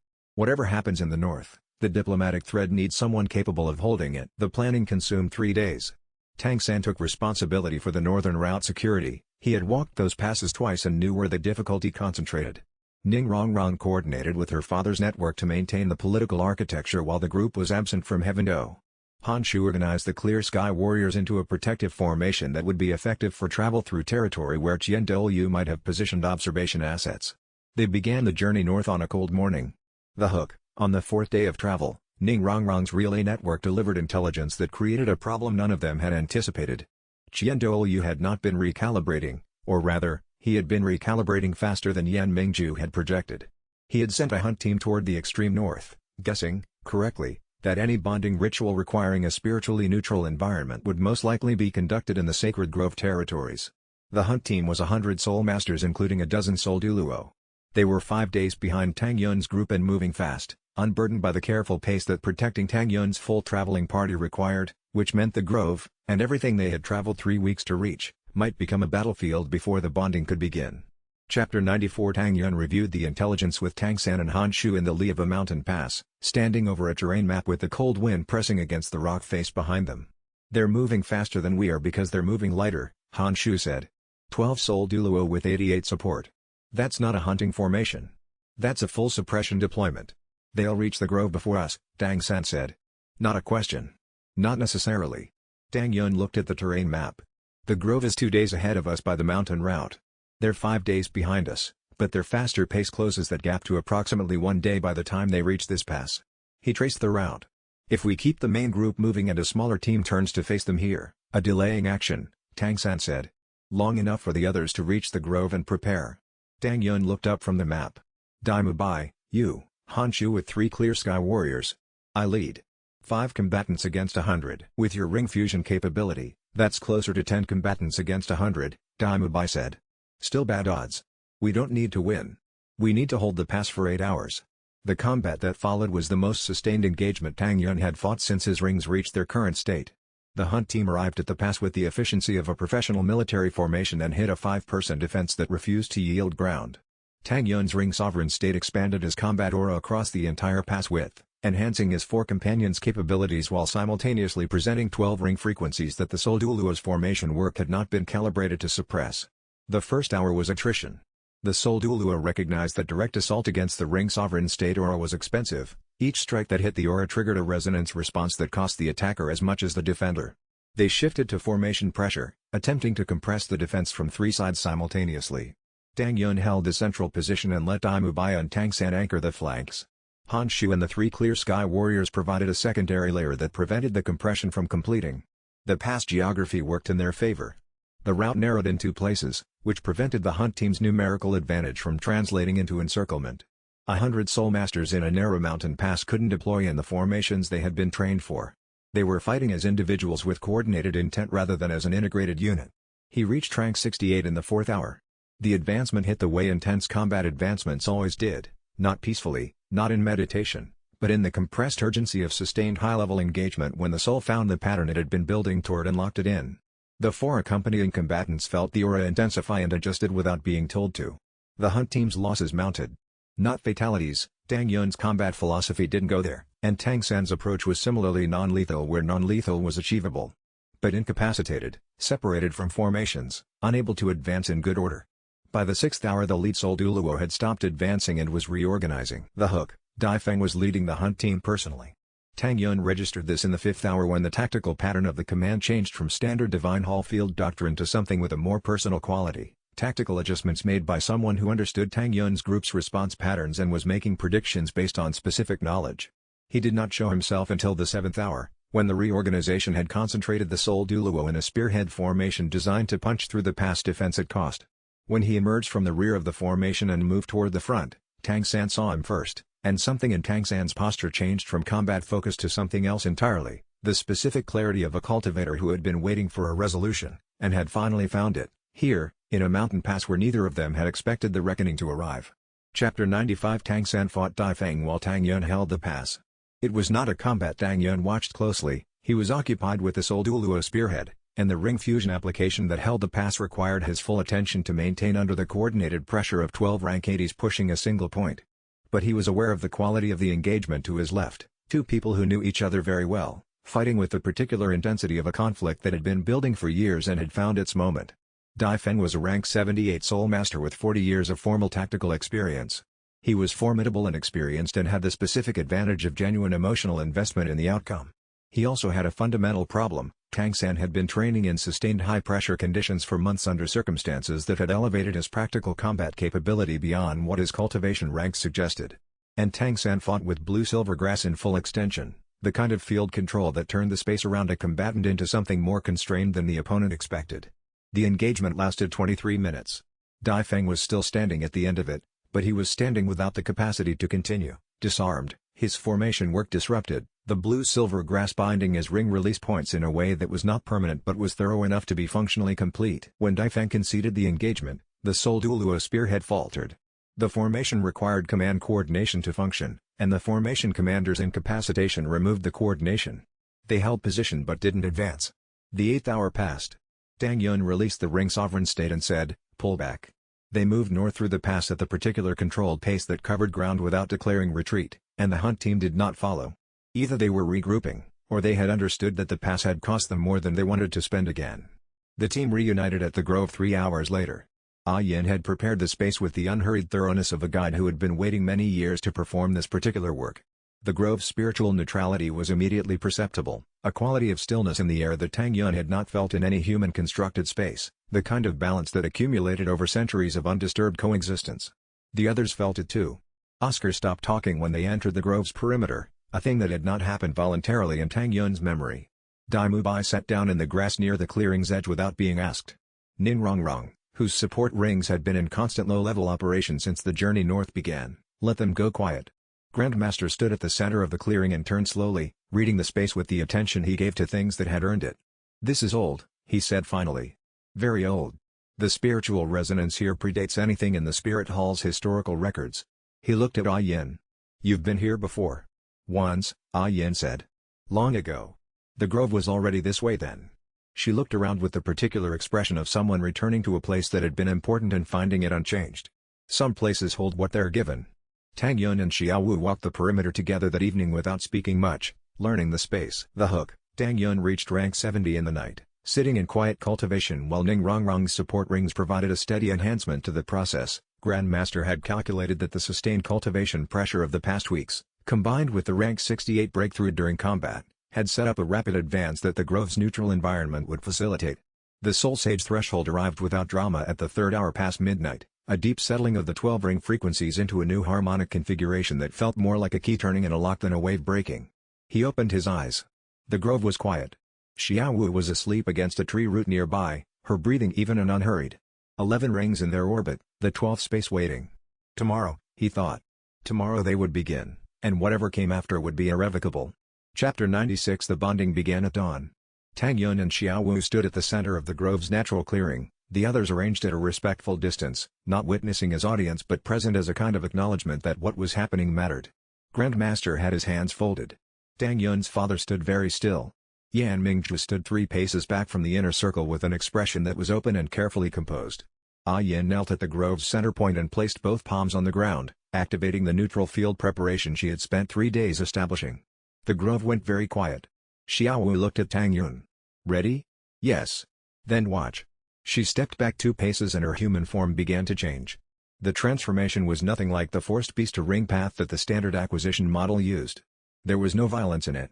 She did not shrink into something diminished, she expanded into something entirely herself, a white jade rabbit of extraordinary spiritual density, 2 meters at the shoulder, the coat luminous in the grove's morning light with the particular quality of genuine 100,000-year resonance. Her eyes, when they met his, were the same eyes they had always been, the same intelligence, the same recognition, the same deliberate choice. He opened Ring 12's packed space. The system's display showed the notification he had been carrying for months. Ring 12, candidate present. Sovereign packed ring activation requires mutual resonance confirmation. Below that, 2 confirmation prompts that had never appeared before. One was his. One was hers. He looked at her, the white jade rabbit with his oldest friend's eyes, radiating a warmth that was entirely her own, and understood something that all the documentation and all the theory and all his father's precise explanations had not quite prepared him for. This was not a transaction. Not an upgrade. Not an acquisition of any kind. It was an acknowledgement that she had already been the 12th thing all along, that the pack's final ring was not something he had found, but something that had been growing in the space between them for the better part of both their lives. She confirmed first. The resonance circuit completed with a warmth that moved through his cultivation structure not as addition but as integration, the 12th ring manifesting not from the outside but from the inside, the sovereign pact circuit establishing between their connected souls as a two-way current that ran both directions simultaneously. The ring materialized in his orbit, golden, complex, layered in the way that something is layered when it has been built from genuine mutual understanding rather than from force. He felt her presence in his cultivation awareness, not intrusive, not constant, but available. The way you felt a door that stood open nearby, not entered, simply there. She returned to human form. She stood in front of him, eyes faintly glowing, and she was entirely herself, the 87-year-old 100,000-year spirit beast who had chosen human form and human life and had now chosen one more thing that made her more, not less.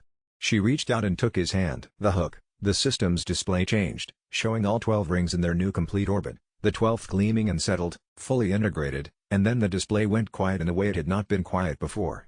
Not inactive. Not terminated. Quiet the way something goes quiet when it has finished a very long task and has moved into a different mode of operation entirely. Tang Yun looked at the 12 rings and then at Xiao Wu and then at the grove around them, which had the quality of a place where something significant had just happened and the air still carried the impression of it. Then the quiet ended. The system displayed one more line, brief and exact. Ring collector system, complete. Sovereign fusion state, latent. Activation, your choice. He read it twice. He did not know yet what activating sovereign fusion would cost, but for the first time, he believed it was something he might survive. The belief was not false confidence. It was evidence-based. His mother's documentation described the sovereign fusion's activation criteria with precision: integrated 12-ring architecture, walk second stage active, consciousness prepared for expansion through consistent practice. He met all three criteria. The sovereign fusion was not beyond him. It was the next step in a sequence he had been building since Ring 1. He put the documentation down and looked at the grove through the window. The Jade Soul Covenant's warmth was constant, had been constant since the bonding, would be constant for the rest of his life. That warmth was the sovereign fusion's primary amplifier. Xiao Wu's presence wasn't just relationship. It was cultivation infrastructure. He had known this intellectually from Ring 12's documentation. He was beginning to understand it experientially. The summit was in 2 weeks. He would be ready. Chapter 97. In the aftermath of the bonding, Tang Yun discovered the amplification effect before anyone explained it to him. The bonding itself had been complete for 6 hours before he noticed, or rather, before the effect was present enough to notice distinctly. The immediate post-bonding period had its own quality of altered perception that he had been navigating. The Jade Soul Covenant's connection was live and constant, a steady warmth at the deepest layer of his cultivation awareness. Ring 12 was integrated. The 12-ring architecture was complete. Everything had the quality of a just-finished structure still settling into its permanent form. He was standing in the grove's outer perimeter with Xiao Wu 30 meters away discussing something with Yin, and he became aware that his cultivation sensitivity had extended beyond its normal range, that he could feel the spiritual resonance of the trees in the soil and the creatures in the surrounding forest at a depth and resolution that exceeded anything he had experienced before. Not permanently. Not constantly. Proportional to her proximity. When she moved closer, the sensitivity increased. When she moved to the far edge of the grove, it reduced. The effect was precise and clean, the way something was precise and clean when it had been designed rather than discovered. Grandmaster observed the effect and asked Tang Yun to demonstrate it. He stood at center grove and released his ring ore at the level he had been using ring sovereign state, and the ore's radius was demonstrably larger, not by a small margin, not by estimation, but measurably, quantifiably larger, than it had been in any previous deployment. By roughly double, Grandmaster said quietly. He was using his educator's voice, the one that processed surprising information into accurate description. The proximity effect, this is what the pact documentation described as mutual amplification. The spirit beast partner and the ring bearer both gained from the completed circuit. Tang Yun found Xiao Wu across the clearing. She had felt it too. She had said nothing yet, but the quality of her stillness was the quality of someone processing a new state of their own being and finding it not alarming but interesting. The documentation your father shared, Grandmaster continued. It described the 12th ring as a cooperative amplifier, both parties strengthened by the bond. I've been teaching ring theory for 30 years. He paused. I have never seen anything work the way the theory said it should. It works because the theory is right, Tang Yun said. Grandmaster looked at him for a long moment. Then he said, quietly, so that only Tang Yun could hear, your mother understood something about the relationship between soul and ring that the entire current system has systematically been getting wrong. He looked at the 12 rings in orbit. You are carrying her proof. His voice was steady, but something behind it was not entirely steady. I spent a long time believing the ring system as I learned it was the only version the system could take. You and she changed that. The hook, from hundreds of miles south, at the summit facilities near the Sky-Crown Mountains, Douluo sat in his chambers and felt the Covenant's completion travel through the continent's spiritual network like a deep bell tone. The completed Covenant was not quiet. It could not be quiet. 12 100,000-year rings operating in full resonance sent a signal through the spiritual fabric of the world that a rank 99 seraphim did not miss. He sat with his hands folded and his face unreadable for a long time. Then he summoned his two most senior Divine Hall subordinates. "Prepare the summit facility," he said. "And send a formal message to the ring bearer. Tell him I want to talk." He paused. "Not to fight. Not to assess. To talk." Tang Yun folded the message slowly. The Patriarch of the Spirit Hall, the most powerful soul master alive, wanted a conversation. That was either the best news he had received in a year, or the most sophisticated trap he had ever seen, and he genuinely could not tell which. Chapter 98 Douluo's message was brief and precise. The 12-ring pact had been completed. He had felt it. The implications were beyond what any standard Spirit Hall protocol addressed. He was requesting a formal summit at a neutral location to discuss those implications directly. He proposed the ancient neutral ground at the Sky-Crown Mountains, historically recognized as outside any political entity's authority. He would bring no army. He asked that Tang Yun bring no army either. "Don't go without preparation," Yan Mingzhu said. She had read the message 3 times. "I wasn't planning to. I mean specifically, a summit at Sky-Crown where Douluo has had time to prepare the ground before we arrive is a summit where the ground may not be as neutral as the historical designation suggests." She set the message down. "He's moved faster than I expected on the diplomatic pivot. That's not necessarily good news. It means something changed in his calculation significantly." "The Sovereign Pact ring's completion," Tang Yun said. "Yes. But specifically what about it?" She looked at him. He said implications beyond what standard protocol addresses. "That's either genuine uncertainty or deliberate framing to make you feel like the meeting is safe." She paused. "I know Douluo. It's possible it's both." Tang Yun considered this for a moment. What does he want that he can't get through direct suppression? Yan Mingzhu let a breath pass. "Control over the outcome," she said. "If he suppresses you, the Pact's existence becomes a suppressed legend, which means in 50 years it resurfaces in distorted form and creates a problem he can't manage. If he negotiates with you, he shapes what the Pact becomes." She looked at the message. "He's not a fool. He knows the 12 rings are real. He knows the ring sovereign state or is real. He knows the Sovereign Pact ring is real. And he knows that all of that combined with the political architecture you've built is not something he can quietly eliminate without a significant cost." She met Tang Yun's gaze. "He wants to own the outcome. That means he needs to be in the room when the outcome is defined. Then we go." "Yes," she said. "We go. But we prepare." She picked up the message again. "His mother is near the summit location. This isn't coincidence." Tang Yun looked at the message in her hands. He had reached the same conclusion an hour before she stated it: the sub-facility's location, the summit's proposed venue, the timing of Douluo's message all pointed toward a patriarch who had planned this convergence carefully. Douluo wanted the summit to happen near the facility where Tang Mei was being held. That served 2 purposes simultaneously. It gave the patriarch leverage if the summit turned hostile, and it gave Tang Yun a reason to come that was more compelling than the diplomatic argument. "He knows I'll try to get to her," Tang Yun said. "He's counting on it." She met his gaze. "He wants you to have a reason to attend that overrides your strategic objections.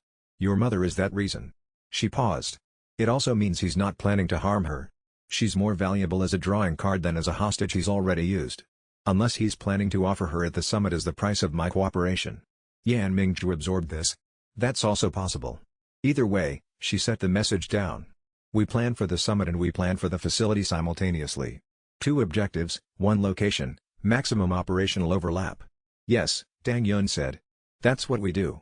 The hook. Tang Yun thought for a long time after that conversation, standing at the edge of the grove as the others began their preparations for the journey south, watching the forest with the particular attention of someone working through a problem that had more variables than clean solutions. Then he stepped inside and sat down and thought about what it meant to change the board when the board was held by someone who was also thinking about changing it. After a long time, he wrote a message. Not to Douluo. He sent it to the Abyss Sovereign through the Black River stone token Feng Tian had given him. The message was 3 sentences. He did not share its content with anyone else until after the response arrived, because some moves needed to be made in the space between the moment the idea formed and the moment the opponent learned what you were thinking, and when the Sovereign's response arrived 2 days later. What it described made Tang Yun understand that he had been thinking too small. Chapter 99 The Abyss Sovereign's response arrived through Feng Tian, who materialized at the grove's perimeter 2 days after Tang Yun sent the message and walked to Tang Yun without speaking until they were far enough from the others to have privacy. He read your message, Feng Tian said. And? He will not fight Douluo directly. He held to that when I carried your request. Feng Tian paused. But he will do something else. He looked at Tang Yun with an expression that was as close to admiration as Feng Tian had ever produced. He has contacted every spirit beast colony on the continent. Every colony with communication capacity, the elder lineages, the mountain councils, the deep forest assemblies. He shared with them the completed sovereign pact ring. What does that mean practically? The knowledge that a ring can be completed through consent. Through partnership rather than death. Feng Tian met his gaze. He described the Jade Soul Covenant. He described what Xiao Wu chose and what the choice produced. He described you. He paused. The message is moving through the beast colonies the way fire moves through dry grass in summer. Fast, wide, unstoppable. Tang Yun processed this. What are the colonies doing with the knowledge? Some are in shock. Some are skeptical. Old wounds don't close simply because new information arrives. But several of the ancient beasts, creatures who have been avoiding human settlements for centuries, have begun approaching the boundaries. Not aggressively. Not as threats. Feng Tian looked at the trees. They are approaching with inquiry. With the question of whether what the sovereign described is actually possible. He turned back to Tang Yun. You have created something that the Abyss Sovereign has been trying to create for 2,000 years, which is the first genuine reason for a spirit beast to approach a human soul master without expecting harm. Tang Yun processed this. The sovereign shared the actual mechanism? The Jade Soul Covenant's bonding process? The essential principle. That a spirit beast can choose the bonding rather than be killed for it. That the resulting ring is stronger, more coherent, more stable, than one taken by force. Feng Tian paused. He did not describe it as an option for widespread adoption. He described it as a proof of concept. Evidence that the current system is not the only possible system. He met Tang Yun's gaze. The impact is not that every spirit beast is now approaching soul masters. It's that the assumption that rings require death is, for the first time in centuries, genuinely in question among the beasts themselves. That changes what soul masters ask themselves when they go hunting, Tang Yun said slowly. Eventually, Feng Tian said. Not immediately. These things move slowly. But the question exists now that didn't exist before, and questions that exist in enough minds tend to become harder to ignore with time. Tang Yun thought about Douluo's mobilization, and the summit, and the political architecture built over months of careful work, and what it meant that the ground had just shifted in a way that made the summit's outcome different from what anyone had planned. What is Douluo's mobilized force doing? He asked. Feng Tian almost smiled. Stopping, he said. The Patriarch received the same reports we have, ancient beasts approaching human settlements with inquiry rather than aggression for the first time in recorded history. He is receiving those reports and he is. Feng Tian paused, searching for the right word. Reconsidering. The hook. They began the journey south the next morning, and on the fourth day of travel they received word through Ningrongrong's relay that something unprecedented was happening in 3 separate regions simultaneously. Ancient spirit beasts of rank equivalent to Soul Douluo or above were at the edges of human settlements, not attacking, not threatening, asking through the communication capacity of lower beasts acting as intermediaries whether someone could explain to them the thing the Abyss Sovereign had described. The Ring Sage framework that Tang Yun had been building politically had just been handed a practical justification that no political argument could have manufactured. The world itself was presenting the question that the Ring Collector system was the answer to, and Douluo, who was receiving all of this through his own intelligence network, had halted his forces and was waiting. Chapter 100. They arrived at the edge of Heaven Do City on a gray afternoon, and Douluo was already there. Not with his army. Alone, as promised, standing in the open space at the city's northern gate approach, the seraphim wings folded to something close to resting position, his posture carrying neither threat nor submission but the specific quality of a man who had traveled a long distance inside his own certainty and arrived at a different place than where they started. Tang Yun's group stopped at 50 meters. He looked at Douluo across the open space. The Patriarch looked back. You came alone, Tang Yun said. As I said I would. Douluo's voice was the same, unhurried, carrying, but something in the texture of it was different than the last time. The situation has changed. Yes, the spirit beast communications have been reaching my intelligence network for 4 days, the Patriarch said. Ancient creatures approaching human boundaries with inquiry. 3 established colonial territories sending formal representatives to regional spirit hall offices with requests for information about the Sovereign Pact Ring. He paused. I have been the head of the spirit hall for 22 years. I have never received a communication from an ancient spirit beast colony that wasn't a warning or a hostile declaration. That's why the system needed to change, Tang Yun said. Douluo looked at him for a long moment. I have been operating from the premise that the ring system is correct in its current form and your methods represent a threat to its stability, he said. I am here to tell you that I am reconsidering that premise. He said it the way a person said things that cost them, not easily, not with performance, but with the directness of a man who had weighed the cost and accepted it. Yan Mingzhu stood to Tang Yun's left.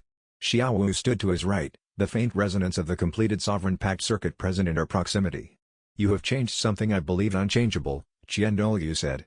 I am here to understand it, not to destroy it. Tang Yun did not move. He watched the patriarch's face, the specific quality of a man who had held absolute authority for 22 years and was standing in the open air making a public statement of reconsideration. The cost of saying this was not small. The cost was visible in the particular stillness of Qian Douluo's posture, the deliberate evenness of his voice. The sanctuary zones, Tang Yun said. The 3 provinces the Abyss Sovereign designated, I'll need Divine Hall recognition of their status for the designation to hold. Qian Douluo regarded him. You're negotiating. I'm establishing what a productive conversation looks like. Tang Yun met the patriarch's gaze steadily. If you're here to understand and not to destroy, then understanding has practical implications. The sanctuary zones are the first one. Something shifted in Qian Douluo's expression, not quite approval, but something closer to the recognition one professional gave another when the other demonstrated they had prepared correctly. We can discuss the zones at the summit, he said. Among other things, the space between them held the weight of many months and many decisions and the particular quality of a turning point that both parties could feel. The hook, between Tang Yun and Qian Douluo, at the exact midpoint of the 50-meter gap, the air shifted, a quality of presence that had no visible source until it had one. The Abyss Sovereign materialized in his full ancient form, massive, dark, ancient beyond any scale that human civilization had calibrated for, radiating the patient authority of something that had watched human civilization build itself from nothing over 2 millennia. He did not speak. He simply stood between the ring-bearer and the patriarch and looked at each of them in turn. For the first time in any historical record anyone present knew of, a titled Douluo, a completed 12-ring pact bearer, and the Divine Hall patriarch stood in the same space without combat, and in the particular silence that followed, something that had been impossible began, with great care and some difficulty, to become possible instead. Chapter 101 The three-way standoff at Heaven Do City's northern gate did not end in agreement. It ended in the recognition that agreement was possible, which was not the same thing, but was closer to it than anything that had existed before. Qian Douluo proposed the summit first. His framing was measured and precise. The completed 12-ring pact represented a development that exceeded any existing Spirit Hall classification framework, and the appropriate response was evaluation through proper process rather than suppression without basis. He proposed the Sky Ground Mountains as neutral ground, a 2-week preparation period, equal standing for all parties, and no weapons deployment from any side. Tang Yun had felt the rank 99 cultivation pressure from 40 meters away. Not threatening in the combat sense, contained, the way a very experienced high-rank practitioner contained their presence as a courtesy rather than a necessity. Qian Douluo's courtesy in that moment was itself a statement, I am not here to fight you today. The Abyss Sovereign's presence beside him had its own quality. Ancient in a way that bypassed the cultivation rank system entirely, not measured in spirit rings or soul power, but in a depth that the ring sovereign state could perceive as an approximation of timescale. The sovereign had been alive before the current cultivation system was codified.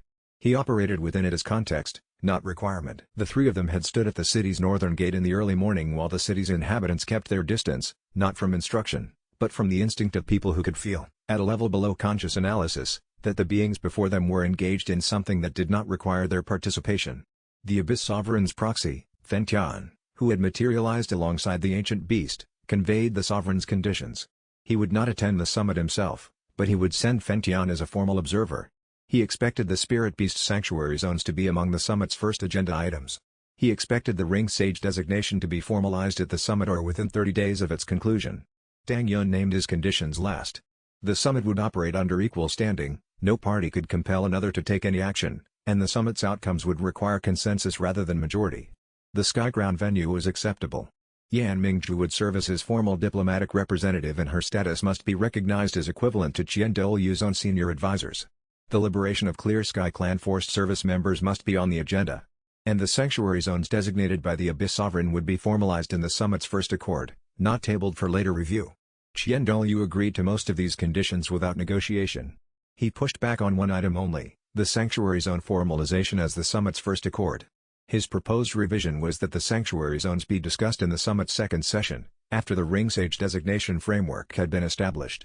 His reasoning, presented in 2 concise sentences, was that the zone formalization required the ring sage's authority to carry weight, and the ring sage's authority would not be established until the first session's designation framework was agreed. Tang Yun accepted this revision after examining it with Yan Mingzhu, who confirmed that it was structurally sound and also that Douluo had used it to establish that the ring sage designation would be the first session's outcome, which was a concession disguised as a procedural preference, and a significant one. He wants to be the one who formally creates the role, she told Tang Yun that evening. That gives him a claim on its origin, however limited. He's a careful man. He's also genuinely trying to build something workable, Tang Yun said. Yes, she said. Both can be true. Yan Mingzhu's private assessment was that Douluo had already decided the summit's outcome before proposing it, and was using the negotiation to shape the record of how that outcome was reached. The hook. Walking back from the initial meeting, Yan Mingzhu fell into step beside Tang Yun and said quietly, "Summits are where the most dangerous betrayals happen. Not the obvious betrayals, those you can prepare for. The ones that arrive wearing the shape of agreement." She did not look at him as she said it. "I'm not telling you not to go. I'm telling you to watch everything at the summit that isn't being said, because the things not being said are where Douluo does his most careful work." Chapter 102. The 2 weeks of preparation before the Sky Crown Summit were the most focused period of training Tang Yun had undergone since before the ring collector system began. He had 12 rings and a sovereign fusion state that had been flagged as latent since the Jade Soul Covenant's completion. He had ring sovereign state. He had tri-fusion and the developing capacity for quad fusion. He had rank 70, Soul Sage, and the particular quality of awareness that came with a cultivation level advanced enough to feel the shape of the space around him without effort. What he didn't have was certainty about what the summit would require. Tang San trained alongside him every morning. Their combined sessions had become the most productive training either of them had done. Tang San's blue-silver grass and Tang Yun's ring aura produced a layered field effect that neither of them could achieve alone, and working in that combined field had developed their coordination to a level that looked, from outside, like they had been fighting as partners for a decade. On the 6th day, Tang Yun developed the first working version of a technique he named Pact Cascade, not the full 12-ring sequence he would deploy at the summit, but a prototype, 6 rings chained in deliberate sequence, each one's discharge feeding the next's formation work rather than operating in parallel. The chain's total output exceeded what parallel deployment would have produced by a factor he estimated at roughly 30%. He ran the prototype 6 times. The output increased each time as the harmonic alignment refined. By the 6th repetition, the technique was stable enough to maintain under active disruption, which Tang San, using his blue-silver grass in suppression mode, applied with the enthusiasm of someone who recognized a significant development when he saw one forming. "It chains," Tang San said after the 6th repetition. "Each ring powers the next." "Yes. The 12-ring version would be harder to interrupt than any single technique I can deploy." "How long to build the 12-ring version?" "I have the framework.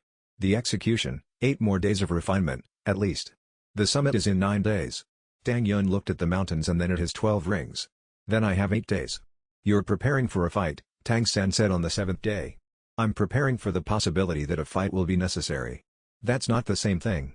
Tang San paused his cultivation and turned toward Tang Yun with the directness that had always been his most consistent quality. "You've spent 6 months building something that doesn't require combat to succeed. The summit is where that thing either completes or doesn't. If it requires combat, the thing is already failing." Tang Yun sat with this. "You're right," he said finally. "But I'm not training for combat because I expect the summit to fail. I'm training because if someone attempts to make it fail, I need to be able to prevent that without destroying what we came to build." "That's a more defensible position," Tang San said. And returned to his cultivation. The hook. On the 12th day of preparation, a Spirit Hall intelligence contact forwarded news through Ning Rongrong's network. Meilan had identified the precise location of the Divine Hall sub-facility holding Tang Yun's mother, and the architectural plans for 3 of its 6 floors were confirmed. Tang Yun's mother's location was floor 4. The entity held 2 floors below. The one Meilan had called not human from her time in the facility, occupied a section of the basement that the facility's own documentation didn't fully describe. Whatever it was, the Divine Hall had classified its existence at the highest security tier. Tang Yun read the report twice and committed the floor plans to memory. The sub-facility had not been in any Spirit Hall documentation that Yan Mingzhu had accessed in 2 years of progressive faction intelligence work. It appeared in the material Wanli had provided through her ancient information network. Not because Wanli had been monitoring Spirit Hall activities specifically, but because the sub-facility's construction had been significant enough to produce a detectable ripple in the mountain's spiritual formation patterns, the kind of ripple that a being who had been paying attention to this particular mountain range for 8 centuries would notice. He appreciated, in this moment, the specific value of allies who had been old for longer than the institution you were working against had existed. There were things they knew that no human intelligence network could have. Chapter 103 Rank 72 arrived on the 14th day of preparation, in the early hours when the Sky-Crown Mountains air was at its coldest and clearest. Tang Yun was in cultivation on the summit camp's eastern promontory, a flat expanse of rock that caught the first light and provided a natural anchor point for ring resonance work. He had been building toward the threshold for 3 days, the spiritual pressure accumulating in the structured way it did when advancement was earned through consistent practice rather than combat crisis. The 12 rings shifted in harmonic configuration and locked into a new pattern with the precision of 12 instruments finding a shared key simultaneously. Each ring's resonance frequency realigned to the soul sage register, and the result was something he hadn't experienced at previous rank thresholds, the 12 rings as a unified instrument rather than 12 individual ones. He felt Xiao Wu wake at the same moment he crossed the threshold. The Jade Soul Covenant was operational, she wasn't in danger, but the resonance circuit between them registered his advancement the way a tuned string registers vibration. He felt the brief warmth of her awareness acknowledging the change before she let the connection relax back to its ambient state. The system notification was different from any previous advancement, all 12 rings now operating at Soul Sage resonance. Compound abilities unlocked. Ring Sovereign State, range extended. Packed Cascade, full sequence available. He stood and looked at the mountains. The Ring Sovereign State's extended range meant his cultivation aura now reached 45 meters rather than 30. He tested it, the aura expanded outward like a breath, steady and warm, and he felt the nearby cultivation of 2 clear sky warriors on the promontory's lower level respond to the enhanced field, their ring resonances strengthening in the aura's reach. Ring Sovereign State, Grandmaster said from 10 paces behind him. Tang Yun hadn't heard him approach, which meant either his awareness had been absorbed by the advancement or Grandmaster had finally mastered a silence technique he had been working on for years. When I observed you using it at the Heaven Dome evacuation, the radius was approximately 30 meters. He paused. This is larger. 45, Tang Yun said. Grandmaster came to stand beside him and looked at the extended aura with the focused attention he gave to phenomena that required genuine theoretical processing rather than simple description. He spent a moment assessing the aura's qualities at the edge of its range, not just its size but its coherence, the uniformity of the enhancement field, the stability of the 12-ring harmonic at the aura's outer boundary. These were not casual observations. He was conducting an assessment that his theoretical framework had prepared him to make and that his practical experience was now calibrating against actual data. Your mother's theory predicted that full 12-ring resonance would expand the cooperative field to encompass a standard combat formation. 45 meters exceeds that. He paused.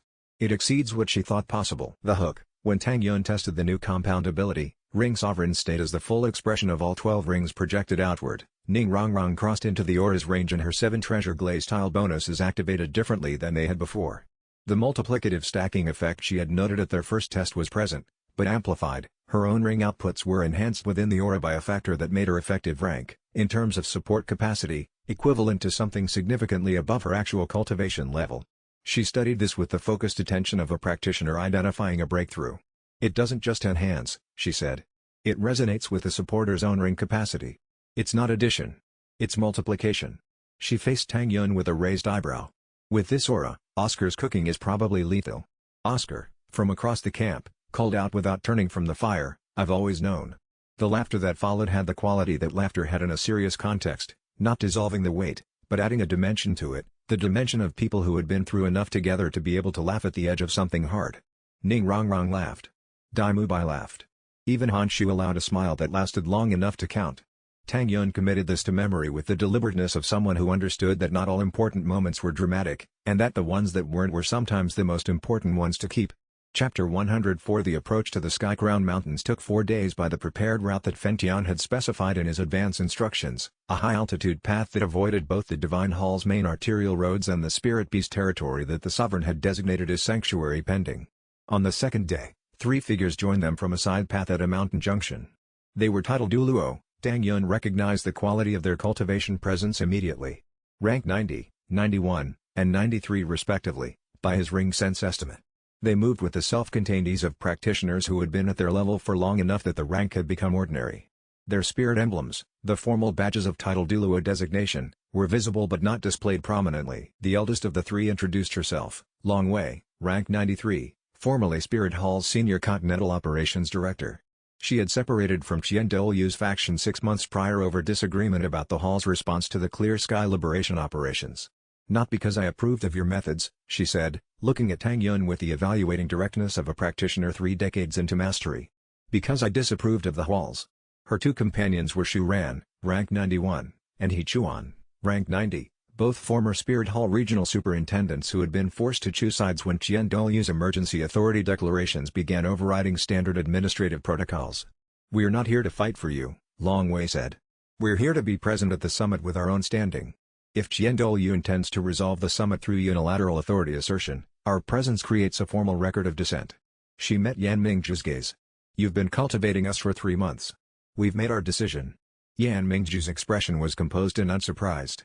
"You're welcome," she said. Long Wei's assessment of Qian Douluo was the most valuable intelligence Tang Yun received on the 4-day approach. She had worked alongside the patriarch for 11 years before the divergence, and her understanding of how he operated was the understanding of a former colleague rather than an observer or opponent.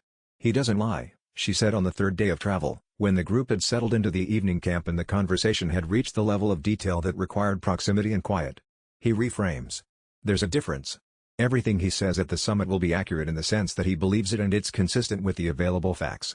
The framing is where the work is done." She looked at Yan Mingzhu. "You already know this?" "I worked under him for 8 years, Yan Mingzhu said. "I know how to read the reframes. The question is whether Tang Yun can read them in real time." "I've been trained to read them for 2 months, Tang Yun said. "By the best available teacher." He did not look at Yan Mingzhu as he said this. She did not change her expression. Long Wei's assessment of the exchange, Tang Yun thought from her brief quality of attention to both of them, was that it contained more information than either party had intended to transmit. The hook. On the 4th day of the journey, the 3 progressive title Douluo brought news that created a new variable. A faction calling themselves the Heaven Scale had sent a formal communication to the summit. The communication identified them as remnants of an earlier age of Soul Masters, the First Age, before the current cultivation system had standardized, and expressed their interest in observing the proceedings as historical witnesses to a development relevant to the lineage they represent. Long Wei had received this communication through an intermediary she described as older than anything I've encountered in 40 years of cultivation. She was clearly unsettled by it. "Whatever they are," she said, "they knew things in that letter that only someone who had lived through the original formation of the Spirit Hall could know, and the Spirit Hall has been standing for 3 centuries. Wanli set her cup down with the deliberateness of someone who had decided to say the rest of what she was thinking. She designed the pack to produce a practitioner who would be ready for exactly this kind of encounter, someone who held the principle firmly enough that an entity like Qian Douluo could not simply offer a larger prize and redirect the path. She knew he would be at the summit. She knew what he would want. She built the documentation to prepare you for the encounter, not just for the pack's completion. She trusted that the bearer would hold. She trusted the bearer she had chosen. Wanli met his gaze with the directness that 8 centuries of experience produced in people who had spent most of that time learning when directness was the appropriate register. That's not the same thing as abstract trust. That's specific confidence, earned by watching carefully. "I've watched you for 2 weeks. I understand why she was confident." Chapter 105 The Heaven Scale's initial contact came through a figure who was not Fengtian and was not a spirit beast. They found him at the camp's boundary on the morning of the 3rd day at the Skycrown site, an elderly man sitting cross-legged on a flat stone with the patience of something that had been waiting long enough that waiting had ceased to be an inconvenience. His spiritual presence was enormous and strange, radiating a quality that Tang Yun could only describe as deep, not powerful in the way that Qian Douluo's presence was powerful, but layered in ways that suggested his cultivation had been built across a timeline that exceeded anything Tang Yun knew how to map. He introduced himself as Dianru. His companion, who arrived 20 minutes later from a slightly different direction, was Wanli. They explained, the last 2 practitioners of the First Age of Soul Masters, a period that predated the Spirit Hall's founding by approximately 8 centuries. Their cultivation methods had produced something different from the current system's ranked advancement, not rings acquired from beasts, but resonance states achieved through direct engagement with the world's fundamental spiritual laws. They were, in the current system's terminology, beyond rank 100, but the mapping didn't hold, because their cultivation operated on a different basis entirely. They had been watching Tang Yun's progress for 2 years. The ring collector system's architecture, Tianru explained, was recognizably derived from the First Age philosophy. His parents had independently arrived at principles that the First Age had explored and then lost when the current system's dominance had made First Age methods irrelevant and eventually unrecognizable. "Your parents did something remarkable," Wanli said. She was older even than Tianru looked, with the particular stillness of accumulated centuries. "They found the old path by following the new system to its logical conclusion." She paused. "The pact you carry is not a refinement of the current system. It's a return to the philosophy that preceded it." Tang Yun studied the 2 figures across from him. He had been encountering very old things for the better part of a year, the Abyss Sovereign, the Clear Sky Clan's lineage knowledge, the First Age documents in the Spirit Hall facilities library. But Tianru and Wanli had a quality that exceeded age as he understood it. They had not adapted to the current world in the way that very old soul masters usually adapted, not hardened, not calcified, but genuinely present in a way that suggested their consciousness still operated at the quality it had always operated at. "The system found me," Tang Yun said. "Not the other way around." "Yes," Tianru said. "The pack's selection criterion, the soul worth requirement your mother built into the activation mechanism, identified a bearer whose fundamental philosophy was already aligned with the first age principle. You were not shaped by the system. The system recognized the shape you already had." He paused. "That's a distinction that matters for understanding what comes next. The sovereign fusion state isn't something the system gives you. It's something the system makes possible because you were already the kind of practitioner who could arrive at it independently. That's what the pact was always trying to prove," Wanli said. "Not that the system elevates rings. That the philosophy that elevates the soul produces the rings as a consequence." The hook, Tianru and Wanli's revelation about the ring collector system's lineage was significant, but the warning they attached to it was more urgent. Douluo had been studying first-age texts for decades and had identified the same trajectory Tang Yun's system represented. "He has read the same texts we are drawn from," Tianru said carefully. "And he has drawn a different conclusion from them than you have." He paused. "The texts describe a state beyond God level, which the first age called Dao Merge, where the practitioner's consciousness fuses with the fundamental laws of the world.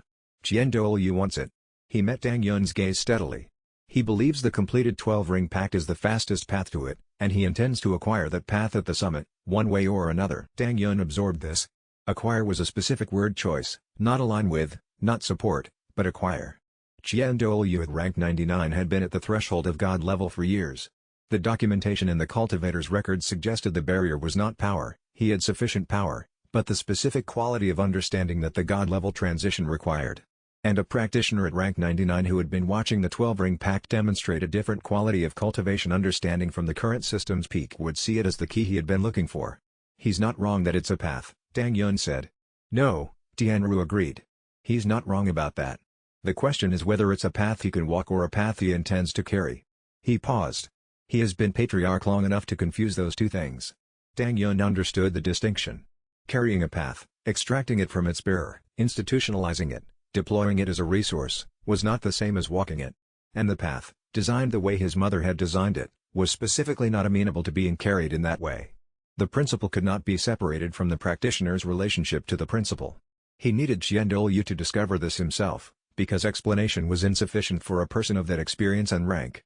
Chapter 106 The summit began on a clear morning with the Sky-Crown Mountain's formal neutral protocols in effect, a series of spiritual seals that had been maintained for 3 centuries, originally established at the end of a war that had left everyone involved unwilling to fight on neutral ground again. 18 titled Douluo sat at the great circular table, which had no head and no foot by deliberate design. Feng Qian occupied a position to one side as the Abyss Sovereign's formal observer. Tianru and Wanli sat apart from the main table, observing rather than participating, their presence acknowledged but not formalized within the summit's protocol structure. Tang Yun's group took positions on one arc of the table, Douluo's faction took the opposite arc. The 3 progressive titled Douluo occupied positions between the 2 arcs, which was both physically and politically accurate to their role. Douluo called the summit to order with a formality that acknowledged every party's standing, a detail that Tang Yun registered as deliberate, because the patriarch was demonstrating that he understood protocol well enough to use it as a tool rather than simply follow it. The first 2 hours covered procedural matters, agenda confirmation, recording protocols, standing verification for each party's representatives. These were not boring.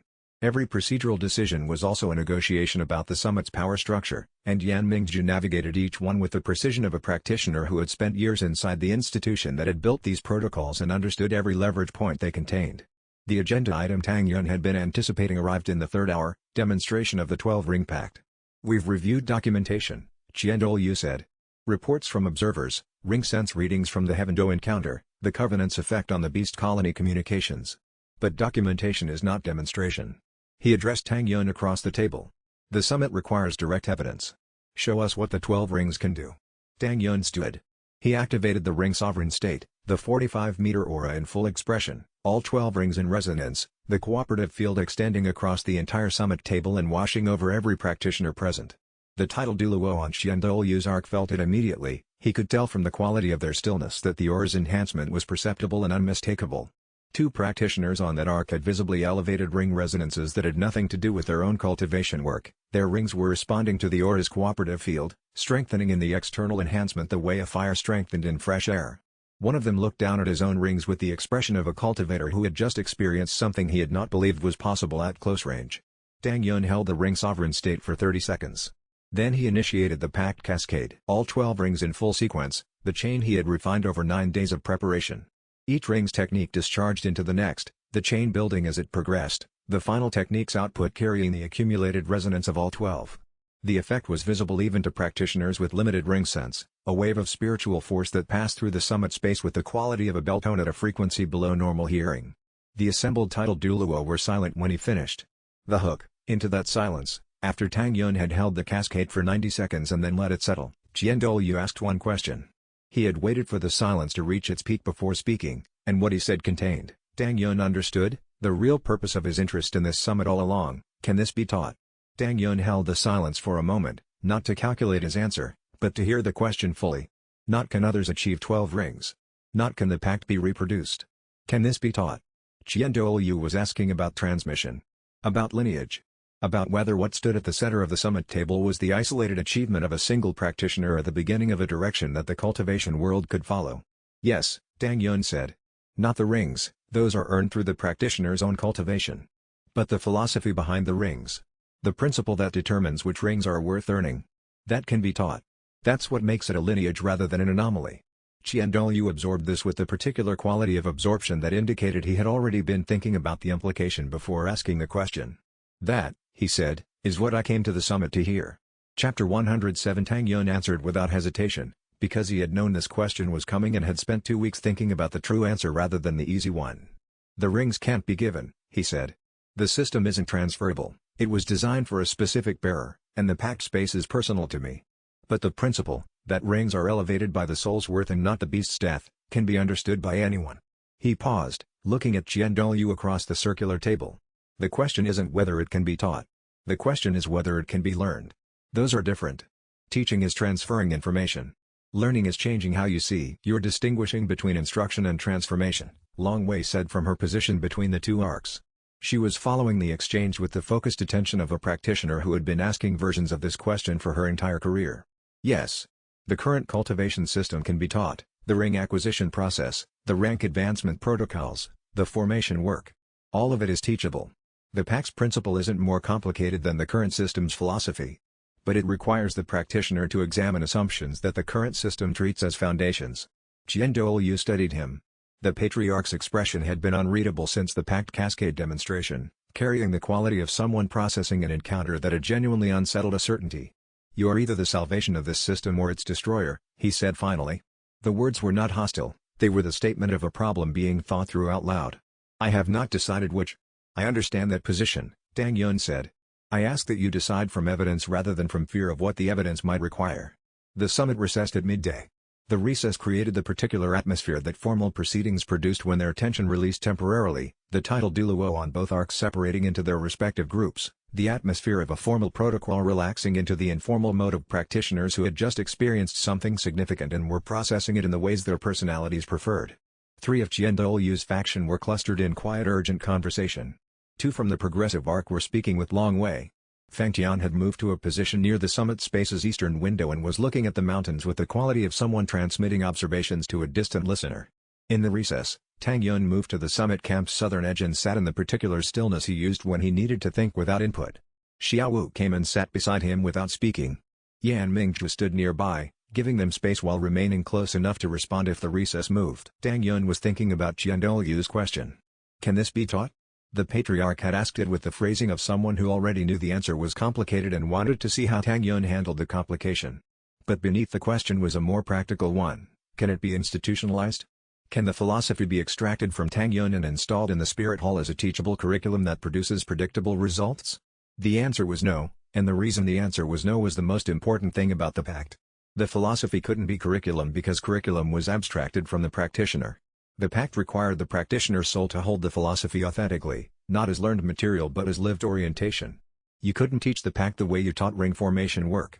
You could only show people what the philosophy looked like in practice and let them decide whether they understood it deeply enough to choose it. That was, Tang Yun realized, what the ring sage lineage was for. The hook. When the recess reached its 40-minute mark and Tang Yun showed no sign of moving, Yan Mingju came to sit beside him rather than stand. She said nothing for a moment. Then, you know where she is. She did not mean Xiao Wu. He looked at her. The sub-facility is 18 minutes from the southern summit camp boundary. The current guard rotation has a 12-minute window. She met his eyes. We have time. Tang Yun understood, in that moment, that she had been tracking the facility's patterns since they arrived, not because he had asked her to, but because she had understood weeks ago that this was where they were going. Chapter 108. They moved through the Sky-Crown Mountains' lower-altitude terrain with the unhurried precision that Yan Mingju's months of facility intelligence had made possible. 18 minutes was accurate. The sub-facility sat in a natural ravine whose physical concealment had been augmented by formation work that Tang Yun's ring sense could feel but not see directly. The formations operated on the subtle plane that suppressed spiritual awareness. The architecture itself was utilitarian, 6 floors of reinforced stone construction, the kind built to maintain structural integrity under high-level cultivation activity rather than to impress visitors. The outer guard rotation had a 12-minute window, as Yan Mingju had said. They used 8 of those minutes to position themselves at the facility's service entrance, a secondary access point that Meilan's architectural knowledge had identified as less actively monitored than the primary. The entrance's lock responded to the administrative code on the 3rd attempt. The first 2 attempts had failed because Yan Mingju had introduced a 1-digit variance to test whether the codes were still valid or had been refreshed. They were valid, unchanged, which told them that the facility had not been placed on enhanced alert since the summit began. Either Douluo had not anticipated this specific timing, or he had anticipated it and had deliberately left the codes active. Tang Yun filed this observation and didn't resolve it until later. The inside was built for containment. Every floor was separated from the others by a cultivation formation that required authorization codes to cross, codes that, Yan Mingju had obtained from a cooperative source within the Progressive Spirit Hall faction who still had administrative access, were valid for another 6 hours. The first 3 floors were occupied by research operations, documentation archives, ring analysis equipment, a library of first-age texts that Tang Yun had not expected and noted carefully. The library's existence told him something about the facility's actual purpose. This was not simply a detention site, it was a research operation, and the research had been continuing alongside Tang Mei's voluntary isolation. Douluo had been studying the Pact's philosophical foundations from every angle available to him. He did not stop. Floor 4. The traps on floors 4 through 6 were not the kind that administrative codes bypassed. They were personalized, tuned to specific ring signatures, and they had been tuned to Tang Yun's ring profile. Douluo had anticipated this infiltration. The mirror flame was the answer. Yan Mingju's rank 93 mirror flame spirit, the technique that reflected energy back to its source, was not in Tang Yun's ring profile, because it was not Tang Yun's ring. She walked ahead of him on floors 4 through 6 and the trap formations fired at the mirror flame and the mirror flame returned the energy to the formation's own activation points, which disrupted the formations without triggering the alert cascades that a blocked attempt would have triggered. The hook. They found Tang Yun's mother on floor 4 in a space that was unmistakably not a prison. It was a working meditation room, a practitioner's space, carefully maintained, with formation work that preserved spiritual stability and a library of personal documentation that Tang Mei had been actively adding to in the years since her voluntary isolation began. She was sitting in cultivation posture when they entered, and she came out of her meditation state the way deeply experienced practitioners came out of cultivation, fully present within seconds, with none of the disorientation that interrupted meditation produced in less practiced souls. She opened her eyes and her smile, when it came, held years without appearing to strain under their weight. Honshu stood at the door. He had been in the facility for 7 years, had known exactly where this room was, had been past its door dozens of times without being able to open it. He was not demonstrative. He had the quality of someone who processed things inwardly and expressed them through action rather than statement. He looked at Tang Mei where she sat in cultivation posture on the facility floor, and he said nothing. Tang Mei looked at him and said, "You held them together." "They held themselves," he said. "I organized the logistics." She shook her head slightly, the way people shook their heads at accurate deflection that was also genuinely inaccurate. "That's not quite right," she said. "But we can discuss it later." Chapter 109. Tang Mei's face was the face from the few childhood images Tang Yun had seen, adjusted for the years that had passed, the same structural quality, the same quality of direct and considered intelligence, the same slightly elevated stillness that Tang Yun had recognized in himself without understanding its origin. She looked at him for a moment with the full attention of a mother who had been waiting for this specific meeting and had prepared for it carefully. Then she crossed the room in 3 steps and took his hands. "You completed it," she said. "Both rings you needed." She looked at his 12 rings with an expression that was professional and personal simultaneously, the pride of a parent and the assessment of a researcher seeing her work completed. The Jade Soul Covenant. She looked at Yan Mingzhu. And this is the Mirror Flame Practitioner. Yan Mingzhu, Tang Yun said. I know who she is. Tang Mei looked at Yan Mingzhu with an expression of recognition that was not surprise. I've been following what's been happening through the facility's information channels. Douluo's staff talk around me as though I can hear them. I've heard a great deal about the summit negotiations, the sanctuary zones, the clear sky liberation, the heaven scale observers. She paused. Her voice held something underneath its composure that Tang Yun recognized from his own voice in moments of sustained pressure, not fragility, but the quality of someone who had been holding something carefully for a long time. I watched you grow up, in the way you can watch something from the inside of a decision you made before you had enough information to make it perfectly. Your father's letters, when the communication channels allowed. Reports from contacts. The patterns of what the Divine Hall was worried about, which told me what you were doing. She looked at him. I knew when you achieved Soul King. I knew when you freed the Clear Sky members. I knew about the Jade Soul Covenant. She paused. I've been here, not as a prisoner. As a guardian. The complete Ring Ascension Pact documentation is encoded in my spirit core. Douluo has known this for 7 years and has been unable to extract it because my voluntary maintenance of the encoding means extraction would require my cooperation or my death. Neither has been an option he's chosen. She met Tang Yun's gaze. He has been waiting for a moment when he could offer me something valuable enough to purchase the cooperation. I've been waiting for you. We're getting you out, Tang Yun said. I know. But there are things I need to tell you first. She looked at the room around her, the documentation, the meditation space. The Pact's final element.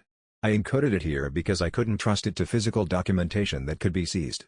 She met his eyes. The 13th state. Not a ring.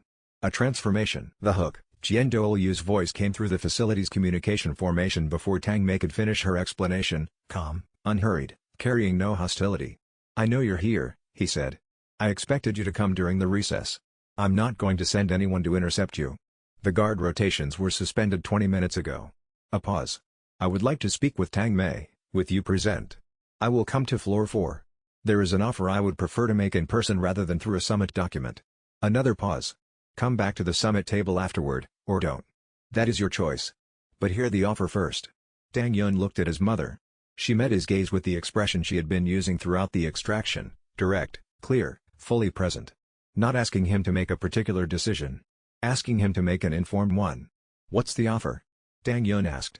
The Ring Sage designation, formally recognized in Spirit Hall documentation, Douluo said. With all the authority and resources that formal recognition implies. First stage classification restored. The sanctuary zones established and protected by Spirit Hall enforcement rather than dependent on individual agreements that future administrations could overturn. A pause. The full scope of what the progressive faction has been working toward. Official. Permanent. Beginning immediately. He had offered everything they had been working toward. The room was quiet. Chapter 110. Douluo arrived at floor 4 with exactly the manner he had described, alone, no escort, no display of authority. He stood in the doorway of Tang Mei's meditation room and looked at the 3 people inside with an expression that was, for the first time Tang Yun had seen it, not performing certainty. Tang Mei, he said. He inclined his head, not a bow, but a degree of acknowledgement that he had not offered anyone at the summit table. Douluo. Her voice was even. You've read my work extensively. For 7 years.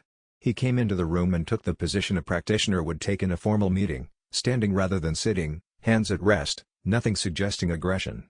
I owe you an apology for the years of this arrangement, which was coercive regardless of the technical documentation that classified it otherwise. He said this without preface or explanation, as though he had been carrying it and was setting it down. That doesn't redress the loss. It's a statement of record. Tang Mei nodded. Accepted as such. He addressed Tang Yun directly. The offer I said I would make in person. He paused, choosing his words with the care of someone who has been thinking about how to say something for a long time. I want the Ring Collector system to become the Spirit Hall's official model. Not a subordinate position, not Tang Yun as my agent. The Spirit Hall reforming its ring acquisition philosophy based on the Pact's principles, with Tang Yun designated as Ring Sage in a fully independent role. The Hall provides recognition, protection, and institutional resources. The Ring Sage answers to no patriarch and no council. The transformation of ring acquisition practice would proceed under Tang Yun's guidance according to his own philosophical principles. He met Tang Yun's gaze steadily. It is a genuine offer. I have the authority to make it, and I am making it. Why? Tang Yun asked.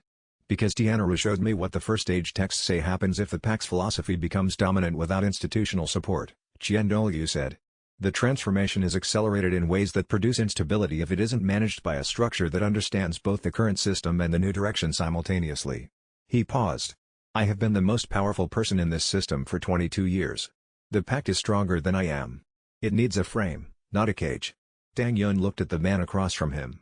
The patriarch of the Spirit Hall, rank 99, offering to reform the institution he led around a philosophy developed by practitioners he had classified as threats 6 months earlier.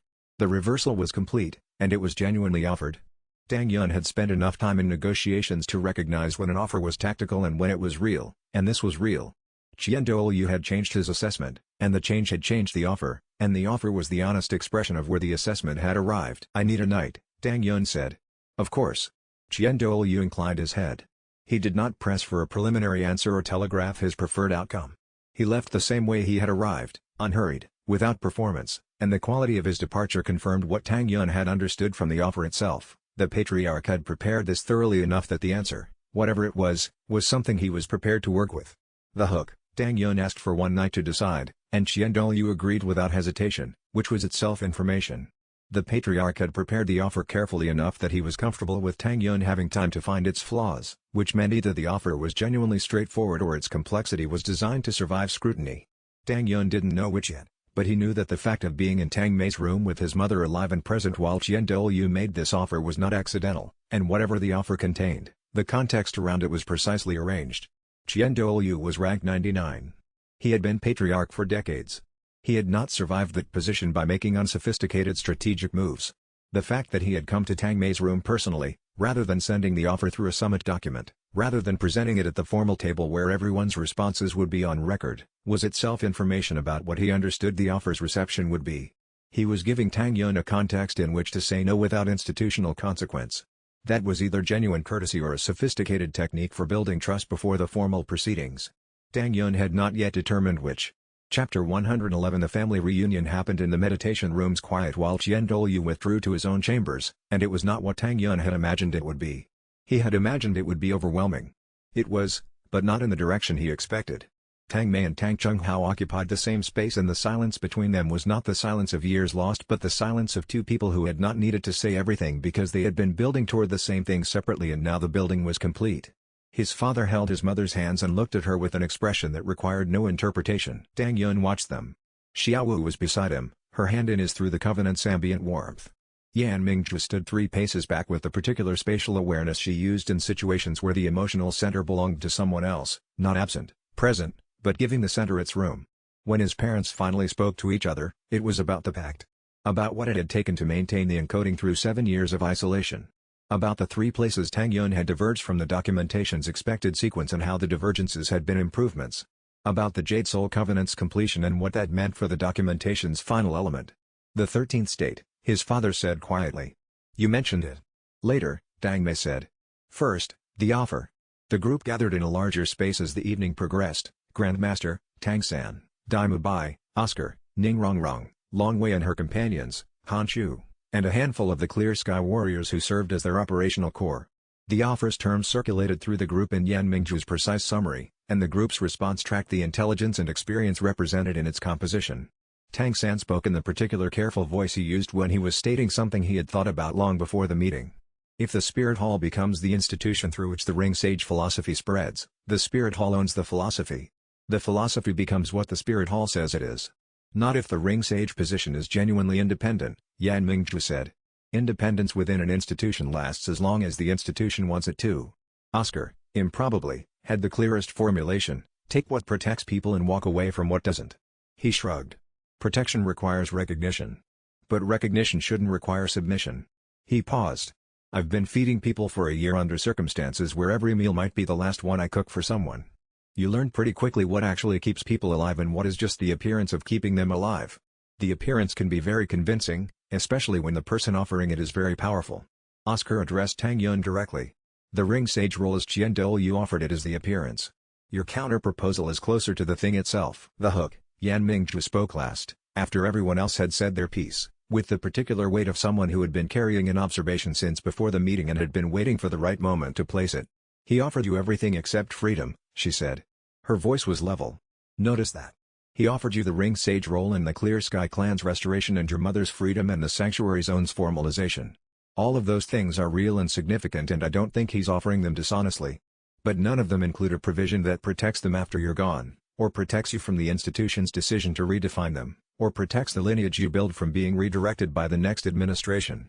She paused. He offered you everything except the two things that would make the offer's benefits permanent. He offered you Ring Sage standing, institutional resources, protection, legitimacy. He offered your mother's freedom. He offered the Clear Sky Clan's formal restoration. She paused. He didn't offer you the right to leave the role if the role becomes a constraint. He didn't offer you the right to determine what the Spirit Hall does with the philosophy after you're gone. He offered you everything except the two things that would make the offer's benefits permanent. Chapter 112. Tang Yun counter-proposed at the summit table the following morning. He had spent most of the night working through the offer's architecture with Yan Mingzhu, whose understanding of the Spirit Hall's institutional structures extended to the specific contractual language that separated genuine independence from procedural independence. The distinction was real and important. Douluo's offer, as stated, would give Tang Yun effective independence for his lifetime and the Spirit Hall nominal control over everything after. Yan Mingzhu's proposed revision created structural independence. The Ring Sage position would be defined in the Summit Accord as a lineage, not a personal appointment, with succession determined by the Ring Sage's own protocols rather than by Spirit Hall authorization. The Ring Sage role, yes, Tang Yun said at the table, looking at Douluo across the circular space. But as an independent position, not subordinate to the Divine Hall or any Hall administration. The Spirit Hall can benefit from the Pact's principles. It cannot direct them. Douluo received this without visible reaction. The Spirit Hall's institutional capacity is what makes the philosophy scalable, he said. Without the Hall's network, the Ring Sage's influence is limited to what one person can teach. The Hall's network is what makes the philosophy controllable, Tang Yun said. 40 years from now, when the current patriarch retires or is succeeded, the next administration inherits the Ring Sage role's institutional definition, not the person, but the role as the Hall defined it. That definition becomes the philosophy in practice, regardless of what the Ring Sage's actual lineage has transmitted. He paused. I'm not proposing separation from the Hall's network. I'm proposing that the Ring Sage's authority over the lineage's definition is not subject to administrative review. I am not interested in a version of the Ring Sage that can be redirected by administrative decision. He looked around the table, the 18 titled Douluo, Fengtian, Tianru, and Wanli, his own group. What I'm proposing is documented at the summit and witnessed by every party present. The Ring Sage acts independently. The Spirit Hall recognizes the role's authority in its own domain. Neither constrains the other. Douluo sat with this for a long moment. He looked at Long Wei, who gave him nothing. He looked at Fengtian, who said, the sovereign's interest is the sanctuary zones. He has no position on the Ring Sage's institutional structure. He looked at Tianru, who said simply, the First Age had no institution. That was both its freedom and its failure. The hook, Douluo's response to Tang Yun's counter-proposal came with a condition Tang Yun had half anticipated, but the specifics of the condition were more direct than expected. I accept the structural independence, he said. With one caveat. You must prove your methods in a formal challenge before the summit endorses the accord. If you pass the challenge, the deal is made and witnessed. If you do not pass, we negotiate further. He paused. 3 consecutive title Douluo challengers. The first 2 are at my discretion. The third is myself. A pause. You are rank 72. I am rank 99. I am not asking you to defeat me. I am asking you to demonstrate that the philosophy you represent can hold its ground against the philosophy that currently holds the world. Tang Yun looked at him across the circular table. The witnesses, he said. Every practitioner currently at this summit is present for the challenge. Yes. And the record includes not just the outcome but the quality of the engagement. Yes. Douluo met his gaze steadily. I have been building toward rank 100 for 20 years. I would not waste a formal challenge on a demonstration designed to fail. If you hold your ground through all 3 challenges, if the engagements show what the 12 rings can actually do, that is evidence. Evidence witnessed by 18 titled Douluo, 2 first-age practitioners, and the Abyss Sovereign's representative. He paused. Evidence is what you've been building toward from the beginning. Tang Yun accepted. The summit's formal record noted the acceptance at the 17th bell. The challenge structure Douluo had proposed was formally 3 tests, to be defined by the testing parties, with the summit's witnesses providing the assessment record that would anchor the Ring Sage designation's formal documentation. The 3 challenges would demonstrate the 12-ring pack's full operational scope, not in the abstract, but against real opponents whose cultivation quality would be visible in the record. He walked back to his group's allocated space in the summit's residential wing with the particular awareness of someone who had made the decision they'd been building toward and now had to live in it. The challenges were in 3 days. 3 days to do what he had been doing since Ring 1's acquisition: prepare with full attention, hold the principle through whatever the preparation surfaced, and trust that the principle and the preparation together were sufficient. Chapter 113. The challenge format was agreed and formalized in the summit records before sunset of the same day, which meant that everyone at the summit, every titled Douluo on both arcs, the observers, Fen Tian, Tianru and Wanli, would witness whatever happened. Tang Yun prepared overnight. He did not prepare for combat. He prepared for contact, for the particular quality of engagement that required him to hold his own principles under pressure rather than optimize for winning. Ring Sovereign State was his primary tool. The aura enhanced his allies and radiated the Pact's cooperative principle outward, which meant even in combat it was demonstrating what the Pact was rather than simply performing what it could do. He also spent 2 hours reviewing what he knew about the challenger profiles. Douluo, rank 92, the Steel Serpent. His tactical style was documented in 3 decades of formal challenge records: controlled aggression, high penetration focused strikes, minimal defensive waste. He did not hold ground, he seized it. Against that style, Ring Sovereign State's cooperative aura was not a defensive layer, it was a quality of the engagement itself that Douluo had never encountered in his career and had no established response to. Yan Mingzhu did not tell him how she intended to fight him. She wouldn't. He understood this and didn't ask. What he knew about her style he had developed through 6 months of working alongside her, watching her manage high-stakes situations with the mirror flame's reflective capability as her primary orientation. She would fight with full power, she had said so, and she meant it. But her definition of full power was specific. She reflected. She redirected. She did not destroy. That, Tang Yun understood, was why she was the second challenger rather than the first. The morning of the challenge, Tang San appeared at the camp's edge before sunrise. "I've been thinking about what I said," he said. "About training for combat versus training for the thing itself." He sat beside Tang Yun. "They're not as separate as I made them sound. The philosophy is demonstrated in how you fight, not whether you fight." He paused.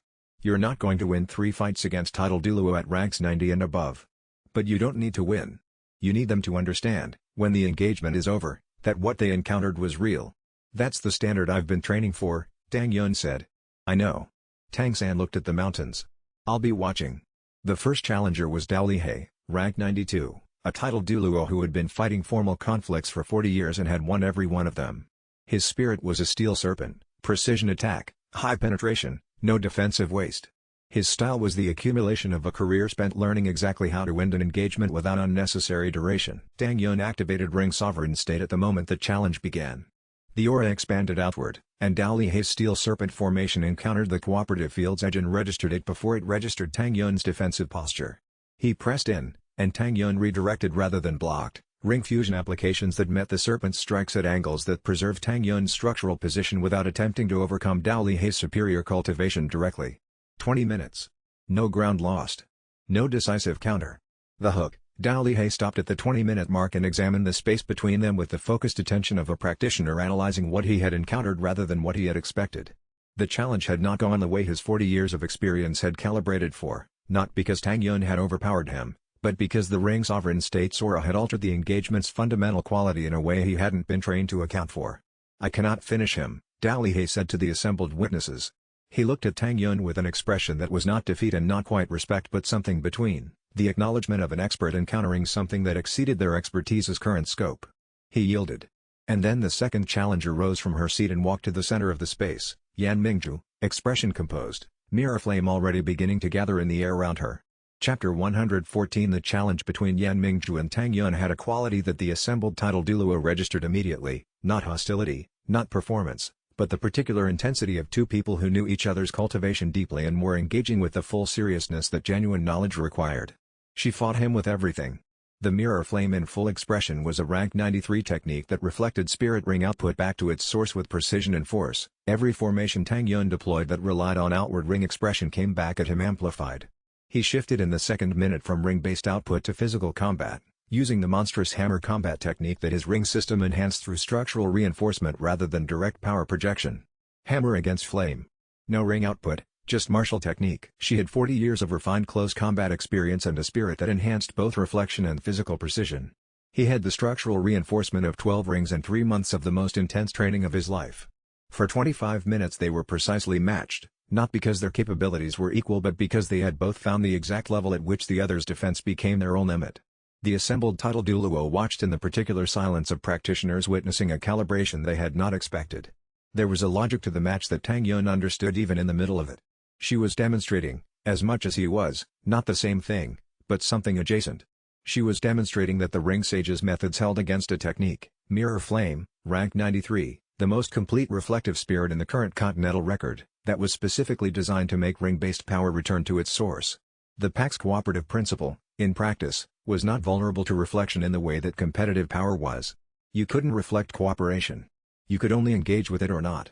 The 23rd minute. The 24th. He was breathing harder than she was, because physical combat against a title Douluo at rank difference was a sustained expenditure that rank 72 could maintain for a defined period but not indefinitely. She knew this. She was timing the 25 minutes with the precision of someone who had decided in advance what the match's endpoint would demonstrate, and was executing on that decision. At the 25th minute, Yan Mingzhu shifted her stance slightly, a change that anyone less familiar with her would not have registered. Tang Yun registered it. She was not retreating. She was choosing. She lowered her flames. In the stillness, she stepped back 2 paces. Her voice, when she spoke, was at a volume only Tang Yun could hear. "You've earned this." She raised her voice to formal challenge volume. The ring sage demonstrates his principle not by defeating opposition but by sustaining his ground without violating it. The challenge is satisfied. She looked at the assembled witnesses. "I yield." The silence in the summit space had a different quality than the silence before the hook. Into that silence, from his seat at the circular table, Douluo rose and walked to the center of the challenge space. The seraphim wings extended as he moved, not to full display, but to the half-extended resting position that Tang Yun now understood was his equivalent of a practitioner's active stance. He looked at Tang Yun across 30 meters of cleared ground with the expression he had arrived with at Heaven Do's northern gate, except that the recalibration that had begun there had continued for 2 weeks, and what was in his face now was not merely open consideration but something that had moved further toward decision.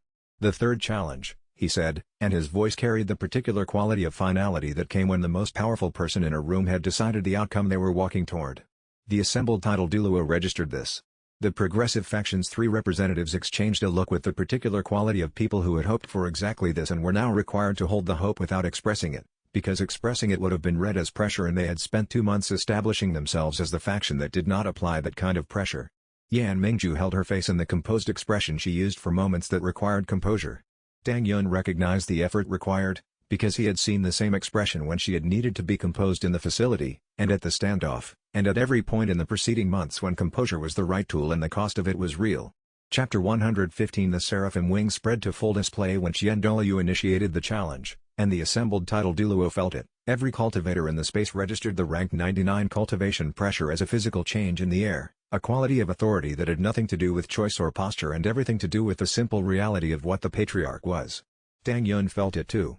He had been prepared for it, had been thinking about this specific sensation since the night Douluo had descended on the archive facility and every Clear Sky member had gone silent.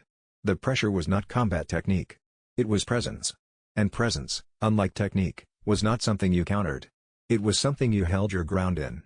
He initiated Pact Cascade. All 12 rings in full sequence, the chain he had been building since rank 50, refined through rank 60, expanded at rank 70, now operating at Soul Sage resonance with the Jade Soul Covenant's amplification active. The Cascade's first technique was defensive, a layered formation that drew from all 12 ring frequencies simultaneously. The second was redistributive, ring sovereign state at maximum range, the 45-meter aura at full intensity, extending across the summit space and reaching every practitioner present. The third was what the first and second had been building toward, 12 100,000-year ring techniques in full chained expression, each one the culmination of a soul master's relationship with the spirit that had produced it. Douluo hit the Cascade's first defensive layer and pressed through it. Rank 99 was rank 99, and the gap between 72 and 99 was not something technique alone could bridge. But pressing through the first layer cost him. And the second layer was the ring sovereign state aura, which did not resist him but surrounded him, and within the aura's field Tang Yun's own capabilities operated at their enhanced level. 3 strikes. Tang Yun landed 3 genuine strikes on the patriarch, not decisive, not overwhelming, but real. Real contact with a rank 99 seraphim at rank 72, through the application of 12 100,000-year rings operating at full harmonic resonance. After the third strike, Douluo stopped. The seraphim wings held their spread as Douluo studied Tang Yun in silence. The summit space held its breath. Then Douluo bowed. The smallest, most precise bow, not submission but acknowledgement. The bow of one expert to another, where the expertise in question is not combat but principle. Tang Yun understood, standing in the challenge space with 12 rings integrated and the ring sovereign state aura still warm in the surrounding air, that the three strikes had accomplished something the philosophical argument hadn't been able to accomplish alone. The philosophical argument demonstrated that the Pact's principles were coherent and valuable. The three strikes demonstrated that the Pact's principles were not theoretical, that a practitioner who held them genuinely, at rank 72, could touch a rank 99 seraphim through the application of those principles in real engagement. That was not the same as winning. It was more useful than winning. The hook, enough, Douluo said. The deal is made. He straightened. Let the record show that the ring sage designation is formalized and independent as proposed, witnessed by all parties present. He looked around the summit space with the expression of a patriarch who had arrived to control an outcome and had discovered, somewhere in the preceding 2 weeks, that the outcome worth controlling was not the one he had come to control. And from somewhere to Tang Yun's left, Xiao Wu made a sound that was not quite crying. From behind Tang Yun, Oscar's voice broke the summit's formal quiet with an exuberance that was entirely disproportionate to the venue and completely appropriate to the moment, and Tang San, at the table's edge, smiled with an expression that held more relief than triumph, which was the correct expression for an outcome that had been genuinely uncertain until it wasn't. Chapter 116 The accords that emerged from the Sky Crown Summit took 3 days to finalize in language that Yan Mingzhu declared sufficiently specific to survive later misinterpretation. The drafting process was Yan Mingzhu's particular domain. She worked with Long Wei and He Chuan on language that would bind the Spirit Hall to the Sanctuary Zone's enforcement without creating administrative loopholes that future patriarchs could use to effectively nullify the zones while nominally maintaining them. The Ring Sage's independence language went through 6 revisions before she declared it adequate. The Clear Sky Clan's restoration required documentation of 37 individual cases, each one requiring formal acknowledgement by the Hall that the Force Service classification had been improper. "You're being thorough," Long Wei noted, watching Yan Mingzhu work through the 4th revision of the Sanctuary Zone enforcement language. "I'm being permanent," Yan Mingzhu said. "There's a difference." The Clear Sky Clan's formal restoration was the first accord item to be signed. Han Shu and the 40 freed members were present at the signing, and the particular quality of their attention during the proceedings was the attention of people who had spent years watching things be stripped from them and were now watching the same formal processes that had done the stripping be required to give them back. The Ring Sage designation was the second. Tang Yun signed the document with a name, Tang Yun, Ring Sage, first of the lineage, that had never appeared in any legal documentation before, because the lineage had never existed before. Tianru and Wanli both witnessed the signing, which was the only time during the entire summit that either of them had moved from their observer positions to a formal participant role. Wanli signed with a hand that was steady, without ceremony or comment, and returned to her position. Tianru looked at the document for a moment before he signed, looked at it with the expression of a man reading something that connected to a very long thread in his memory. He signed without speaking, and sat down, and held something internally for the rest of that session that Tang Yun was careful not to interrupt. The third accord, the Sanctuary Zones, required the most negotiation. Douluo had agreed to the zones in principle, the specific provincial designations and the enforcement mechanisms required 6 hours of detailed discussion between Yan Mingzhu, Long Wei, and the Patriarch's administrative staff. When they reached agreement, Feng Qian conveyed it to the Abyss Sovereign through the communication methods the Sovereign's proxy used, and the response came back within an hour, acknowledged. Tang Yun's mother left the facility on the second day of the accord finalization. She walked out through the main entrance with Tang Chunghao beside her and Tang Yun 3 steps behind and said nothing to the facility staff, because there was nothing that needed saying in either direction. The situation had changed, and changed things didn't require speeches. She had a bag that contained the documentation she had been adding to over 7 years of voluntary isolation, research notes, theoretical extensions of the Ring Ascension Pact, observations about the sovereign fusion state that she had been building toward in theory while Tang Yun built it in practice. She carried the bag herself. Tang Chunghao offered to carry it. She smiled at him and said, "I've been carrying it alone for 7 years. I can manage the walk." The hook, on the evening of the 3rd day, when the accords were signed and witnessed and Tang Mei was sitting in the summit camp with her family around her for the first time in a decade, she said, "There's a final element of the Ring Ascension Pact that neither the documentation nor your father's memory contains, because I decided not to encode it until the pact was completed." She looked at Tang Yun. "The 12 rings are not the end of what they build. They are the foundation." Tang Yun absorbed this. The documentation had described the pact's completion as the 12-ring architecture, Ring 12, the Jade Soul Covenant, the Soul Douluo Threshold, the Sovereign Fusion Capacity. He had understood the completion to be the end of the first phase. His mother was describing it as the beginning of all phases. "The Sovereign Fusion," he said. "Yes. And what follows from it?" "The walk's expansion beyond the second stage. The third and fourth stages exist in the first stage documentation. I found fragments during the 7 years. I was not able to reconstruct them fully, but enough to know the direction. She looked at him with the expression of someone who had been holding a large amount of material for a long time and was now in the presence of the person it had been held for. The 12 rings are the credential. What you do with the credential is the actual work.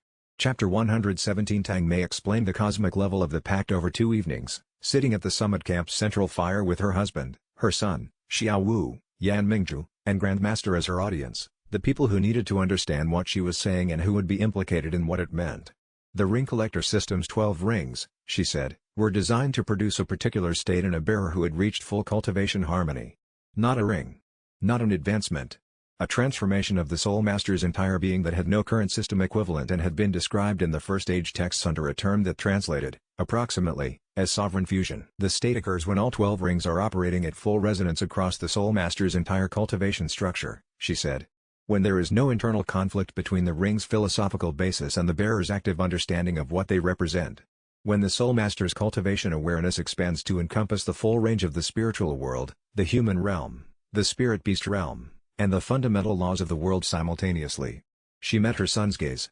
It's what the first age called Tao merge, by another name. You knew I would get there, he said. I knew the pact would find someone who could. I hoped it would be you. She smiled. You exceeded the design parameters in several places. She paused. The sovereign fusion state is latent in you. The system told you this after the Jade Soul Covenant's completion. You felt it in the low-level expansion states that the Covenant produces in proximity to Xiao Wu. Yes. The full sovereign fusion requires a specific activation, not a crisis, not a combat. A choice. A deliberate expansion of the cultivation awareness with all 12 rings in full harmony and the bearer's consciousness prepared to receive what the expansion shows. She met his gaze. It will be unmistakable when the time is right. And it cannot be forced. The resonance walk, Tang Yun said. Yes. Tianru's method is the preparation path. The walk builds the quality of consciousness that can hold the full expansion without fragmenting under it. She paused. The first age had practitioners who reached sovereign fusion without the walk's preparation method, and some of them survived it and some of them didn't. The walk was developed specifically to make the process survivable for people who hadn't spent decades naturally developing the consciousness quality the fusion requires. She looked at Tang Yun with the particular attention of a designer observing her creation in use. You've been developing it naturally for years. The walk accelerates what you were already building. By the time the fusion activates, and it will activate, it's now a latent and present and waiting, the preparation will be complete. Tang Yun looked at his mother. You built this knowing you might not be there to see it activate. I built it knowing you would be there to activate it. She met his gaze with a steadiness that held all the years of the isolation and the documentation and the careful preservation of the pact's final element. I was never uncertain about that. She paused. I was uncertain about many things. Not that. The hook, after the second evening's account, when the fire had burned to coals and the others had withdrawn to their spaces for the night, Grandmaster remained. He sat across from Tang Yun in the coal's faint light with the expression he had been holding since Tang Mei began speaking, the expression of a teacher who had been telling students the approximate truth for 30 years and was now receiving the precise truth and finding that it differed from the approximation in ways that mattered. Your mother designed something I cannot teach, he said quietly. I spent a career learning the current system, and I taught it as if it were the only system. You and she have changed that. He paused. I'm asking you something I would not have asked a student 10 years ago. Will you show me what you know? Not because I can use it. I'm too old and my rings are too fixed for the pact's path. But because the understanding itself is worth having. He looked at Tang Yun with an expression of genuine openness that was, coming from Grandmaster, one of the more remarkable things Tang Yun had ever seen. I would like to understand what I have been teaching toward without knowing it. Chapter 118. The days after the summit's formal conclusion had a quality of arrived stillness that Tang Yun had not experienced since before the ring collector system began. The accords were signed. His mother was present. The Clear Sky clan was restored. The role was documented and witnessed. The Abyss Sovereign was at peace. The political architecture that had consumed months of careful construction was now the foundation of something that would either hold or would fail gradually over years, which was the best outcome any political architecture ever achieved. He found himself sitting on the summit camp's roof at an hour before dawn, watching the sky-crowned mountains resolve from darkness into shape in the first cold light. His 12 rings were internalized in their operational state, not orbiting visibly the way they had when cultivation was ongoing, but present at the structural level, part of his spiritual architecture rather than decorations on its surface. Yan Mingzhu appeared at the roof's edge with the particular quality of someone who had been awake for hours and had known where he was. She came and sat beside him without asking if the space was available. He didn't indicate that it was or wasn't, because the availability was self-evident. For a long time they watched the mountains. "What do you want?" she asked finally, "when this is all over?" The question had a specific weight, not philosophical, but personal. She was asking what he actually wanted, not what the pact required or the ring sage role demanded. He looked at her. The dawnlight was making the mountain's edges sharp. "Honestly?" he said. "Peace." She absorbed this. Peace as in absence of conflict, or peace as in the feeling that the things I care about are safe and can grow without requiring my constant vigilance to survive. He paused. "Those aren't the same thing. The first one's a negative, the removal of threat. The second one's positive, the presence of conditions." He looked at the mountains. "I want the second one. That's more specific than most people manage when they say they want peace. I've had a lot of time to think about it." He looked at her. "What do you want?" She was quiet for a moment with a quality that told him she was answering genuinely rather than redirecting. "I want to do work that matters," she said. "I've been doing work that mattered for years, but I've been doing it inside institutions that use the mattering as a way to manage me." She paused. "I want to do it from a position where what I build stays built." She looked at him. "The ring sage liaison role. The external position that answers to the Summit Council." She met his gaze steadily. "That's what I want. Work that stays built." She looked at the mountains. "I think you've already started building it." She paused. "I spent 8 years in the Spirit Hall believing that peace required the institution's endorsement to be legitimate. You've spent the last 6 months proving that wrong." She met his gaze. "That's not a small thing." He thought about his parents' reunion. About the Clear Sky members in their first free months. About the ancient beasts approaching human settlements with inquiry. The Hook, 2 figures emerged from the forest below the summit camp's slope, not with stealth, not with combat intent, but with the unhurried directness of people who had been deciding whether to come for some time and had finally decided. Tianru and Wanli climbed the slope and reached the camp's boundary and stopped there. Tianru looked up at the roof where Tang Yun was sitting. In the first light, his expression was something Tang Yun had not seen on the face of either Heaven Scale Master, not the observer's detachment they had maintained throughout the summit, but something closer to purpose. "We've been discussing since the accord was signed," Tianru called up. "We would like to train you. Directly. Not as observers. What we can show you, the resonance walk, the first stage techniques that lead toward sovereign fusion, they are not things that can be transmitted in documents." He paused. "We don't have much time left. But we have enough time for this, if you'll accept it." Chapter 119 The resonance walk was not a combat technique and not a cultivation advancement method. Tianru described it as a meditation form, but the description was inadequate. It was more accurate to say it was a method of listening. The 12 rings operated at full harmonic resonance during the walk, and the practitioner's consciousness was guided through a sequence of deliberate expansions that moved from the immediate, the physical body, the rings themselves, the local spiritual environment, outward to the regional, the continental, and finally to the level where individual cultivators and individual spirit beasts became part of the same field, not merged, not undifferentiated, but recognized as aspects of the same thing rather than separate things in proximity. Tianru taught the first stage of the walk on the second morning after the summit's conclusion. Tang Yun sat on the promontory where he had achieved rank 72 and followed Tianru's guidance through the initial expansion sequences.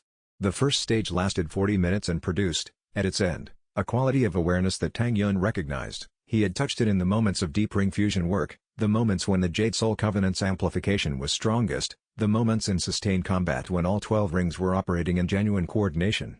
The walk gave him a method to reach that quality deliberately, without the pressure of crisis or the enhancement of the Covenant's proximity. "You've been here before," Tianru said, watching him. "In pieces. Briefly. Now you have the path to it without the pieces." The old master looked satisfied in the way that people who have been trying to give something important away for a long time looked when the gift was finally accepted. "The walk is the preparation. The sovereign fusion is the destination. The gap between them is cultivation, which you continue regardless." He reached rank 77 on the 7th day of training.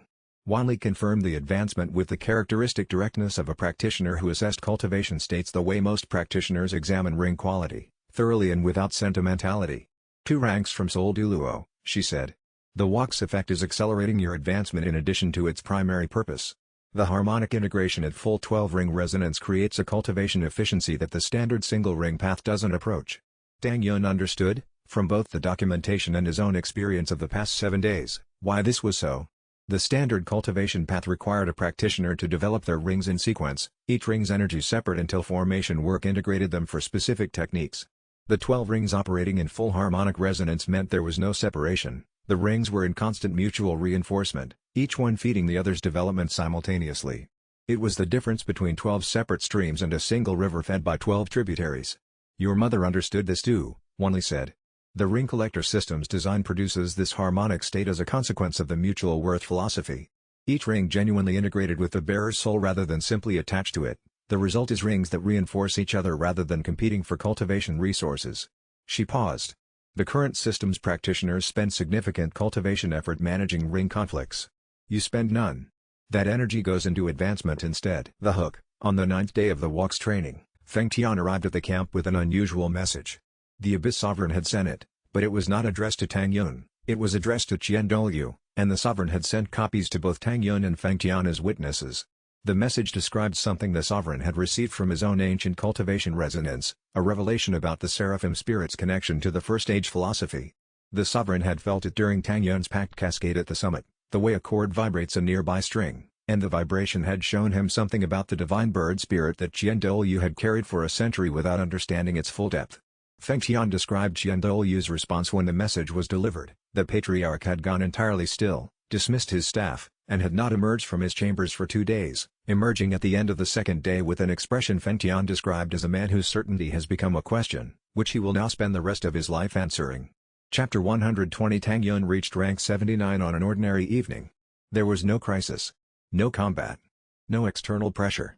He was sitting in the walk's extended second stage, the regional expansion, the point where his cultivation awareness reached across the landscape and felt the spiritual resonance of the mountains and the forests and the distant settlements as a continuous field rather than isolated points. He had been at rank 78 for 6 weeks. The threshold's approach had been gradual and then present, the quality of a wall that you don't see until you're close enough to touch it. He had not pushed.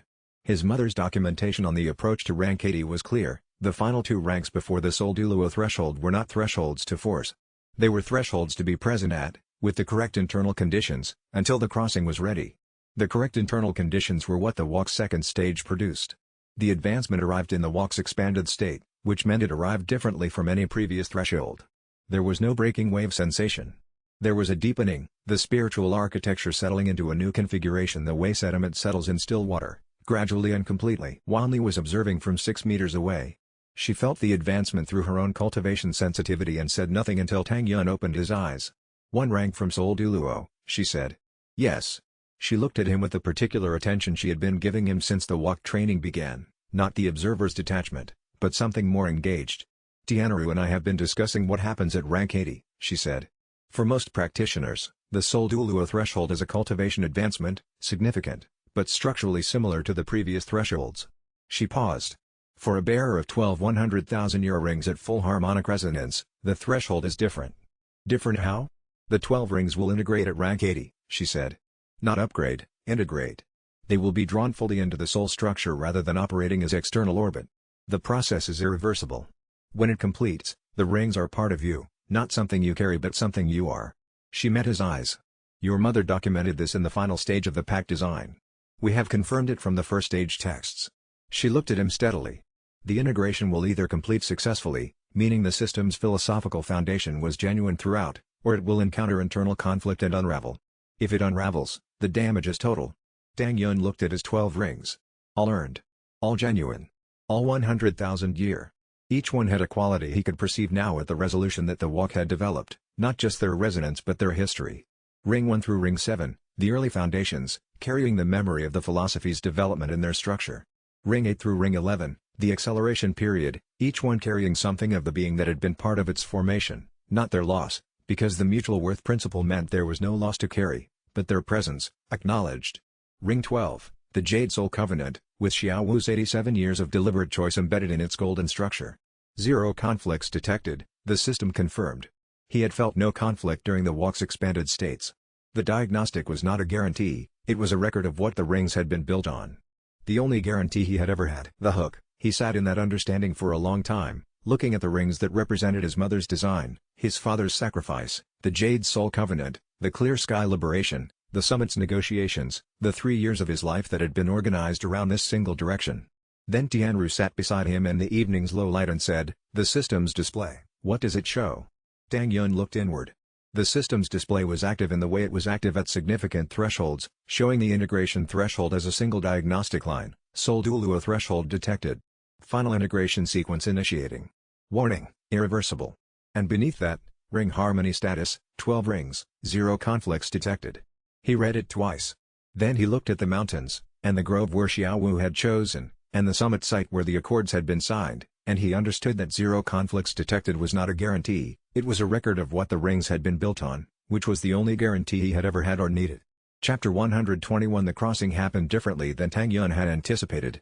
He had been sitting in the walk's second stage on the promontory where he had achieved rank 72, with the morning's first light coming over the sky-crowned mountain's eastern ridges and the 12 rings in their deepest harmonic state, when the threshold arrived. Not with the wave quality that previous breakthroughs had carried. Not with the sudden pressure release of combat advancements. A deepening, the spiritual architecture settling into a configuration so complete that the settling itself was the change. Rank 80. Soul Douluo. The 12 rings moved. Not physically. The movement was internal, a drawing inward, a migration from orbital to structural, the 12 rings responding to the integration sequence his mother had described in the documentation his father had memorized. He felt each ring anchor into the soul structure rather than orbit it, ring 1 through 7 settling first, the foundational layer establishing the framework, ring 8 through 11 integrating into the mid-tier, their accumulated resonance merging into the architecture's body, and last, ring 12, the Jade Soul Covenant, grounding into the soul's deepest level and completing the circuit with Xiaowu's presence, distant but present, the Covenant's connection maintaining its warmth even across the integration's reorganization. The process lasted approximately 3 minutes. He was aware of it entirely, not in the way that forced integrations were described in the cultivation records his mother had preserved, not with the overwhelming pressure of an experience happening to the practitioner without their participation, but with the quality of a very deliberate arrival. Each ring settling into its architectural position in the soul structure was perceptible and distinct, the way individual instruments joining a chord were perceptible and distinct even when the chord itself was the point. He felt ring 3 anchor into the defensive tier. He felt ring 7 integrate into the gravity framework. He felt ring 12 complete the circuit at the deepest level, confirming the Jade Soul Covenant's permanent structure. When it finished, Tang Yun stood up and his rings were not visible. Not hidden, simply part of him, the way the bones are part of a body rather than attached to its surface. He raised his hand and looked at his palm. No orbit. Just a hand. He tested ring sovereign state. The aura expanded outward, now sourced from inside rather than projected from outside, a cleaner expression, less effortful, with none of the maintenance overhead that external projection required. The range had expanded further. 58 meters by his estimate. He tested it twice more, verifying the measurement, and confirmed that the expansion was stable, not fluctuating between the pre-integration maximum and this new level, but settled at the new level as its consistent operating range. The integration had not collapsed. The system confirmed what he already knew, integration complete. Sovereign fusion, latent. Activation, your choice. The hook, Douluo came personally to witness it. He arrived at the promontory within 20 minutes of the integration's completion. Tang Yun had not sent word, but the patriarch had evidently felt the change through the continental spiritual network's ambient sensitivity at their proximity. He stood at the promontory's lower level and looked up at Tang Yun with the expression he had been carrying since the challenge. The expression of a man whose certainty had become a question he was now committed to answering. The heaven scale texts describe this state, he said. I thought they were mythology. He came up to the promontory level and stood beside Tang Yun in the morning light. What do the texts say happens next? Tang Yun asked. Douluo was quiet for a moment. They say the bearer becomes a pillar, something the world rests against. Tang Yun held this. The metaphor was not the comfortable one, a pillar was not a hero. A hero had a story with a resolution. A pillar was structural and ongoing, the kind of thing you didn't think about until it wasn't there. Load-bearing by nature rather than by choice, as Douluo had said. He had not asked for load-bearing. He had asked for rings that were earned correctly. The two things turned out to be the same thing, approached from different directions. He looked at the 12 rings in their integrated state, not visible externally, but present in his cultivation awareness as the architecture his mother had designed and his choices had built. Load-bearing, and he had no idea yet what that would require of him.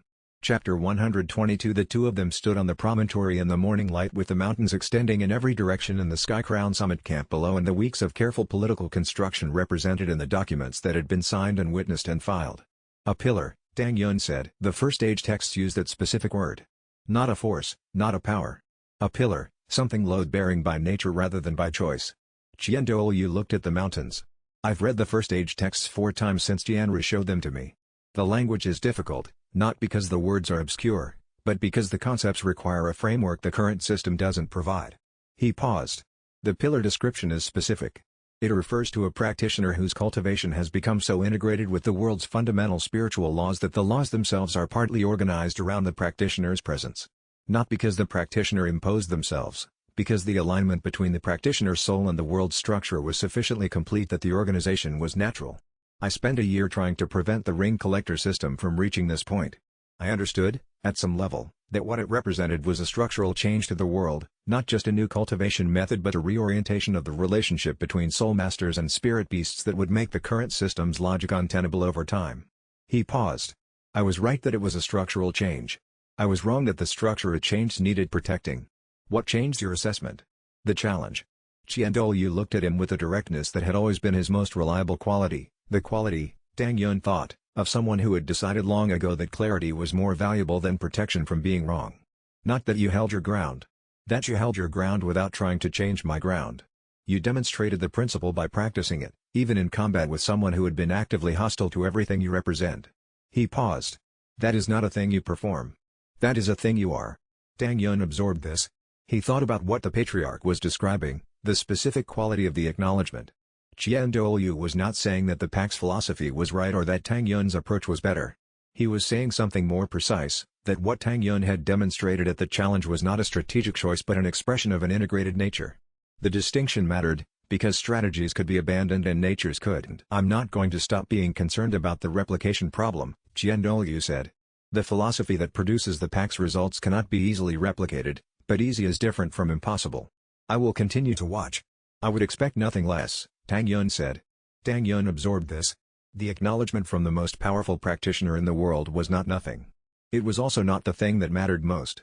The thing that mattered was that it was accurate. He had been practicing the principle because the principle was what he actually held. The hook, a crack appeared in the Sky Crown Mountain's lower formation face, a sound like compressed stone releasing under strain, followed by a deep vibration that the practitioners in the summit camp could feel through the ground's resonance layer. Wanli felt it first and came to her feet in the first instant. Tianru, who had been in cultivation, came out of his meditative state with the speed of someone interrupted by something their body recognized before their mind did. Tang Yun felt it through his newly integrated cultivation structure, a presence beneath the mountain that had been dormant, sealed, and was now responding to the completeness of what stood above it, the way old seals responded to the forces they had been designed to contain when those forces changed enough that the seal's original calibration no longer held. Neither Tang Yun nor Douluo moved immediately. The feeling was not combat threat, it was the feeling of something that had been asleep becoming aware, which was different from threat in the way that any large thing becoming aware was different from that large thing deciding to act. For a moment, perhaps 2 seconds, everyone on the promontory simply felt it and did not act. Then Wanli was running. Chapter 123 Wanli was running toward the formation site before Tang Yun and Douluo had fully processed what the vibration meant. Tianru followed at the same pace, the speed of very old practitioners who had spent centuries learning to move when movement was required without the deliberation that younger people applied to crises. We sealed it, Wanli said when Tang Yun reached her position at the formation crack's edge. The crack was 3 meters long and widening slowly, the stone around it showing the discoloration of a sealing formation that had been releasing its load for longer than its activation had been visible. 800 years ago. After the First War's conclusion. The Abyssal Warden, a spirit beast that predated the current system, that had been present during the formation of the continental spiritual laws themselves. Its power was equivalent to God level and its understanding of the world preceded everything the current cultivation system had built. She looked at the crack. We believed the seal would hold indefinitely. The Warden's dormancy was genuine, it had no motivation to challenge the seal from the inside. What changed? Tang Yun asked. He studied the crack while he waited for the answer. The discoloration spread outward from the fissure line in a pattern he recognized from the sealed documentation in his mother's records, not damage from within, but exhaustion from without. A seal stressed by the ambient state rather than by the sealed entity pressing against it. The stone was doing what stone did when the energies it had been calibrated to contain had shifted, releasing slowly, steadily, without drama or warning, the way long-term systems failed when their foundational assumptions changed. The seal's calibration has been drifting since the summit began, Wanli said. We felt it 2 days ago, the Warden's dormancy becoming less absolute. We thought we had more time. She looked at the crack with the expression of someone performing accurate assessment of a situation they had hoped to avoid. We were wrong about the timeline by approximately 2 days. Tianru said simply. He arrived at Wanli's other side with the quietness of a practitioner who had stopped running 30 meters back when he understood the answer to the question before it was asked. The integration. A 12-ring packed bear at Douluo threshold, in the presence of the seal, the Warden felt the completion. The original sealing was responsive to the philosophy that existed in the world when it was placed. The philosophy was, then, the current systems, power through acquisition, rank through accumulation. The seal was tuned to that philosophy as the ambient state. He looked at the crack. The ambient state has changed. The seal is recalibrating to what exists now, and in the recalibration, the warden is waking. Can you reseal it? Douluo asked. Wanli and Tianru looked at each other with the expression of two people who had been discussing this possibility since the summit began. The original seal required 5 practitioners of the first age, Wanli said. 3 of us have been gone for centuries. Tianru and I have been maintaining our presence specifically to hold the residual portion of the seal that our contribution established. She looked at her own hands. Without the full 5-person framework, resealing would produce a weaker containment than the original. It would hold, but not indefinitely.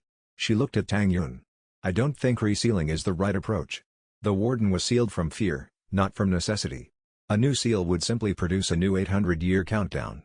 The hook, the crack deepened with a sound that was not stone but something older, a resonance that traveled through the spiritual layer of the world rather than the physical one, felt by every practitioner at the summit simultaneously. A presence extended upward through the formation crack, vast, ancient, thoroughly awake, and viewing the civilization assembled above it with the particular quality of something that had been patient for 800 years and had now concluded that patience was no longer the appropriate response. The presence continued to extend. Not rushing, there was no urgency in its movement, only the steady inevitability of a tide at the point where it had been held at bay long enough that the holding became the anomaly. Every practitioner in the summit space had gone still. The Clear Sky Warriors. Douluo's arc. Honshu's group. The progressive faction's representatives. All of them present in the specific stillness of people who had been trained for extraordinary situations and were now in a situation that exceeded their training's category. Tang Yun held the walk's expanded awareness and let himself feel the full scope of what was ascending. It was very old. It was very large. And it was looking for the thing that had changed, which was him. Chapter 124 The Abyssal Warden's emergence was not violent at first. It was the particular quality of presence that preceded violence, an awareness so comprehensive that every practitioner at the summit understood, in the same instant, that the thing ascending through the mountain's formation face was older than their cultivation system and was not experiencing the encounter as a crisis. It was experiencing it as an arrival. 2 Title Douluo on Douluo's arc did not wait. They launched formation-based attacks at the emergence point the moment the presence became fully perceptible, the reflexive response of high-level practitioners to an unclassified threat in a confined space. The warden's response was not evasion and not counterstrike. It was the particular action of a thing that registered the attacks as irrelevant and continued what it was doing. The formation work, which would have incapacitated most practitioners below rank 80 and delayed most practitioners above it, passed through the warden's presence without register, the way rain passed through a fire. Both Title Douluo went down, not dead, Tang Yun confirmed from their cultivation signatures, but removed from operational capacity in the first seconds. The 2 Title Douluo did not rise immediately. One of them, a formation specialist, Tang Yun recognized from the pre-summit briefing, rank 93, was conscious and watching from the ground with the flat expression of someone performing accurate post-event assessment rather than the dazed expression of someone stunned. She had understood what happened. The warden had removed her from the engagement not by defeating her cultivation but by making her irrelevant to the moment without damaging what she was. That specific distinction would matter later, Tang Yun knew. That specific precision in how the warden had chosen to act was evidence. Tang Yun activated Ring Sovereign State. The aura's expansion at 58 meters was not the same as it had been before the integration. The ring's internal position meant the aura sourced from a deeper point, from the soul's architecture rather than from an orbital layer, and the quality of the cooperative field was different. More cohesive. Less effortful. The enhancement it provided to each practitioner within range was not a flat increase but a resonant one, each practitioner's own ring capabilities enhanced by a factor proportional to the coherence of their cultivation rather than simply by their proximity to Tang Yun. The aura expanded outward at 58 meters, encompassing every practitioner still standing in the summit space, the Clear Sky Warriors, his own group, and the 3 progressive Title Douluo who had maintained position. He felt the aura reach Douluo and the Patriarch's own cultivation stabilize within it. He felt it reach Xiao Wu, 30 meters away, and the Jade Soul Covenant's amplification activate in response to the contact, the combined resonance of the Covenant and the integrated rings producing the enhanced state that the Soul Sage threshold had made possible.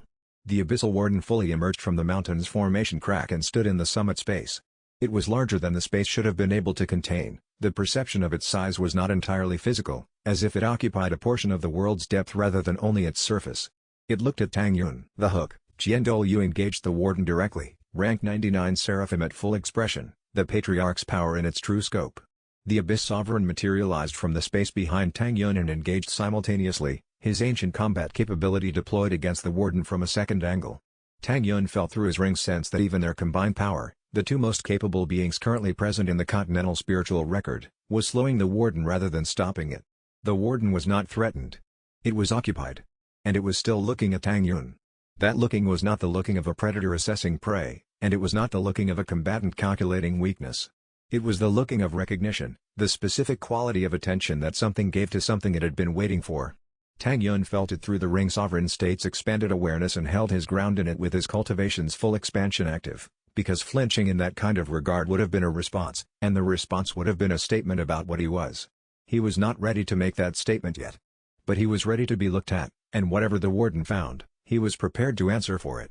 Chapter 125 The battle around Tang Yun was happening in the space between his decision and its execution. He could see the tactical situation with the clarity that integrated cultivation and the walk's expanded awareness produced simultaneously. Douluo holding the Warden's forward advance with Seraphim power at full expression, the Abyss Sovereign pressing from the flank with the particular attack pattern of a beast that had been studying how to fight something like this for 2,000 years, aware that the Warden's existence predated his own, the remaining Titan Douluo maintaining perimeter positions that kept the engagement contained to the summit site rather than extending into the mountain range. It was sustainable for perhaps 10 minutes. After that, the Warden's patient pressure would begin to translate into ground covered, and ground covered in this engagement meant practitioners unable to continue standing. Tang Yun did not enter the direct engagement. He began the walk, not the training version. The full walk, the version Tianru had described as requiring the kind of sustained pressure that his first-stage students had needed years to learn to access, the version that the Resonance Walk's 7 stages were designed to make available without the years. He had the stages. He had the integration's harmonic state. He had Xiaowu beside him and the Sovereign Fusion's latent state already carrying a quality of readiness that it had not carried before the rank 80 threshold. Not the training version. The full walk, initiated under combat conditions, with 12 integrated rings in harmonic resonance and the Jade Soul Covenant's amplification active at the level that proximity to Xiaowu produced. The walk in this context was not a meditation exercise, it was the preparation sequence for the thing he had been building toward, the thing his mother had designed and his father had preserved and Tianru and Wanli had named and the 12 rings had been earning the right to access. Xiaowu arrived beside him without being summoned, as she had always arrived. She placed her hand in his with the precision of the Covenant circuit completing, the amplification spiking to full operational level the moment the physical contact confirmed the resonance.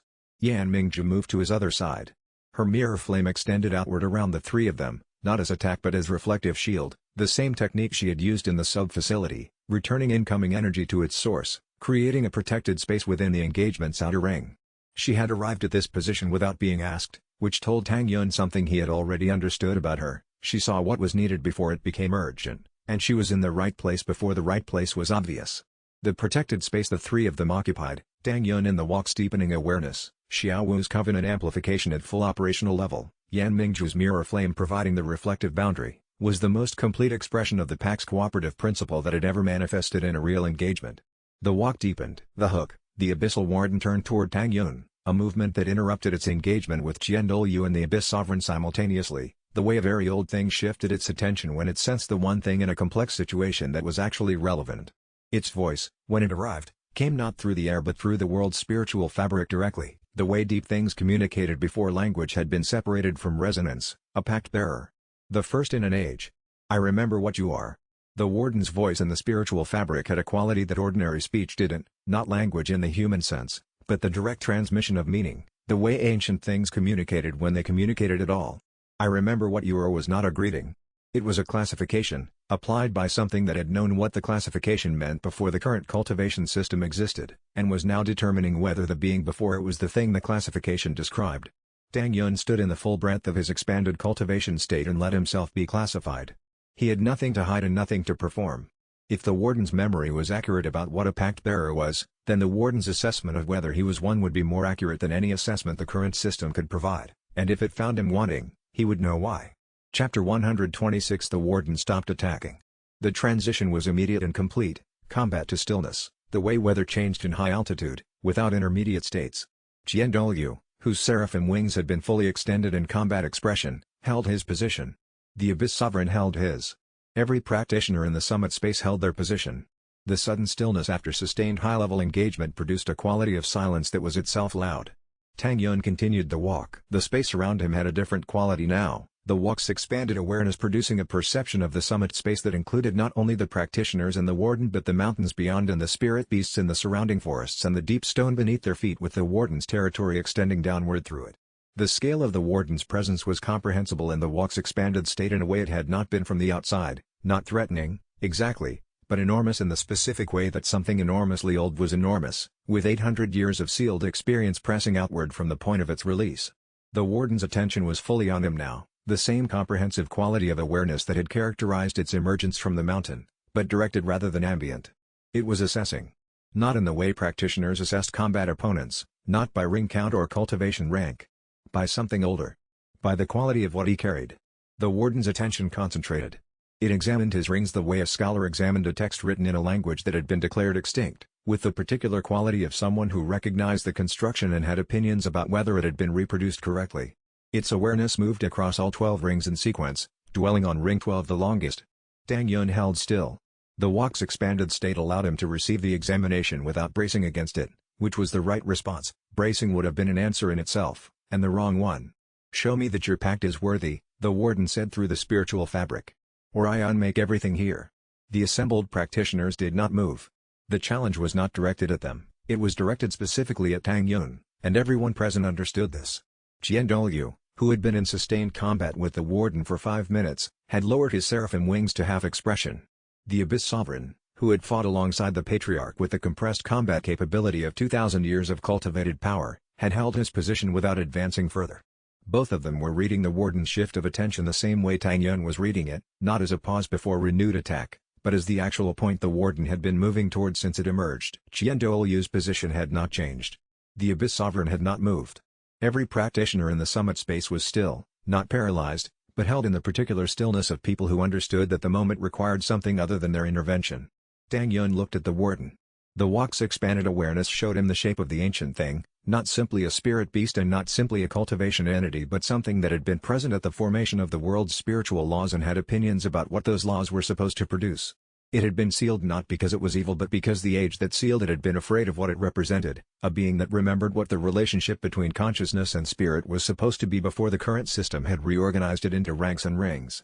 He looked at all of this. He stood in it. He felt the walk steepening complete the preparation sequence his mother had designed. "The hook," he nodded. "All right," Tang Yun said, and meant it in the way that people meant things when the only path forward required precisely the commitment that the word expressed. The warden's stillness shifted quality, from the stillness of waiting to the stillness of receiving. It was a small distinction from the outside and a significant one from where Tang Yun was receiving it in his expanded cultivation state. The warden had heard the all right not as a word but as the resonance underneath the word, the genuine acceptance of what the acceptance meant, without reservation or performance. He stepped forward, and began. Chapter 127 He fought differently than he had ever fought. Not with strategy. Not with technique optimized against an opponent's weaknesses. With harmony. The warden's attacks were ancient, not the formations of the current system, not the ring combinations that defined contemporary cultivation combat, but the raw engagement of an entity that expressed its nature directly rather than through accumulated ring power. The attacks were vast and comprehensive and carried the accumulated weight of 8 centuries of dormant potential finally releasing. Tang Yun's response drew on all 12 ring abilities in flowing sequence, never forcing, always redirecting. The defensive rings absorbed and redirected momentum rather than blocking. The gravity rings adjusted the engagement's spatial dynamics rather than crushing. The formation rings built temporary structures that guided the warden's force expressions into harmless directions rather than attempting to contain them.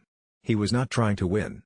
He was trying to demonstrate the principle in the most demanding context it had ever been required to operate in, the principle that engagement with another consciousness did not require that consciousness's defeat to be productive. The technique this produced was unlike anything in the current cultivation system's formal record. Ring Sovereign State provided the cooperative field that enhanced every ally within range, but directed outward toward the warden, not inward toward allies. It produced a different effect. It created an environment in which the warden's force expressions encountered not resistance but acknowledgement. The technique didn't block, it witnessed. The technique didn't absorb, it recognized. Tang Yun had no vocabulary for this in the current system's language. But the walk's expanded awareness provided the framework. This was what first-age practitioners have called resonance engagement, and it was what the pact had been building toward from Ring 1's acquisition through the Jade Soul Covenant's completion. The warden pressed harder. Tang Yun redirected. The warden shifted vectors. Tang Yun redirected.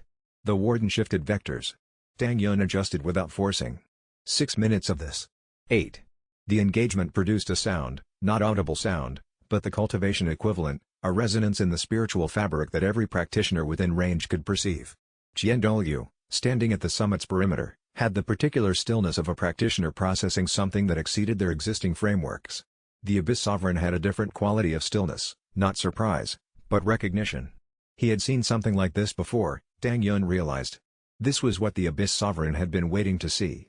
The warden grew uncertain. Uncertainty in a being that had been operating from absolute authority for 800 years produced a specific quality of disruption, not weakness, but the disorientation of a thing encountering a response it had not anticipated and did not have an existing category for. The warden had expected resistance or submission. It had encountered something that was neither. Tang Yun felt this through his cultivation's expanded perception before it was externally visible, the warden's force expressions becoming less coordinated, the attacks arriving with a quality of question rather than statement. He redirected the questioning attacks with the same technique he had used on the declarative ones, because the principle didn't change with the warden's emotional state. The engagement was the demonstration. Every second of sustained non-destructive engagement was evidence. The hook. Tang Yun called on sovereign fusion for the first time, not because the combat required it, but because the conversation with the warden required it, and what they were engaged in had, at some point in the previous 8 minutes, become more conversation than combat. The walk's preparation sequence completed. The integration's harmonic state reached the threshold his mother had described. He opened his awareness to the expansion, deliberately, with all 12 rings in full harmony and his consciousness prepared to receive what the expansion showed, and the world changed in a way that he did not have words for yet, because the language for it had not existed in human cultivation for 800 years. What he could say, in the language he had, the warden's questioning attacks had arrived at a frequency and quality that the resonance engagement technique could no longer redirect with the same ease, not because the technique was failing, but because the warden was asking questions that the technique's vocabulary couldn't answer. They had reached the limit of what combat as conversation could communicate. The next step required something that wasn't combat. He took it, and the world shifted beneath the decision. Chapter 128. The expansion was not loss of self. It was addition. His own consciousness remained intact, located, aware of his body standing in the summit space with Xiaowu's hand in his. And simultaneously, the spiritual resonance of every ring-bearer within 40 miles, each one a distinct quality of awareness. The expansion's first quality was clarity, everything that had been background noise and normal cultivation awareness becoming foreground signal, individually distinct, simultaneously perceivable without overwhelming. The second quality was scale, the sense of the continent's spiritual fabric as a connected structure rather than an aggregate of separate practitioners, the living web that the current cultivation system had been built within without fully mapping. The third quality was what the First Age texts had called the lower realm perception, the fundamental spiritual laws becoming legible in the same way that the rules of a game became legible when you had been playing long enough to see the patterns they generated. The spirit beasts in the surrounding mountains, dozens of them, some ancient, all distinct, all present in the expanded awareness as individual consciousnesses rather than environmental background. The world's fundamental spiritual laws, which the walk stages had been building toward perceiving, now present as the structural framework that everything else existed within. He could feel the warden. Not as an opponent. As a presence, vast, old, shaped by 800 years of isolation and a longer period before that of having been part of a world that was organized differently than it currently was. Beneath the authority and the power, Tang Yun felt what the warden had not been able to express through combat or through the voice of spiritual fabric. It had been sealed unjustly. Not because the First Age practitioners were malicious, Tianru and Wanli had not sealed it from cruelty, and the documentation they had carried through centuries confirmed their own regret, but because the First Age had been afraid of what a being that remembered the old principle represented in a world that was moving away from that principle. The seal had been fear's response to a mirror. He reached across the expanded awareness toward the warden. Not to fight. Not to negotiate in the formal sense. To acknowledge. The sovereign fusion state made this possible in a way that nothing in the current cultivation system had a framework for. He was not projecting power at the warden. He was extending his awareness to include the wardens, allowing the warden's existence to be present in his expanded perception rather than encountered as an obstacle. The difference between these two things was not tactical. It was the difference between the current system's fundamental philosophy and the Pact's fundamental philosophy, made immediate and direct in a living encounter. He had not expected what he found. He had prepared for resistance, for the defensive architecture of a consciousness that had been contained for 8 centuries and had every reason to regard approach as a precursor to renewed constraint. What he found instead was the opposite of defense. It was the quality of an ancient consciousness waiting, with the specific patience of an entity that had long since exhausted impatience, to be seen completely rather than assessed as a threat and managed accordingly. I see what you are. I know what was taken from you. I know what you remember. The warden went still, a different stillness than the combat pause. The stillness of something that had been waiting 800 years to be genuinely seen. Tang Yun made an offer that no practitioner of the current system had ever made to a being of this kind. The hook, freedom, he said aloud, and in the sovereign fusion's expanded state, the word carried through the spiritual fabric with the particular resonance of something that was not merely offered but actually met, the way words carried resonance when the speaker's consciousness was sufficiently expanded to prevent the gap between word and intention. The word landed in the warden's awareness with a specific quality. Tang Yun felt the landing through the sovereign fusion state, felt the warden receive the word not as a promise. Promises were institutional things, subject to institutional revision, but as an expression of principle. Freedom as a principle rather than a grant. The distinction was everything. A grant could be revoked. A principle existed independently of the granting authority. The warden had been offered grants before. It had been offered territory, and acknowledgement, and reduced constraint, all of which were grants, and all of which had eventually been revoked or narrowed when the granting authority's interests changed. It had not been offered the principle before. It was still looking at him, and now its look had a different quality, the quality of something trying to determine whether the principle was genuinely met, and everything that followed depended on what it decided. Chapter 129 The negotiation happened in the sovereign fusion state, which meant it happened at a level of communication that bypassed language and operated through direct resonance instead. The warden's position, it had no interest in destroying civilization for the pleasure of destruction. It had been sealed by fear, and fear's response to fear was more destruction. What it wanted was what it had wanted before the seal, territory that acknowledged its sovereignty.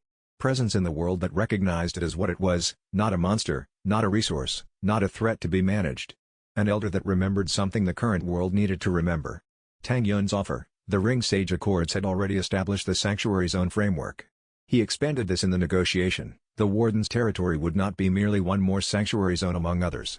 It would be the primary zone, the foundation case, the precedent that all subsequent designations referenced. The Ring Sage Accords would describe its establishment first, in language that recognized the warden's nature explicitly, not a dangerous entity to be managed, not a threat to be contained, but an ancient consciousness that predated the current cultivation system and held a legitimate interest in the world the system operated within. The warden's territory in the Sky-Crown Mountain depths, the entire formation zone the seal had occupied, would be formally designated as sovereign spirit beast domain under the Ring Sage's authority. Humans would not enter. The spirit hall would not hunt within its boundaries. The designation would be documented in the summit records alongside the other sanctuary zones, witnessed by the same parties. The warden considered this. The consideration was not brief. Tang Yun understood, in the sovereign fusion's expanded awareness, what the consideration was processing, not the terms, which were clear, but the quality of the offer. It had been offered territory before, in the period before the sealing, in diplomatic exchanges that had eventually collapsed when the other parties concluded that territory was a lesser cost than the ongoing discomfort of acknowledging what the warden represented. The distinction now was not the terms. It was whether the offer came from sufficiency or from fear. Tang Yun held the sovereign fusion's expanded state throughout the consideration, because withdrawing from it would have been a statement. It would have communicated that the expanded awareness was something he used tactically and retracted when no longer necessary, rather than something that was simply present and ongoing. He maintained it the way someone maintained eye contact during a difficult conversation, not aggressively, but continuously. Around them, Douluo and the Abyss Sovereign held their positions with the patience of beings who had been in extended situations before and understood that the current moment was not one that their intervention could improve. The Clear Sky Warriors and the remaining title Douluo maintained the perimeter. In the warden's consideration, Tang Yun felt the specific texture of 800 years of contained anger slowly releasing its shape, anger giving way to the thing it had been protecting, which was memory. The memory of a world where the relationship between consciousness and spirit had not been organized around hierarchy and acquisition. The warden accepted the hook. The warden retreated into the mountain formation, not sealed again, not dormant, but withdrawn into its designated territory as a sovereign entity choosing its own presence rather than a captive restrained.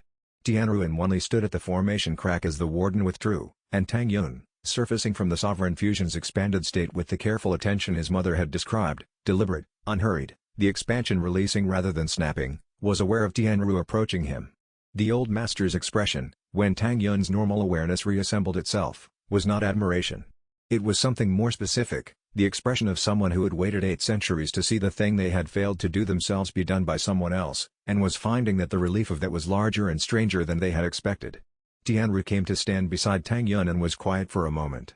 The quality of his silence was the quality of 800 years of purpose arriving at completion, not at the place he had hoped to arrive at himself, but arriving nonetheless, through someone else, which he had spent the last decades preparing himself for and had not, apparently, fully prepared for. The seal was our failure, Tianru said finally. Not in technique, technically it was precise. But in judgment. We sealed what we didn't understand because we were afraid of what it represented. He paused. You didn't repeat our failure. I had your documentation, Tang Yun said. And 8 centuries of evidence about what the seal's consequences looked like. Yes. Tianru looked at the mountain's formation crack, now settling into stillness as the warden withdrew into its designated territory. Evidence is useful. If you're willing to look at it. He paused. We weren't willing. You were, he said it without inflection, the specific flatness of someone acknowledging a failure that no amount of accuracy made easier to carry. Chapter 130 The Abyssal Warden's retreat left the summit space in a quality of silence that was entirely different from the silence before the emergence. The 2 incapacitated title Douluo were treated and recovered consciousness within the hour, no permanent damage, which confirmed that the warden had not intended lethality from the first moment. Every practitioner present understood, without it being said explicitly, that the warden's opening move had been demonstration rather than destruction. A being of its capability could have killed both title Douluo instantly. It had chosen not to. This understanding moved through the assembled practitioners with the particular speed that important realizations moved when they were genuinely understood rather than intellectually processed. The warden had demonstrated what it was capable of and then chosen a different expression of that capability. The choice was the statement. This was not a monster that had been stopped. This was a consciousness that had decided to communicate. In the summit space, people moved with a different quality of purpose. The operational urgency that had characterized every movement for the past weeks had not disappeared, it had transformed. People were still moving with intention, still completing tasks, still working. But the tasks no longer had the character of things done because the next 30 seconds required them. They had the character of things done because they mattered. Mei-Lan organized the documentation herself. She had been the one who had carried the Ring Sage framework through its inception, through the Spirit Hall's opposition, through the 7 negotiations that had preceded the summit. She sat with the amended accords and the sanctuary's own designations and the witness records and worked through them with the focused attention of someone making sure that what had been accomplished was captured in its complete form, because things that were not written correctly had a way of becoming something other than what they had been by the time the next generation encountered them. Long Wei was the first of Qian Doulu's arc to express this explicitly. She turned to the practitioner beside her and said, at a volume the room could hear, it was never trying to unmake us. It was trying to be recognized. She paused. We failed to do that 800 years ago. Tang Yun did not fail today. Qian Doulu formalized the warden's sanctuary designation before the day was out. The addition to the summit accords was brief and precise: sky crown mountain depths, full formation zone extent, sovereign spirit beast domain under Ring Sage authority. He signed it without commentary and filed it with the summit's record keeper. Tang Yun watched this happen from across the summit space, where he had been sitting in the careful recovery process that the first sovereign fusion activation required. Not physical recovery, his body was fine, but the adjustment of a consciousness that had been significantly expanded and was now reassembling its normal operating parameters with full awareness of what it had accessed. His mother sat beside him. She had been there since the fusion ended, not speaking, present the way she had learned to be present through 7 years of necessary solitude, fully there without requiring anything from the person she was with. You did it correctly, she said finally. I did it the way it presented itself, he said. Yes. She looked at the summit space where the accords were being amended. That is what doing it correctly looks like. The Hook, Dai Feng, who had been taken into custody by Han Chu's Clear Sky warriors during the summit's second week after an attempt to pass intelligence to a Divine Hull operative who had since been identified and detained, was escorted into the summit space later that afternoon. He did not resist. He looked at the amended accords, the witnesses, the space where the warden's engagement had reshaped the day's trajectory, and something in his posture changed and the way things changed when a person understood that the position they had been defending had been rendered irrelevant not by defeat but by a change in what the world was. Dai Feng had spent months operating from a framework that made sense from inside it. Spirit Hall authority, Patriarch backing, the intelligence network that had given him a significant advantage in tracking and pressuring Tang Yun's group. He had not made mistakes within that framework. He had operated it competently and with commitment. The framework had been superseded. Not outmaneuvered, superseded. The Summit Accords represented a world in which the framework's foundational premise, that Spirit Hall authority was the organizing principle of cultivation society, had been amended. It had not been removed. It had been expanded to include something it had previously refused to accommodate. And in that expansion, the position that had been built on the previous framework's exclusivity had become, as Dai Feng's posture acknowledged, irrelevant. He would find a new framework. Tang Yun was reasonably confident of that. Some people did. Tang Yun had watched enough of them to know what it looked like. And to know it required exactly the kind of disruption that today had provided. Chapter 131 The journey back from the Sky-crowned mountains took 2 weeks. Not because the route required it, the mountain passes were clear and the weather held, but because the group moved at the pace that allowed the accumulated weight of the preceding months to settle into something more organized than urgency. People slept adequately, some of them for the first uninterrupted sleep in months. Oscar cooked without the particular focus that came from knowing a meal might be interrupted by an operational development. Ning Rongrong let her support rings operate at maintenance level rather than active deployment for the first time since the Divine Hall's proclamation had arrived. The journey back had a quality that Tang Yun had not expected and did not have a pre-existing category for, the quality of people who have been through something significant together and are now in the process of deciding what the experience means for what comes next. It was not the debriefing quality, not the processing quality, not the celebration quality. It was something between all of those, specific to the particular combination of relief and consequence and forward momentum that followed a resolved crisis. Grandmaster walked beside Tang Mei for much of the first 2 days. Their conversations, the Academy's founder and the PAC's designer, were not at a volume Tang Yun could hear, but from the quality of their body language they were having the conversation that 2 people who had been building toward the same thing from different directions had when the thing was built. Ning Rongrong organized the second evening's camp, which she had not been the one to organize during any previous shared camp in the past months. That had been Honshu's organizational framework, because the previous camps had been operational rather than social. The difference was subtle and was about who decided where the tables went and what the evening's pace was. She placed them without reference to defensive formation principles and without asking Honshu's structural preference, and Honshu watched this happen with the expression of a practitioner who had spent months in operational mode and was now learning what the absence of crisis felt like. It was, Tang Yun thought, watching them from across the camp, a reasonable thing to recalibrate for. Tang San walked alongside Tang Yun for most of the second day and they talked about the future in the particular way that people talked about the future when it had shifted from threatening to possible. You'll need to build the lineage from the ground up, Tang San said. Yes. Students who have the soul shape for the PAC's philosophy.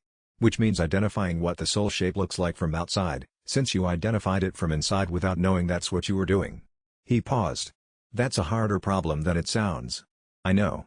Grandmaster thinks 3 or 4 generations of students before the identification criteria are reliable enough to be applied consistently. Tang Yun looked at the mountains they were moving away from. He's probably right. He usually is about teaching problems. They arrived at Shrek Academy on the 14th day of the return journey, in the late afternoon with the sun at a low angle that made the Academy's east wall glow in the particular way it did when the light was at that specific conjunction of direction and intensity. The Hook, Flender was at the gate. Not waiting. He had been in his office when the group arrived and had come down because the sound of the group's approach had been audible from the administrative wing. He stood in the gateway with the same expression he had used on Tang Yun's first arrival, evaluating, measuring, applying the standards of assessment he had spent 40 years developing. Then he looked at the 12 rings that were no longer visible as rings, looked at the people around Tang Yun, looked at Tang Yun's face. You'll need a larger room, he said. You're bringing half a continent with you. He said it without particular complaint. More with the quality of someone performing accurate assessment and finding the assessment slightly funny. He stepped aside to let them through the gate. The group moved in, the 40 Clear Sky practitioners and their families, Honshu, Tang Mei, the Shrek Academy group returning from a journey that had been, in Flender's terms, somewhat more eventful than a standard academic leave. Flender fell into step beside Grandmaster as they moved through the gate. I assume you're going to tell me all of it eventually, he said. Eventually, Grandmaster confirmed. I'll wait. Tang Yun, walking behind them, thought, this is home. In the specific way that a place was home when it had the right people in it and those people had the quality of knowing each other well enough to communicate in the shorthand of shared history, the shorthand that only accumulated through enough shared difficulty to make it necessary. Chapter 132 The old training yard had not changed. This was not a surprise. The yard's particular combination of worn stone, enclosed proportions, and the specific quality of light it received at the late afternoon hour was not the kind of thing that changed without deliberate effort, and no one had made that effort. Tang Yun stood in the yard's entrance for a moment before going in. He had been away from the academy for months, the Heaven Do period, the Clear Sky Liberation, the Sky Ground Summit and its aftermath. The yard had been here the whole time, unchanged, the stone doing what stone did when left alone. There was a quality in returning to an unchanged place that arriving at a new place never produced, the specific texture of being able to compare who you had been at the last visit with who you were now, using the same fixed reference point. He was different. The yard was the same. That was a form of evidence. It was the same yard where Tang Yun had practiced in secret before Grandmaster knew he was watching. The same stone. The same light. Grandmaster was sitting in the yard's corner position, the one with the best sight line to the practice area, in the posture that Tang Yun recognized from the early months, the posture of someone observing without being observed, which Grandmaster had always done better than he gave himself credit for. Tang Yun came and sat across from him in the yard center. They were quiet for a long moment, in the particular quiet of two people who have traveled far together and have arrived somewhere that required no explanation. The yard's light was the same. The stone was the same. Grandmaster's posture was the same, the evaluating attention that had characterized his observation since the first session. And yet the observation's quality was different. Not because the standards had changed. Because what was being observed had changed, and the standards, when applied to what was actually there, produced a different assessment than they had the first time. Grandmaster had spent 30 years teaching what he understood cultivation to be. In the past year, he had watched a student demonstrate that his understanding had been accurate about the mechanism and incomplete about the destination. That was not a comfortable discovery and not an uncomfortable one. It was the specific feeling of a teacher who had been teaching towards something without knowing it and had arrived at the thing itself. "Was I right to believe in you?" Grandmaster asked finally. The question was direct and not rhetorical, he was genuinely asking. "You were right to believe in the idea," Tang Yun said. "I happen to be the one carrying it." Grandmaster absorbed this. He reached into his robe and produced a small folded document, worn at the creases from years of being carried rather than stored, the kind of wear that accumulated from regular handling rather than neglect. He set it on the stone between them. "The note I wrote when I first observed you practicing. The one I left at the administrative office so you would find it when you were ready." Tang Yun picked it up. He had read this note. It had arrived in his room at the academy in the third week, delivered, he had assumed at the time, by the standard administrative channel. He had read it 3 times in the first hour and then kept it. Not stored. Kept. In the way practitioners kept things that had moved something in them at a moment when they had needed something to move.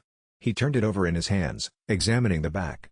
On the back, in older handwriting, a hand he recognized now from the documentation on the Ring Ascension Pact, from the 7 years of notes his mother had accumulated in the sub-facility, was his mother's name. The hook. He looked at Grandmaster with a question he had not known to ask until this moment, and Grandmaster's expression told him, before the answer was given, that the connection was real and had been real the whole time. Tang Mei had known Grandmaster before the Pact's suppression, before her voluntary isolation, before any of what followed, and the note he had received at the moment he was ready to act on it had been placed where it would be found by someone who had anticipated his arrival more completely than he had understood.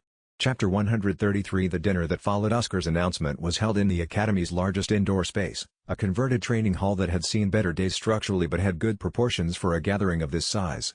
Every member of the core group was present, along with Mei Lan and 4 of the Clear Sky Clan's senior members, Han Chu, Tang Mei and Tang Chung Hao at the table's center, and a scattering of Academy students who had been invited on the principle that what was happening at this dinner was the kind of thing people should be present for when they were old enough to want to remember it.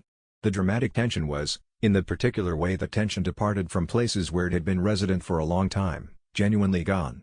This produced a quality in the room that was difficult to describe but easy to recognize, the specific texture of people who have been operating under sustained pressure arriving in a space where the pressure was absent and not knowing, initially, how to inhabit that absence.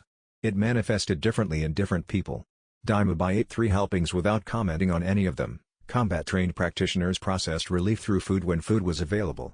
Han Chu sat in the corner with 2 Clear Sky Clan members and talked at low volume about things that were clearly not operational. They laughed at something, and the laugh had the quality of a laugh that had been waiting for a quiet context to exist in. It took about 20 minutes. Oscar's cooking helped. The students' presence helped. Their questions were direct and unencumbered by the context weight that the group carried, and responding to them required a kind of lightness that proved contagious. Tang San and Tang Yun spoke privately for 10 minutes at the table's far end. Tang San was planning something. Tang Yun could tell from the particular quality of his certainty, the quality of someone who had decided a direction and was beginning the process of moving in it. "The Blue-Silver Empire," Tang San said. It was not an explanation. It was an announcement of a direction. Tang Yun nodded. He did not ask for more. "When you need allies in whatever that becomes," he said, "I'm the Ring Sage. That opens doors." "I know," Tang San said. Grandmaster sat with Tang Chung Hao for most of the dinner. The 2 of them had a conversation that lasted nearly 2 hours, and from the quality of their attention, focused, unhurried, occasionally punctuated by something that caused one or the other to go quiet for a moment before responding, it was a conversation that had been needed for a long time and was now happening because the previous obstacles to it had cleared. Tang Yun did not try to hear it. He understood that some conversations were not his to witness. Xiao Wu sat near the academy students for most of the meal. She had a quality with young people that Tang Yun had noticed from the beginning of her human form, A quality that had nothing to do with condescension and nothing to do with performance, a straightforwardness about what she was and what she knew that students responded to with the instinct they used for people who were telling them the truth without managing the truth to make it easier to hear. One of the students, the youngest, 12 years old, a touring practitioner who had been at the academy for 4 months, asked her what it was like to be a spirit beast who had chosen to take human form. She answered honestly. The student was quiet for a moment afterward, and then said, "So you chose this for him?" And Xiao Wu said, "I chose this for me. He happened to be the reason I understood what I wanted." The student thought about this for the rest of the dinner. The hook, Xiao Wu and Yan Mingzhu ended up in the kitchen together, not by accident. Tang Yun was reasonably certain, though he could not have said which of them had arranged it, and the arrangement was its own kind of answer. He found this out 20 minutes later when Oscar appeared in the dining hall doorway with the expression of a cook who had just witnessed something he was not sure how to characterize and was going to characterize it anyway. "They're in the kitchen," he said to Tang Yun. "And I think you should know that whatever they're talking about, it sounds finished." He looked at Tang Yun with the expression of a cook who had seen too much to be surprised by anything but was apparently still capable of being surprised by this. Chapter 134 The kitchen conversation had been happening, at some level, since the first months. Xiao Wu and Yan Mingzhu sat at the kitchen's preparation counter with 2 cups of tea and the particular directness of people who had agreed, at some point before sitting down, that indirection was not something the conversation could afford. "I know what you are to him," Yan Mingzhu said. She was direct about it in the way she was direct about everything, not aggressively, but without the softening that made difficult things easier at the cost of accuracy. She had thought about this conversation for months, not in the way of anticipating a problem, but in the way of preparing to have a real one. She was not a person who avoided difficult conversations. She was a person who prepared for them, which was different. The preparation had included, at some point in the preceding weeks, the honest acknowledgement that what she felt for Tang Yun was not the administrative admiration of a mentor for a capable student, and not the political alliance of a progressive faction member for a valuable asset. It was neither of those things, and she had known it wasn't for longer than she had been willing to say so. "I know what you are to him too," Xiao Wu said. She said it without jealousy and without performance. She said it with the particular ease of someone who had spent 87 years learning when to hold things tightly and when to hold them otherwise. "I'm not afraid of it." Yan Mingzhu was quiet. "You're telling me to stay?" "I'm telling you what I see in him when you're near." Xiao Wu held her teacup and looked at the kitchen's south window with the quality of someone organizing something carefully before speaking. "The way he listens more completely when you're in the room. The way he thinks through the implications of things differently, more comprehensively, when you've been the one examining them with him." She paused. "I'm not telling you what to do with that. The rest is between you and him." Yan Mingzhu was quiet for a long moment. Not the quiet of discomfort, the quiet of processing, of taking something in fully before responding to it. She had spent her career in contexts where information needed to be assessed before acted on, and she brought that same quality to personal things, which sometimes looked cold from the outside and was, from the inside, the expression of someone who took things seriously enough to actually think about them. "You would share him. I would share the part of him that is for sharing." Xiao Wu met her gaze. "The Jade Soul Covenant is its own thing. I'm not diminished by what he gives elsewhere. That's not how the pact works, not how anything that's genuinely built from sufficiency rather than scarcity works." Yan Mingzhu absorbed this. She was a person who processed carefully, who had spent her career learning to hold information before responding to it. She held this. "The covenant," she said finally. "It connects you even when you're not in proximity." "Yes. That doesn't bother you, me being there?" "I've been present for almost everything that's built between you and him," Xiao Wu said. "I've watched it from the beginning. I've watched you choose the principles over the institution, choose his well-being over your position, choose honesty over comfort." She paused. "I know what it is. And I know what the covenant is. They don't compete. They're different things in the same life." She met Yan Mingzhu's gaze. "The only question is whether you believe that." Yan Mingzhu looked at her for a long moment. Then she nodded, a small, real nod, the kind that settled something. The hook, Tang Yun appeared in the kitchen doorway with no idea what he had just walked into. That was visible in his posture, the honest perplexity of someone reading a room whose conversation they had missed entirely. Xiao Wu looked at him with the quiet expression she used when she was genuinely amused. Yan Mingzhu looked at him with an expression that had shifted since the last time he had seen it, that clearly, settled, somehow, in a way that her expressions hadn't been settled before, as though the conversation had resolved something that had been unresolved at a level neither of them had fully acknowledged, and the resolving had been, against all reasonable expectation, clean. Chapter 135 The conversation happened the next morning. Not in the kitchen. On the academy's eastern walkway, where the river was visible through the trees at an angle that the morning light made particularly clear. Tang Yun and Yan Mingzhu walked together without deciding to walk together, Which was how conversations that had been building for a long time tended to happen when the time had finally arrived. The morning had the quality of mornings that followed long periods of sustained difficulty, not euphoric, not dramatic, but present in a way that ordinary mornings sometimes weren't. The river was doing what rivers did. The academy sounds carried across the trees. The light on the water moved in the particular way it moved at this hour. He had been aware, during the months at the summit, of wanting exactly this, a morning with no operational content, in a place he knew, with someone whose presence did not require constant situational management. Everything that's been building since chapter